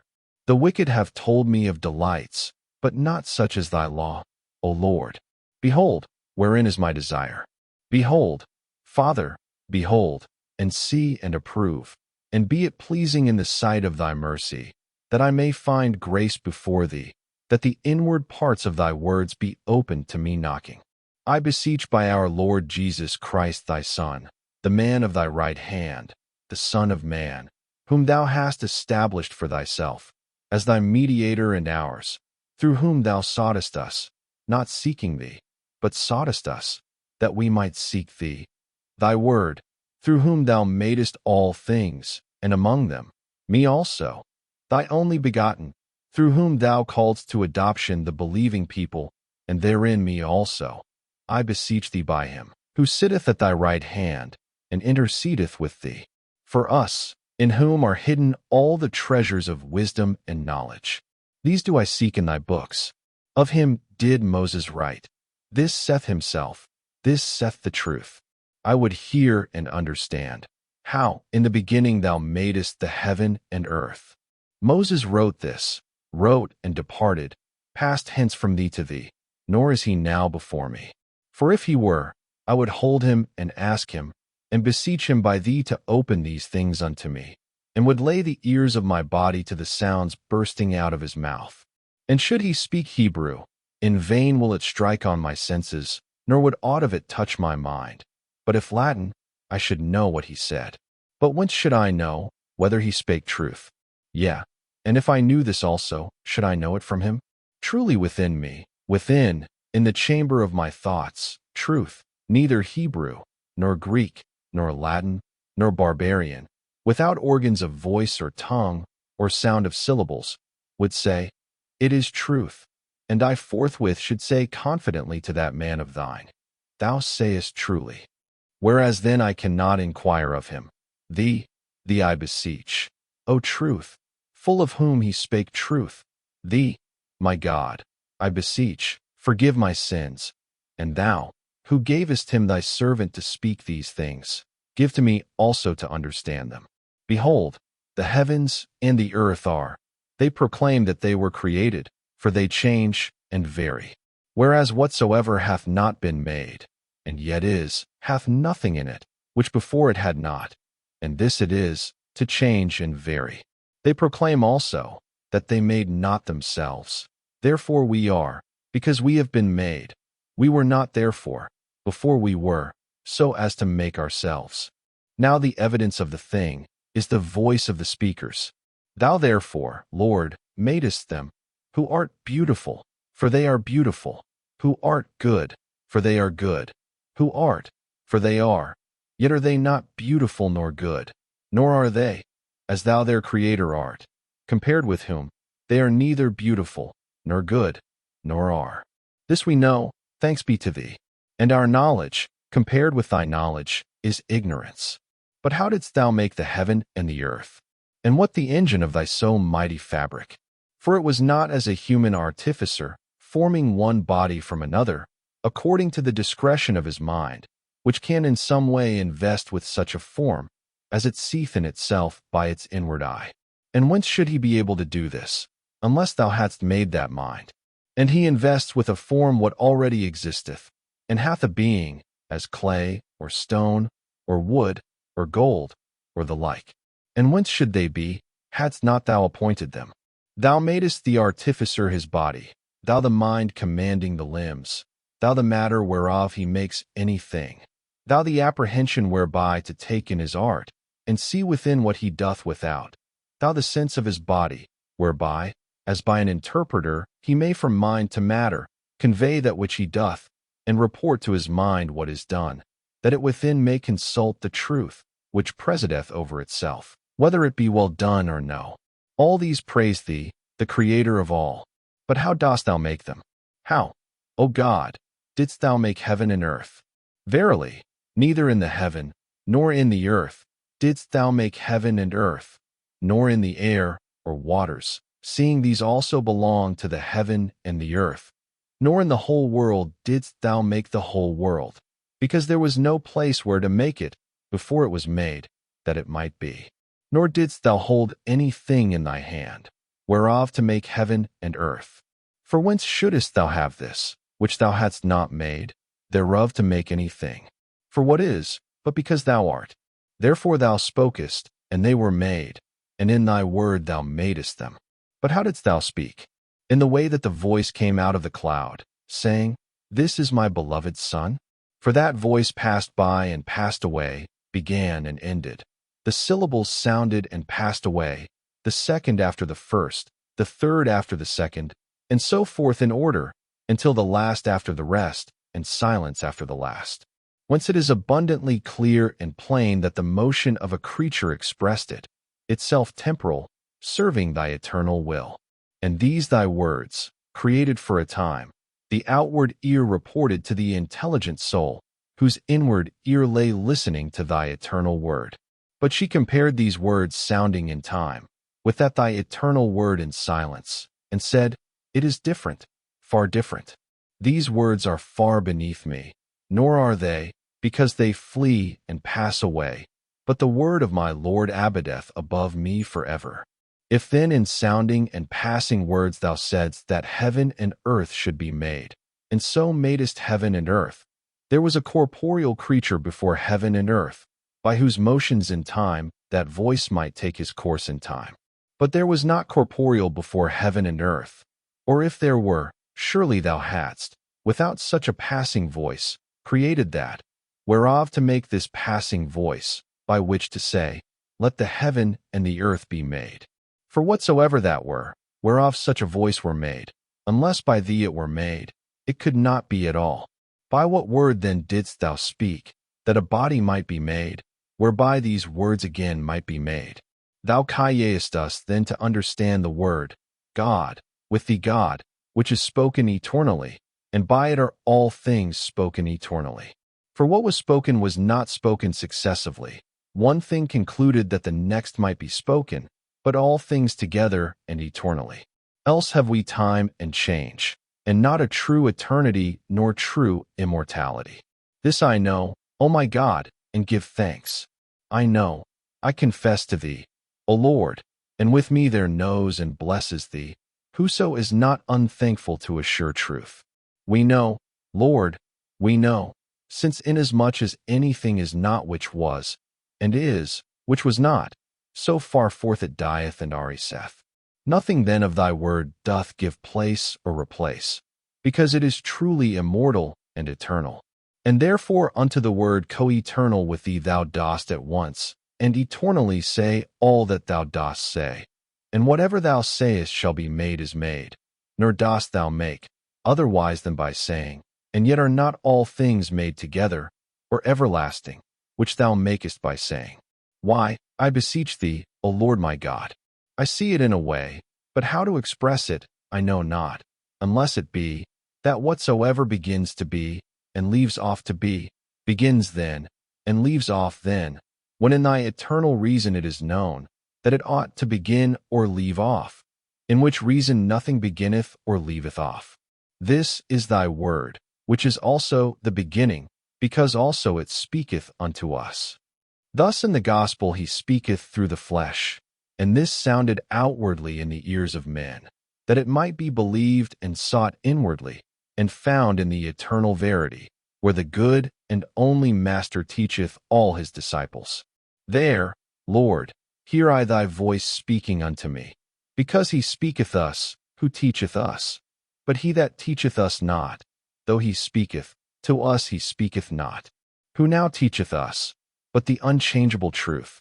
For even when we are admonished through a changeable creature, we are but led to the unchangeable truth, where we learn truly, while we stand and hear him, and rejoice greatly because of the bridegroom's voice, restoring us to him, from whom we are. And therefore the beginning, because unless it abided, there should not, when we went astray, be whither to return. But when we return from error, it is through knowing, and that we may know, he teacheth us, because he is the beginning, and speaking unto us. In this beginning, O God, hast thou made heaven and earth, in thy word, in thy Son, in thy power, in thy wisdom, in thy truth, wondrously speaking and wondrously making.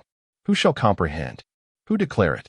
What is that which gleams through me, and strikes my heart without hurting it? And I shudder and kindle. I shudder, inasmuch as I am unlike it. I kindle, inasmuch as I am like it. It is wisdom, wisdom's self which gleameth through me, severing my cloudiness which yet again mantles over me, fainting from it, through the darkness which for my punishment gathers upon me. For my strength is brought down in need, so that I cannot support my blessings, till thou, Lord, who hast been gracious to all mine iniquities, shalt heal all my infirmities. For thou shalt also redeem my life from corruption, and crown me with loving kindness and tender mercies, and shalt satisfy my desire with good things, because my youth shall be renewed like an eagle's. For in hope we are saved, wherefore we through patience wait for thy promises. Let him that is able hear thee inwardly discoursing out of thy oracle. I will boldly cry out, how wonderful are thy works, O Lord! In wisdom hast thou made them all, and this wisdom is the beginning, and in that beginning didst thou make heaven and earth. Lo, are they not full of their old leaven, who say to us, what was God doing before he made heaven and earth? For if, say they, he were unemployed and wrought not, why does he not also henceforth, and forever, as he did heretofore? For did any new motion arise in God, and a new will to make a creature, which he had never before made? How then would that be a true eternity, where there ariseth a will, which was not? For the will of God is not a creature, but before the creature, seeing nothing could be created, unless the will of the Creator had preceded. The will of God then belongeth to his very substance. And if aught have arisen in God's substance, which before was not, that substance cannot be truly called eternal. But if the will of God has been from eternity that the creature should be, why was not the creature also from eternity? Who speak thus, do not yet understand thee, O wisdom of God, light of souls. Understand not yet how the things be made, which by thee and in thee are made. Yet they strive to comprehend things eternal, whilst their heart fluttereth between the motions of things past and to come, and is still unstable. Who shall hold it, and fix it, that it be settled awhile, and awhile catch the glory of that ever-fixed eternity, and compare it with the times which are never fixed, and see that it cannot be compared, and that a long time cannot become long, but out of many motions passing by, which cannot be prolonged altogether, but that in the eternal nothing passeth, but the whole is present, whereas no time is all at once present, and that all time past is driven on by time to come, and all to come followeth upon the past, and all past and to come is created, and flows out of that which is ever present? Who shall hold the heart of man, that it may stand still, and see how eternity ever still standing, neither past nor to come, uttereth the times past and to come? Can my hand do this, or the hand of my mouth by speech bring about a thing so great?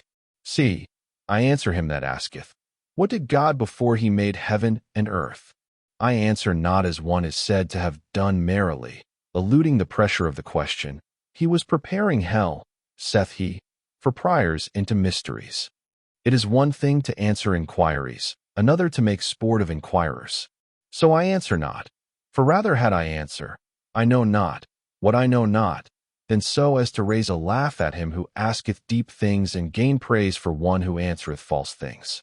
But I say that thou, our God, art the creator of every creature, and if by the name heaven and earth, every creature be understood, I boldly say, that before God made heaven and earth, he did not make anything. For if he made, what did he make but a creature? And what I knew whatsoever I desire to know to my profit, as I know, that no creature was made, before there was made any creature.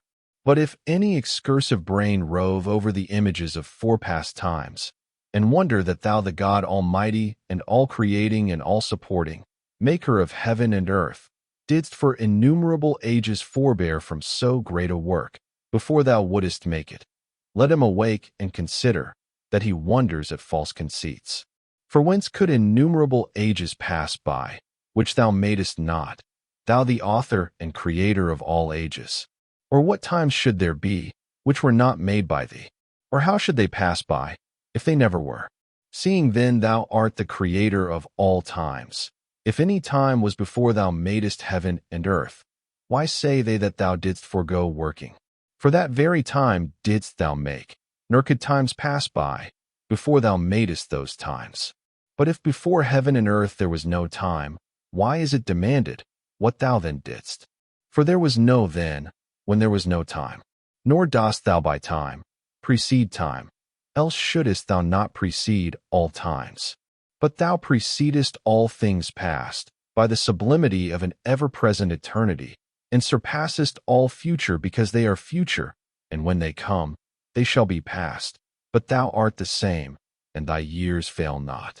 Thy years neither come nor go, whereas ours both come and go, that they all may come. Thy years stand together, because they do stand, nor are departing thrust out by coming years, for they pass not away. But ours shall all be, when they shall no more be. Thy years are one day, and thy day is not daily. But today, seeing thy today gives not place unto tomorrow, for neither doth it replace yesterday. Thy today is eternity.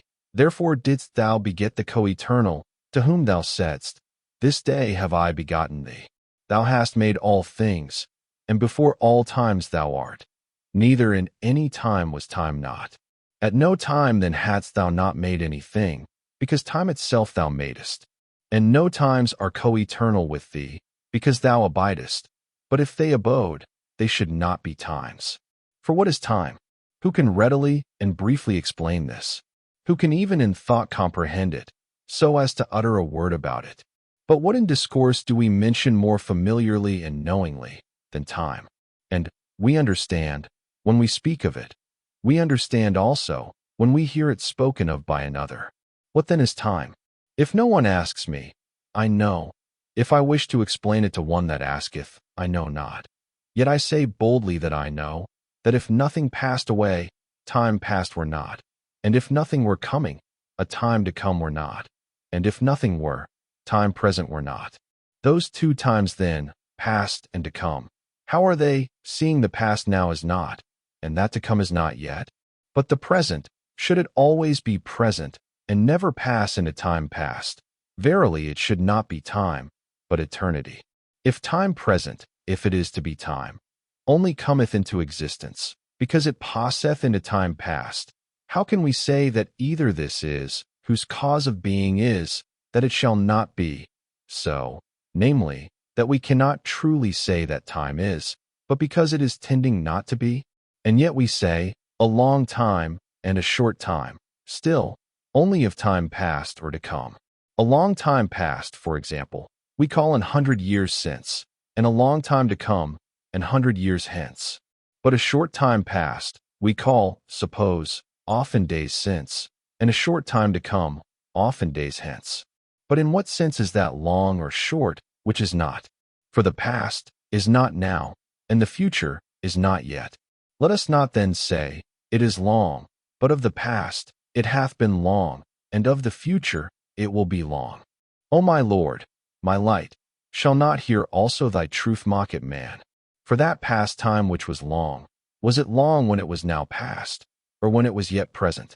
For then might it be long, when there was, what could be long, but when past, it was no longer, wherefore neither could that be long, which was not at all. Let us not then say, time past hath been long, for we shall not find what hath been long, seeing that since it was past, it is no more, but let us say, that present time was long, because, when it was present, it was long. For it had not yet passed away, so as not to be, and therefore there was, what could be long, but after it was past, that ceased also to be long, which ceased to be. Let us see then, thou soul of man, whether present time can be long. For to thee it is given to feel and to measure length of time. What wilt thou answer me? Are 100 years, when present, a long time? See first, whether 100 years can be present. For if the first of these years be now current, it is present, but the other 99 are to come, and therefore are not yet. But if the second year be current, one is now past, another present, the rest to come. And so if we assume any middle year of this 100 to be present, all before it are past, all after it to come, Wherefore 100 years cannot be present. But see at least whether that one which is now current itself is present. For if the current month be its first, the rest are to come. If the second, the first is already past, and the rest are not yet. Therefore, neither is the year now current present, and if not present as a whole, then is not the year present. For 12 months are a year, of which whatever by the current month is present, the rest past or to come. Although neither is that current month present, but one day only, the rest being to come, if it be the first, past, if the last, if any of the middle, then amid past, and to come. See how the present time, which alone we found could be called long, is abridged to the length scarce of one day. But let us examine that also, because neither is one day present as a whole. For it is made up of 24 hours of night and day, of which the first hath the rest to come, the last hath them past, and any of the middle hath those before it past, those behind it to come. Yea, that 1 hour passeth away in flying particles. Whatsoever of it hath flown away is past, whatsoever remaineth is to come. If an instant of time be conceived, which cannot be divided into the smallest particles of moments, that alone is it, which may be called present, which yet flies with such speed from future to past, as not to be lengthened out with the least stay. For if it be, it is divided into past and future. The present hath no space. Where then is the time, which we may call long? Is it to come? Of it we do not say, it is long, because it is not yet, so as to be long, but we say, it will be long. When therefore will it be? For if, even then, when it is yet to come, it shall not be long, because what can be long, as yet is not. And so it shall then be long, when from future which as yet is not, it shall begin now to be, and have become present, that so there should exist what may be long. Then does time present cry out in the words above, that it cannot be long. And yet, Lord, we perceive intervals of times, and compare them, and say, some are shorter, and others longer. We measure also how much longer or shorter this time is than that, and we answer, this is double or treble, and that, but once, or only just so much as that. But we measure times as they are passing, by perceiving them, but past, which now are not, or the future, which are not yet, who can measure? Unless a man shall presume to say, that can be measured, which is not. When then time is passing, it may be perceived and measured, but when it is past, it cannot, because it is not. I ask, Father, I affirm not. O my God, rule and guide me. Who will tell me that there are not 3 times, as we learned when boys and taught boys, past, present, and future, but present only, because those 2 are not? Or are they also? And when from future it becometh present, doth it come out of some secret place? And so, when retiring, from present it becometh past? For where did they, who foretold things to come, see them, if as yet they be not? For that which is not, cannot be seen. And they who relate things past, could not relate them, if in mind they did not discern them, and if they were not, they could no way be discerned. Things then past, and to come, are. Permit me, Lord, to seek further. O my hope, let not my purpose be confounded. For if times past, and to come be, I would know where they be. Which yet if I cannot, yet I know, wherever they be, they are not there as future, or past, but present. For if there also they be future, they are not yet there. If there also they be past, they are no longer there. Wheresoever then is whatsoever is, it is only as present. Although when past facts are related, there are drawn out of the memory, not the things themselves which are past, but words which, conceived by the images of the things, they, in passing, have through the senses left as traces in the mind. Thus my childhood, which now is not, is in time past, which now is not. But now when I recall its image, and tell of it, I behold it in the present, because it is still in my memory. Whether there be a like cause of foretelling things to come also, that of things which as yet are not, the images may be perceived before, already existing, I confess, O my God, I know not. This indeed I know, that we generally think before on our future actions, and that forethinking is present, but the action whereof we forethink is not yet, because it is to come. Which, when we have set upon, and have begun to do what we were forethinking, then shall that action be, because then it is no longer future, but present. Which way soever then this secret foreperceiving of things to come be, that only can be seen, which is. But what now is not future, but present. When then things to come are said to be seen, it is not themselves which as yet are not, that is, which are to be, but their causes perchance or signs are seen, which already are. Therefore they are not future but present to those who now see that, from which the future, being foreconceived in the mind, is foretold. Which foreconceptions again now are, and those who foretell those things, do behold the conceptions present before them. Let now the numerous variety of things furnish me some example. I behold the daybreak. I foreshow that the sun is about to rise.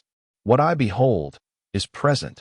What I foresignify to come, not the sun, which already is, but the sun rising, which is not yet. And yet did I not in my mind imagine the sun rising itself, as now while I speak of it, I could not foretell it. But neither is that daybreak which I discern in the sky, the sun rising, although it goes before it, nor that imagination of my mind, which two are seen now present, that the other which is to be may be foretold. Future things then are not yet, and if they be not yet, they are not, and if they are not, they cannot be seen. Yet foretold they may be from things present, which are already, and are seen. Thou then, ruler of thy creation, by what way dost thou teach souls things to come? For thou didst teach thy prophets. By what way dost thou, to whom nothing is to come, teach things to come, or rather of the future, dost teach things present? For what is not, neither can it be taught. Too far is this way of my ken. It is too mighty for me. I cannot attain unto it. But from thee I can, when thou shalt vouchsafe it, O sweet light of my hidden eyes. What now is clear and plain is, that neither things to come nor past are. Nor is it properly said, there be 3 times, past, present, and to come, yet perchance it might be properly said, there be 3 times, a present of things past, a present of things present, and a present of things future. For these 3 do exist in some sort, in the soul, but otherwhere do I not see them, present of things past, memory, present of things present, sight, present of things future, expectation. If thus we be permitted to speak, I see 3 times, and I confess there are 3. Let it be said too, there be 3 times, past, present, and to come, in our incorrect way.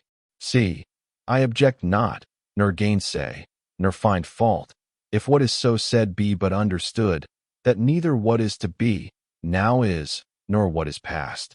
For but few things are there, which we speak properly, most things improperly, still the things intended are understood. I said then even now, we measure times as they pass, in order to be able to say, this time is twice so much as that one, or this is just so much as that, and so of any other parts of time, which be measurable.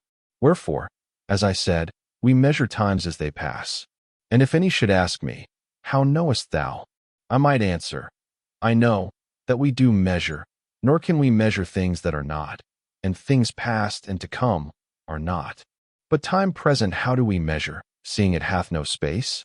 It is measured while passing, but when it shall have passed, it is not measured, for there will be nothing to be measured. But whence, by what way, and whither passes it while it is a measuring? Whence, but from the future? Which way, but through the present? Whither, but into the past? From that therefore, which is not yet, through that, which hath no space, into that, which now is not. Yet what do we measure, if not time and some space?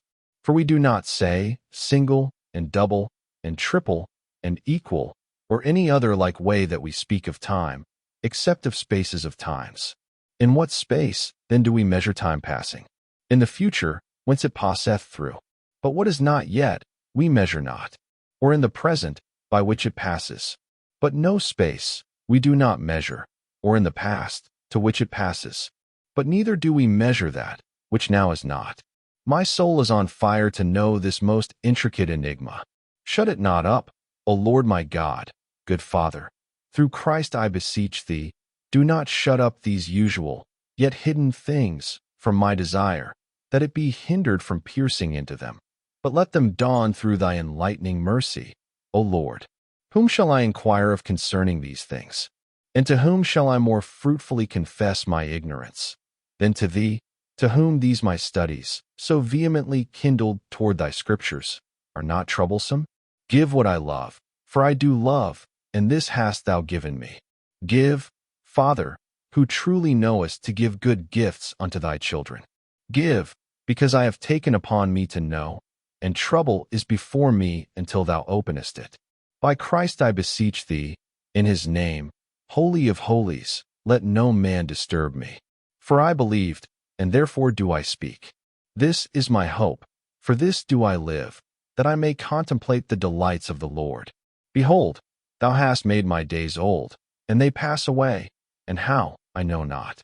And we talk of time, and time, and times, and times. How long time is it since he said this? How long time since he did this? And how long time since I saw that? And this syllable hath double time to that single short syllable. These words we speak, and these we hear, and are understood, and understand. Most manifest and ordinary they are, and the selfsame things again are but too deeply hidden, and the discovery of them were new. I heard once from a learned man that the motions of the sun, moon, and stars constituted time, and I assented not. For why should not the motions of all bodies rather be times? Or, if the lights of heaven should cease, and a potter's wheel run round, should there be no time by which we might measure those whirlings, and say, that either it moved with equal pauses, or if it turned sometimes slower, otherwhiles quicker, that some rounds were longer, others shorter? Or, while we were saying this, should we not also be speaking in time? Or, should there in our words be some syllables short, others long, but because those sounded in a shorter time, these in a longer? God, grant to men to see in a small thing notices common to things great and small. The stars and lights of heaven are also for signs, and for seasons, and for years, and for days. They are, yet neither should I say, that the going round of that wooden wheel was a day, nor yet he, that it was therefore no time. I desire to know the force and nature of time, by which we measure the motions of bodies, and say, for example, this motion is twice as long as that. For I ask, seeing day denotes not the stay only of the sun upon the earth, according to which day is one thing, night another, but also its whole circuit from east to east again, according to which we say, there passed so many days, the night being included when we say, so many days, and the nights not reckoned apart. Seeing then a day is completed by the motion of the sun and by his circuit from east to east again, I ask, does the motion alone make the day, or the stay in which that motion is completed, or both? For if the first be the day, then should we have a day, although the sun should finish that course in so small a space of time, as 1 hour comes to. If the second, then should not that make a day, if between one sunrise and another there were but so short a stay, as 1 hour comes to. But the sun must go 24 times about, to complete one day. If both, then neither could that be called a day, if the sun should run his whole round in the space of 1 hour, nor that, if, while the sun stood still, so much time should overpass, as the sun usually makes his whole course in, from morning to morning. I will not therefore now ask, what that is which is called day, but what time is, whereby we, measuring the circuit of the sun, should say that it was finished in half the time it was wont. If so be it was finished in so small a space as 12 hours, and comparing both times, should call this a single time, that a double time. Even supposing the sun to run his round from east to east, sometimes in that single, sometimes in that double time. Let no man then tell me that the motions of the heavenly bodies constitute times, because, when at the prayer of one, the sun had stood still, till he could achieve his victorious battle, the sun stood still, but time went on. For in its own allotted space of time, was that battle waged and ended. I perceive time then to be a certain extension. But do I perceive it, or seem to perceive it? Thou, light and truth, wilt show me. Dost thou bid me assent, if any define time to be motion of a body? Thou dost not bid me, for that no body is moved, but in time, I hear. This thou sayest, but that the motion of a body is time, I hear not. Thou sayest it not. For when a body is moved, I by time measure, how long it moveth, from the time it began to move until it left off. And if I did not see whence it began, and it continue to move so that I see not when it ends, I cannot measure, save perchance from the time I began, until I cease to see. And if I look long, I can only pronounce it to be a long time, but not how long. Because when we say how long, we do it by comparison, as, this is as long as that, or twice so long as that, or the like. But when we can mark the distances of the places, whence and whither goeth the body moved, or his parts, if it moved as in a lathe, then can we say precisely, in how much time the motion of that body or his part, from this place unto that, was finished. Seeing therefore the motion of a body is one thing, that by which we measure how long it is, another, who sees not, which of the two is rather to be called time. For and if a body be sometimes moved, sometimes stand still, then we measure, not his motion only, but his standing still too by time. And we say, it stood still as much as it moved, or it stood still twice or thrice so long as it moved, or any other space which our measuring hath either ascertained or guessed, more or less, as we used to say. Time, then, is not the motion of a body. And I confess to thee, O Lord, that I yet know not what time is, and again I confess unto thee, O Lord, that I know that I speak this in time, and that having long spoken of time, that very long is not long, but by the pause of time. How then know I this, seeing I know not what time is? Or is it perchance that I know not how to express what I know? Woe is me, that do not even know what I know not. Behold, O my God, before thee I lie not, but as I speak, so is my heart. Thou shalt light my candle. Thou, O Lord my God, wilt enlighten my darkness. Does not my soul most truly confess unto thee that I do measure times? Do I then measure, O my God, and know not what I measure? I measure the motion of a body in time, and the time itself do I not measure? Or could I indeed measure the motion of a body how long it were, and in how long space it could come from this place to that, without measuring the time in which it is moved? This same time, then, how do I measure? Do we by a shorter time measure a longer, as by the space of a cubit, the space of a rood? For so indeed we seem by the space of a short syllable to measure the space of a long syllable, and to say that this is double the other. Thus measure we the spaces of stanzas, by the spaces of the verses, and the spaces of the verses, by the spaces of the feet, and the spaces of the feet, by the spaces of the syllables, and the spaces of long, by the space of short syllables, not measuring by pages, for then we measure spaces, not times. But when we utter the words and they pass by, and we say, it is a long stanza, because composed of so many verses, long verses, because consisting of so many feet, long feet, because prolonged, by so many syllables, a long syllable because double to a short one. But neither do we this way obtain any certain measure of time, because it may be that a shorter verse, pronounced more fully, may take up more time than a longer, pronounced hurriedly. And so for a verse, a foot, a syllable, whence it seemed to me, that time is nothing else than protraction, but of what, I know not, and I marvel, if it be not of the mind itself. For what, I beseech thee, O my God, do I measure, when I say, either indefinitely this is a longer time than that, or definitely this is double that?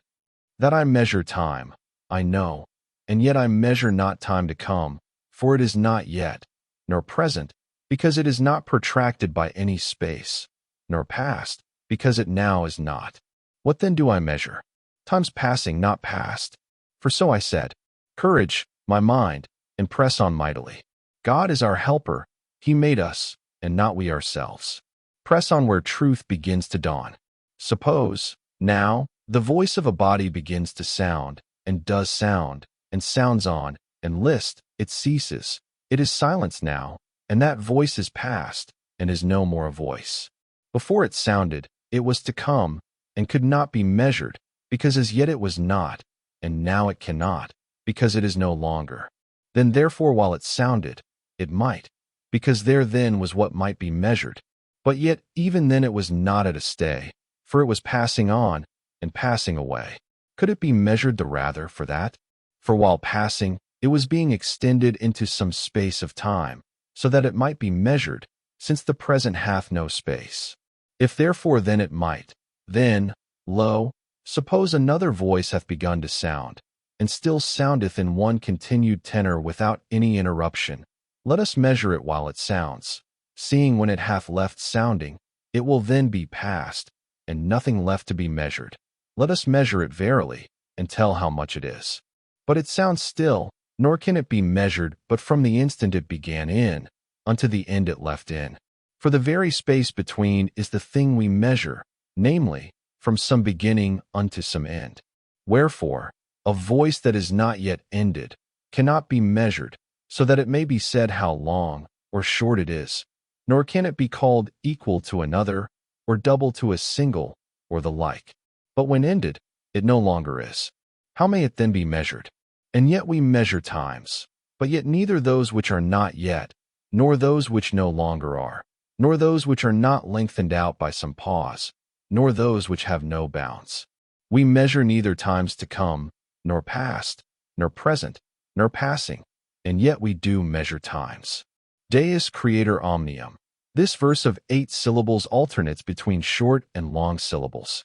The 4 short then, the first, third, fifth, and seventh, are but single, in respect of the 4 long, the second, fourth, sixth, and eighth. Every one of these to every one of those hath it double time. I pronounce them, report on them, and find it so, as one's plain sense perceives. By plain sense, then, I measure a long syllable by a short, and I sensibly find it to have twice so much.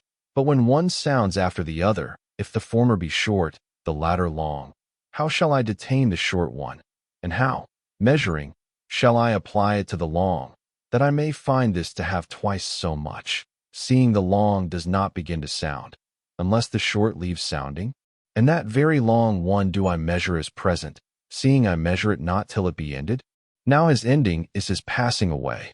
What then is it I measure? Where is the short syllable by which I measure? Where the long which I measure?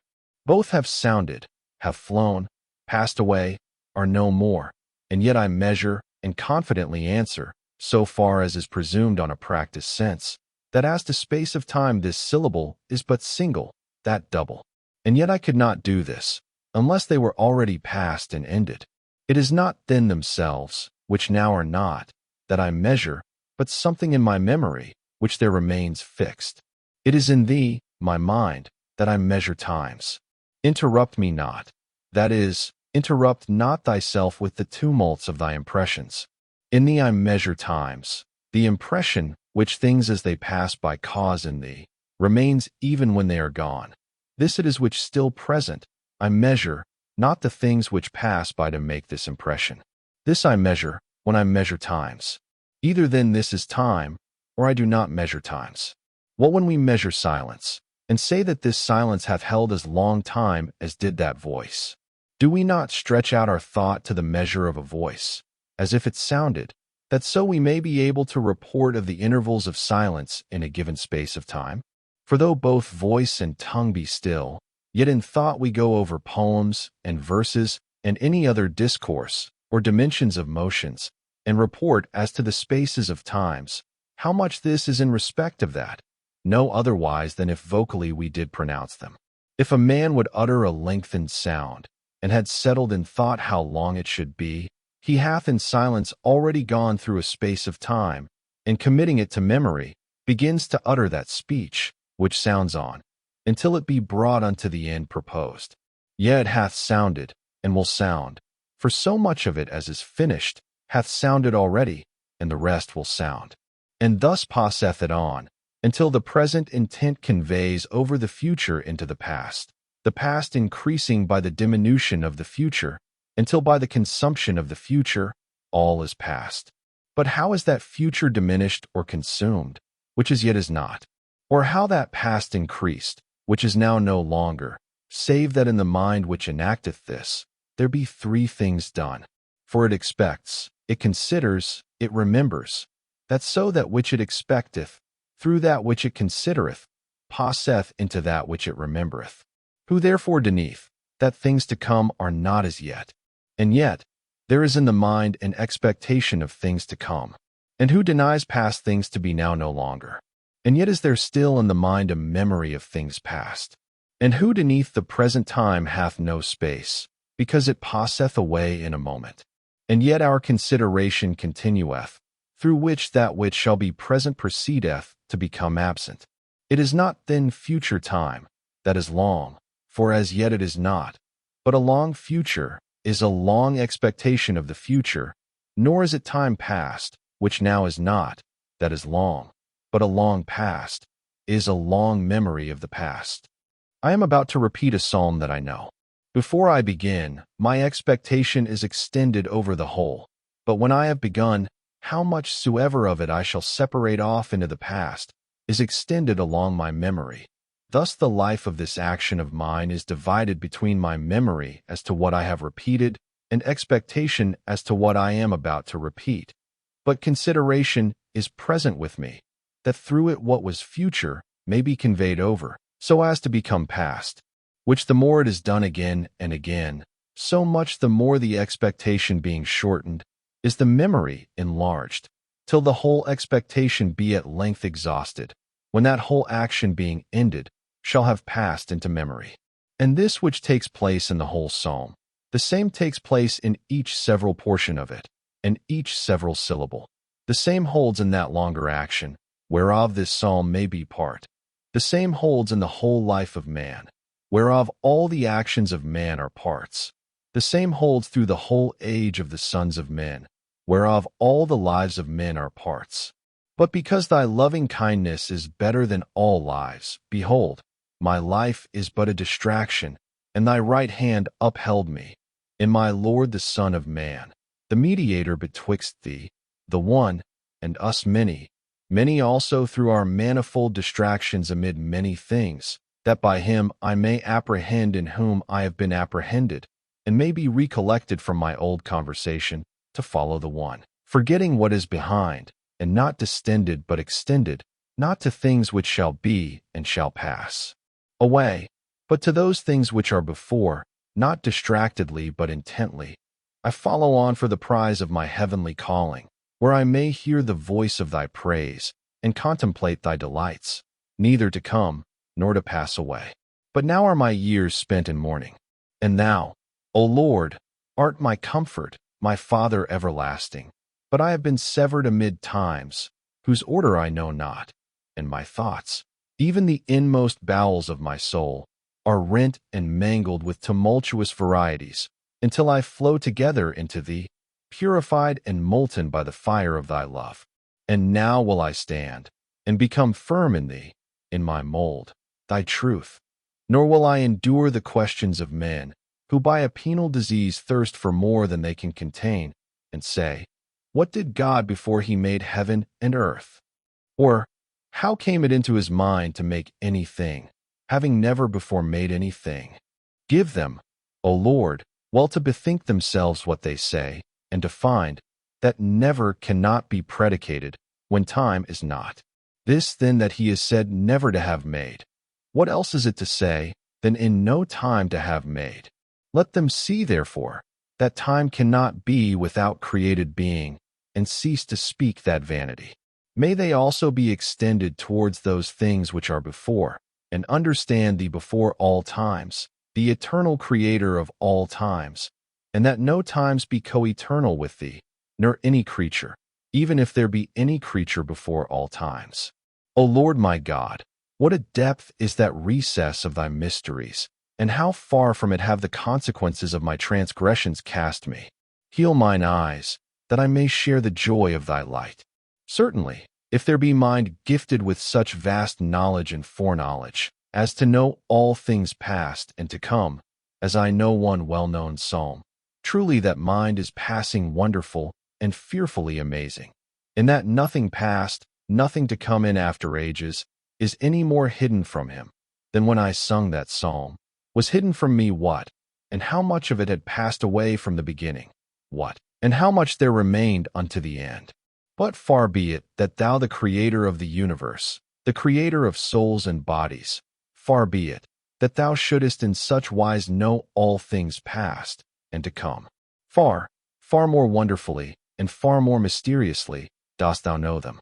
For not, as the feelings of one who singeth what he knoweth, or heareth some well-known song, or through expectation of the words to come, and the remembering of those that are past, varied, and his senses divided, not so doth anything happen unto thee, unchangeably eternal, that is, the eternal creator of minds.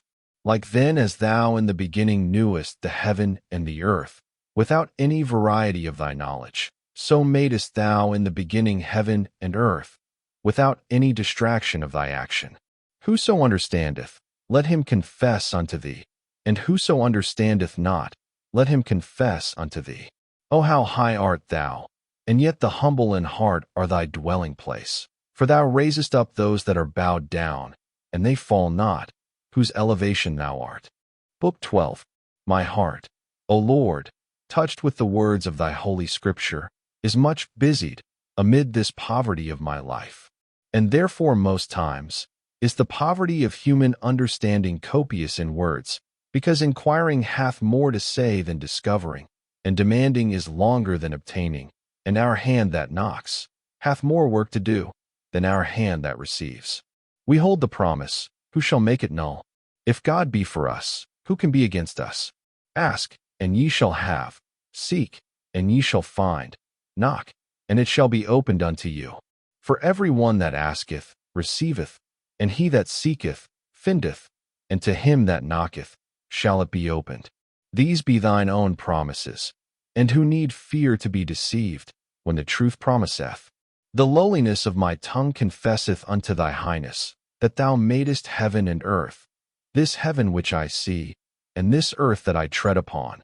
Whence is this earth that I bear about me? Thou madest it.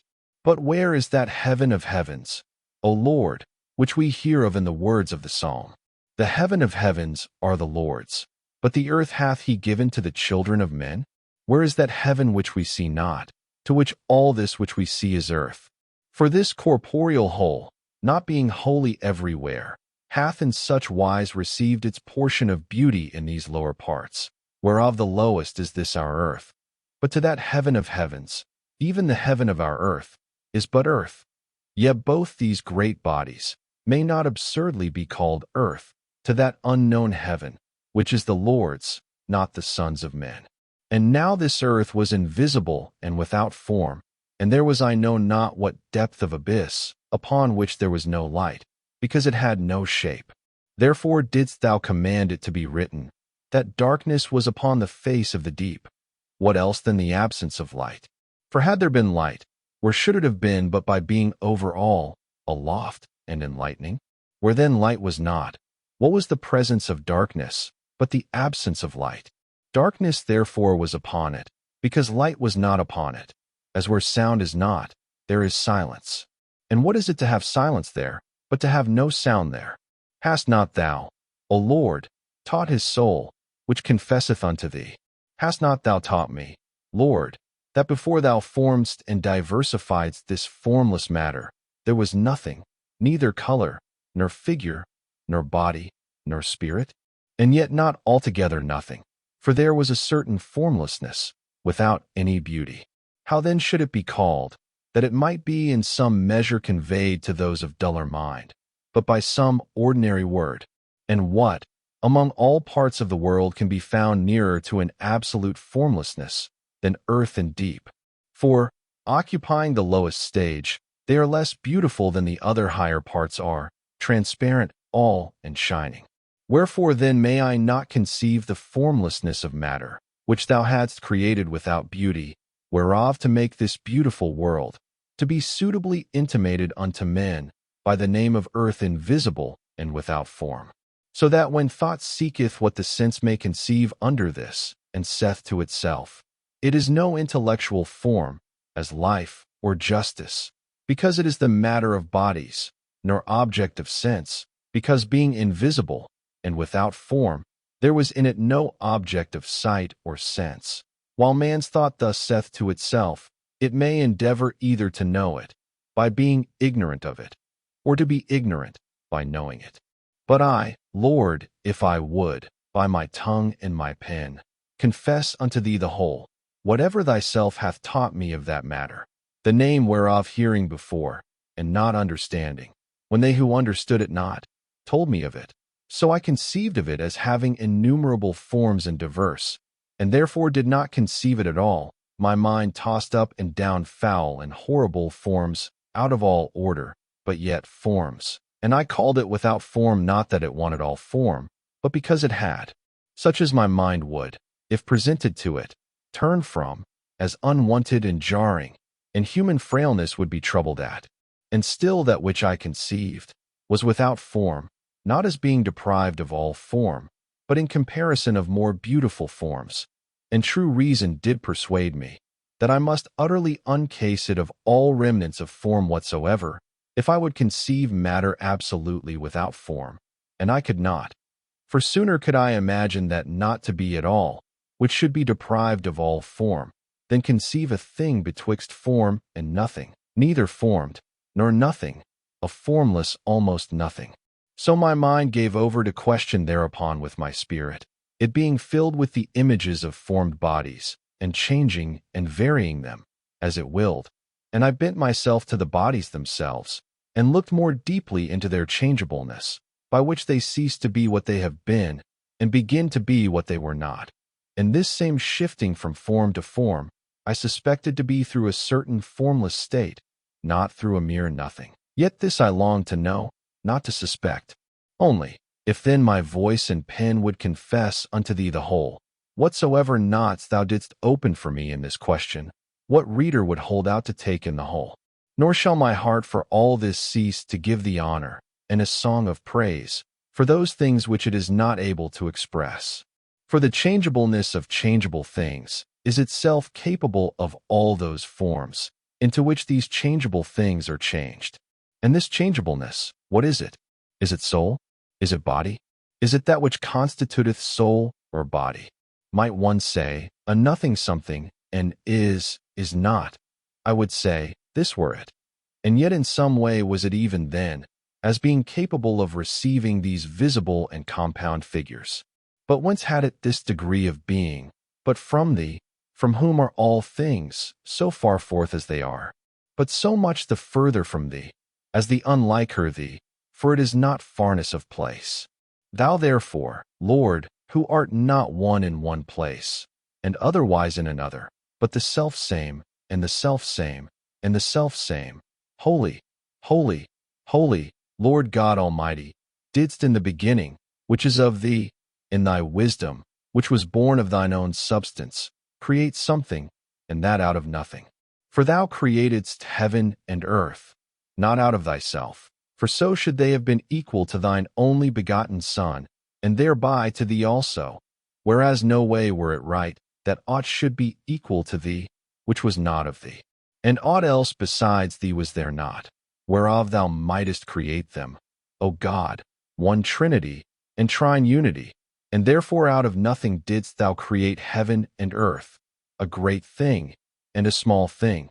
For thou art almighty and good, to make all things good, even the great heaven and the petty earth.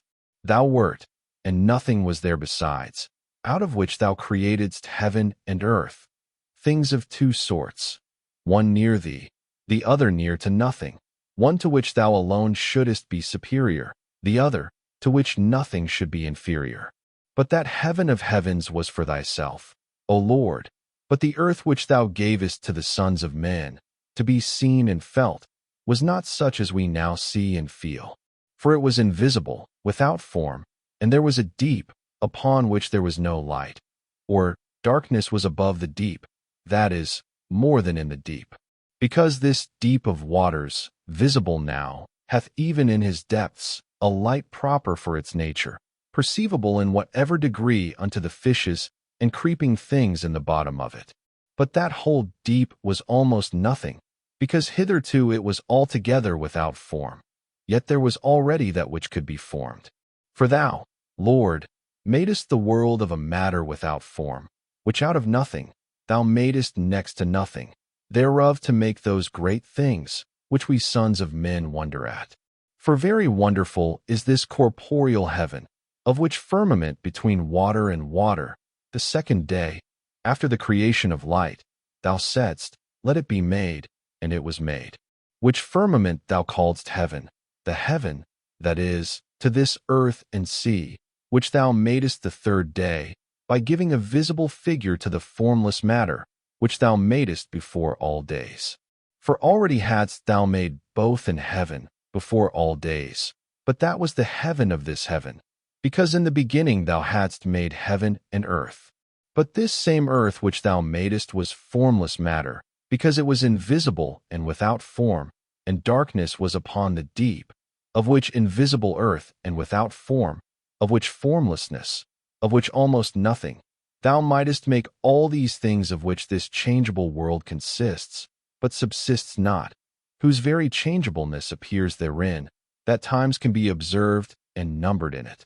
For times are made by the alterations of things, while the figures, the matter whereof is the invisible earth aforesaid, are varied and turned. And therefore the Spirit, the teacher of thy servant, when it recounts thee to have in the beginning created heaven and earth, speaks nothing of times, nothing of days. For verily that heaven of heavens which thou createdst in the beginning is some intellectual creature, which, although no ways coeternal unto thee, the Trinity, yet partaketh of thy eternity, and doth through the sweetness of that most happy contemplation of thyself, strongly restrain its own changeableness, and without any fall since its first creation, cleaving close unto thee, is placed beyond all the rolling vicissitude of times. Yea, neither is this very formlessness of the earth, invisible, and without form, numbered among the days. For where no figure nor order is, there does nothing come or go, and where this is not, there plainly are no days, nor any vicissitude of spaces of times. O let the light, the truth, the light of my heart, not mine own darkness, speak unto me. I fell off into that, and became darkened. But even thence I loved thee. I went astray, and remembered thee. I heard thy voice behind me, calling to me to return, and scarcely heard it, through the tumultuousness of the enemies of peace. And now, behold, I return in distress and panting after thy fountain. Let no man forbid me. Of this will I drink, and so live. Let me not be mine own life. From myself I lived ill. Death was I to myself, and I revive in thee. Do thou speak unto me, do thou discourse unto me. I have believed thy books, and their words be most full of mystery. Already thou hast told me with a strong voice, O Lord, in my inner ear, that thou art eternal, who only hast immortality, since thou canst not be changed as to figure or motion, nor is thy will altered by times, seeing no will which varies is immortal. This is in thy sight clear to me, and let it be more and more cleared to me, I beseech thee, and in the manifestation thereof, let me with sobriety abide under thy wings. Thou hast told me also with a strong voice, O Lord, in my inner ear, that thou hast made all natures and substances, which are not what thyself is, and yet are, and that only is not from thee, which is not, and the motion of the will from thee who art, unto that which in a less degree is, because such motion is transgression and sin, and that no man's sin doth either hurt thee, or disturb the order of thy government, first or last. This is in thy sight clear unto me, and let it be more and more cleared to me, I beseech thee, and in the manifestation thereof, let me with sobriety abide under thy wings. Thou hast told me also with a strong voice, in my inner ear, that neither is that creature coeternal unto thyself, whose happiness thou only art, and which with a most persevering purity, drawing its nourishment from thee, doth in no place and at no time put forth its natural mutability, and thyself being ever present with it, unto whom with its whole affection it keeps itself, having neither future to expect, nor conveying into the past what it remembereth, is neither altered by any change, nor distracted into any times.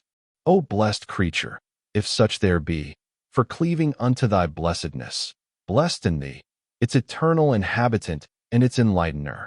Nor do I find by what name I may the rather call the heaven of heavens which is the Lord's, than thine house, which contemplateth thy delights without any defection of going forth to another, one pure mind, most harmoniously one, by that settled estate of peace of holy spirits, the citizens of thy city in heavenly places, far above those heavenly places that we see.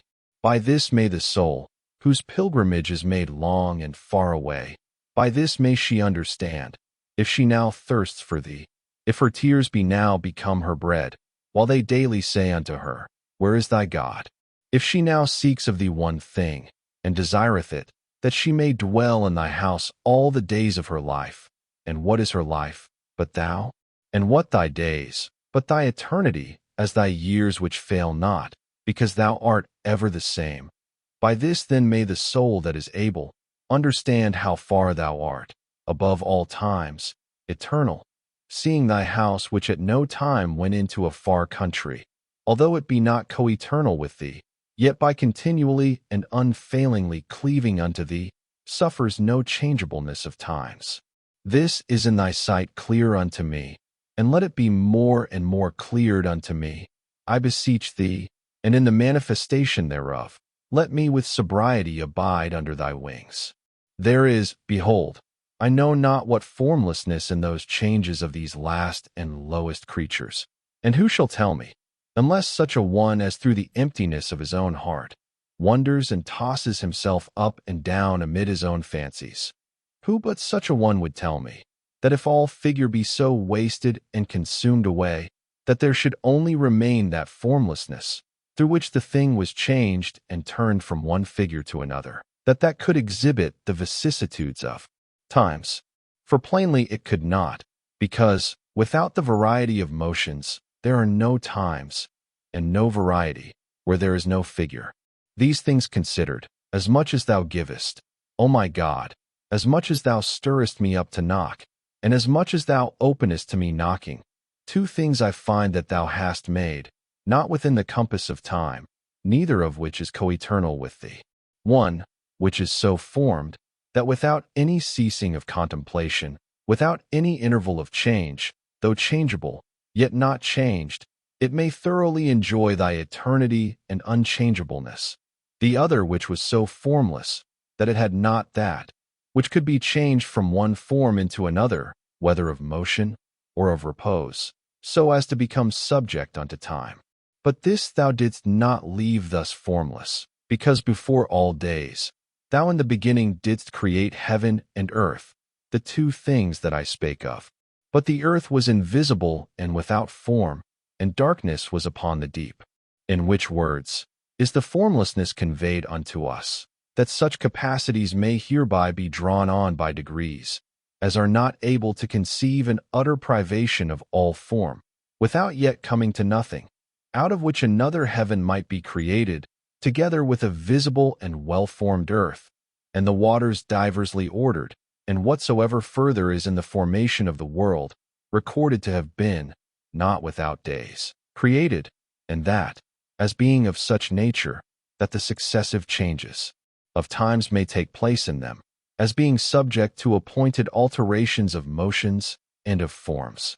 This then is what I conceive, O my God, when I hear thy scripture saying, In the beginning God made heaven and earth, and the earth was invisible and without form, and darkness was upon the deep, and not mentioning what day thou createdst them. This is what I conceive, that because of the heaven of heavens, that intellectual heaven, whose intelligences know all at once, not in part, not darkly, not through a glass, but as a whole, in manifestation, face to face, not this thing now and that thing anon, but, as I said, know all at once, without any succession of times, And because of the earth invisible and without form, without any succession of times, which succession presents this thing now, that thing anon. Because where is no form, there is no distinction of things. It is, then, on account of these two, a primitive formed and a primitive formless. The one, heaven but the heaven of heaven. The other earth but the earth invisible and without form. Because of these two do I conceive. Did thy scripture say without mention of days, in the beginning God created heaven and earth? For forthwith it subjoined what earth it spake of, and also, in that the firmament is recorded to be created the second day, and called heaven, it conveys to us of which heaven he before spake, without mention of days. Wondrous depth of thy words, whose surface, behold, is before us, inviting to little ones. Yet are they a wondrous depth. O my God, a wondrous depth. It is awful to look therein, an awfulness of honor, and a trembling of love. The enemies thereof I hate vehemently. O that thou wouldest slay them with thy two-edged sword, that they might no longer be enemies unto it. For so do I love to have them slain unto themselves, that they may live unto thee. But behold others not fault-finders, but extollers of the book of Genesis. The Spirit of God, say they, who by his servant Moses wrote these things, would not have those words thus understood. He would not have it understood, as thou sayest, but otherwise, as we say. Unto whom thyself, O thou God all, being judge, do I thus answer? Will you affirm that to be false, which with a strong voice truth tells me in my inner ear, concerning the eternity of the Creator, that his substance is no ways changed by time, nor his will separate from his substance? Wherefore he willeth not one thing now, another anon, but once, and at once, and always he willeth all things that he willeth, not again and again, nor now this, now that, nor willeth afterwards, what before he willed not, nor willeth not, what before he willed, because such a will is, and no mutable thing is eternal, but our God is eternal. Again, what he tells me in my inner ear, the expectation of things to come becomes sight, when they are come, and this same sight becomes memory, when they be past. Now all thought which thus varies is mutable, and no mutable thing is eternal, but our God is eternal.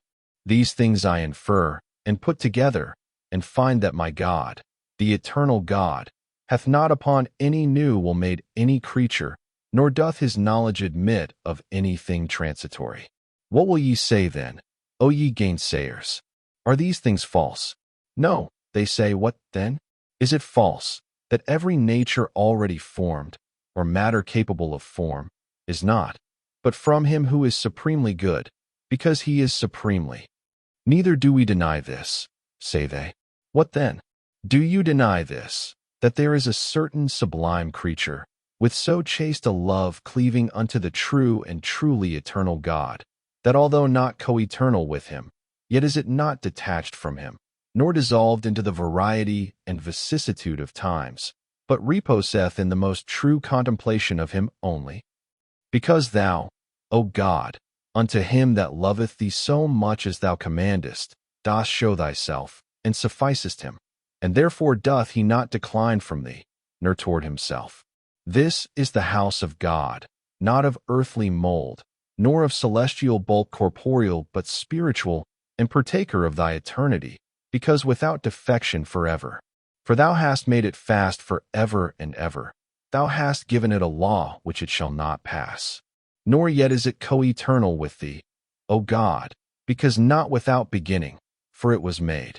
For although we find no time before it, for wisdom was created before all things, not that wisdom which is altogether equal and co-eternal unto thee, our God, his Father, and by whom all things were created, and in whom, as the beginning, thou createdst heaven and earth, but that wisdom which is created, that is, the intellectual nature, which by contemplating the light, is light. For this, though created, is also called wisdom. But what difference there is betwixt the light which enlighteneth, and which is enlightened, so much is there betwixt the wisdom that createth, and that created, as betwixt the righteousness which justifieth, and the righteousness which is made by justification. For we also are called thy righteousness. For so saith a certain servant of thine, that we might be made the righteousness of God in him. Therefore, since a certain created wisdom was created before all things, the rational and intellectual mind of that chaste city of thine, our mother which is above, and is free and eternal in the heavens. In what heavens, if not in those that praise thee, the heaven of heavens? Because this is also the heaven of heavens for the Lord, though we find no time before it, because that which hath been created before all things precedeth also the creature of time. Yet is the eternity of the Creator himself before it, from whom, being created, it took the beginning, not indeed of time, for time itself was not yet, but of its creation. Hence it is so of thee, our God, as to be altogether other than thou, and not the selfsame. Because though we find time neither before it, nor even in it, it being meet ever to behold thy face, nor is ever drawn away from it, wherefore it is not varied by any change. Yet is there in it a liability to change, whence it would wax dark and chill, but that by a strong affection cleaving unto thee, like perpetual noon, it shineth and gloweth from thee. O house most lightsome and delightsome! I have loved thy beauty, and the place of the habitation of the glory of my Lord, thy builder and possessor. Let my wayfaring sigh after thee, and I say to him that made thee, let him take possession of me also in thee, seeing he hath made me likewise. I have gone astray like a lost sheep, yet upon the shoulders of my shepherd, thy builder, hope I to be brought back to thee. What say ye to me, O ye gainsayers that I was speaking unto, who yet believe Moses to have been the holy servant of God, and his books the oracles of the Holy Ghost? Is not this house of God, not co-eternal indeed with God, yet after its measure, eternal in the heavens, when you seek for changes of times in vain, because you will not find them? For that, to which it is ever good to cleave fast to God, surpasses all extension and all revolving periods of time. It is, say they, what then of all that which my heart loudly uttered unto my God, when inwardly it heard the voice of his praise, what part thereof do you affirm to be false? Is it that the matter was without form, in which because there was no form, there was no order? But where no order was, there could be no vicissitude of times, and yet this almost nothing, inasmuch as it was not altogether nothing, was from him certainly, from whom is whatsoever is, in what degree soever it is. This also, say they, do we not deny. With these I now parley a little in thy presence, O my God, who grant all these things to be true, which thy truth whispers unto my soul. For those who deny these things, let them bark and deafen themselves as much as they please.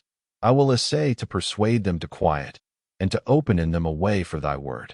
But if they refuse and repel me, I beseech, O my God, be not thou silent to me. Speak thou truly in my heart, for only thou so speakest, and I will let them alone blowing upon the dust without, and raising it up into their own eyes. And myself will enter my chamber, and sing there a song of loves unto thee, groaning with groanings unutterable, in my wayfaring, and remembering Jerusalem, with heart lifted up towards it, Jerusalem my country, Jerusalem my mother, and thyself that rulest over it, the enlightener, father, guardian, husband, the pure and strong delight, and solid joy, and all good things unspeakable, yet all at once, because the one sovereign and true good. Nor will I be turned away, until thou gather all that I am, from this dispersed and disordered estate, into the peace of that our most dear mother, where the first fruits of my spirit be already, whence I am ascertained of these things, and thou conform and confirm it forever, O my God, my mercy. But those who do not affirm all these truths to be false, who honor thy holy scripture, set forth by holy Moses, placing it, as we, on the summit of authority to be followed, and do yet contradict me in some thing, I answer thus, by thyself judge, O our God, between my confessions and these men's contradictions. For they say, though these things be true, yet did not Moses intend those two, when, by revelation of the Spirit, he said, In the beginning God created heaven and earth. He did not under the name of heaven signify that spiritual or intellectual creature which always beholds the face of God, nor under the name of earth, that formless matter. What then? That man of God, say they, meant as we say, this declared he by those words. What? By the name of heaven and earth would he first signify, say they, universally and compendiously, all this visible world, so as afterwards by the enumeration of the several days, to arrange in detail, and, as it were, piece by piece, all those things which it pleased the Holy Ghost thus to announce. For such were that rude and carnal people to which he spake, that he thought them fit to be entrusted with the knowledge of such works of God only as were visible. They agree, however, that under the words earth invisible and without form, and that darksome deep, out of which it is subsequently shown that all these visible things which we all know were made and arranged during those days, may, not incongruously, be understood of this formless first matter. What now if another should say that this same formlessness and confusedness of matter was for this reason first conveyed under the name of heaven and earth, because out of it was this visible world with all those natures which most manifestly appear in it, which is ofttimes called by the name of heaven and earth, created and perfected? What again if another say that invisible and visible nature is not indeed inappropriately called heaven and earth, and so that the universal creation, which God made in his wisdom, that is, in the beginning, was comprehended under those two words. Notwithstanding, since all things be made not of the substance of God, but out of nothing, because they are not the same that God is, and there is a mutable nature in them all, whether they abide, as doth the eternal house of God, or be changed, as the soul and body of man are therefore the common matter of all things visible and invisible, as yet unformed though capable of form, out of which was to be created both heaven and earth, i.e., the invisible and visible creature when formed, was entitled by the same names given to the earth invisible and without form and the darkness upon the deep, but with this distinction, that by the earth invisible and without form is understood corporeal matter antecedent to its being qualified by any form, and by the darkness upon the deep, spiritual matter, before it underwent any restraint of its unlimited fluidness, or received any light from wisdom? It yet remains for a man to say, if he will, that the already perfected and formed natures, visible and invisible, are not signified under the name of heaven and earth, when we read, in the beginning God made heaven and earth, but that the yet unformed commencement of things, the stuff apt to receive form and making, was called by these names, because therein were confusedly contained, not as yet distinguished by their qualities and forms, all those things which being now digested into order, are called heaven and earth, the one being the spiritual, the other the corporeal, creation. All which things being heard and well considered, I will not strive about words, for that is profitable to nothing, but the subversion of the hearers. But the law is good to edify, if a man use it lawfully, for that the end of it is charity, out of a pure heart and good conscience, and faith unfeigned. And well did our Master know, upon which two commandments he hung all the law and the prophets. And what doth it prejudice me, O my God, thou light of my eyes in secret, zealously confessing these things, since diverse things may be understood under these words which yet are all true? What, I say, doth it prejudice me, if I think otherwise than another thinketh the writer thought? All we readers verily strive to trace out and to understand his meaning whom we read, and seeing we believe him to speak truly, we dare not imagine him to have said anything which ourselves either know or think to be false.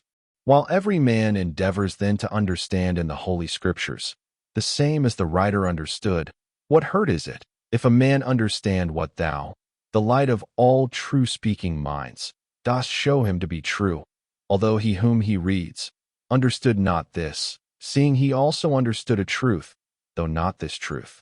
For true it is, O Lord, that thou madest heaven and earth, and it is true too, that the beginning is thy wisdom, in which thou createst all, and true again, that this visible world hath for its greater part the heaven and the earth, which briefly comprise all made and created natures. And true too, that whatsoever is mutable gives us to understand a certain want of form, whereby it receiveth a form, or is changed, or turned.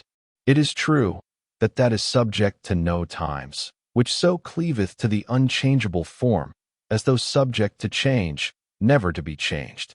It is true that that formlessness which is almost nothing cannot be subject to the alteration of times. It is true that that whereof a thing is made may by a certain mode of speech be called by the name of the thing made of it, whence that formlessness, whereof heaven and earth were made, might be called heaven and earth. It is true that of things having form, there is not any nearer to having no form than the earth and the deep. It is true that not only every created and formed thing, but whatsoever is capable of being created and formed, thou madest, of whom are all things. It is true that whatsoever is formed out of that which had no form was unformed before it was formed. Out of these truths, of which they doubt not, whose inward eye thou hast enabled to see such things, and who unshakenly believe thy servant Moses to have spoken in the spirit of truth. Of all these then, he taketh one, who saith, in the beginning God made the heaven and the earth, that is, in his word co-eternal with himself. God made the intelligible and the sensible, or the spiritual and the corporeal creature. He another, that saith, in the beginning God made heaven and earth, that is, in his word co-eternal with himself, did God make the universal bulk of this corporeal world, together with all those apparent and known creatures, which it containeth. He another, that saith, in the beginning God made heaven and earth, that is, in his word co-eternal with himself, did God make the formless matter of creatures spiritual and corporeal.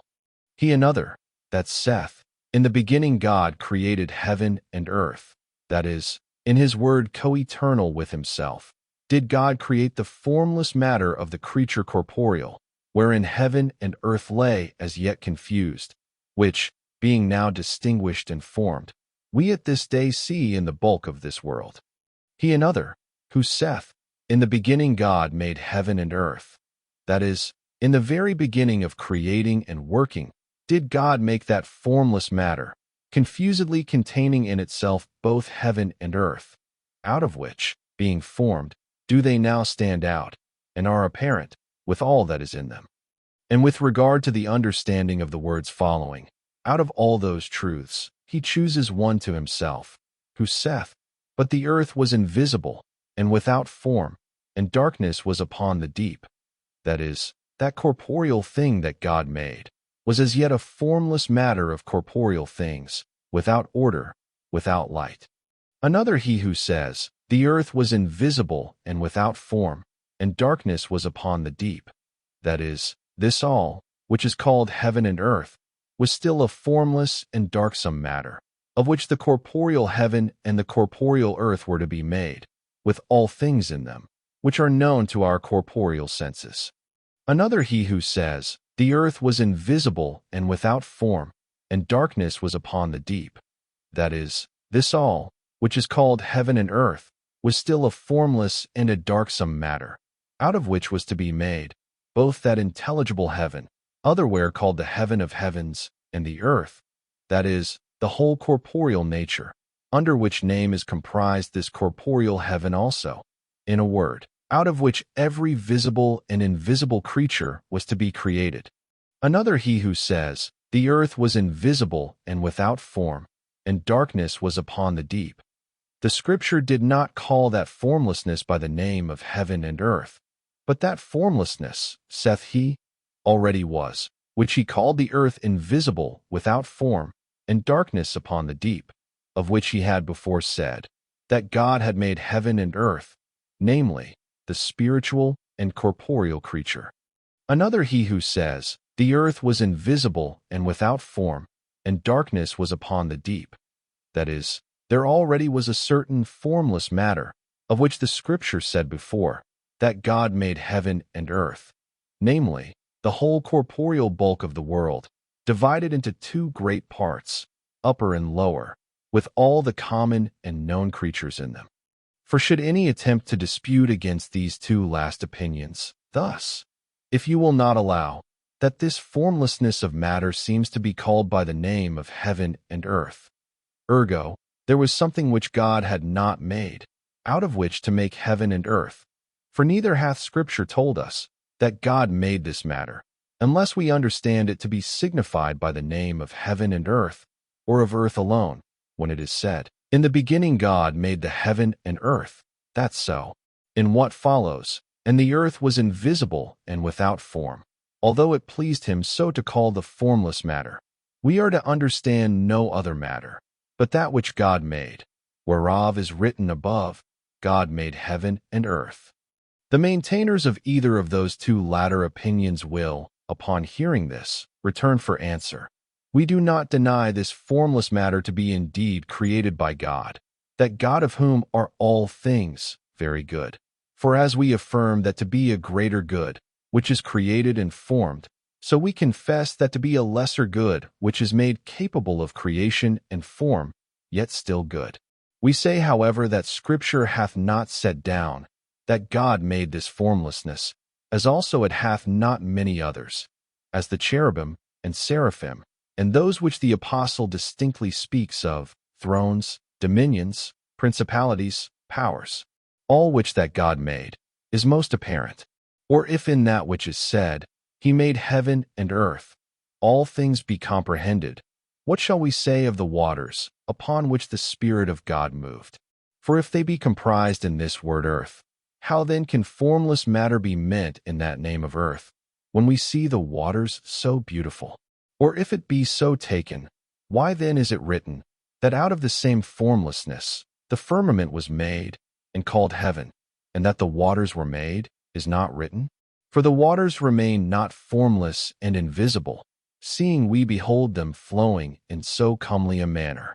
But if they then receive that beauty, when God said, Let the waters under the firmament be gathered together, that so the gathering together be itself the forming of them, what will be said as to those waters above the firmament? Seeing neither if formless would they have been worthy of so honorable a seat, nor is it written, by what word they were formed. If then Genesis is silent as to God's making of anything, which yet that God did make neither sound faith nor well-grounded understanding doubteth, nor again will any sober teaching dare to affirm these waters to be co-eternal with God, on the ground that we find them to be mentioned in the hook of Genesis, but when they were created, we do not find. Why, seeing truth teaches us, should we not understand that formless matter, which this Scripture calls the earth invisible and without form, and darksome deep, to have been created of God out of nothing, and therefore not to be co-eternal to him, notwithstanding this history hath omitted to show when it was created? These things then being heard and perceived, according to the weakness of my capacity, which I confess unto thee, O Lord, that knowest it. Two sorts of disagreements I see may arise, when a thing is in words related by true reporters. One, concerning the truth of the things, the other, concerning the meaning of the relater. For we inquire one way about the making of the creature, what is true, another way, what Moses, that excellent minister of thy faith, would have his reader and hearer understand by those words. For the first sort, away with all those who imagine themselves to know as a truth what is false, and for this other, away with all them too, which imagine Moses to have written things that be false. But let me be united in thee, O Lord, with those, and delight myself in thee, with them that feed on thy truth, in the largeness of charity, and let us approach together unto the words of thy book, and seek in them for thy meaning, through the meaning of thy servant, by whose pen thou hast dispensed them. But which of us shall, among those so many truths which occur to inquirers in those words, as they are differently understood, so discover that one meaning, as to affirm, this Moses thought, and this would he have understood in that history, with the same confidence as he would, this is true, whether Moses thought this or that.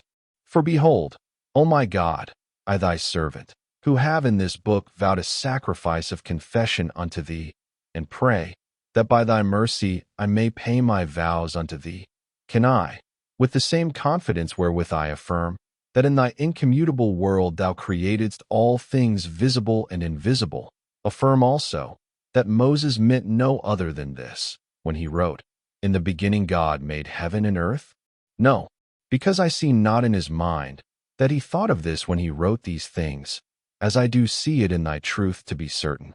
For he might have his thoughts upon God's commencement of creating, when he said in the beginning, and by heaven and earth. In this place he might intend no formed and perfected nature, whether spiritual or corporeal, but both of them inchoate and as yet formless. For I perceive that whichsoever of the two had been said, it might have been truly said, but which of the two he thought of in these words, I do not so perceive. Although, whether it were either of these, or any sense beside, that I have not here mentioned, which this so great man saw in his mind, when he uttered these words, I doubt not, but that he saw it truly, and expressed it aptly. Let no man harass me then, by saying, Moses thought not as you say, but as I say. For if he should ask me, how know you that Moses thought that which you infer out of his words?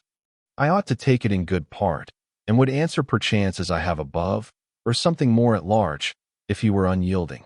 But when he saith, Moses meant not what you say, but what I say, yet deneath not that what each of us say may both be true, O my God, life of the poor, in whose bosom is no contradiction, pour down a softening dew into my heart, that I may patiently bear with such as say this to me, not because they have a divine spirit, and have seen in the heart of thy servant what they speak, but because they be proud, not knowing Moses' opinion, but loving their own, not because it is truth, but because it is theirs. Otherwise they would equally love another true opinion, as I love what they say, when they say true, not because it is theirs, but because it is true, and on that very ground not theirs because it is true. But if they therefore love it, because it is true, then is it both theirs and mine, as being in common to all lovers of truth.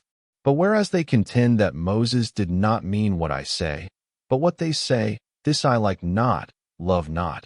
For though it were so, yet that their rashness belongs not to knowledge, but to over-boldness, and not insight but vanity was its parent.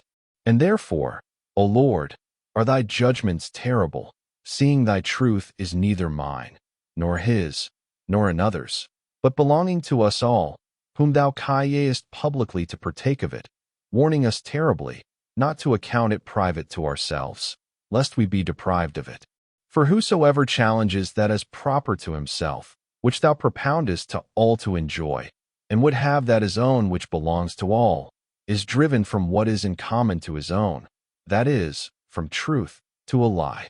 For he that speaketh a lie, speaketh it of his own. Hearken, O God, thou best judge, truth itself, hearken to what I shall say to this gainsayer. Hearken, for before thee do I speak, and before my brethren, who employ thy law lawfully, to the end of charity. Hearken, and behold, if it please thee, what I shall say to him. For this brotherly and peaceful word do I return unto him. If we both see that to be true that thou sayest, and both see that to be true that I say, where, I pray thee, do we see it? Neither I in thee, nor thou in me, but both in the unchangeable truth itself, which is above our souls. Seeing then we strive not about the very light of the Lord God, why strive we about the thoughts of our neighbor which we cannot so see, as the unchangeable truth is seen? For that, if Moses himself had appeared to us and said, This I meant, neither so should we see it, but should believe it. Let us not then be puffed up for one against another, above that which is written. Let us love the Lord our God with all our heart, with all our soul, and with all our mind, and our neighbor as ourself. With a view to which two precepts of charity, unless we believe that Moses meant whatsoever in those books he did mean, we shall make God a liar, imagining otherwise of our fellow servant's mind than he hath taught us. Behold now, how foolish it is, in such abundance of most true meanings, as may be extracted out of those words, rashly to affirm, which of them Moses principally meant, and with pernicious contentions to offend charity itself, for whose sake he spake everything, whose words we go about to expound. And yet I, O my God, thou lifter up of my humility, and rest of my labor, who hearest my confessions, and forgivest my sins, seeing thou commandest me to love my neighbor as myself, I cannot believe that thou gavest a less gift unto Moses thy faithful servant than I would wish or desire thee to have given me, had I been born in the time he was, and hadst thou set me in that office, that by the service of my heart and tongue those books might be dispensed, which for so long after were to profit all nations, and through the whole world from such an eminence of authority, were to surmount all sayings of false and proud teachings. I should have desired verily, had I then been Moses, for we all come from the same lump, and what is man, saving that thou art mindful of him? I would then, had I been then what he was, and been enjoined by thee to write the book of Genesis, have desired such a power of expression and such a style to be given me, that neither they who cannot yet understand how God created might reject the sayings as beyond their capacity, and they who had attained thereto might find what true opinion soever they had by thought arrived at, not passed over in those few words of that thy servant. And should another man by the light of truth have discovered another, neither should that fail of being discoverable in those same words. For as a fountain within a narrow compass is more plentiful, and supplies a tide for more streams over larger spaces, than any one of those streams, which, after a wide interval, is derived from the same fountain, so the relation of that dispenser of thine, which was to benefit many who were to discourse thereon, does out of a narrow scantling of language overflow into streams of clearest truth, whence every man may draw out for himself such truth as he can upon these subjects. One truth. Another, by larger circumlocutions of discourse.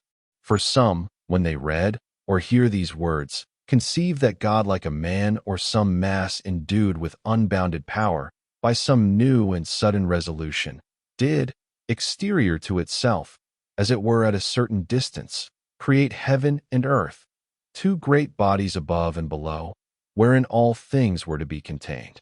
And when they hear, God said, Let it be made, and it was made. They conceive of words begun and ended, sounding in time, and passing away, after whose departure that came into being, which was commanded so to do, and whatever of the like sort men's acquaintance with the material world would suggest, in whom, being yet little ones and carnal, while their weakness is by this humble kind of speech carried on, as in a mother's bosom, their faith is wholesomely built up, whereby they hold assured that God made all natures, which in admirable variety there I beholdeth around. Which words, if any despising, as too simple, with a proud weakness, shall stretch himself beyond the guardian nest, he will, alas, fall miserably. Have pity, O Lord God, lest they who go by the way trample on the unfledged bird, and send thine angel to replace it into the nest, that it may live till it can fly. But others, unto whom these words are no longer a nest, but deep shady fruit bowers, see the fruits concealed therein, fly joyously around, and with cheerful notes seek out and pluck them.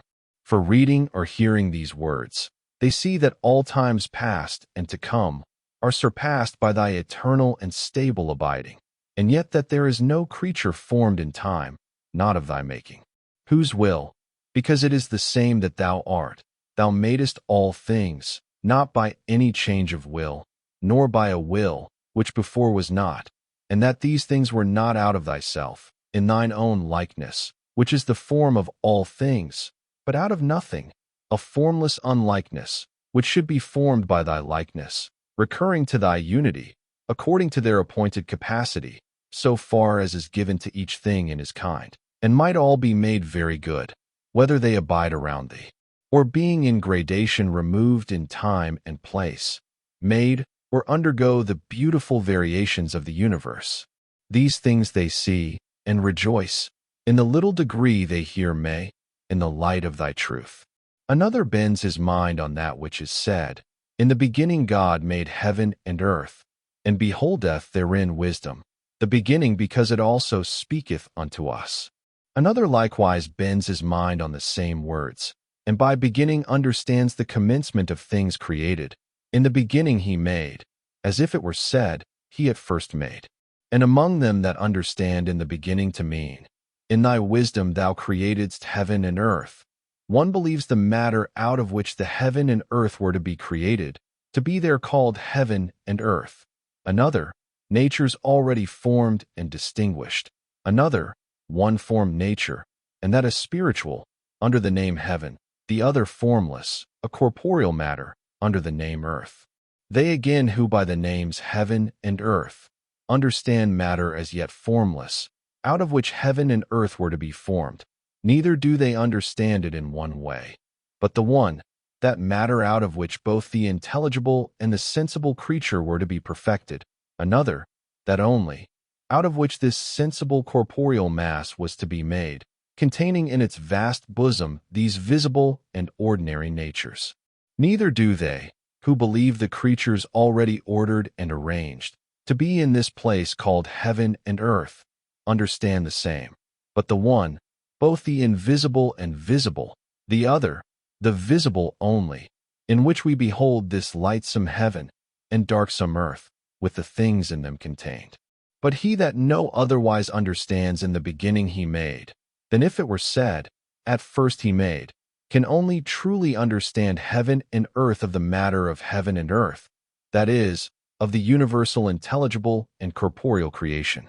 For if he would understand thereby the universe, as already formed, it may be rightly demanded of him, if God made this first, what made he afterwards? And after the universe, he will find nothing. Whereupon must he against his will hear another question, How did God make this first, if nothing after?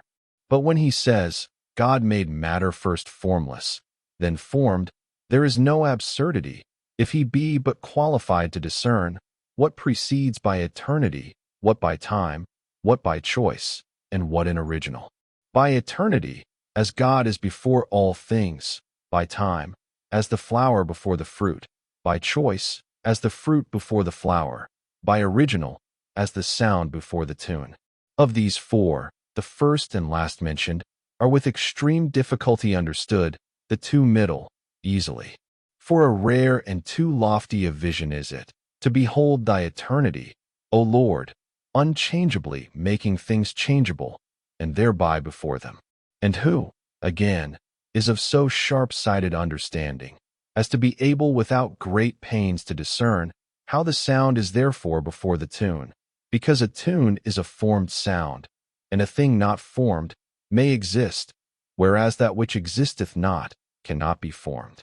Thus is the matter before the thing made, not because it mocketh it, seeing itself is rather made, nor is it before by interval of time. For we do not first in time utter formless sounds without singing, and subsequently adapt or fashion them into the form of a chant, as wood or silver, whereof a chest or vessel is fashioned. For such materials do by time also precede the forms of the things made of them. But in singing it is not so, for when it is sung, its sound is heard. For there is not first a formless sound, which is afterwards formed into a chant. For each sound, so soon as made, passeth away, nor canst thou find aught to recall and by art to compose. So then the chant is concentrated in its sound, which sound of his is his matter. And this indeed is formed, that it may be a tune, and therefore, as I said, the matter of the sound is before the form of the tune, not before, through any power it hath to make it a tune. For a sound is no way the workmaster of the tune, but is something corporeal, subjected to the soul which singeth, whereof to make a tune. Nor is it first in time, for it is given forth together with the tune, nor first in choice, for a sound is not better than a tune being not only a sound, but a beautiful sound. But it is first in original, because a tune receives not form to become a sound, but a sound receives a form to become a tune. By this example, let him that is able understand how the matter of things was first made and called heaven and earth, because heaven and earth were made out of it. Yet was it not made first in time, because the forms of things give rise to time. But that was without form, but now is, in time, an object of sense together with its form. And yet nothing can be related of that matter, but as though prior in time, whereas in value it is last, because things formed are superior to things without form, and is preceded by the eternity of the Creator, that so there might be out of nothing, whereof somewhat might be created. In this diversity of the true opinions, let truth herself produce concord. And our God have mercy upon us, that we may use the law lawfully, the end of the commandment, pure charity. By this, if man demands of me, which of these was the meaning of thy servant Moses, this were not the language of my confessions, should I not confess unto thee? I know not, and yet I know that those senses are true, those carnal ones excepted, of which I have spoken what seemed necessary. And even those hopeful little ones who so think, have this benefit, that the words of thy book affright them not, delivering high things lowlily, and with few words a copious meaning. And all we who, I confess, see and express the truth delivered in those words, let us love one another, and jointly love thee our God, the fountain of truth, if we are athirst for it, and not for vanities. Yea, let us so honor this thy servant, the dispenser of this scripture, full of thy Spirit, as to believe that, when by thy revelation he wrote these things, he intended that, which among them chiefly excels both for light of truth and fruitfulness of profit. So when one says, Moses meant as I do, and another, nay, but as I do, I suppose that I speak more reverently. Why not rather as both, if both be true? And if there be a third, or a fourth, yea, if any other seeth any other truth in those words, why may not he be believed to have seen all these, through whom the one God hath tempered the holy scriptures to the senses of many, who should see therein things true but divers? For I certainly, and fearlessly I speak it from my heart, that were I to indite anything to have supreme authority, I should prefer so to write, that whatever truth any could apprehend on those matters might be conveyed in my words, rather than set down my own meaning so clearly as to exclude the rest, which not being false, could not offend me. I will not therefore, O my God, be so rash as not to believe that thou vouchsafed as much to that great man. He without doubt, when he wrote those words, perceived and thought on what truth soever we have been able to find, yea, and whatsoever we have not been able, nor yet are, but which may be found in them. Lastly, O Lord, who art God and not flesh and blood, if man did see less, could anything be concealed from thy good Spirit, who shall lead me into the land of uprightness, which thou thyself by those words wert about to reveal to readers in times to come, though he through whom they were spoken, perhaps among many true meanings, thought on someone, which if so it be, let that which he thought on be of all the highest. But to us, O Lord, do thou either reveal that same, or any other true one which thou pleasest, that so, whether thou discoverest the same to us, as to that thy servant, or some other by occasion of those words, yet thou mayest feed us, not error deceive us. Behold, O Lord my God, how much we have written upon a few words, how much I beseech thee. What strength of ours, yet what ages would suffice for all thy books in this manner? Permit me then in these more briefly to confess unto thee, and to choose some one true, certain, and good sense that thou shalt inspire me, although many should occur, where many may occur, this being the law my confession, that if I should say that which thy minister intended, that is right and best. For this should I endeavor, which if I should not attain, yet I should say that, which thy truth willed by his words to tell me, which revealed also unto him what it willed. Book 13. I call upon thee, O my God, my mercy, who createdst me, and forgottest not me, forgetting thee. I call thee into my soul which, by the longing thyself inspirest into her, thou preparest for thee. Forsake me not now calling upon thee, whom thou preventedst before I called, and urgedst me with much variety of repeated calls, that I would hear thee from afar, and be converted, and call upon thee, that calledst after me. For thou, Lord, blottedst out all my evil deservings, so as not to repay into my hands, wherewith I fell from thee. And thou hast prevented all my well-deservings, so as to repay the work of thy hands wherewith thou madest me, because before I was, thou wert, nor was I any thing to which thou mightest grant to be, and yet behold, I am, out of thy goodness, preventing all this which thou hast made me, and whereof thou hast made me. For neither hadst thou need of me, nor am I any such good, as to be helpful unto thee, my Lord and God, not in serving thee, as though thou wouldest tire in working, or lest thy power might be less, if lacking my service, nor cultivating thy service, as a land, that must remain uncultivated, unless I cultivated thee, but serving and worshipping thee, that I might receive a well-being from thee, from whom it comes, that I have a being capable of well-being. For of the fullness of thy goodness doth thy creature subsist, that so a good, which could no ways profit thee, nor was of thee, lest so it should be equal to thee, might yet be since it could be made of thee. For what did heaven and earth, which thou madest in the beginning, deserve of thee?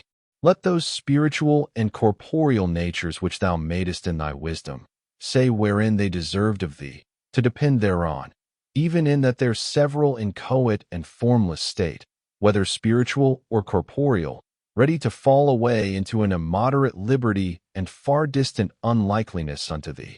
The spiritual, though without form, superior to the corporeal though formed, and the corporeal though without form, better than were it altogether nothing, and so to depend upon thy word, as formless, unless by the same word they were brought back to thy unity, endued with form, and from thee the one sovereign good were made all very good. How did they deserve of thee, to be even without form, since they had not been even this, but from thee? How did corporeal matter deserve of thee, to be even invisible and without form, seeing it were not even this, but that thou madest it, and therefore because it was not, could not deserve of thee to be made? Or how could the inchoate spiritual creature deserve of thee, even to ebb and flow darksomely like the deep, unlike thee, unless it had been by the same word turned to that, by whom it was created, and by him so enlightened, become light, though not equally, yet conformably to that form which is equal unto thee? For as in a body, to be is not one with being beautiful, else could it not be deformed. So likewise to a created spirit to live is not one with living wisely, else should it be wise unchangeably. But good it is for it always to hold fast to thee, lest what light it hath obtained by turning to thee, it lose by turning from thee, and relapse into life resembling the darksome deep. For we ourselves also, who as to the soul are a spiritual creature, turned away from thee our light, were in that life sometimes darkness, and still labor amidst the relics of our darkness, until in thy only one we become thy righteousness, like the mountains of God. For we have been thy judgments, which are like the great deep, that which thou saidst in the beginning of the creation, let there be light, and there was light. I do, not unsuitably, understand of the spiritual creature, because there was already a sort of life, which thou mightest illuminate. But as it had no claim on thee for a life, which could be enlightened, so neither now that it was, had it any, to be enlightened. For neither could its formless estate be pleasing unto thee, unless it became light, and that not by existing simply, but by beholding the illuminating light, and cleaving to it, so that it lived, and lived happily, it owes to nothing but thy grace, being turned by a better change unto that which cannot be changed into worse or better, which thou alone art, because thou alone simply art. Unto thee it being not one thing to live, another to live blessedly, seeing thyself art thine own blessedness. What then could be wanting unto thy good, which thou thyself art, although these things had either never been, or remained without form, which thou madest, not out of any want, but out of the fullness of thy goodness, restraining them and converting them to form, not as though thy joy were fulfilled by them? For to thee being perfect, is their imperfection displeasing, and hence were they perfected by thee, and pleased thee, not as wert thou imperfect, and by their perfecting word also to be perfected. For thy good spirit indeed was borne over the waters, not borne up by them, as if he rested upon them. For those on whom thy good spirit is said to rest, he causes to rest in himself. But thy incorruptible and unchangeable will, in itself all sufficient for itself, was borne upon that life which thou hadst created, to which living is not one with happy living, seeing it liveth also, ebbing and flowing in its own darkness, for which it remaineth to be converted unto him, by whom it was made, and to live more and more by the fountain of life, and in his light to see light, and to be perfected, and enlightened, and beautified. Lo, now the Trinity appears unto me in a glass darkly, which is thou my God, because thou, O Father, in him who is the beginning of our wisdom, which is thy wisdom, born of thyself, equal unto thee and co-eternal, that is, in thy Son, createdst heaven and earth. Much now have we said of the heaven of heavens, and of the earth invisible and without form, and of the darksome deep, in reference to the wandering instability of its spiritual deformity, unless it had been converted unto him, from whom it had its then degree of life, and by his enlightening became a beauteous life, and the heaven of that heaven, which was afterwards set between water and water. And under the name of God, I now held the Father, who made these things, and under the name of beginning, the Son, in whom he made these things, and believing, as I did, my God as the Trinity, I searched further in his holy words, and lo, thy Spirit moved upon the waters. Behold the Trinity, my God, Father, and Son, and Holy Ghost, Creator of all creation. But what was the cause, O true speaking light? Unto thee lift I up my heart. Let it not teach me vanities, dispel its darkness, and tell me, I beseech thee, by our Mother Charity, tell me the reason, I beseech thee, why after the mention of heaven, and of the earth invisible and without form, and darkness upon the deep, thy scripture should then at length mention thy Spirit. Was it because it was meet that the knowledge of him should be conveyed, as being born above, and this could not be said, unless that were first mentioned, over which thy Spirit may be understood to have been born? For neither was he born above the Father, nor the Son, nor could he rightly be said to be born above, if he were born over nothing. First then was that to be spoken of, over which he might be born, and then he, whom it was meet not otherwise to be spoken of than as being born. But wherefore was it not meet that the knowledge of him should be conveyed otherwise, than as being born above? Hence let him that is able follow with his understanding thy apostle, where he thus speaks, because thy love is shed abroad in our hearts by the Holy Ghost which is given unto us. And where concerning spiritual gifts he teacheth and showeth unto us a more excellent way of charity, and where he bows his knee unto thee for us, that we may know the supereminent knowledge of the love of Christ. And therefore from the beginning was he born supereminent above the waters. To whom shall I speak this? How speak of the weight of evil desires, downwards to the steep abyss, and how charity raises up again by thy Spirit, which was born above the waters. To whom shall I speak it? How speak it? For it is not in space that we are merged and emerge. What can be more, and yet what less like? They be affections, they be loves, the uncleanness of our spirit flowing away downwards with the love of cares, and the holiness of thine raising us upward by love of unanxious repose, that we may lift our hearts unto thee, where thy Spirit is born above the waters, and come to that supereminent repose, when our soul shall have passed through the waters which yield no support. Angels fell away, man's soul fell away, and thereby pointed the abyss in that dark depth, ready for the whole spiritual creation. Hadst not thou said from the beginning, Let there be light, and there had been light, and every obedient intelligence of thy heavenly city had cleaved to thee, and rested in thy Spirit, which is born unchangeably over everything changeable. Otherwise had even the heaven of heavens been in itself a darksome deep, but now it is light in the Lord.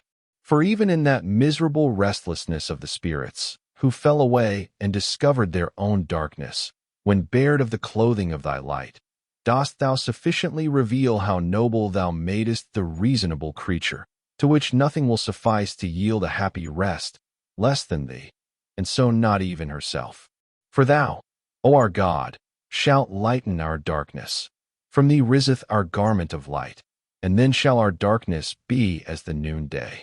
Give thyself unto me, O my God, restore thyself unto me. Behold, I love, and if it be too little, I would love more strongly.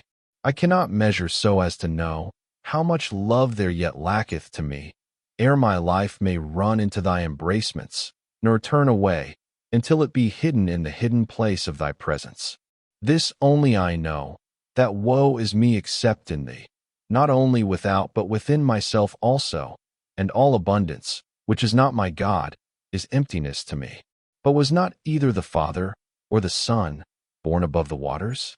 If this means, in space, like a body, then neither was the Holy Spirit.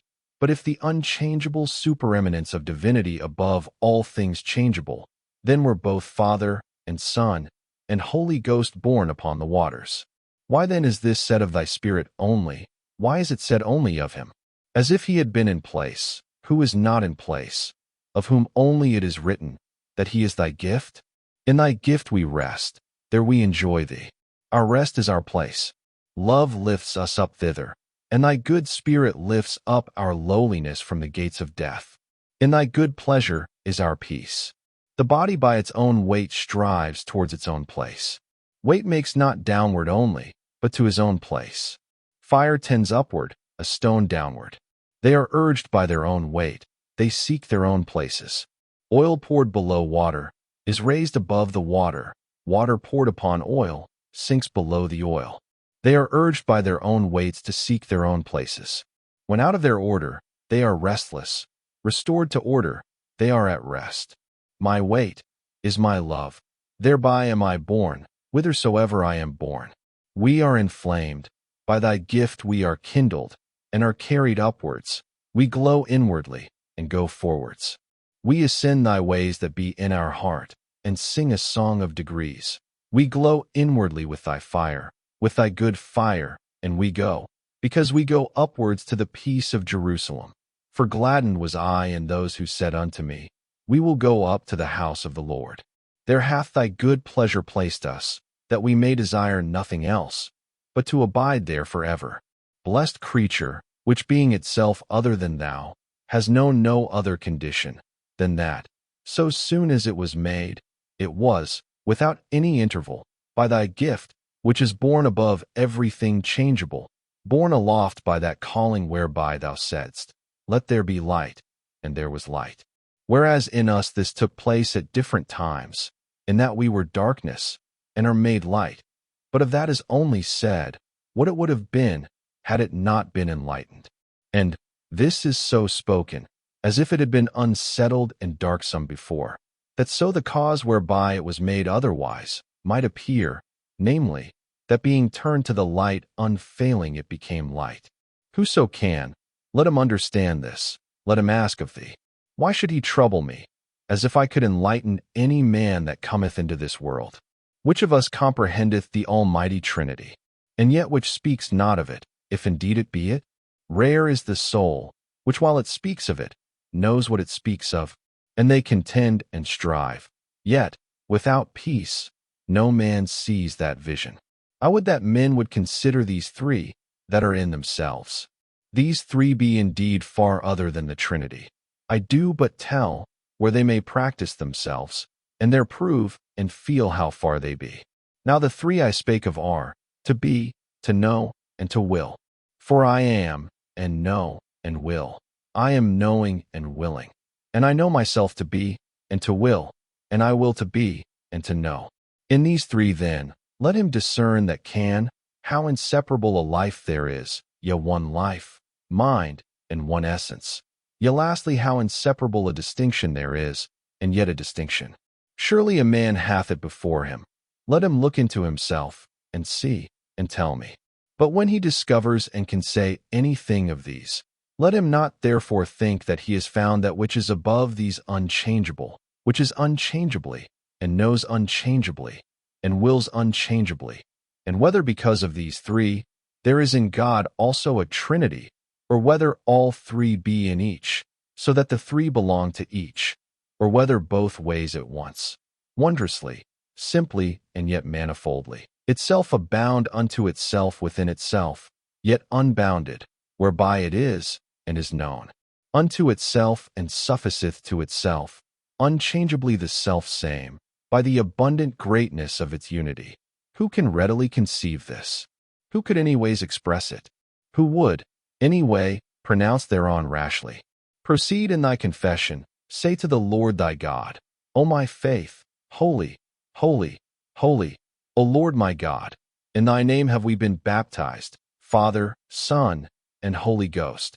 In thy name do we baptize, Father, Son, and Holy Ghost, because among us also, in his Christ did God make heaven and earth, namely, the spiritual and carnal people of his church. Yea, and our earth, before it received the form of doctrine, was invisible and without form, and we were covered with the darkness of ignorance. For thou chastenest man for iniquity, and thy judgments were like the great deep unto him. But because thy spirit was born above the waters, thy mercy forsook not our misery, and thou saidst, Let there be light.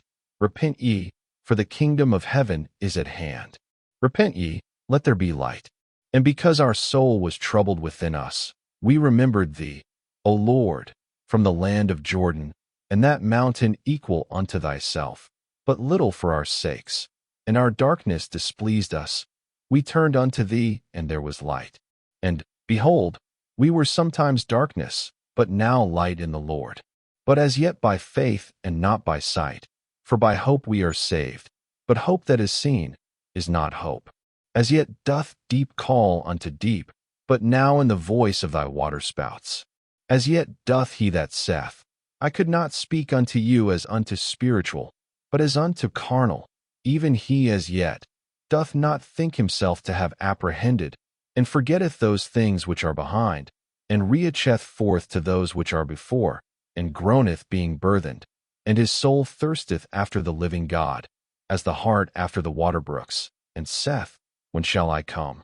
Desiring to be clothed upon with his house which is from heaven, and calleth upon this lower deep, saying, Be not conformed to this world, but be ye transformed by the renewing of your mind. And be not children in understanding, but in malice be ye children, that in understanding ye may be perfect. And O foolish Galatians, who hath bewitched you? But now no longer in his own voice, but in thine who sentest thy Spirit from above, through him who ascended up on high, and set open the floodgates of his gifts, that the force of his streams might make glad the city of God. Him doth this friend of the bridegroom sigh after, having now the first fruits of the Spirit laid up with him, yet still groaning within himself, waiting for the adoption, to wit, the redemption of his body. To him he sighs, a member of the bride. For him he is jealous, as being a friend of the bridegroom. For him he is jealous, not for himself, because in the voice of thy waterspouts, not in his own voice, doth he call to that other depth, over whom being jealous he feareth, lest as the serpent beguiled Eve through his subtlety, so their minds should be corrupted from the purity that is in our bridegroom, thy only Son. Oh, what a light of beauty will that be, when we shall see him as he is, and those tears be passed away, which have been my meat day and night, whilst they daily say unto me, Where is now thy God? Behold, I too say, O my God, where art thou? See, where thou art. In thee I breathe a little, when I pour out my soul by myself in the voice of joy and praise, the sound of him that keeps holy day. And yet again it is sad, because it relapseth, and becomes a deep, or rather perceives itself still to be a deep. Unto it speaks my faith which thou hast kindled to enlighten my feet in the night. Why art thou sad, O my soul, and why dost thou trouble me? Hope in the Lord. His word is a lantern unto thy feet. Hope and endure, until the night, the mother of the wicked, until the wrath of the Lord be overpast, whereof we also were once children, who were sometimes darkness, relics whereof we bear about us in our body, dead because of sin, until the day break and the shadows fly away. Hope thou in the Lord. In the morning I shall stand in thy presence and contemplate thee. I shall forever confess unto thee. In the morning I shall stand in thy presence, and shall see the health of my countenance, my God, who also shall quicken our mortal bodies by the Spirit that dwelleth in us, because he hath in mercy been borne over our inner darksome and floating deep, from whom we have in this pilgrimage received an earnest, that we should now be light, whilst we are saved by hope, and are the children of light, and the children of the day, not the children of the night, nor of the darkness, which yet sometimes we were. Betwixt whom and us, in this uncertainty of human knowledge, thou only dividest, thou, who provest our hearts, and criest the light, day, and the darkness, night. For who discerneth us, but thou? And what have we, that we have not received of thee? Out of the same lump vessels are made unto honor, whereof others also are made unto dishonor. Or who, except thou, our God, made for us that firmament of authority over us in thy divine scripture? As it is said, for heaven shall be folded up like a scroll, and now is it stretched over us like a skin. For thy divine scripture is of more eminent authority, since those mortals by whom thou dispensest it unto us underwent mortality. And thou knowest, Lord, thou knowest, how thou with skins didst clothe men, when they by sin became mortal, whence thou hast like a skin stretched out the firmament of thy book, that is, thy harmonizing words, which by the ministry of mortal men thou spreadest over us. For by their very death was that solid firmament of authority, in thy discourses set forth by them, more eminently extended over all that be under it, which whilst they lived here was not so eminently extended. Thou hadst not as yet spread abroad the heaven like a skin, thou hadst not as yet enlarged in all directions the glory of their deaths. Let us look, O Lord, upon the heavens, the work of thy fingers, clear from our eyes that cloud, which thou hast spread under them. There is thy testimony, which giveth wisdom unto the little ones. Perfect, O my God, thy praise out of the mouth of babes and sucklings. For we know no other books, which so destroy pride, which so destroy the enemy and the defender, who resisteth thy reconciliation by defending his own sins. I know not, Lord, I know not any other such pure words, which so persuade me to confess, and make my neck pliant to thy yoke, and invite me to serve thee for naught. Let me understand them, good Father, grant this to me, who am placed under them, because for those placed under them hast thou established them. Other waters there be above this firmament, I believe immortal, and separated from earthly corruption. Let them praise thy name, let them praise thee, the supercelestial people, thine angels, who have no need to gaze up at this firmament, or by reading to know of thy word. For they always behold thy face, and there read without any syllables in time, what willeth thy eternal will. They read, they choose, they love. They are ever reading, and that never passes away which they read, for by choosing, and by loving, they read the very unchangeableness of thy counsel. Their book is never closed, nor their scroll folded up, seeing thou thyself art this to them, and art eternally, because thou hast ordained them above this firmament, which thou hast firmly settled over the infirmity of the lower people, where they might gaze up and learn thy mercy, announcing in time thee who madest times. For thy mercy, O Lord, is in the heavens, and thy truth reacheth unto the clouds. The clouds pass away, but the heaven abideth. The preachers of thy word pass out of this life into another, but thy scripture is spread abroad over the people, even unto the end of the world. Yet heaven and earth also shall pass away, but thy word shall not pass away. Because the scroll shall be rolled together, and the grass over which it was spread shall with the goodliness of it pass away. But thy word remaineth for ever, which now appeareth unto us under the dark image of the clouds, and through the glass of the heavens, not as it is. Because we also, though the well-beloved of thy Son, yet it hath not yet appeared what we shall be. He looketh through the lattice of our flesh, and he spake us tenderly, and kindled us, and we ran after his odors. But when he shall appear, then shall we be like him, for we shall see him as he is. As he is, Lord, will our sight be. For altogether, as thou art, thou only knowest, who art unchangeably, and knowest unchangeably, and willest unchangeably. And thy essence knoweth, and willeth unchangeably, and thy knowledge is, and willeth unchangeably, and thy will is, and knoweth unchangeably. Nor seemeth it right in thine eyes, that as the unchangeable light knoweth itself, so should it be known by the thing enlightened and changeable. Therefore is my soul like a land where no water is, because as it cannot of itself enlighten itself, so can it not of itself satisfy itself. For so is the fountain of life with thee, like as in thy light we shall see light, who gathered the embittered together into one society. For they have all one end, a temporal and earthly felicity, for attaining whereof they do all things, though they waver up and down with an innumerable variety of cares. Who, Lord, but thou, saidst, let the waters be gathered together into one place, and let the dry land appear, which thirsteth after thee. For the sea also is thine, and thou hast made it, and thy hands prepared the dry land. Nor is the bitterness of men's wills, but the gathering together of the waters, called sea. For thou restrainest the wicked desires of men's souls, and settest them their bounds, how far they may be allowed to pass, that their waves may break one against another. And thus makest thou it a sea, by the order of thy dominion over all things.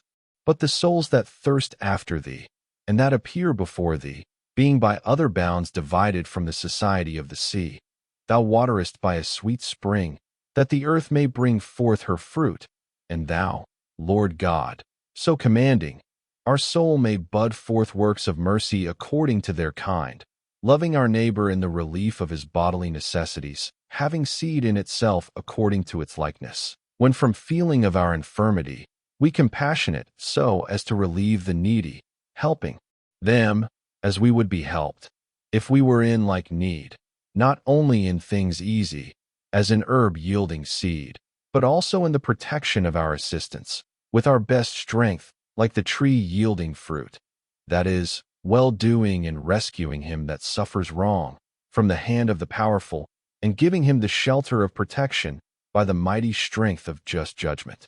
So, Lord, so, I beseech thee, let there spring up, as thou doest, as thou givest cheerfulness and ability, let truth spring out of the earth, and righteousness look down from heaven, and let there be lights in the firmament. Let us break our bread to the hungry, and bring the houseless poor to our house. Let us clothe the naked, and despise not those of our own flesh. Which fruits having sprung out of the earth, see it is good, and let our temporary light break forth, and ourselves, from this lower fruitfulness of action, arriving at the delightfulness of contemplation, obtaining the word of life above, appear like lights in the world, cleaving to the firmament of thy scripture.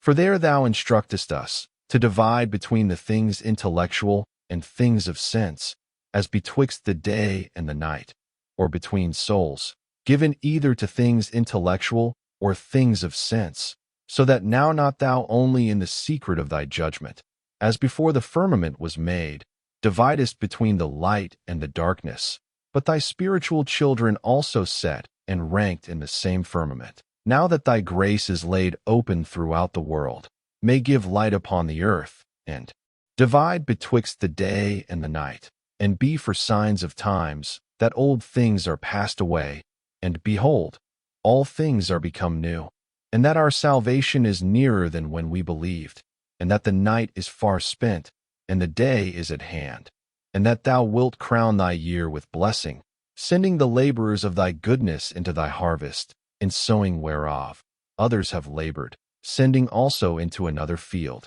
whose harvest shall be in the end. Thus grantest thou the prayers of him that asketh, and blessest the years of the just. But thou art the same, and in thy years which fail not, thou preparest a garner for our passing years. For thou by an eternal counsel dost, in their proper seasons, bestow heavenly blessings upon the earth. For to one is given by the Spirit the word of wisdom, as it were the lesser light, to another faith, to another the gift with the light of perspicuous truth, as it were for the rule of the day, to another the word of knowledge by the same Spirit, as it were the lesser light, to another faith, to another the gift of healing, to another the working of miracles, to another prophecy, to another discerning of spirits, to another divers kinds of tongues, and all these as it were stars. For all these worketh the one and selfsame Spirit, dividing to every man his own as he will, and causing stars to appear manifestly, to profit withal. But the word of knowledge, wherein are contained all sacraments, which are varied in their seasons as it were the moon, and those other notices of gifts, which are reckoned up in order, as it were stars, inasmuch as they come short of that brightness of wisdom, which gladdens the forementioned day, are only for the rule of the night. For they are necessary to such, as that thy most prudent servant could not speak unto as unto spiritual, but as unto carnal, even he, who speaketh wisdom among those that are perfect. But the natural man, as it were a babe in Christ, and fed on milk, until he be strengthened for solid meat, and his eye be enabled to behold the sun, let him not dwell in a night forsaken of all light, but be content with the light of the moon and the stars. So dost thou speak to us, our all-wise God, in thy book, thy firmament, that we may discern all things in an admirable contemplation, though as yet in signs and in times, and in days, and in years. But first, wash you, be clean, put away evil from your souls, and from before mine eyes, that the dry land may appear. Learn to do good, judge the fatherless, plead for the widow, that the earth may bring forth the green herb for meat, and the tree bearing fruit. And come, let us reason together, saith the Lord, that there may be lights in the firmament of the heaven, and they may shine upon the earth. That rich man asked of the good master, what he should do to attain eternal life. Let the good master tell him, whom he thought no more than man, but he is good because he is God. Let him tell him, if he would enter into life, he must keep the commandments. Let him put away from him the bitterness of malice and wickedness, not kill, not commit adultery, not steal, not bear false witness, that the dry land may appear, and bring forth the honoring of father and mother, and the love of our neighbor. All these, saith he, have I kept. Whence then so many thorns, if the earth be fruitful? Go, root up the spreading thickets of covetousness, sell that thou hast, and be filled with fruit, by giving to the poor, and thou shalt have treasure in heaven. And follow the Lord if thou wilt be perfect, associated with them, among whom he speaketh wisdom, who knoweth what to distribute to the day, and to the night, that thou also mayest know it. And for thee there may be lights in the firmament of heaven, which will not be, unless thy heart be there, nor will that either be, unless there thy treasure be, as thou hast heard of the good master. But that barren earth was grieved, and the thorns choked the word. But you, chosen generation, you weak things of the world, who have forsaken all, that ye may follow the Lord, go after him, and confound the mighty. Go after him, ye beautiful feet, and shine ye in the firmament, that the heavens may declare his glory, dividing between the light of the perfect, though not as the angels, and the darkness of the little ones, though not despised. Shine over the earth, and let the day, lightened by the sun, utter unto day speech of wisdom, and night, shining with the moon, show unto night the word of knowledge. The moon and stars shine for the night, yet doth not the night obscure them, seeing they give it light in its degree. For behold God saying, as it were, let there be lights in the firmament of heaven. There came suddenly a sound from heaven, as it had been the rushing of a mighty wind, and there appeared cloven tongues like as of fire, and it sat upon each of them. And there were made lights in the firmament of heaven, having the word of life. Run ye to and fro everywhere, ye holy fires, ye beauteous fires, for ye are the light of the world, nor are ye put under a bushel. He whom you cleave unto is exalted, and hath exalted you. Run ye to and fro, and be known unto all nations. Let the sea also conceive and bring forth your works, and let the waters bring forth the moving creature that hath life. For ye, separating the precious from the vile, are made the mouth of God, by whom he saith, Let the waters bring forth, not the living creature which the earth brings forth, but the moving creature having life, and the fowls that fly above the earth. For thy sacraments, O God, by the ministry of thy holy ones, have moved amid the waves of temptations of the world, to hallow the Gentiles in thy name, in thy baptism. And amid these things, many great wonders were wrought, as it were great whales, and the voices of thy messengers flying above the earth, in the open firmament of thy book, that being set over them, as their authority under which they were to fly, whithersoever they went. For there is no speech nor language, where their voice is not heard, seeing their sound is gone through all the earth, and their words to the end of the world, because thou, Lord, multipliedst them by blessing. Speak I untruly, or do I mingle and confound, and not distinguish between the lucid knowledge of these things in the firmament of heaven, and the material works in the wavy sea, and under the firmament of heaven? For of those things whereof the knowledge is substantial and defined, without any increase by generation, as it were lights of wisdom and knowledge, yet even of them, the material operations are many and divers, and one thing growing out of another, they are multiplied by thy blessing, O God, who hast refreshed the fastidiousness of mortal senses, that so one thing in the understanding of our mind may, by the motions of the body, be many ways set out and expressed. These sacraments have the waters brought forth, but in thy word. The necessities of the people estranged from the eternity of thy truth have brought them forth, but in thy gospel, because the waters themselves cast them forth, the diseased bitterness whereof was the cause, why they were sent forth in thy word. Now are all things fair that thou hast made. But behold, thyself art unutterably fairer, that madest all, from whom had not Adam fallen, the brackishness of the sea had never flowed out of him, that is, the human race so profoundly curious, and tempestuously swelling, and restlessly tumbling up and down.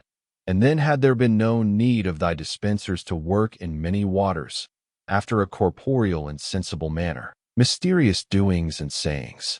For such those moving and flying creatures now seem to me to mean, whereby people being initiated and consecrated by corporeal sacraments should not further profit, unless their soul had a spiritual life, and unless after the word of admission it looked forwards to perfection. And hereby, in thy word, not the deepness of the sea, but the earth separated from the bitterness of the waters, brings forth, not the moving creature that hath life, but the living soul. For now hath it no more need of baptism, as the heathen have, and as itself had, when it was covered with the waters.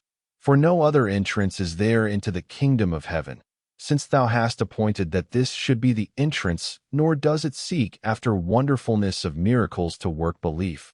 For it is not such, that unless it sees signs and wonders, it will not believe. Now that the faithful earth is separated from the waters that were bitter with infidelity, and tongues are for a sign, not to them that believe, but to them that believe not. Neither then does that earth which thou hast founded upon the waters need that flying kind, which at thy word the waters brought forth. Send thou thy word into it by thy messengers. For we speak of their working, yet it is thou that workest in them that they may work out a living soul in it.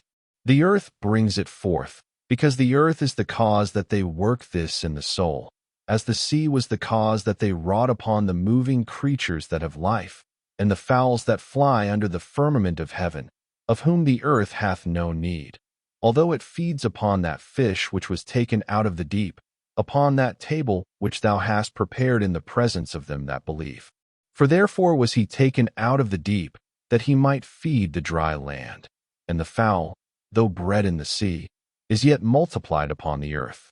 For of the first preachings of the evangelists, man's infidelity was the cause, yet are the faithful also exhorted and blessed by them manifoldly, from day to day. But the living soul takes his beginning from the earth, for it profits only those already among the faithful, to contain themselves from the love of this world, that so their soul may live unto thee, which was dead while it lived in pleasures, in death bringing pleasures, Lord, for thou, Lord, art the life-giving delight of the pure heart. Now then let thy ministers work upon the earth, not as upon the waters of infidelity, by preaching and speaking by miracles and sacraments and mystic words, wherein ignorance, the mother of admiration, might be intent upon them, out of a reverence towards those secret signs. For such is the entrance unto the faith for the sons of Adam forgetful of thee, while they hide themselves from thy face, and become a darksome deep. But let thy ministers work now as on the dry land, separated from the whirlpools of the great deep, and let them be a pattern unto the faithful, by living before them, and stirring them up to imitation. For thus do men hear, so as not to hear only, but to do also. Seek the Lord, and your soul shall live, that the earth may bring forth the living soul. Be not conformed to the world. Contain yourselves from it. The soul lives by avoiding what it dies by affecting.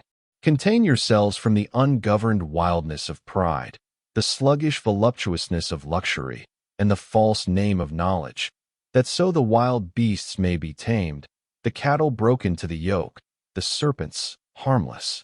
For these be the motions of our mind under an allegory, that is to say, the haughtiness of pride, the delight of lust, and the poison of curiosity, are the motions of a dead soul, for the soul dies not so as to lose all motion, because it dies by forsaking the fountain of life, and so is taken up by this transitory world, and is conformed unto it.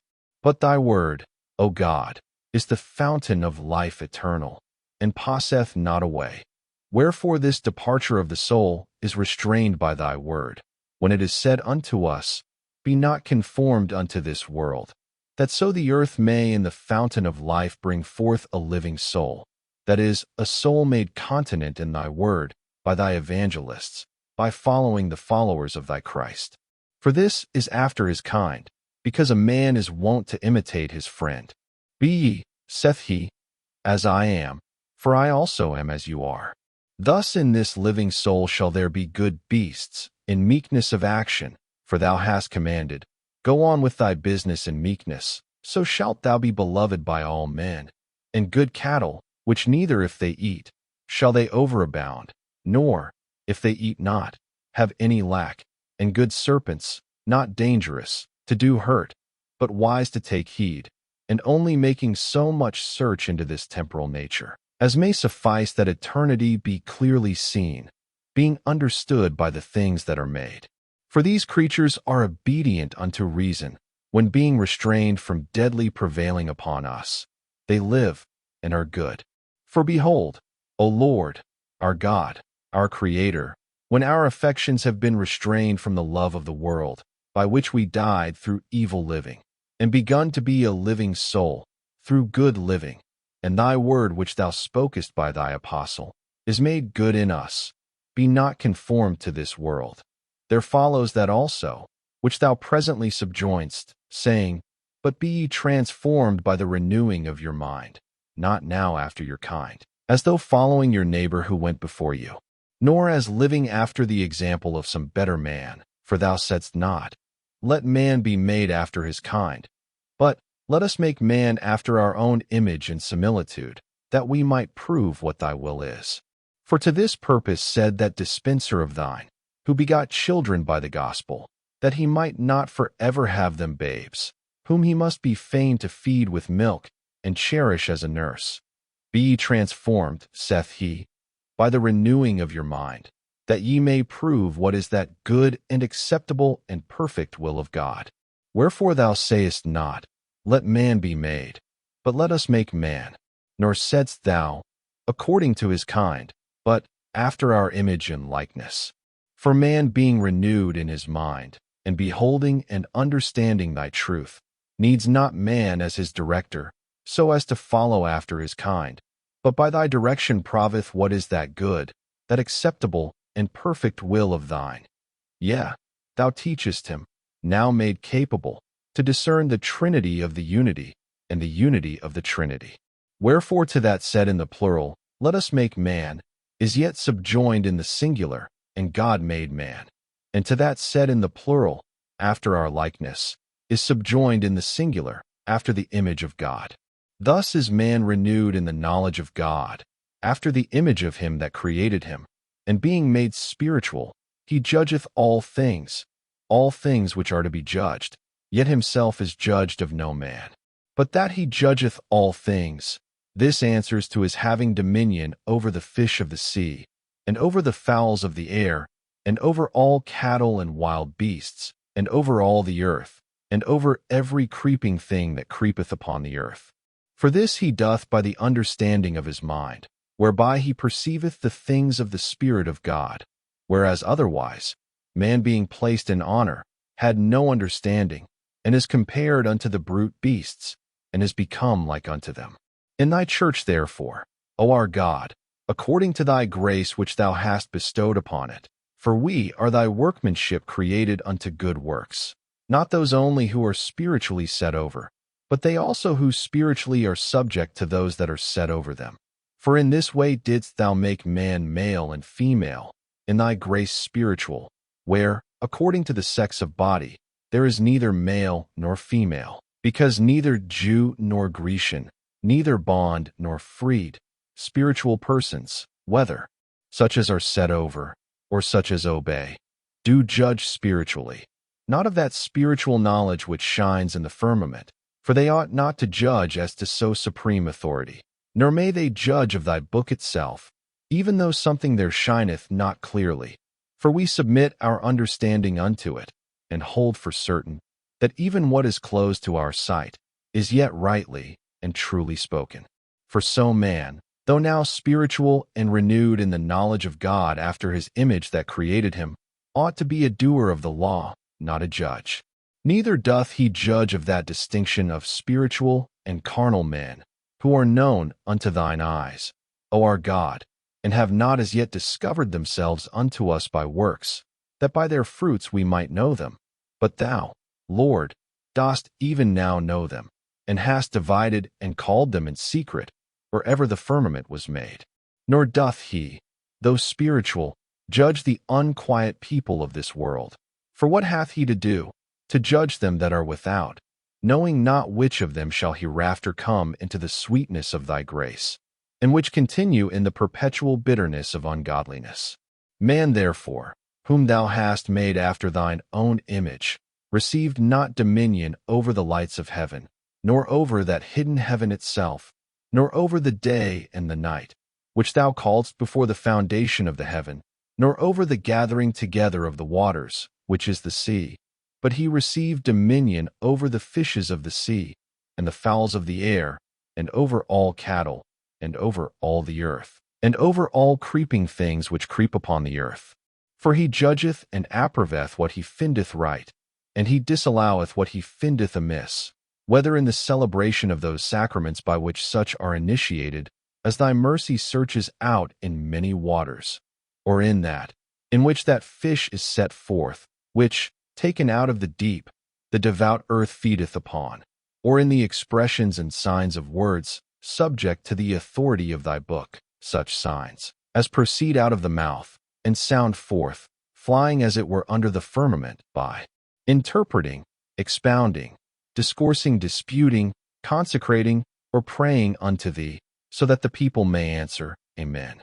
The vocal pronouncing of all which words is occasioned by the deep of this world and the blindness of the flesh, which cannot see thoughts, so that there is need to speak aloud into the ears, so that, although flying fowls be multiplied upon the earth, yet they derive their beginning from the waters.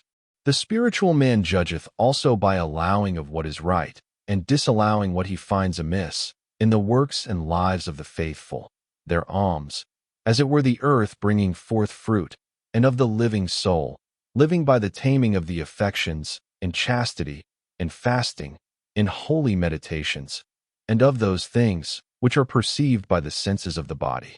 Upon all these is he now said to judge, wherein he hath also power of correction. But what is this, and what kind of mystery? Behold, thou blessest mankind, O Lord, that they may increase and multiply, and replenish the earth. Dost thou not thereby give us a hint to understand something? Why didst thou not as well bless the light, which thou callest day, nor the firmament of heaven, nor the lights, nor the stars, nor the earth, nor the sea.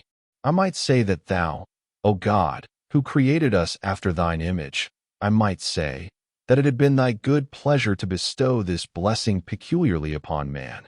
Hadst thou not in like manner blessed the fishes and the whales, that they should increase and multiply, and replenish the waters of the sea, and that the fowls should be multiplied upon the earth? I might say likewise that this blessing pertained properly unto such creatures as are bred of their own kind, had I found it given to the fruit trees, and plants, and beasts of the earth. But now neither unto the herbs, nor the trees, nor the beasts, nor serpents is it said, increase and multiply. Notwithstanding all these, as well as the fishes, fowls, or men, do by generation increase and continue their kind. What then shall I say, O truth my light? That it was idly said, and without meaning?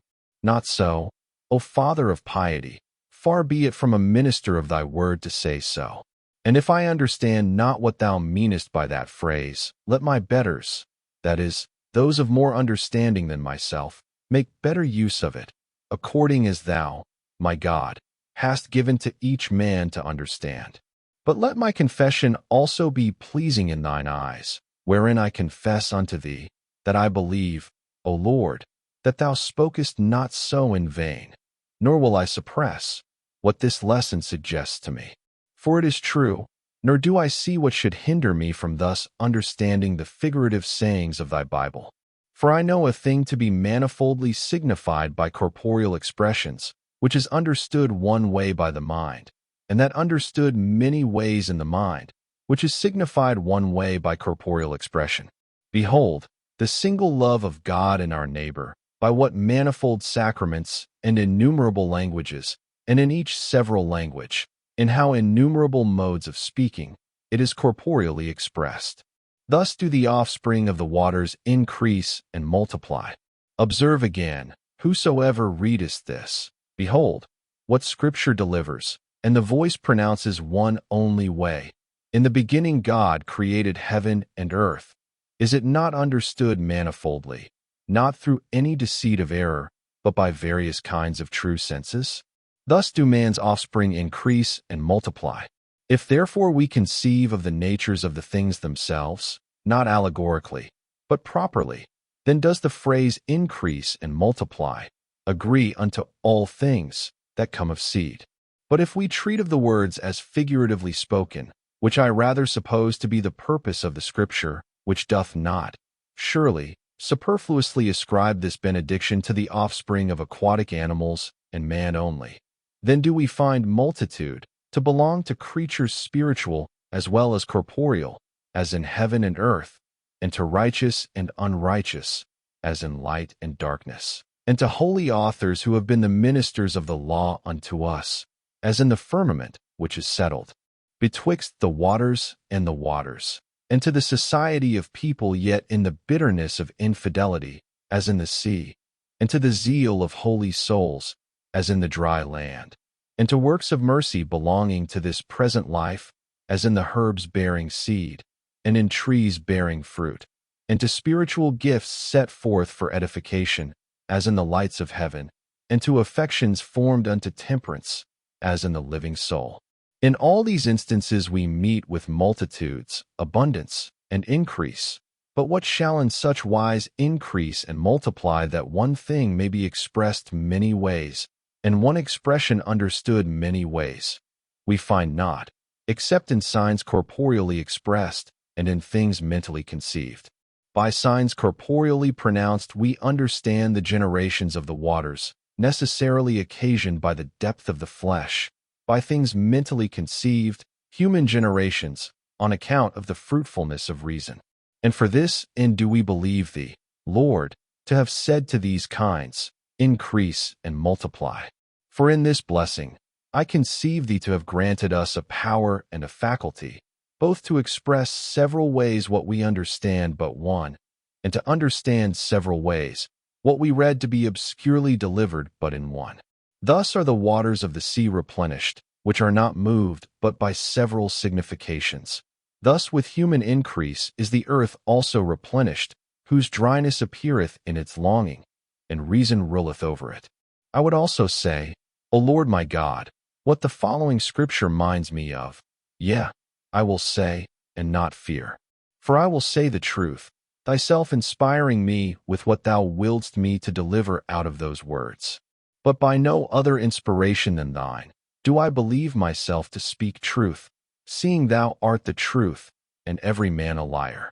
He therefore that speaketh a lie speaketh of his own, that therefore I may speak truth, I will speak of thine. Behold, thou hast given unto us for food every herb bearing seed which is upon all the earth, and every tree, in which is the fruit of a tree yielding seed. And not to us alone, but also to all the fowls of the air, and to the beasts of the earth, and to all creeping things. But unto the fishes and to the great whales hast thou not given them. Now we said that by these fruits of the earth were signified, and figured in an allegory, the works of mercy which are provided for the necessities of this life out of the fruitful earth. Such an earth was the devout Onesiphorus, unto whose house thou gavest mercy, because he often refreshed thy Paul, and was not ashamed of his chain. Thus did also the brethren, and such fruit did they bear, who out of Macedonia supplied what was lacking to him. But how grieved he for some trees, which did not afford him the fruit due unto him, where he saith, At my first answer no man stood by me, but all men forsook me. I pray God that it may not be laid to their charge. For these fruits are due to such as minister the spiritual doctrine unto us out of their understanding of the divine mysteries. And they are due to them, as men, yea, and due to them also, as the living soul, which giveth itself as an example, in all continency, and due unto them also, as flying creatures, for their blessings which are multiplied upon the earth, because their sound went out into all lands. But they are fed by these fruits, that are delighted with them, nor are they delighted with them, whose God is their belly.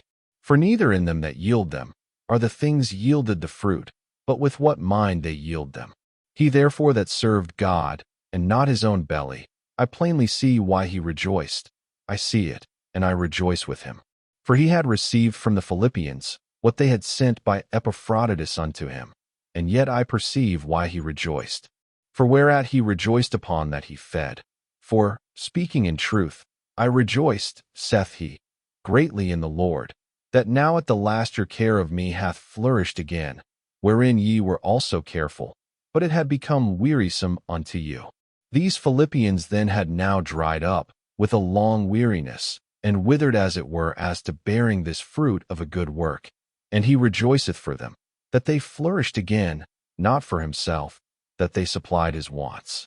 Therefore subjoins he, Not that I speak in respect of want, for I have learned in whatsoever state I am, therewith to be content. I know both how to be abased, and I know how to abound. Everywhere and in all things I am instructed both to be full, and to be hungry, both to abound, and to suffer need. I can do all things through him which strengtheneth me. Whereat then rejoicest thou, O great Paul? Whereat rejoicest thou? Whereon feedest thou, O man, renewed in the knowledge of God, after the image of him that created thee, thou living soul, of so much continency, thou tongue like flying fowls, speaking mysteries. For to such creatures is this food due winky face what is it that feeds thee? Joy. Hear we what follows. Notwithstanding, ye have well done, that ye did communicate with my affliction.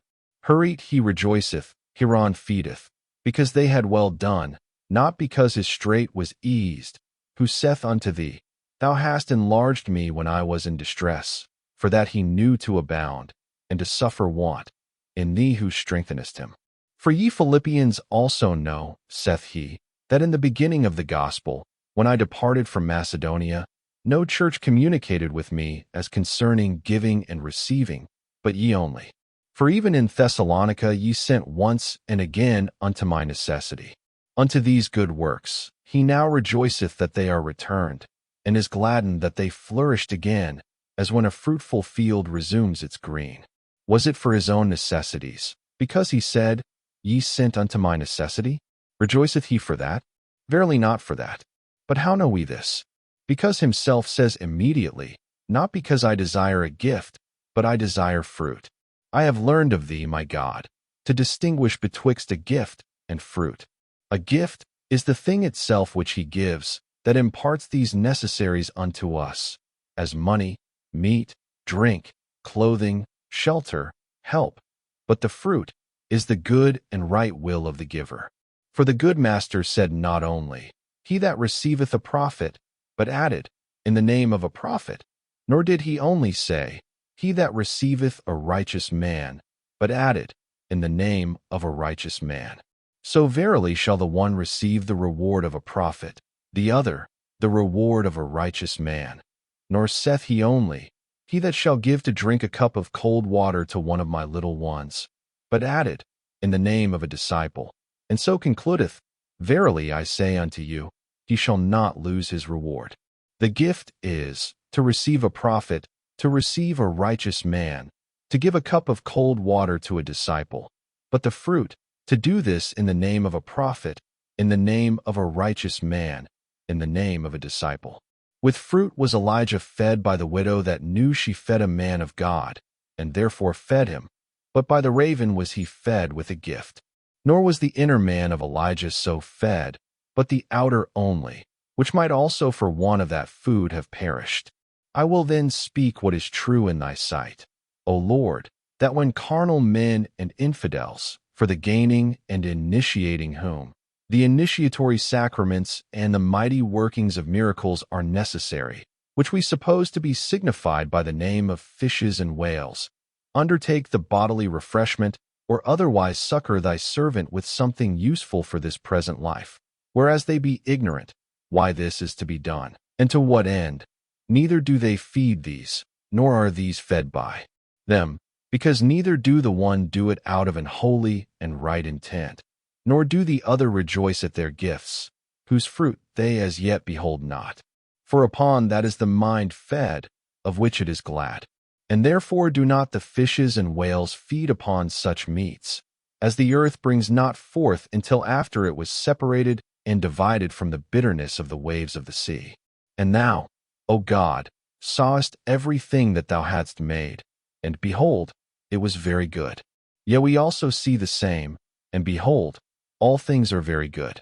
Of the several kinds of thy works, when thou hadst said, let them be, and they were, thou sawest each that it was good. 7 times have I counted it to be written, that thou sawest that which thou madest was good, and this is the 8th, that thou sawest everything that thou hadst made, and behold, it was not only good, but also very good, as being now altogether. For severally they were only good, but altogether both good and very good. All beautiful bodies express the same, by reason that a body consisting of members all beautiful is far more beautiful than the same members by themselves are, by whose well-ordered blending the whole is perfected, notwithstanding that the members severally be also beautiful. And I looked narrowly to find, whether 7 or 8 times thou sawest that thy works were good, when they pleased thee. But in thy seeing I found no times, whereby I might understand that thou sawest so often what thou madest. And I said, Lord, is not this thy scripture true, since thou art true, and being truth, hast set it forth? Why then dost thou say unto me, that in thy seeing there be no times? Whereas this thy scripture tells me, that what thou madest each day, thou sawest that it was good, and when I counted them, I found how often. Unto this thou answerest me, for thou art my God, and with a strong voice tellest thy servant in his inner ear, breaking through my deafness and crying, O man, that which my scripture saith, I say, and yet doth that speak in time. But time has no relation to my word, because my word exists in equal eternity with myself. So the things which ye see through my spirit, I see, like as what ye speak by my spirit, I speak. And so when ye see those things in time, I see them not in time, as when ye speak in time, I speak them not in time. And I heard, O Lord my God, and drank up a drop of sweetness out of thy truth, and understood, that certain men there be who mislike thy works, and say, that many of them thou madest, compelled by necessity, such as the fabric of the heavens and harmony of the stars, and that thou madest them not of what was thine, but that they were otherwhere and from other sources created, for thee to bring together and compact and combine. When out of thy conquered enemies thou raisedst up the walls of the universe, that they, bound down by the structure, might not again be able to rebel against thee. For other things, they say thou neither madest them, nor even compactedst them, such as all flesh and all very minute creatures, and whatsoever hath its root in the earth, but that a mind at enmity with thee, and another nature not created by thee, and contrary unto thee, did, in these lower stages of the world, beget and frame these things. Frenzied are they who say thus, because they see not thy works by thy Spirit, nor recognize thee in them. But they who by thy Spirit see these things, thou sayest in them. Therefore when they see that these things are good, thou sayest that they are good. And whatsoever things for thy sake please, thou pleasest in them. And what through thy Spirit please us, they please thee in us. For what man knoweth the things of a man, save the spirit of a man, which is in him? Even so the things of God knoweth no one, but the Spirit of God. Now we, saith he, have received, not the spirit of this world, but the Spirit which is of God, that we might know the things that are freely given to us of God. And I am admonished, truly the things of God knoweth no one, but the Spirit of God. How then do we also know what things are given us of God? Answer is made me. Because the things which we know by his Spirit, even these no one knoweth, but the Spirit of God. For as it is rightly said unto those that were to speak by the Spirit of God, it is not ye that speak. So is it rightly said to them that know through the Spirit of God, it is not ye that know. And no less then is it rightly said to those that see through the Spirit of God, it is not ye that see. So whatsoever through the Spirit of God they see to be good, it is not they, but God that sees that it is good. It is one thing then for a man to think that to be ill which is good, as the forenamed do; another, that that which is good, a man should see that it is good, as thy creatures be pleasing unto many, because they be good, whom yet thou pleasest not in them, when they prefer to enjoy them, to thee. And another, that when a man sees a thing that it is good, God should in him see that it is good, so, namely, that he should be loved in that which he made, who cannot be loved, but by the Holy Ghost, which he hath given, because the love of God is shed abroad in our hearts by the Holy Ghost, which is given unto us, by whom we see that whatsoever in any degree is good. For from him it is, who himself is not in degree, but what he is. Thanks to thee, O Lord. We behold the heaven and earth, whether the corporeal part, superior and inferior, or the spiritual and corporeal creature, and in the adorning of these parts, whereof the universal pile of the world, or rather the universal creation, doth consist, we see light made, and divided from the darkness. We see the firmament of heaven, whether that primary body of the world, between the spiritual upper waters and the inferior corporeal waters, or, since this also is called heaven, this space of air through which wander the fowls of heaven, betwixt those waters which are in vapors borne above them, and in clear nights distill down in dew, and those heavier waters which flow along the earth. We behold a face of waters gathered together in the fields of the sea, and the dry land both void, and formed so as to be visible and harmonized, yet in the matter of herbs and trees. We behold the lights shining from above, the sun to suffice for the day, the moon and the stars to cheer the night, and that by all these, times should be marked and signified. We behold on all sides a moist element, replenished with fishes, beasts, and birds, because the grossness of the air, which bears up the flights of birds, thickeneth itself by the exhalation of the waters. We behold the face of the earth decked out with earthly creatures, and man, created after thy image and likeness, even through that thy very image and likeness, that is the power of reason and understanding, set over all irrational creatures.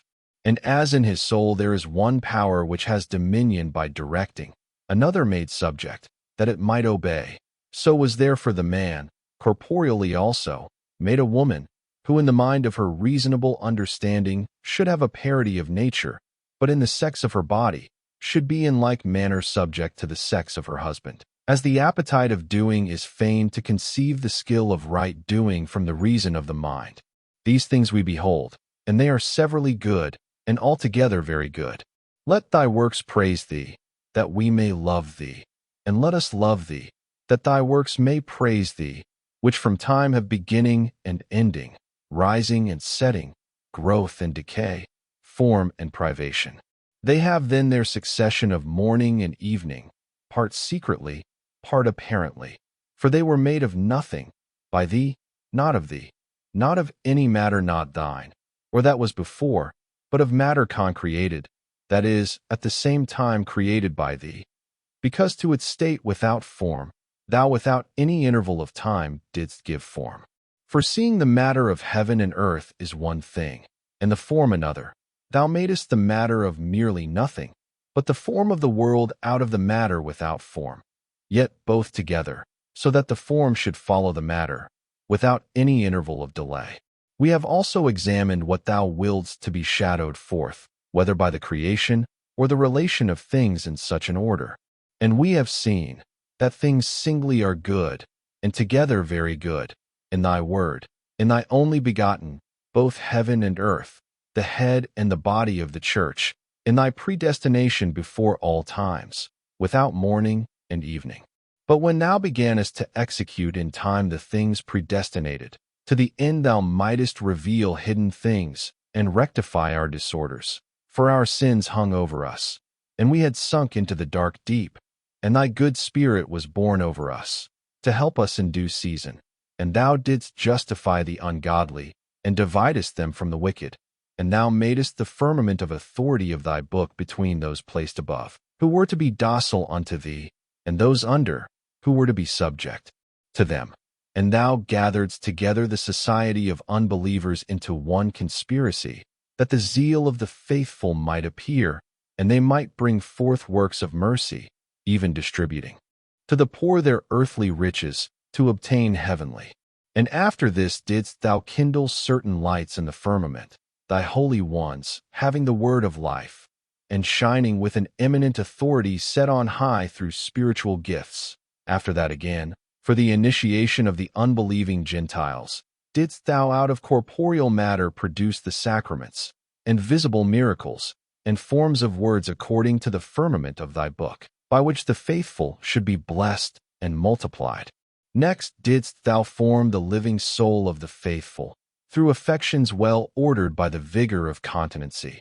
And after that, the mind subjected to thee alone and needing to imitate no human authority, hast thou renewed after thy image and likeness, and didst subject its rational actions to the excellency of the understanding, as the woman to the man, and to all offices of thy ministry, necessary for the perfecting of the faithful in this life. Thou willedst that for their temporal uses, good things, fruitful to themselves in time to come, be given by the same faithful. All these we see, and they are very good, because thou sayest them in us, who hast given unto us thy Spirit, by which we might see them, and in them love thee. O Lord God, give peace unto us, for thou hast given us all things winky-faced the peace of rest, the peace of the Sabbath, which hath no evening. For all this most goodly array of things very good, having finished their courses, is to pass away, for in them there was morning and evening. But the seventh day hath no evening, nor hath it setting, because thou hast sanctified it to an everlasting continuance, that which thou didst after thy works which were very good, resting the seventh day, although thou madest them an unbroken rest, that may the voice of thy book announce beforehand unto us, that we also after our works, therefore very good, because thou hast given them us, shall rest in thee also in the Sabbath of eternal life. For then shalt thou rest in us, as now thou workest in us, and so shall that be thy rest through us, as these are thy works through us. But thou, Lord, ever workest, and art ever at rest. Nor dost thou see in time, nor art moved in time, nor restest in a time. And yet thou makest things seen in time, yea, the times themselves, and the rest which results from time. We therefore see these things which thou madest, because they are, but they are, because thou sayest them. And we see without, that they are, and within, that they are good, but thou sawest them there, when made, where thou sawest them, yet to be made. And we were at a later time moved to do well, after our hearts had conceived of thy Spirit. But in the former time we were moved to do evil, forsaking thee. But thou, the one, the good God, didst never cease doing good.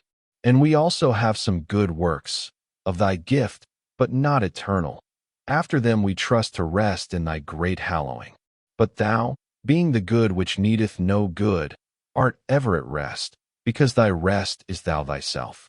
And what man can teach man to understand this? Or what angel an angel? Or what angel a man? Let it be asked of thee, sought in thee, knocked for at thee. So shall it be received, so shall it be found, so shall it be opened. Amen.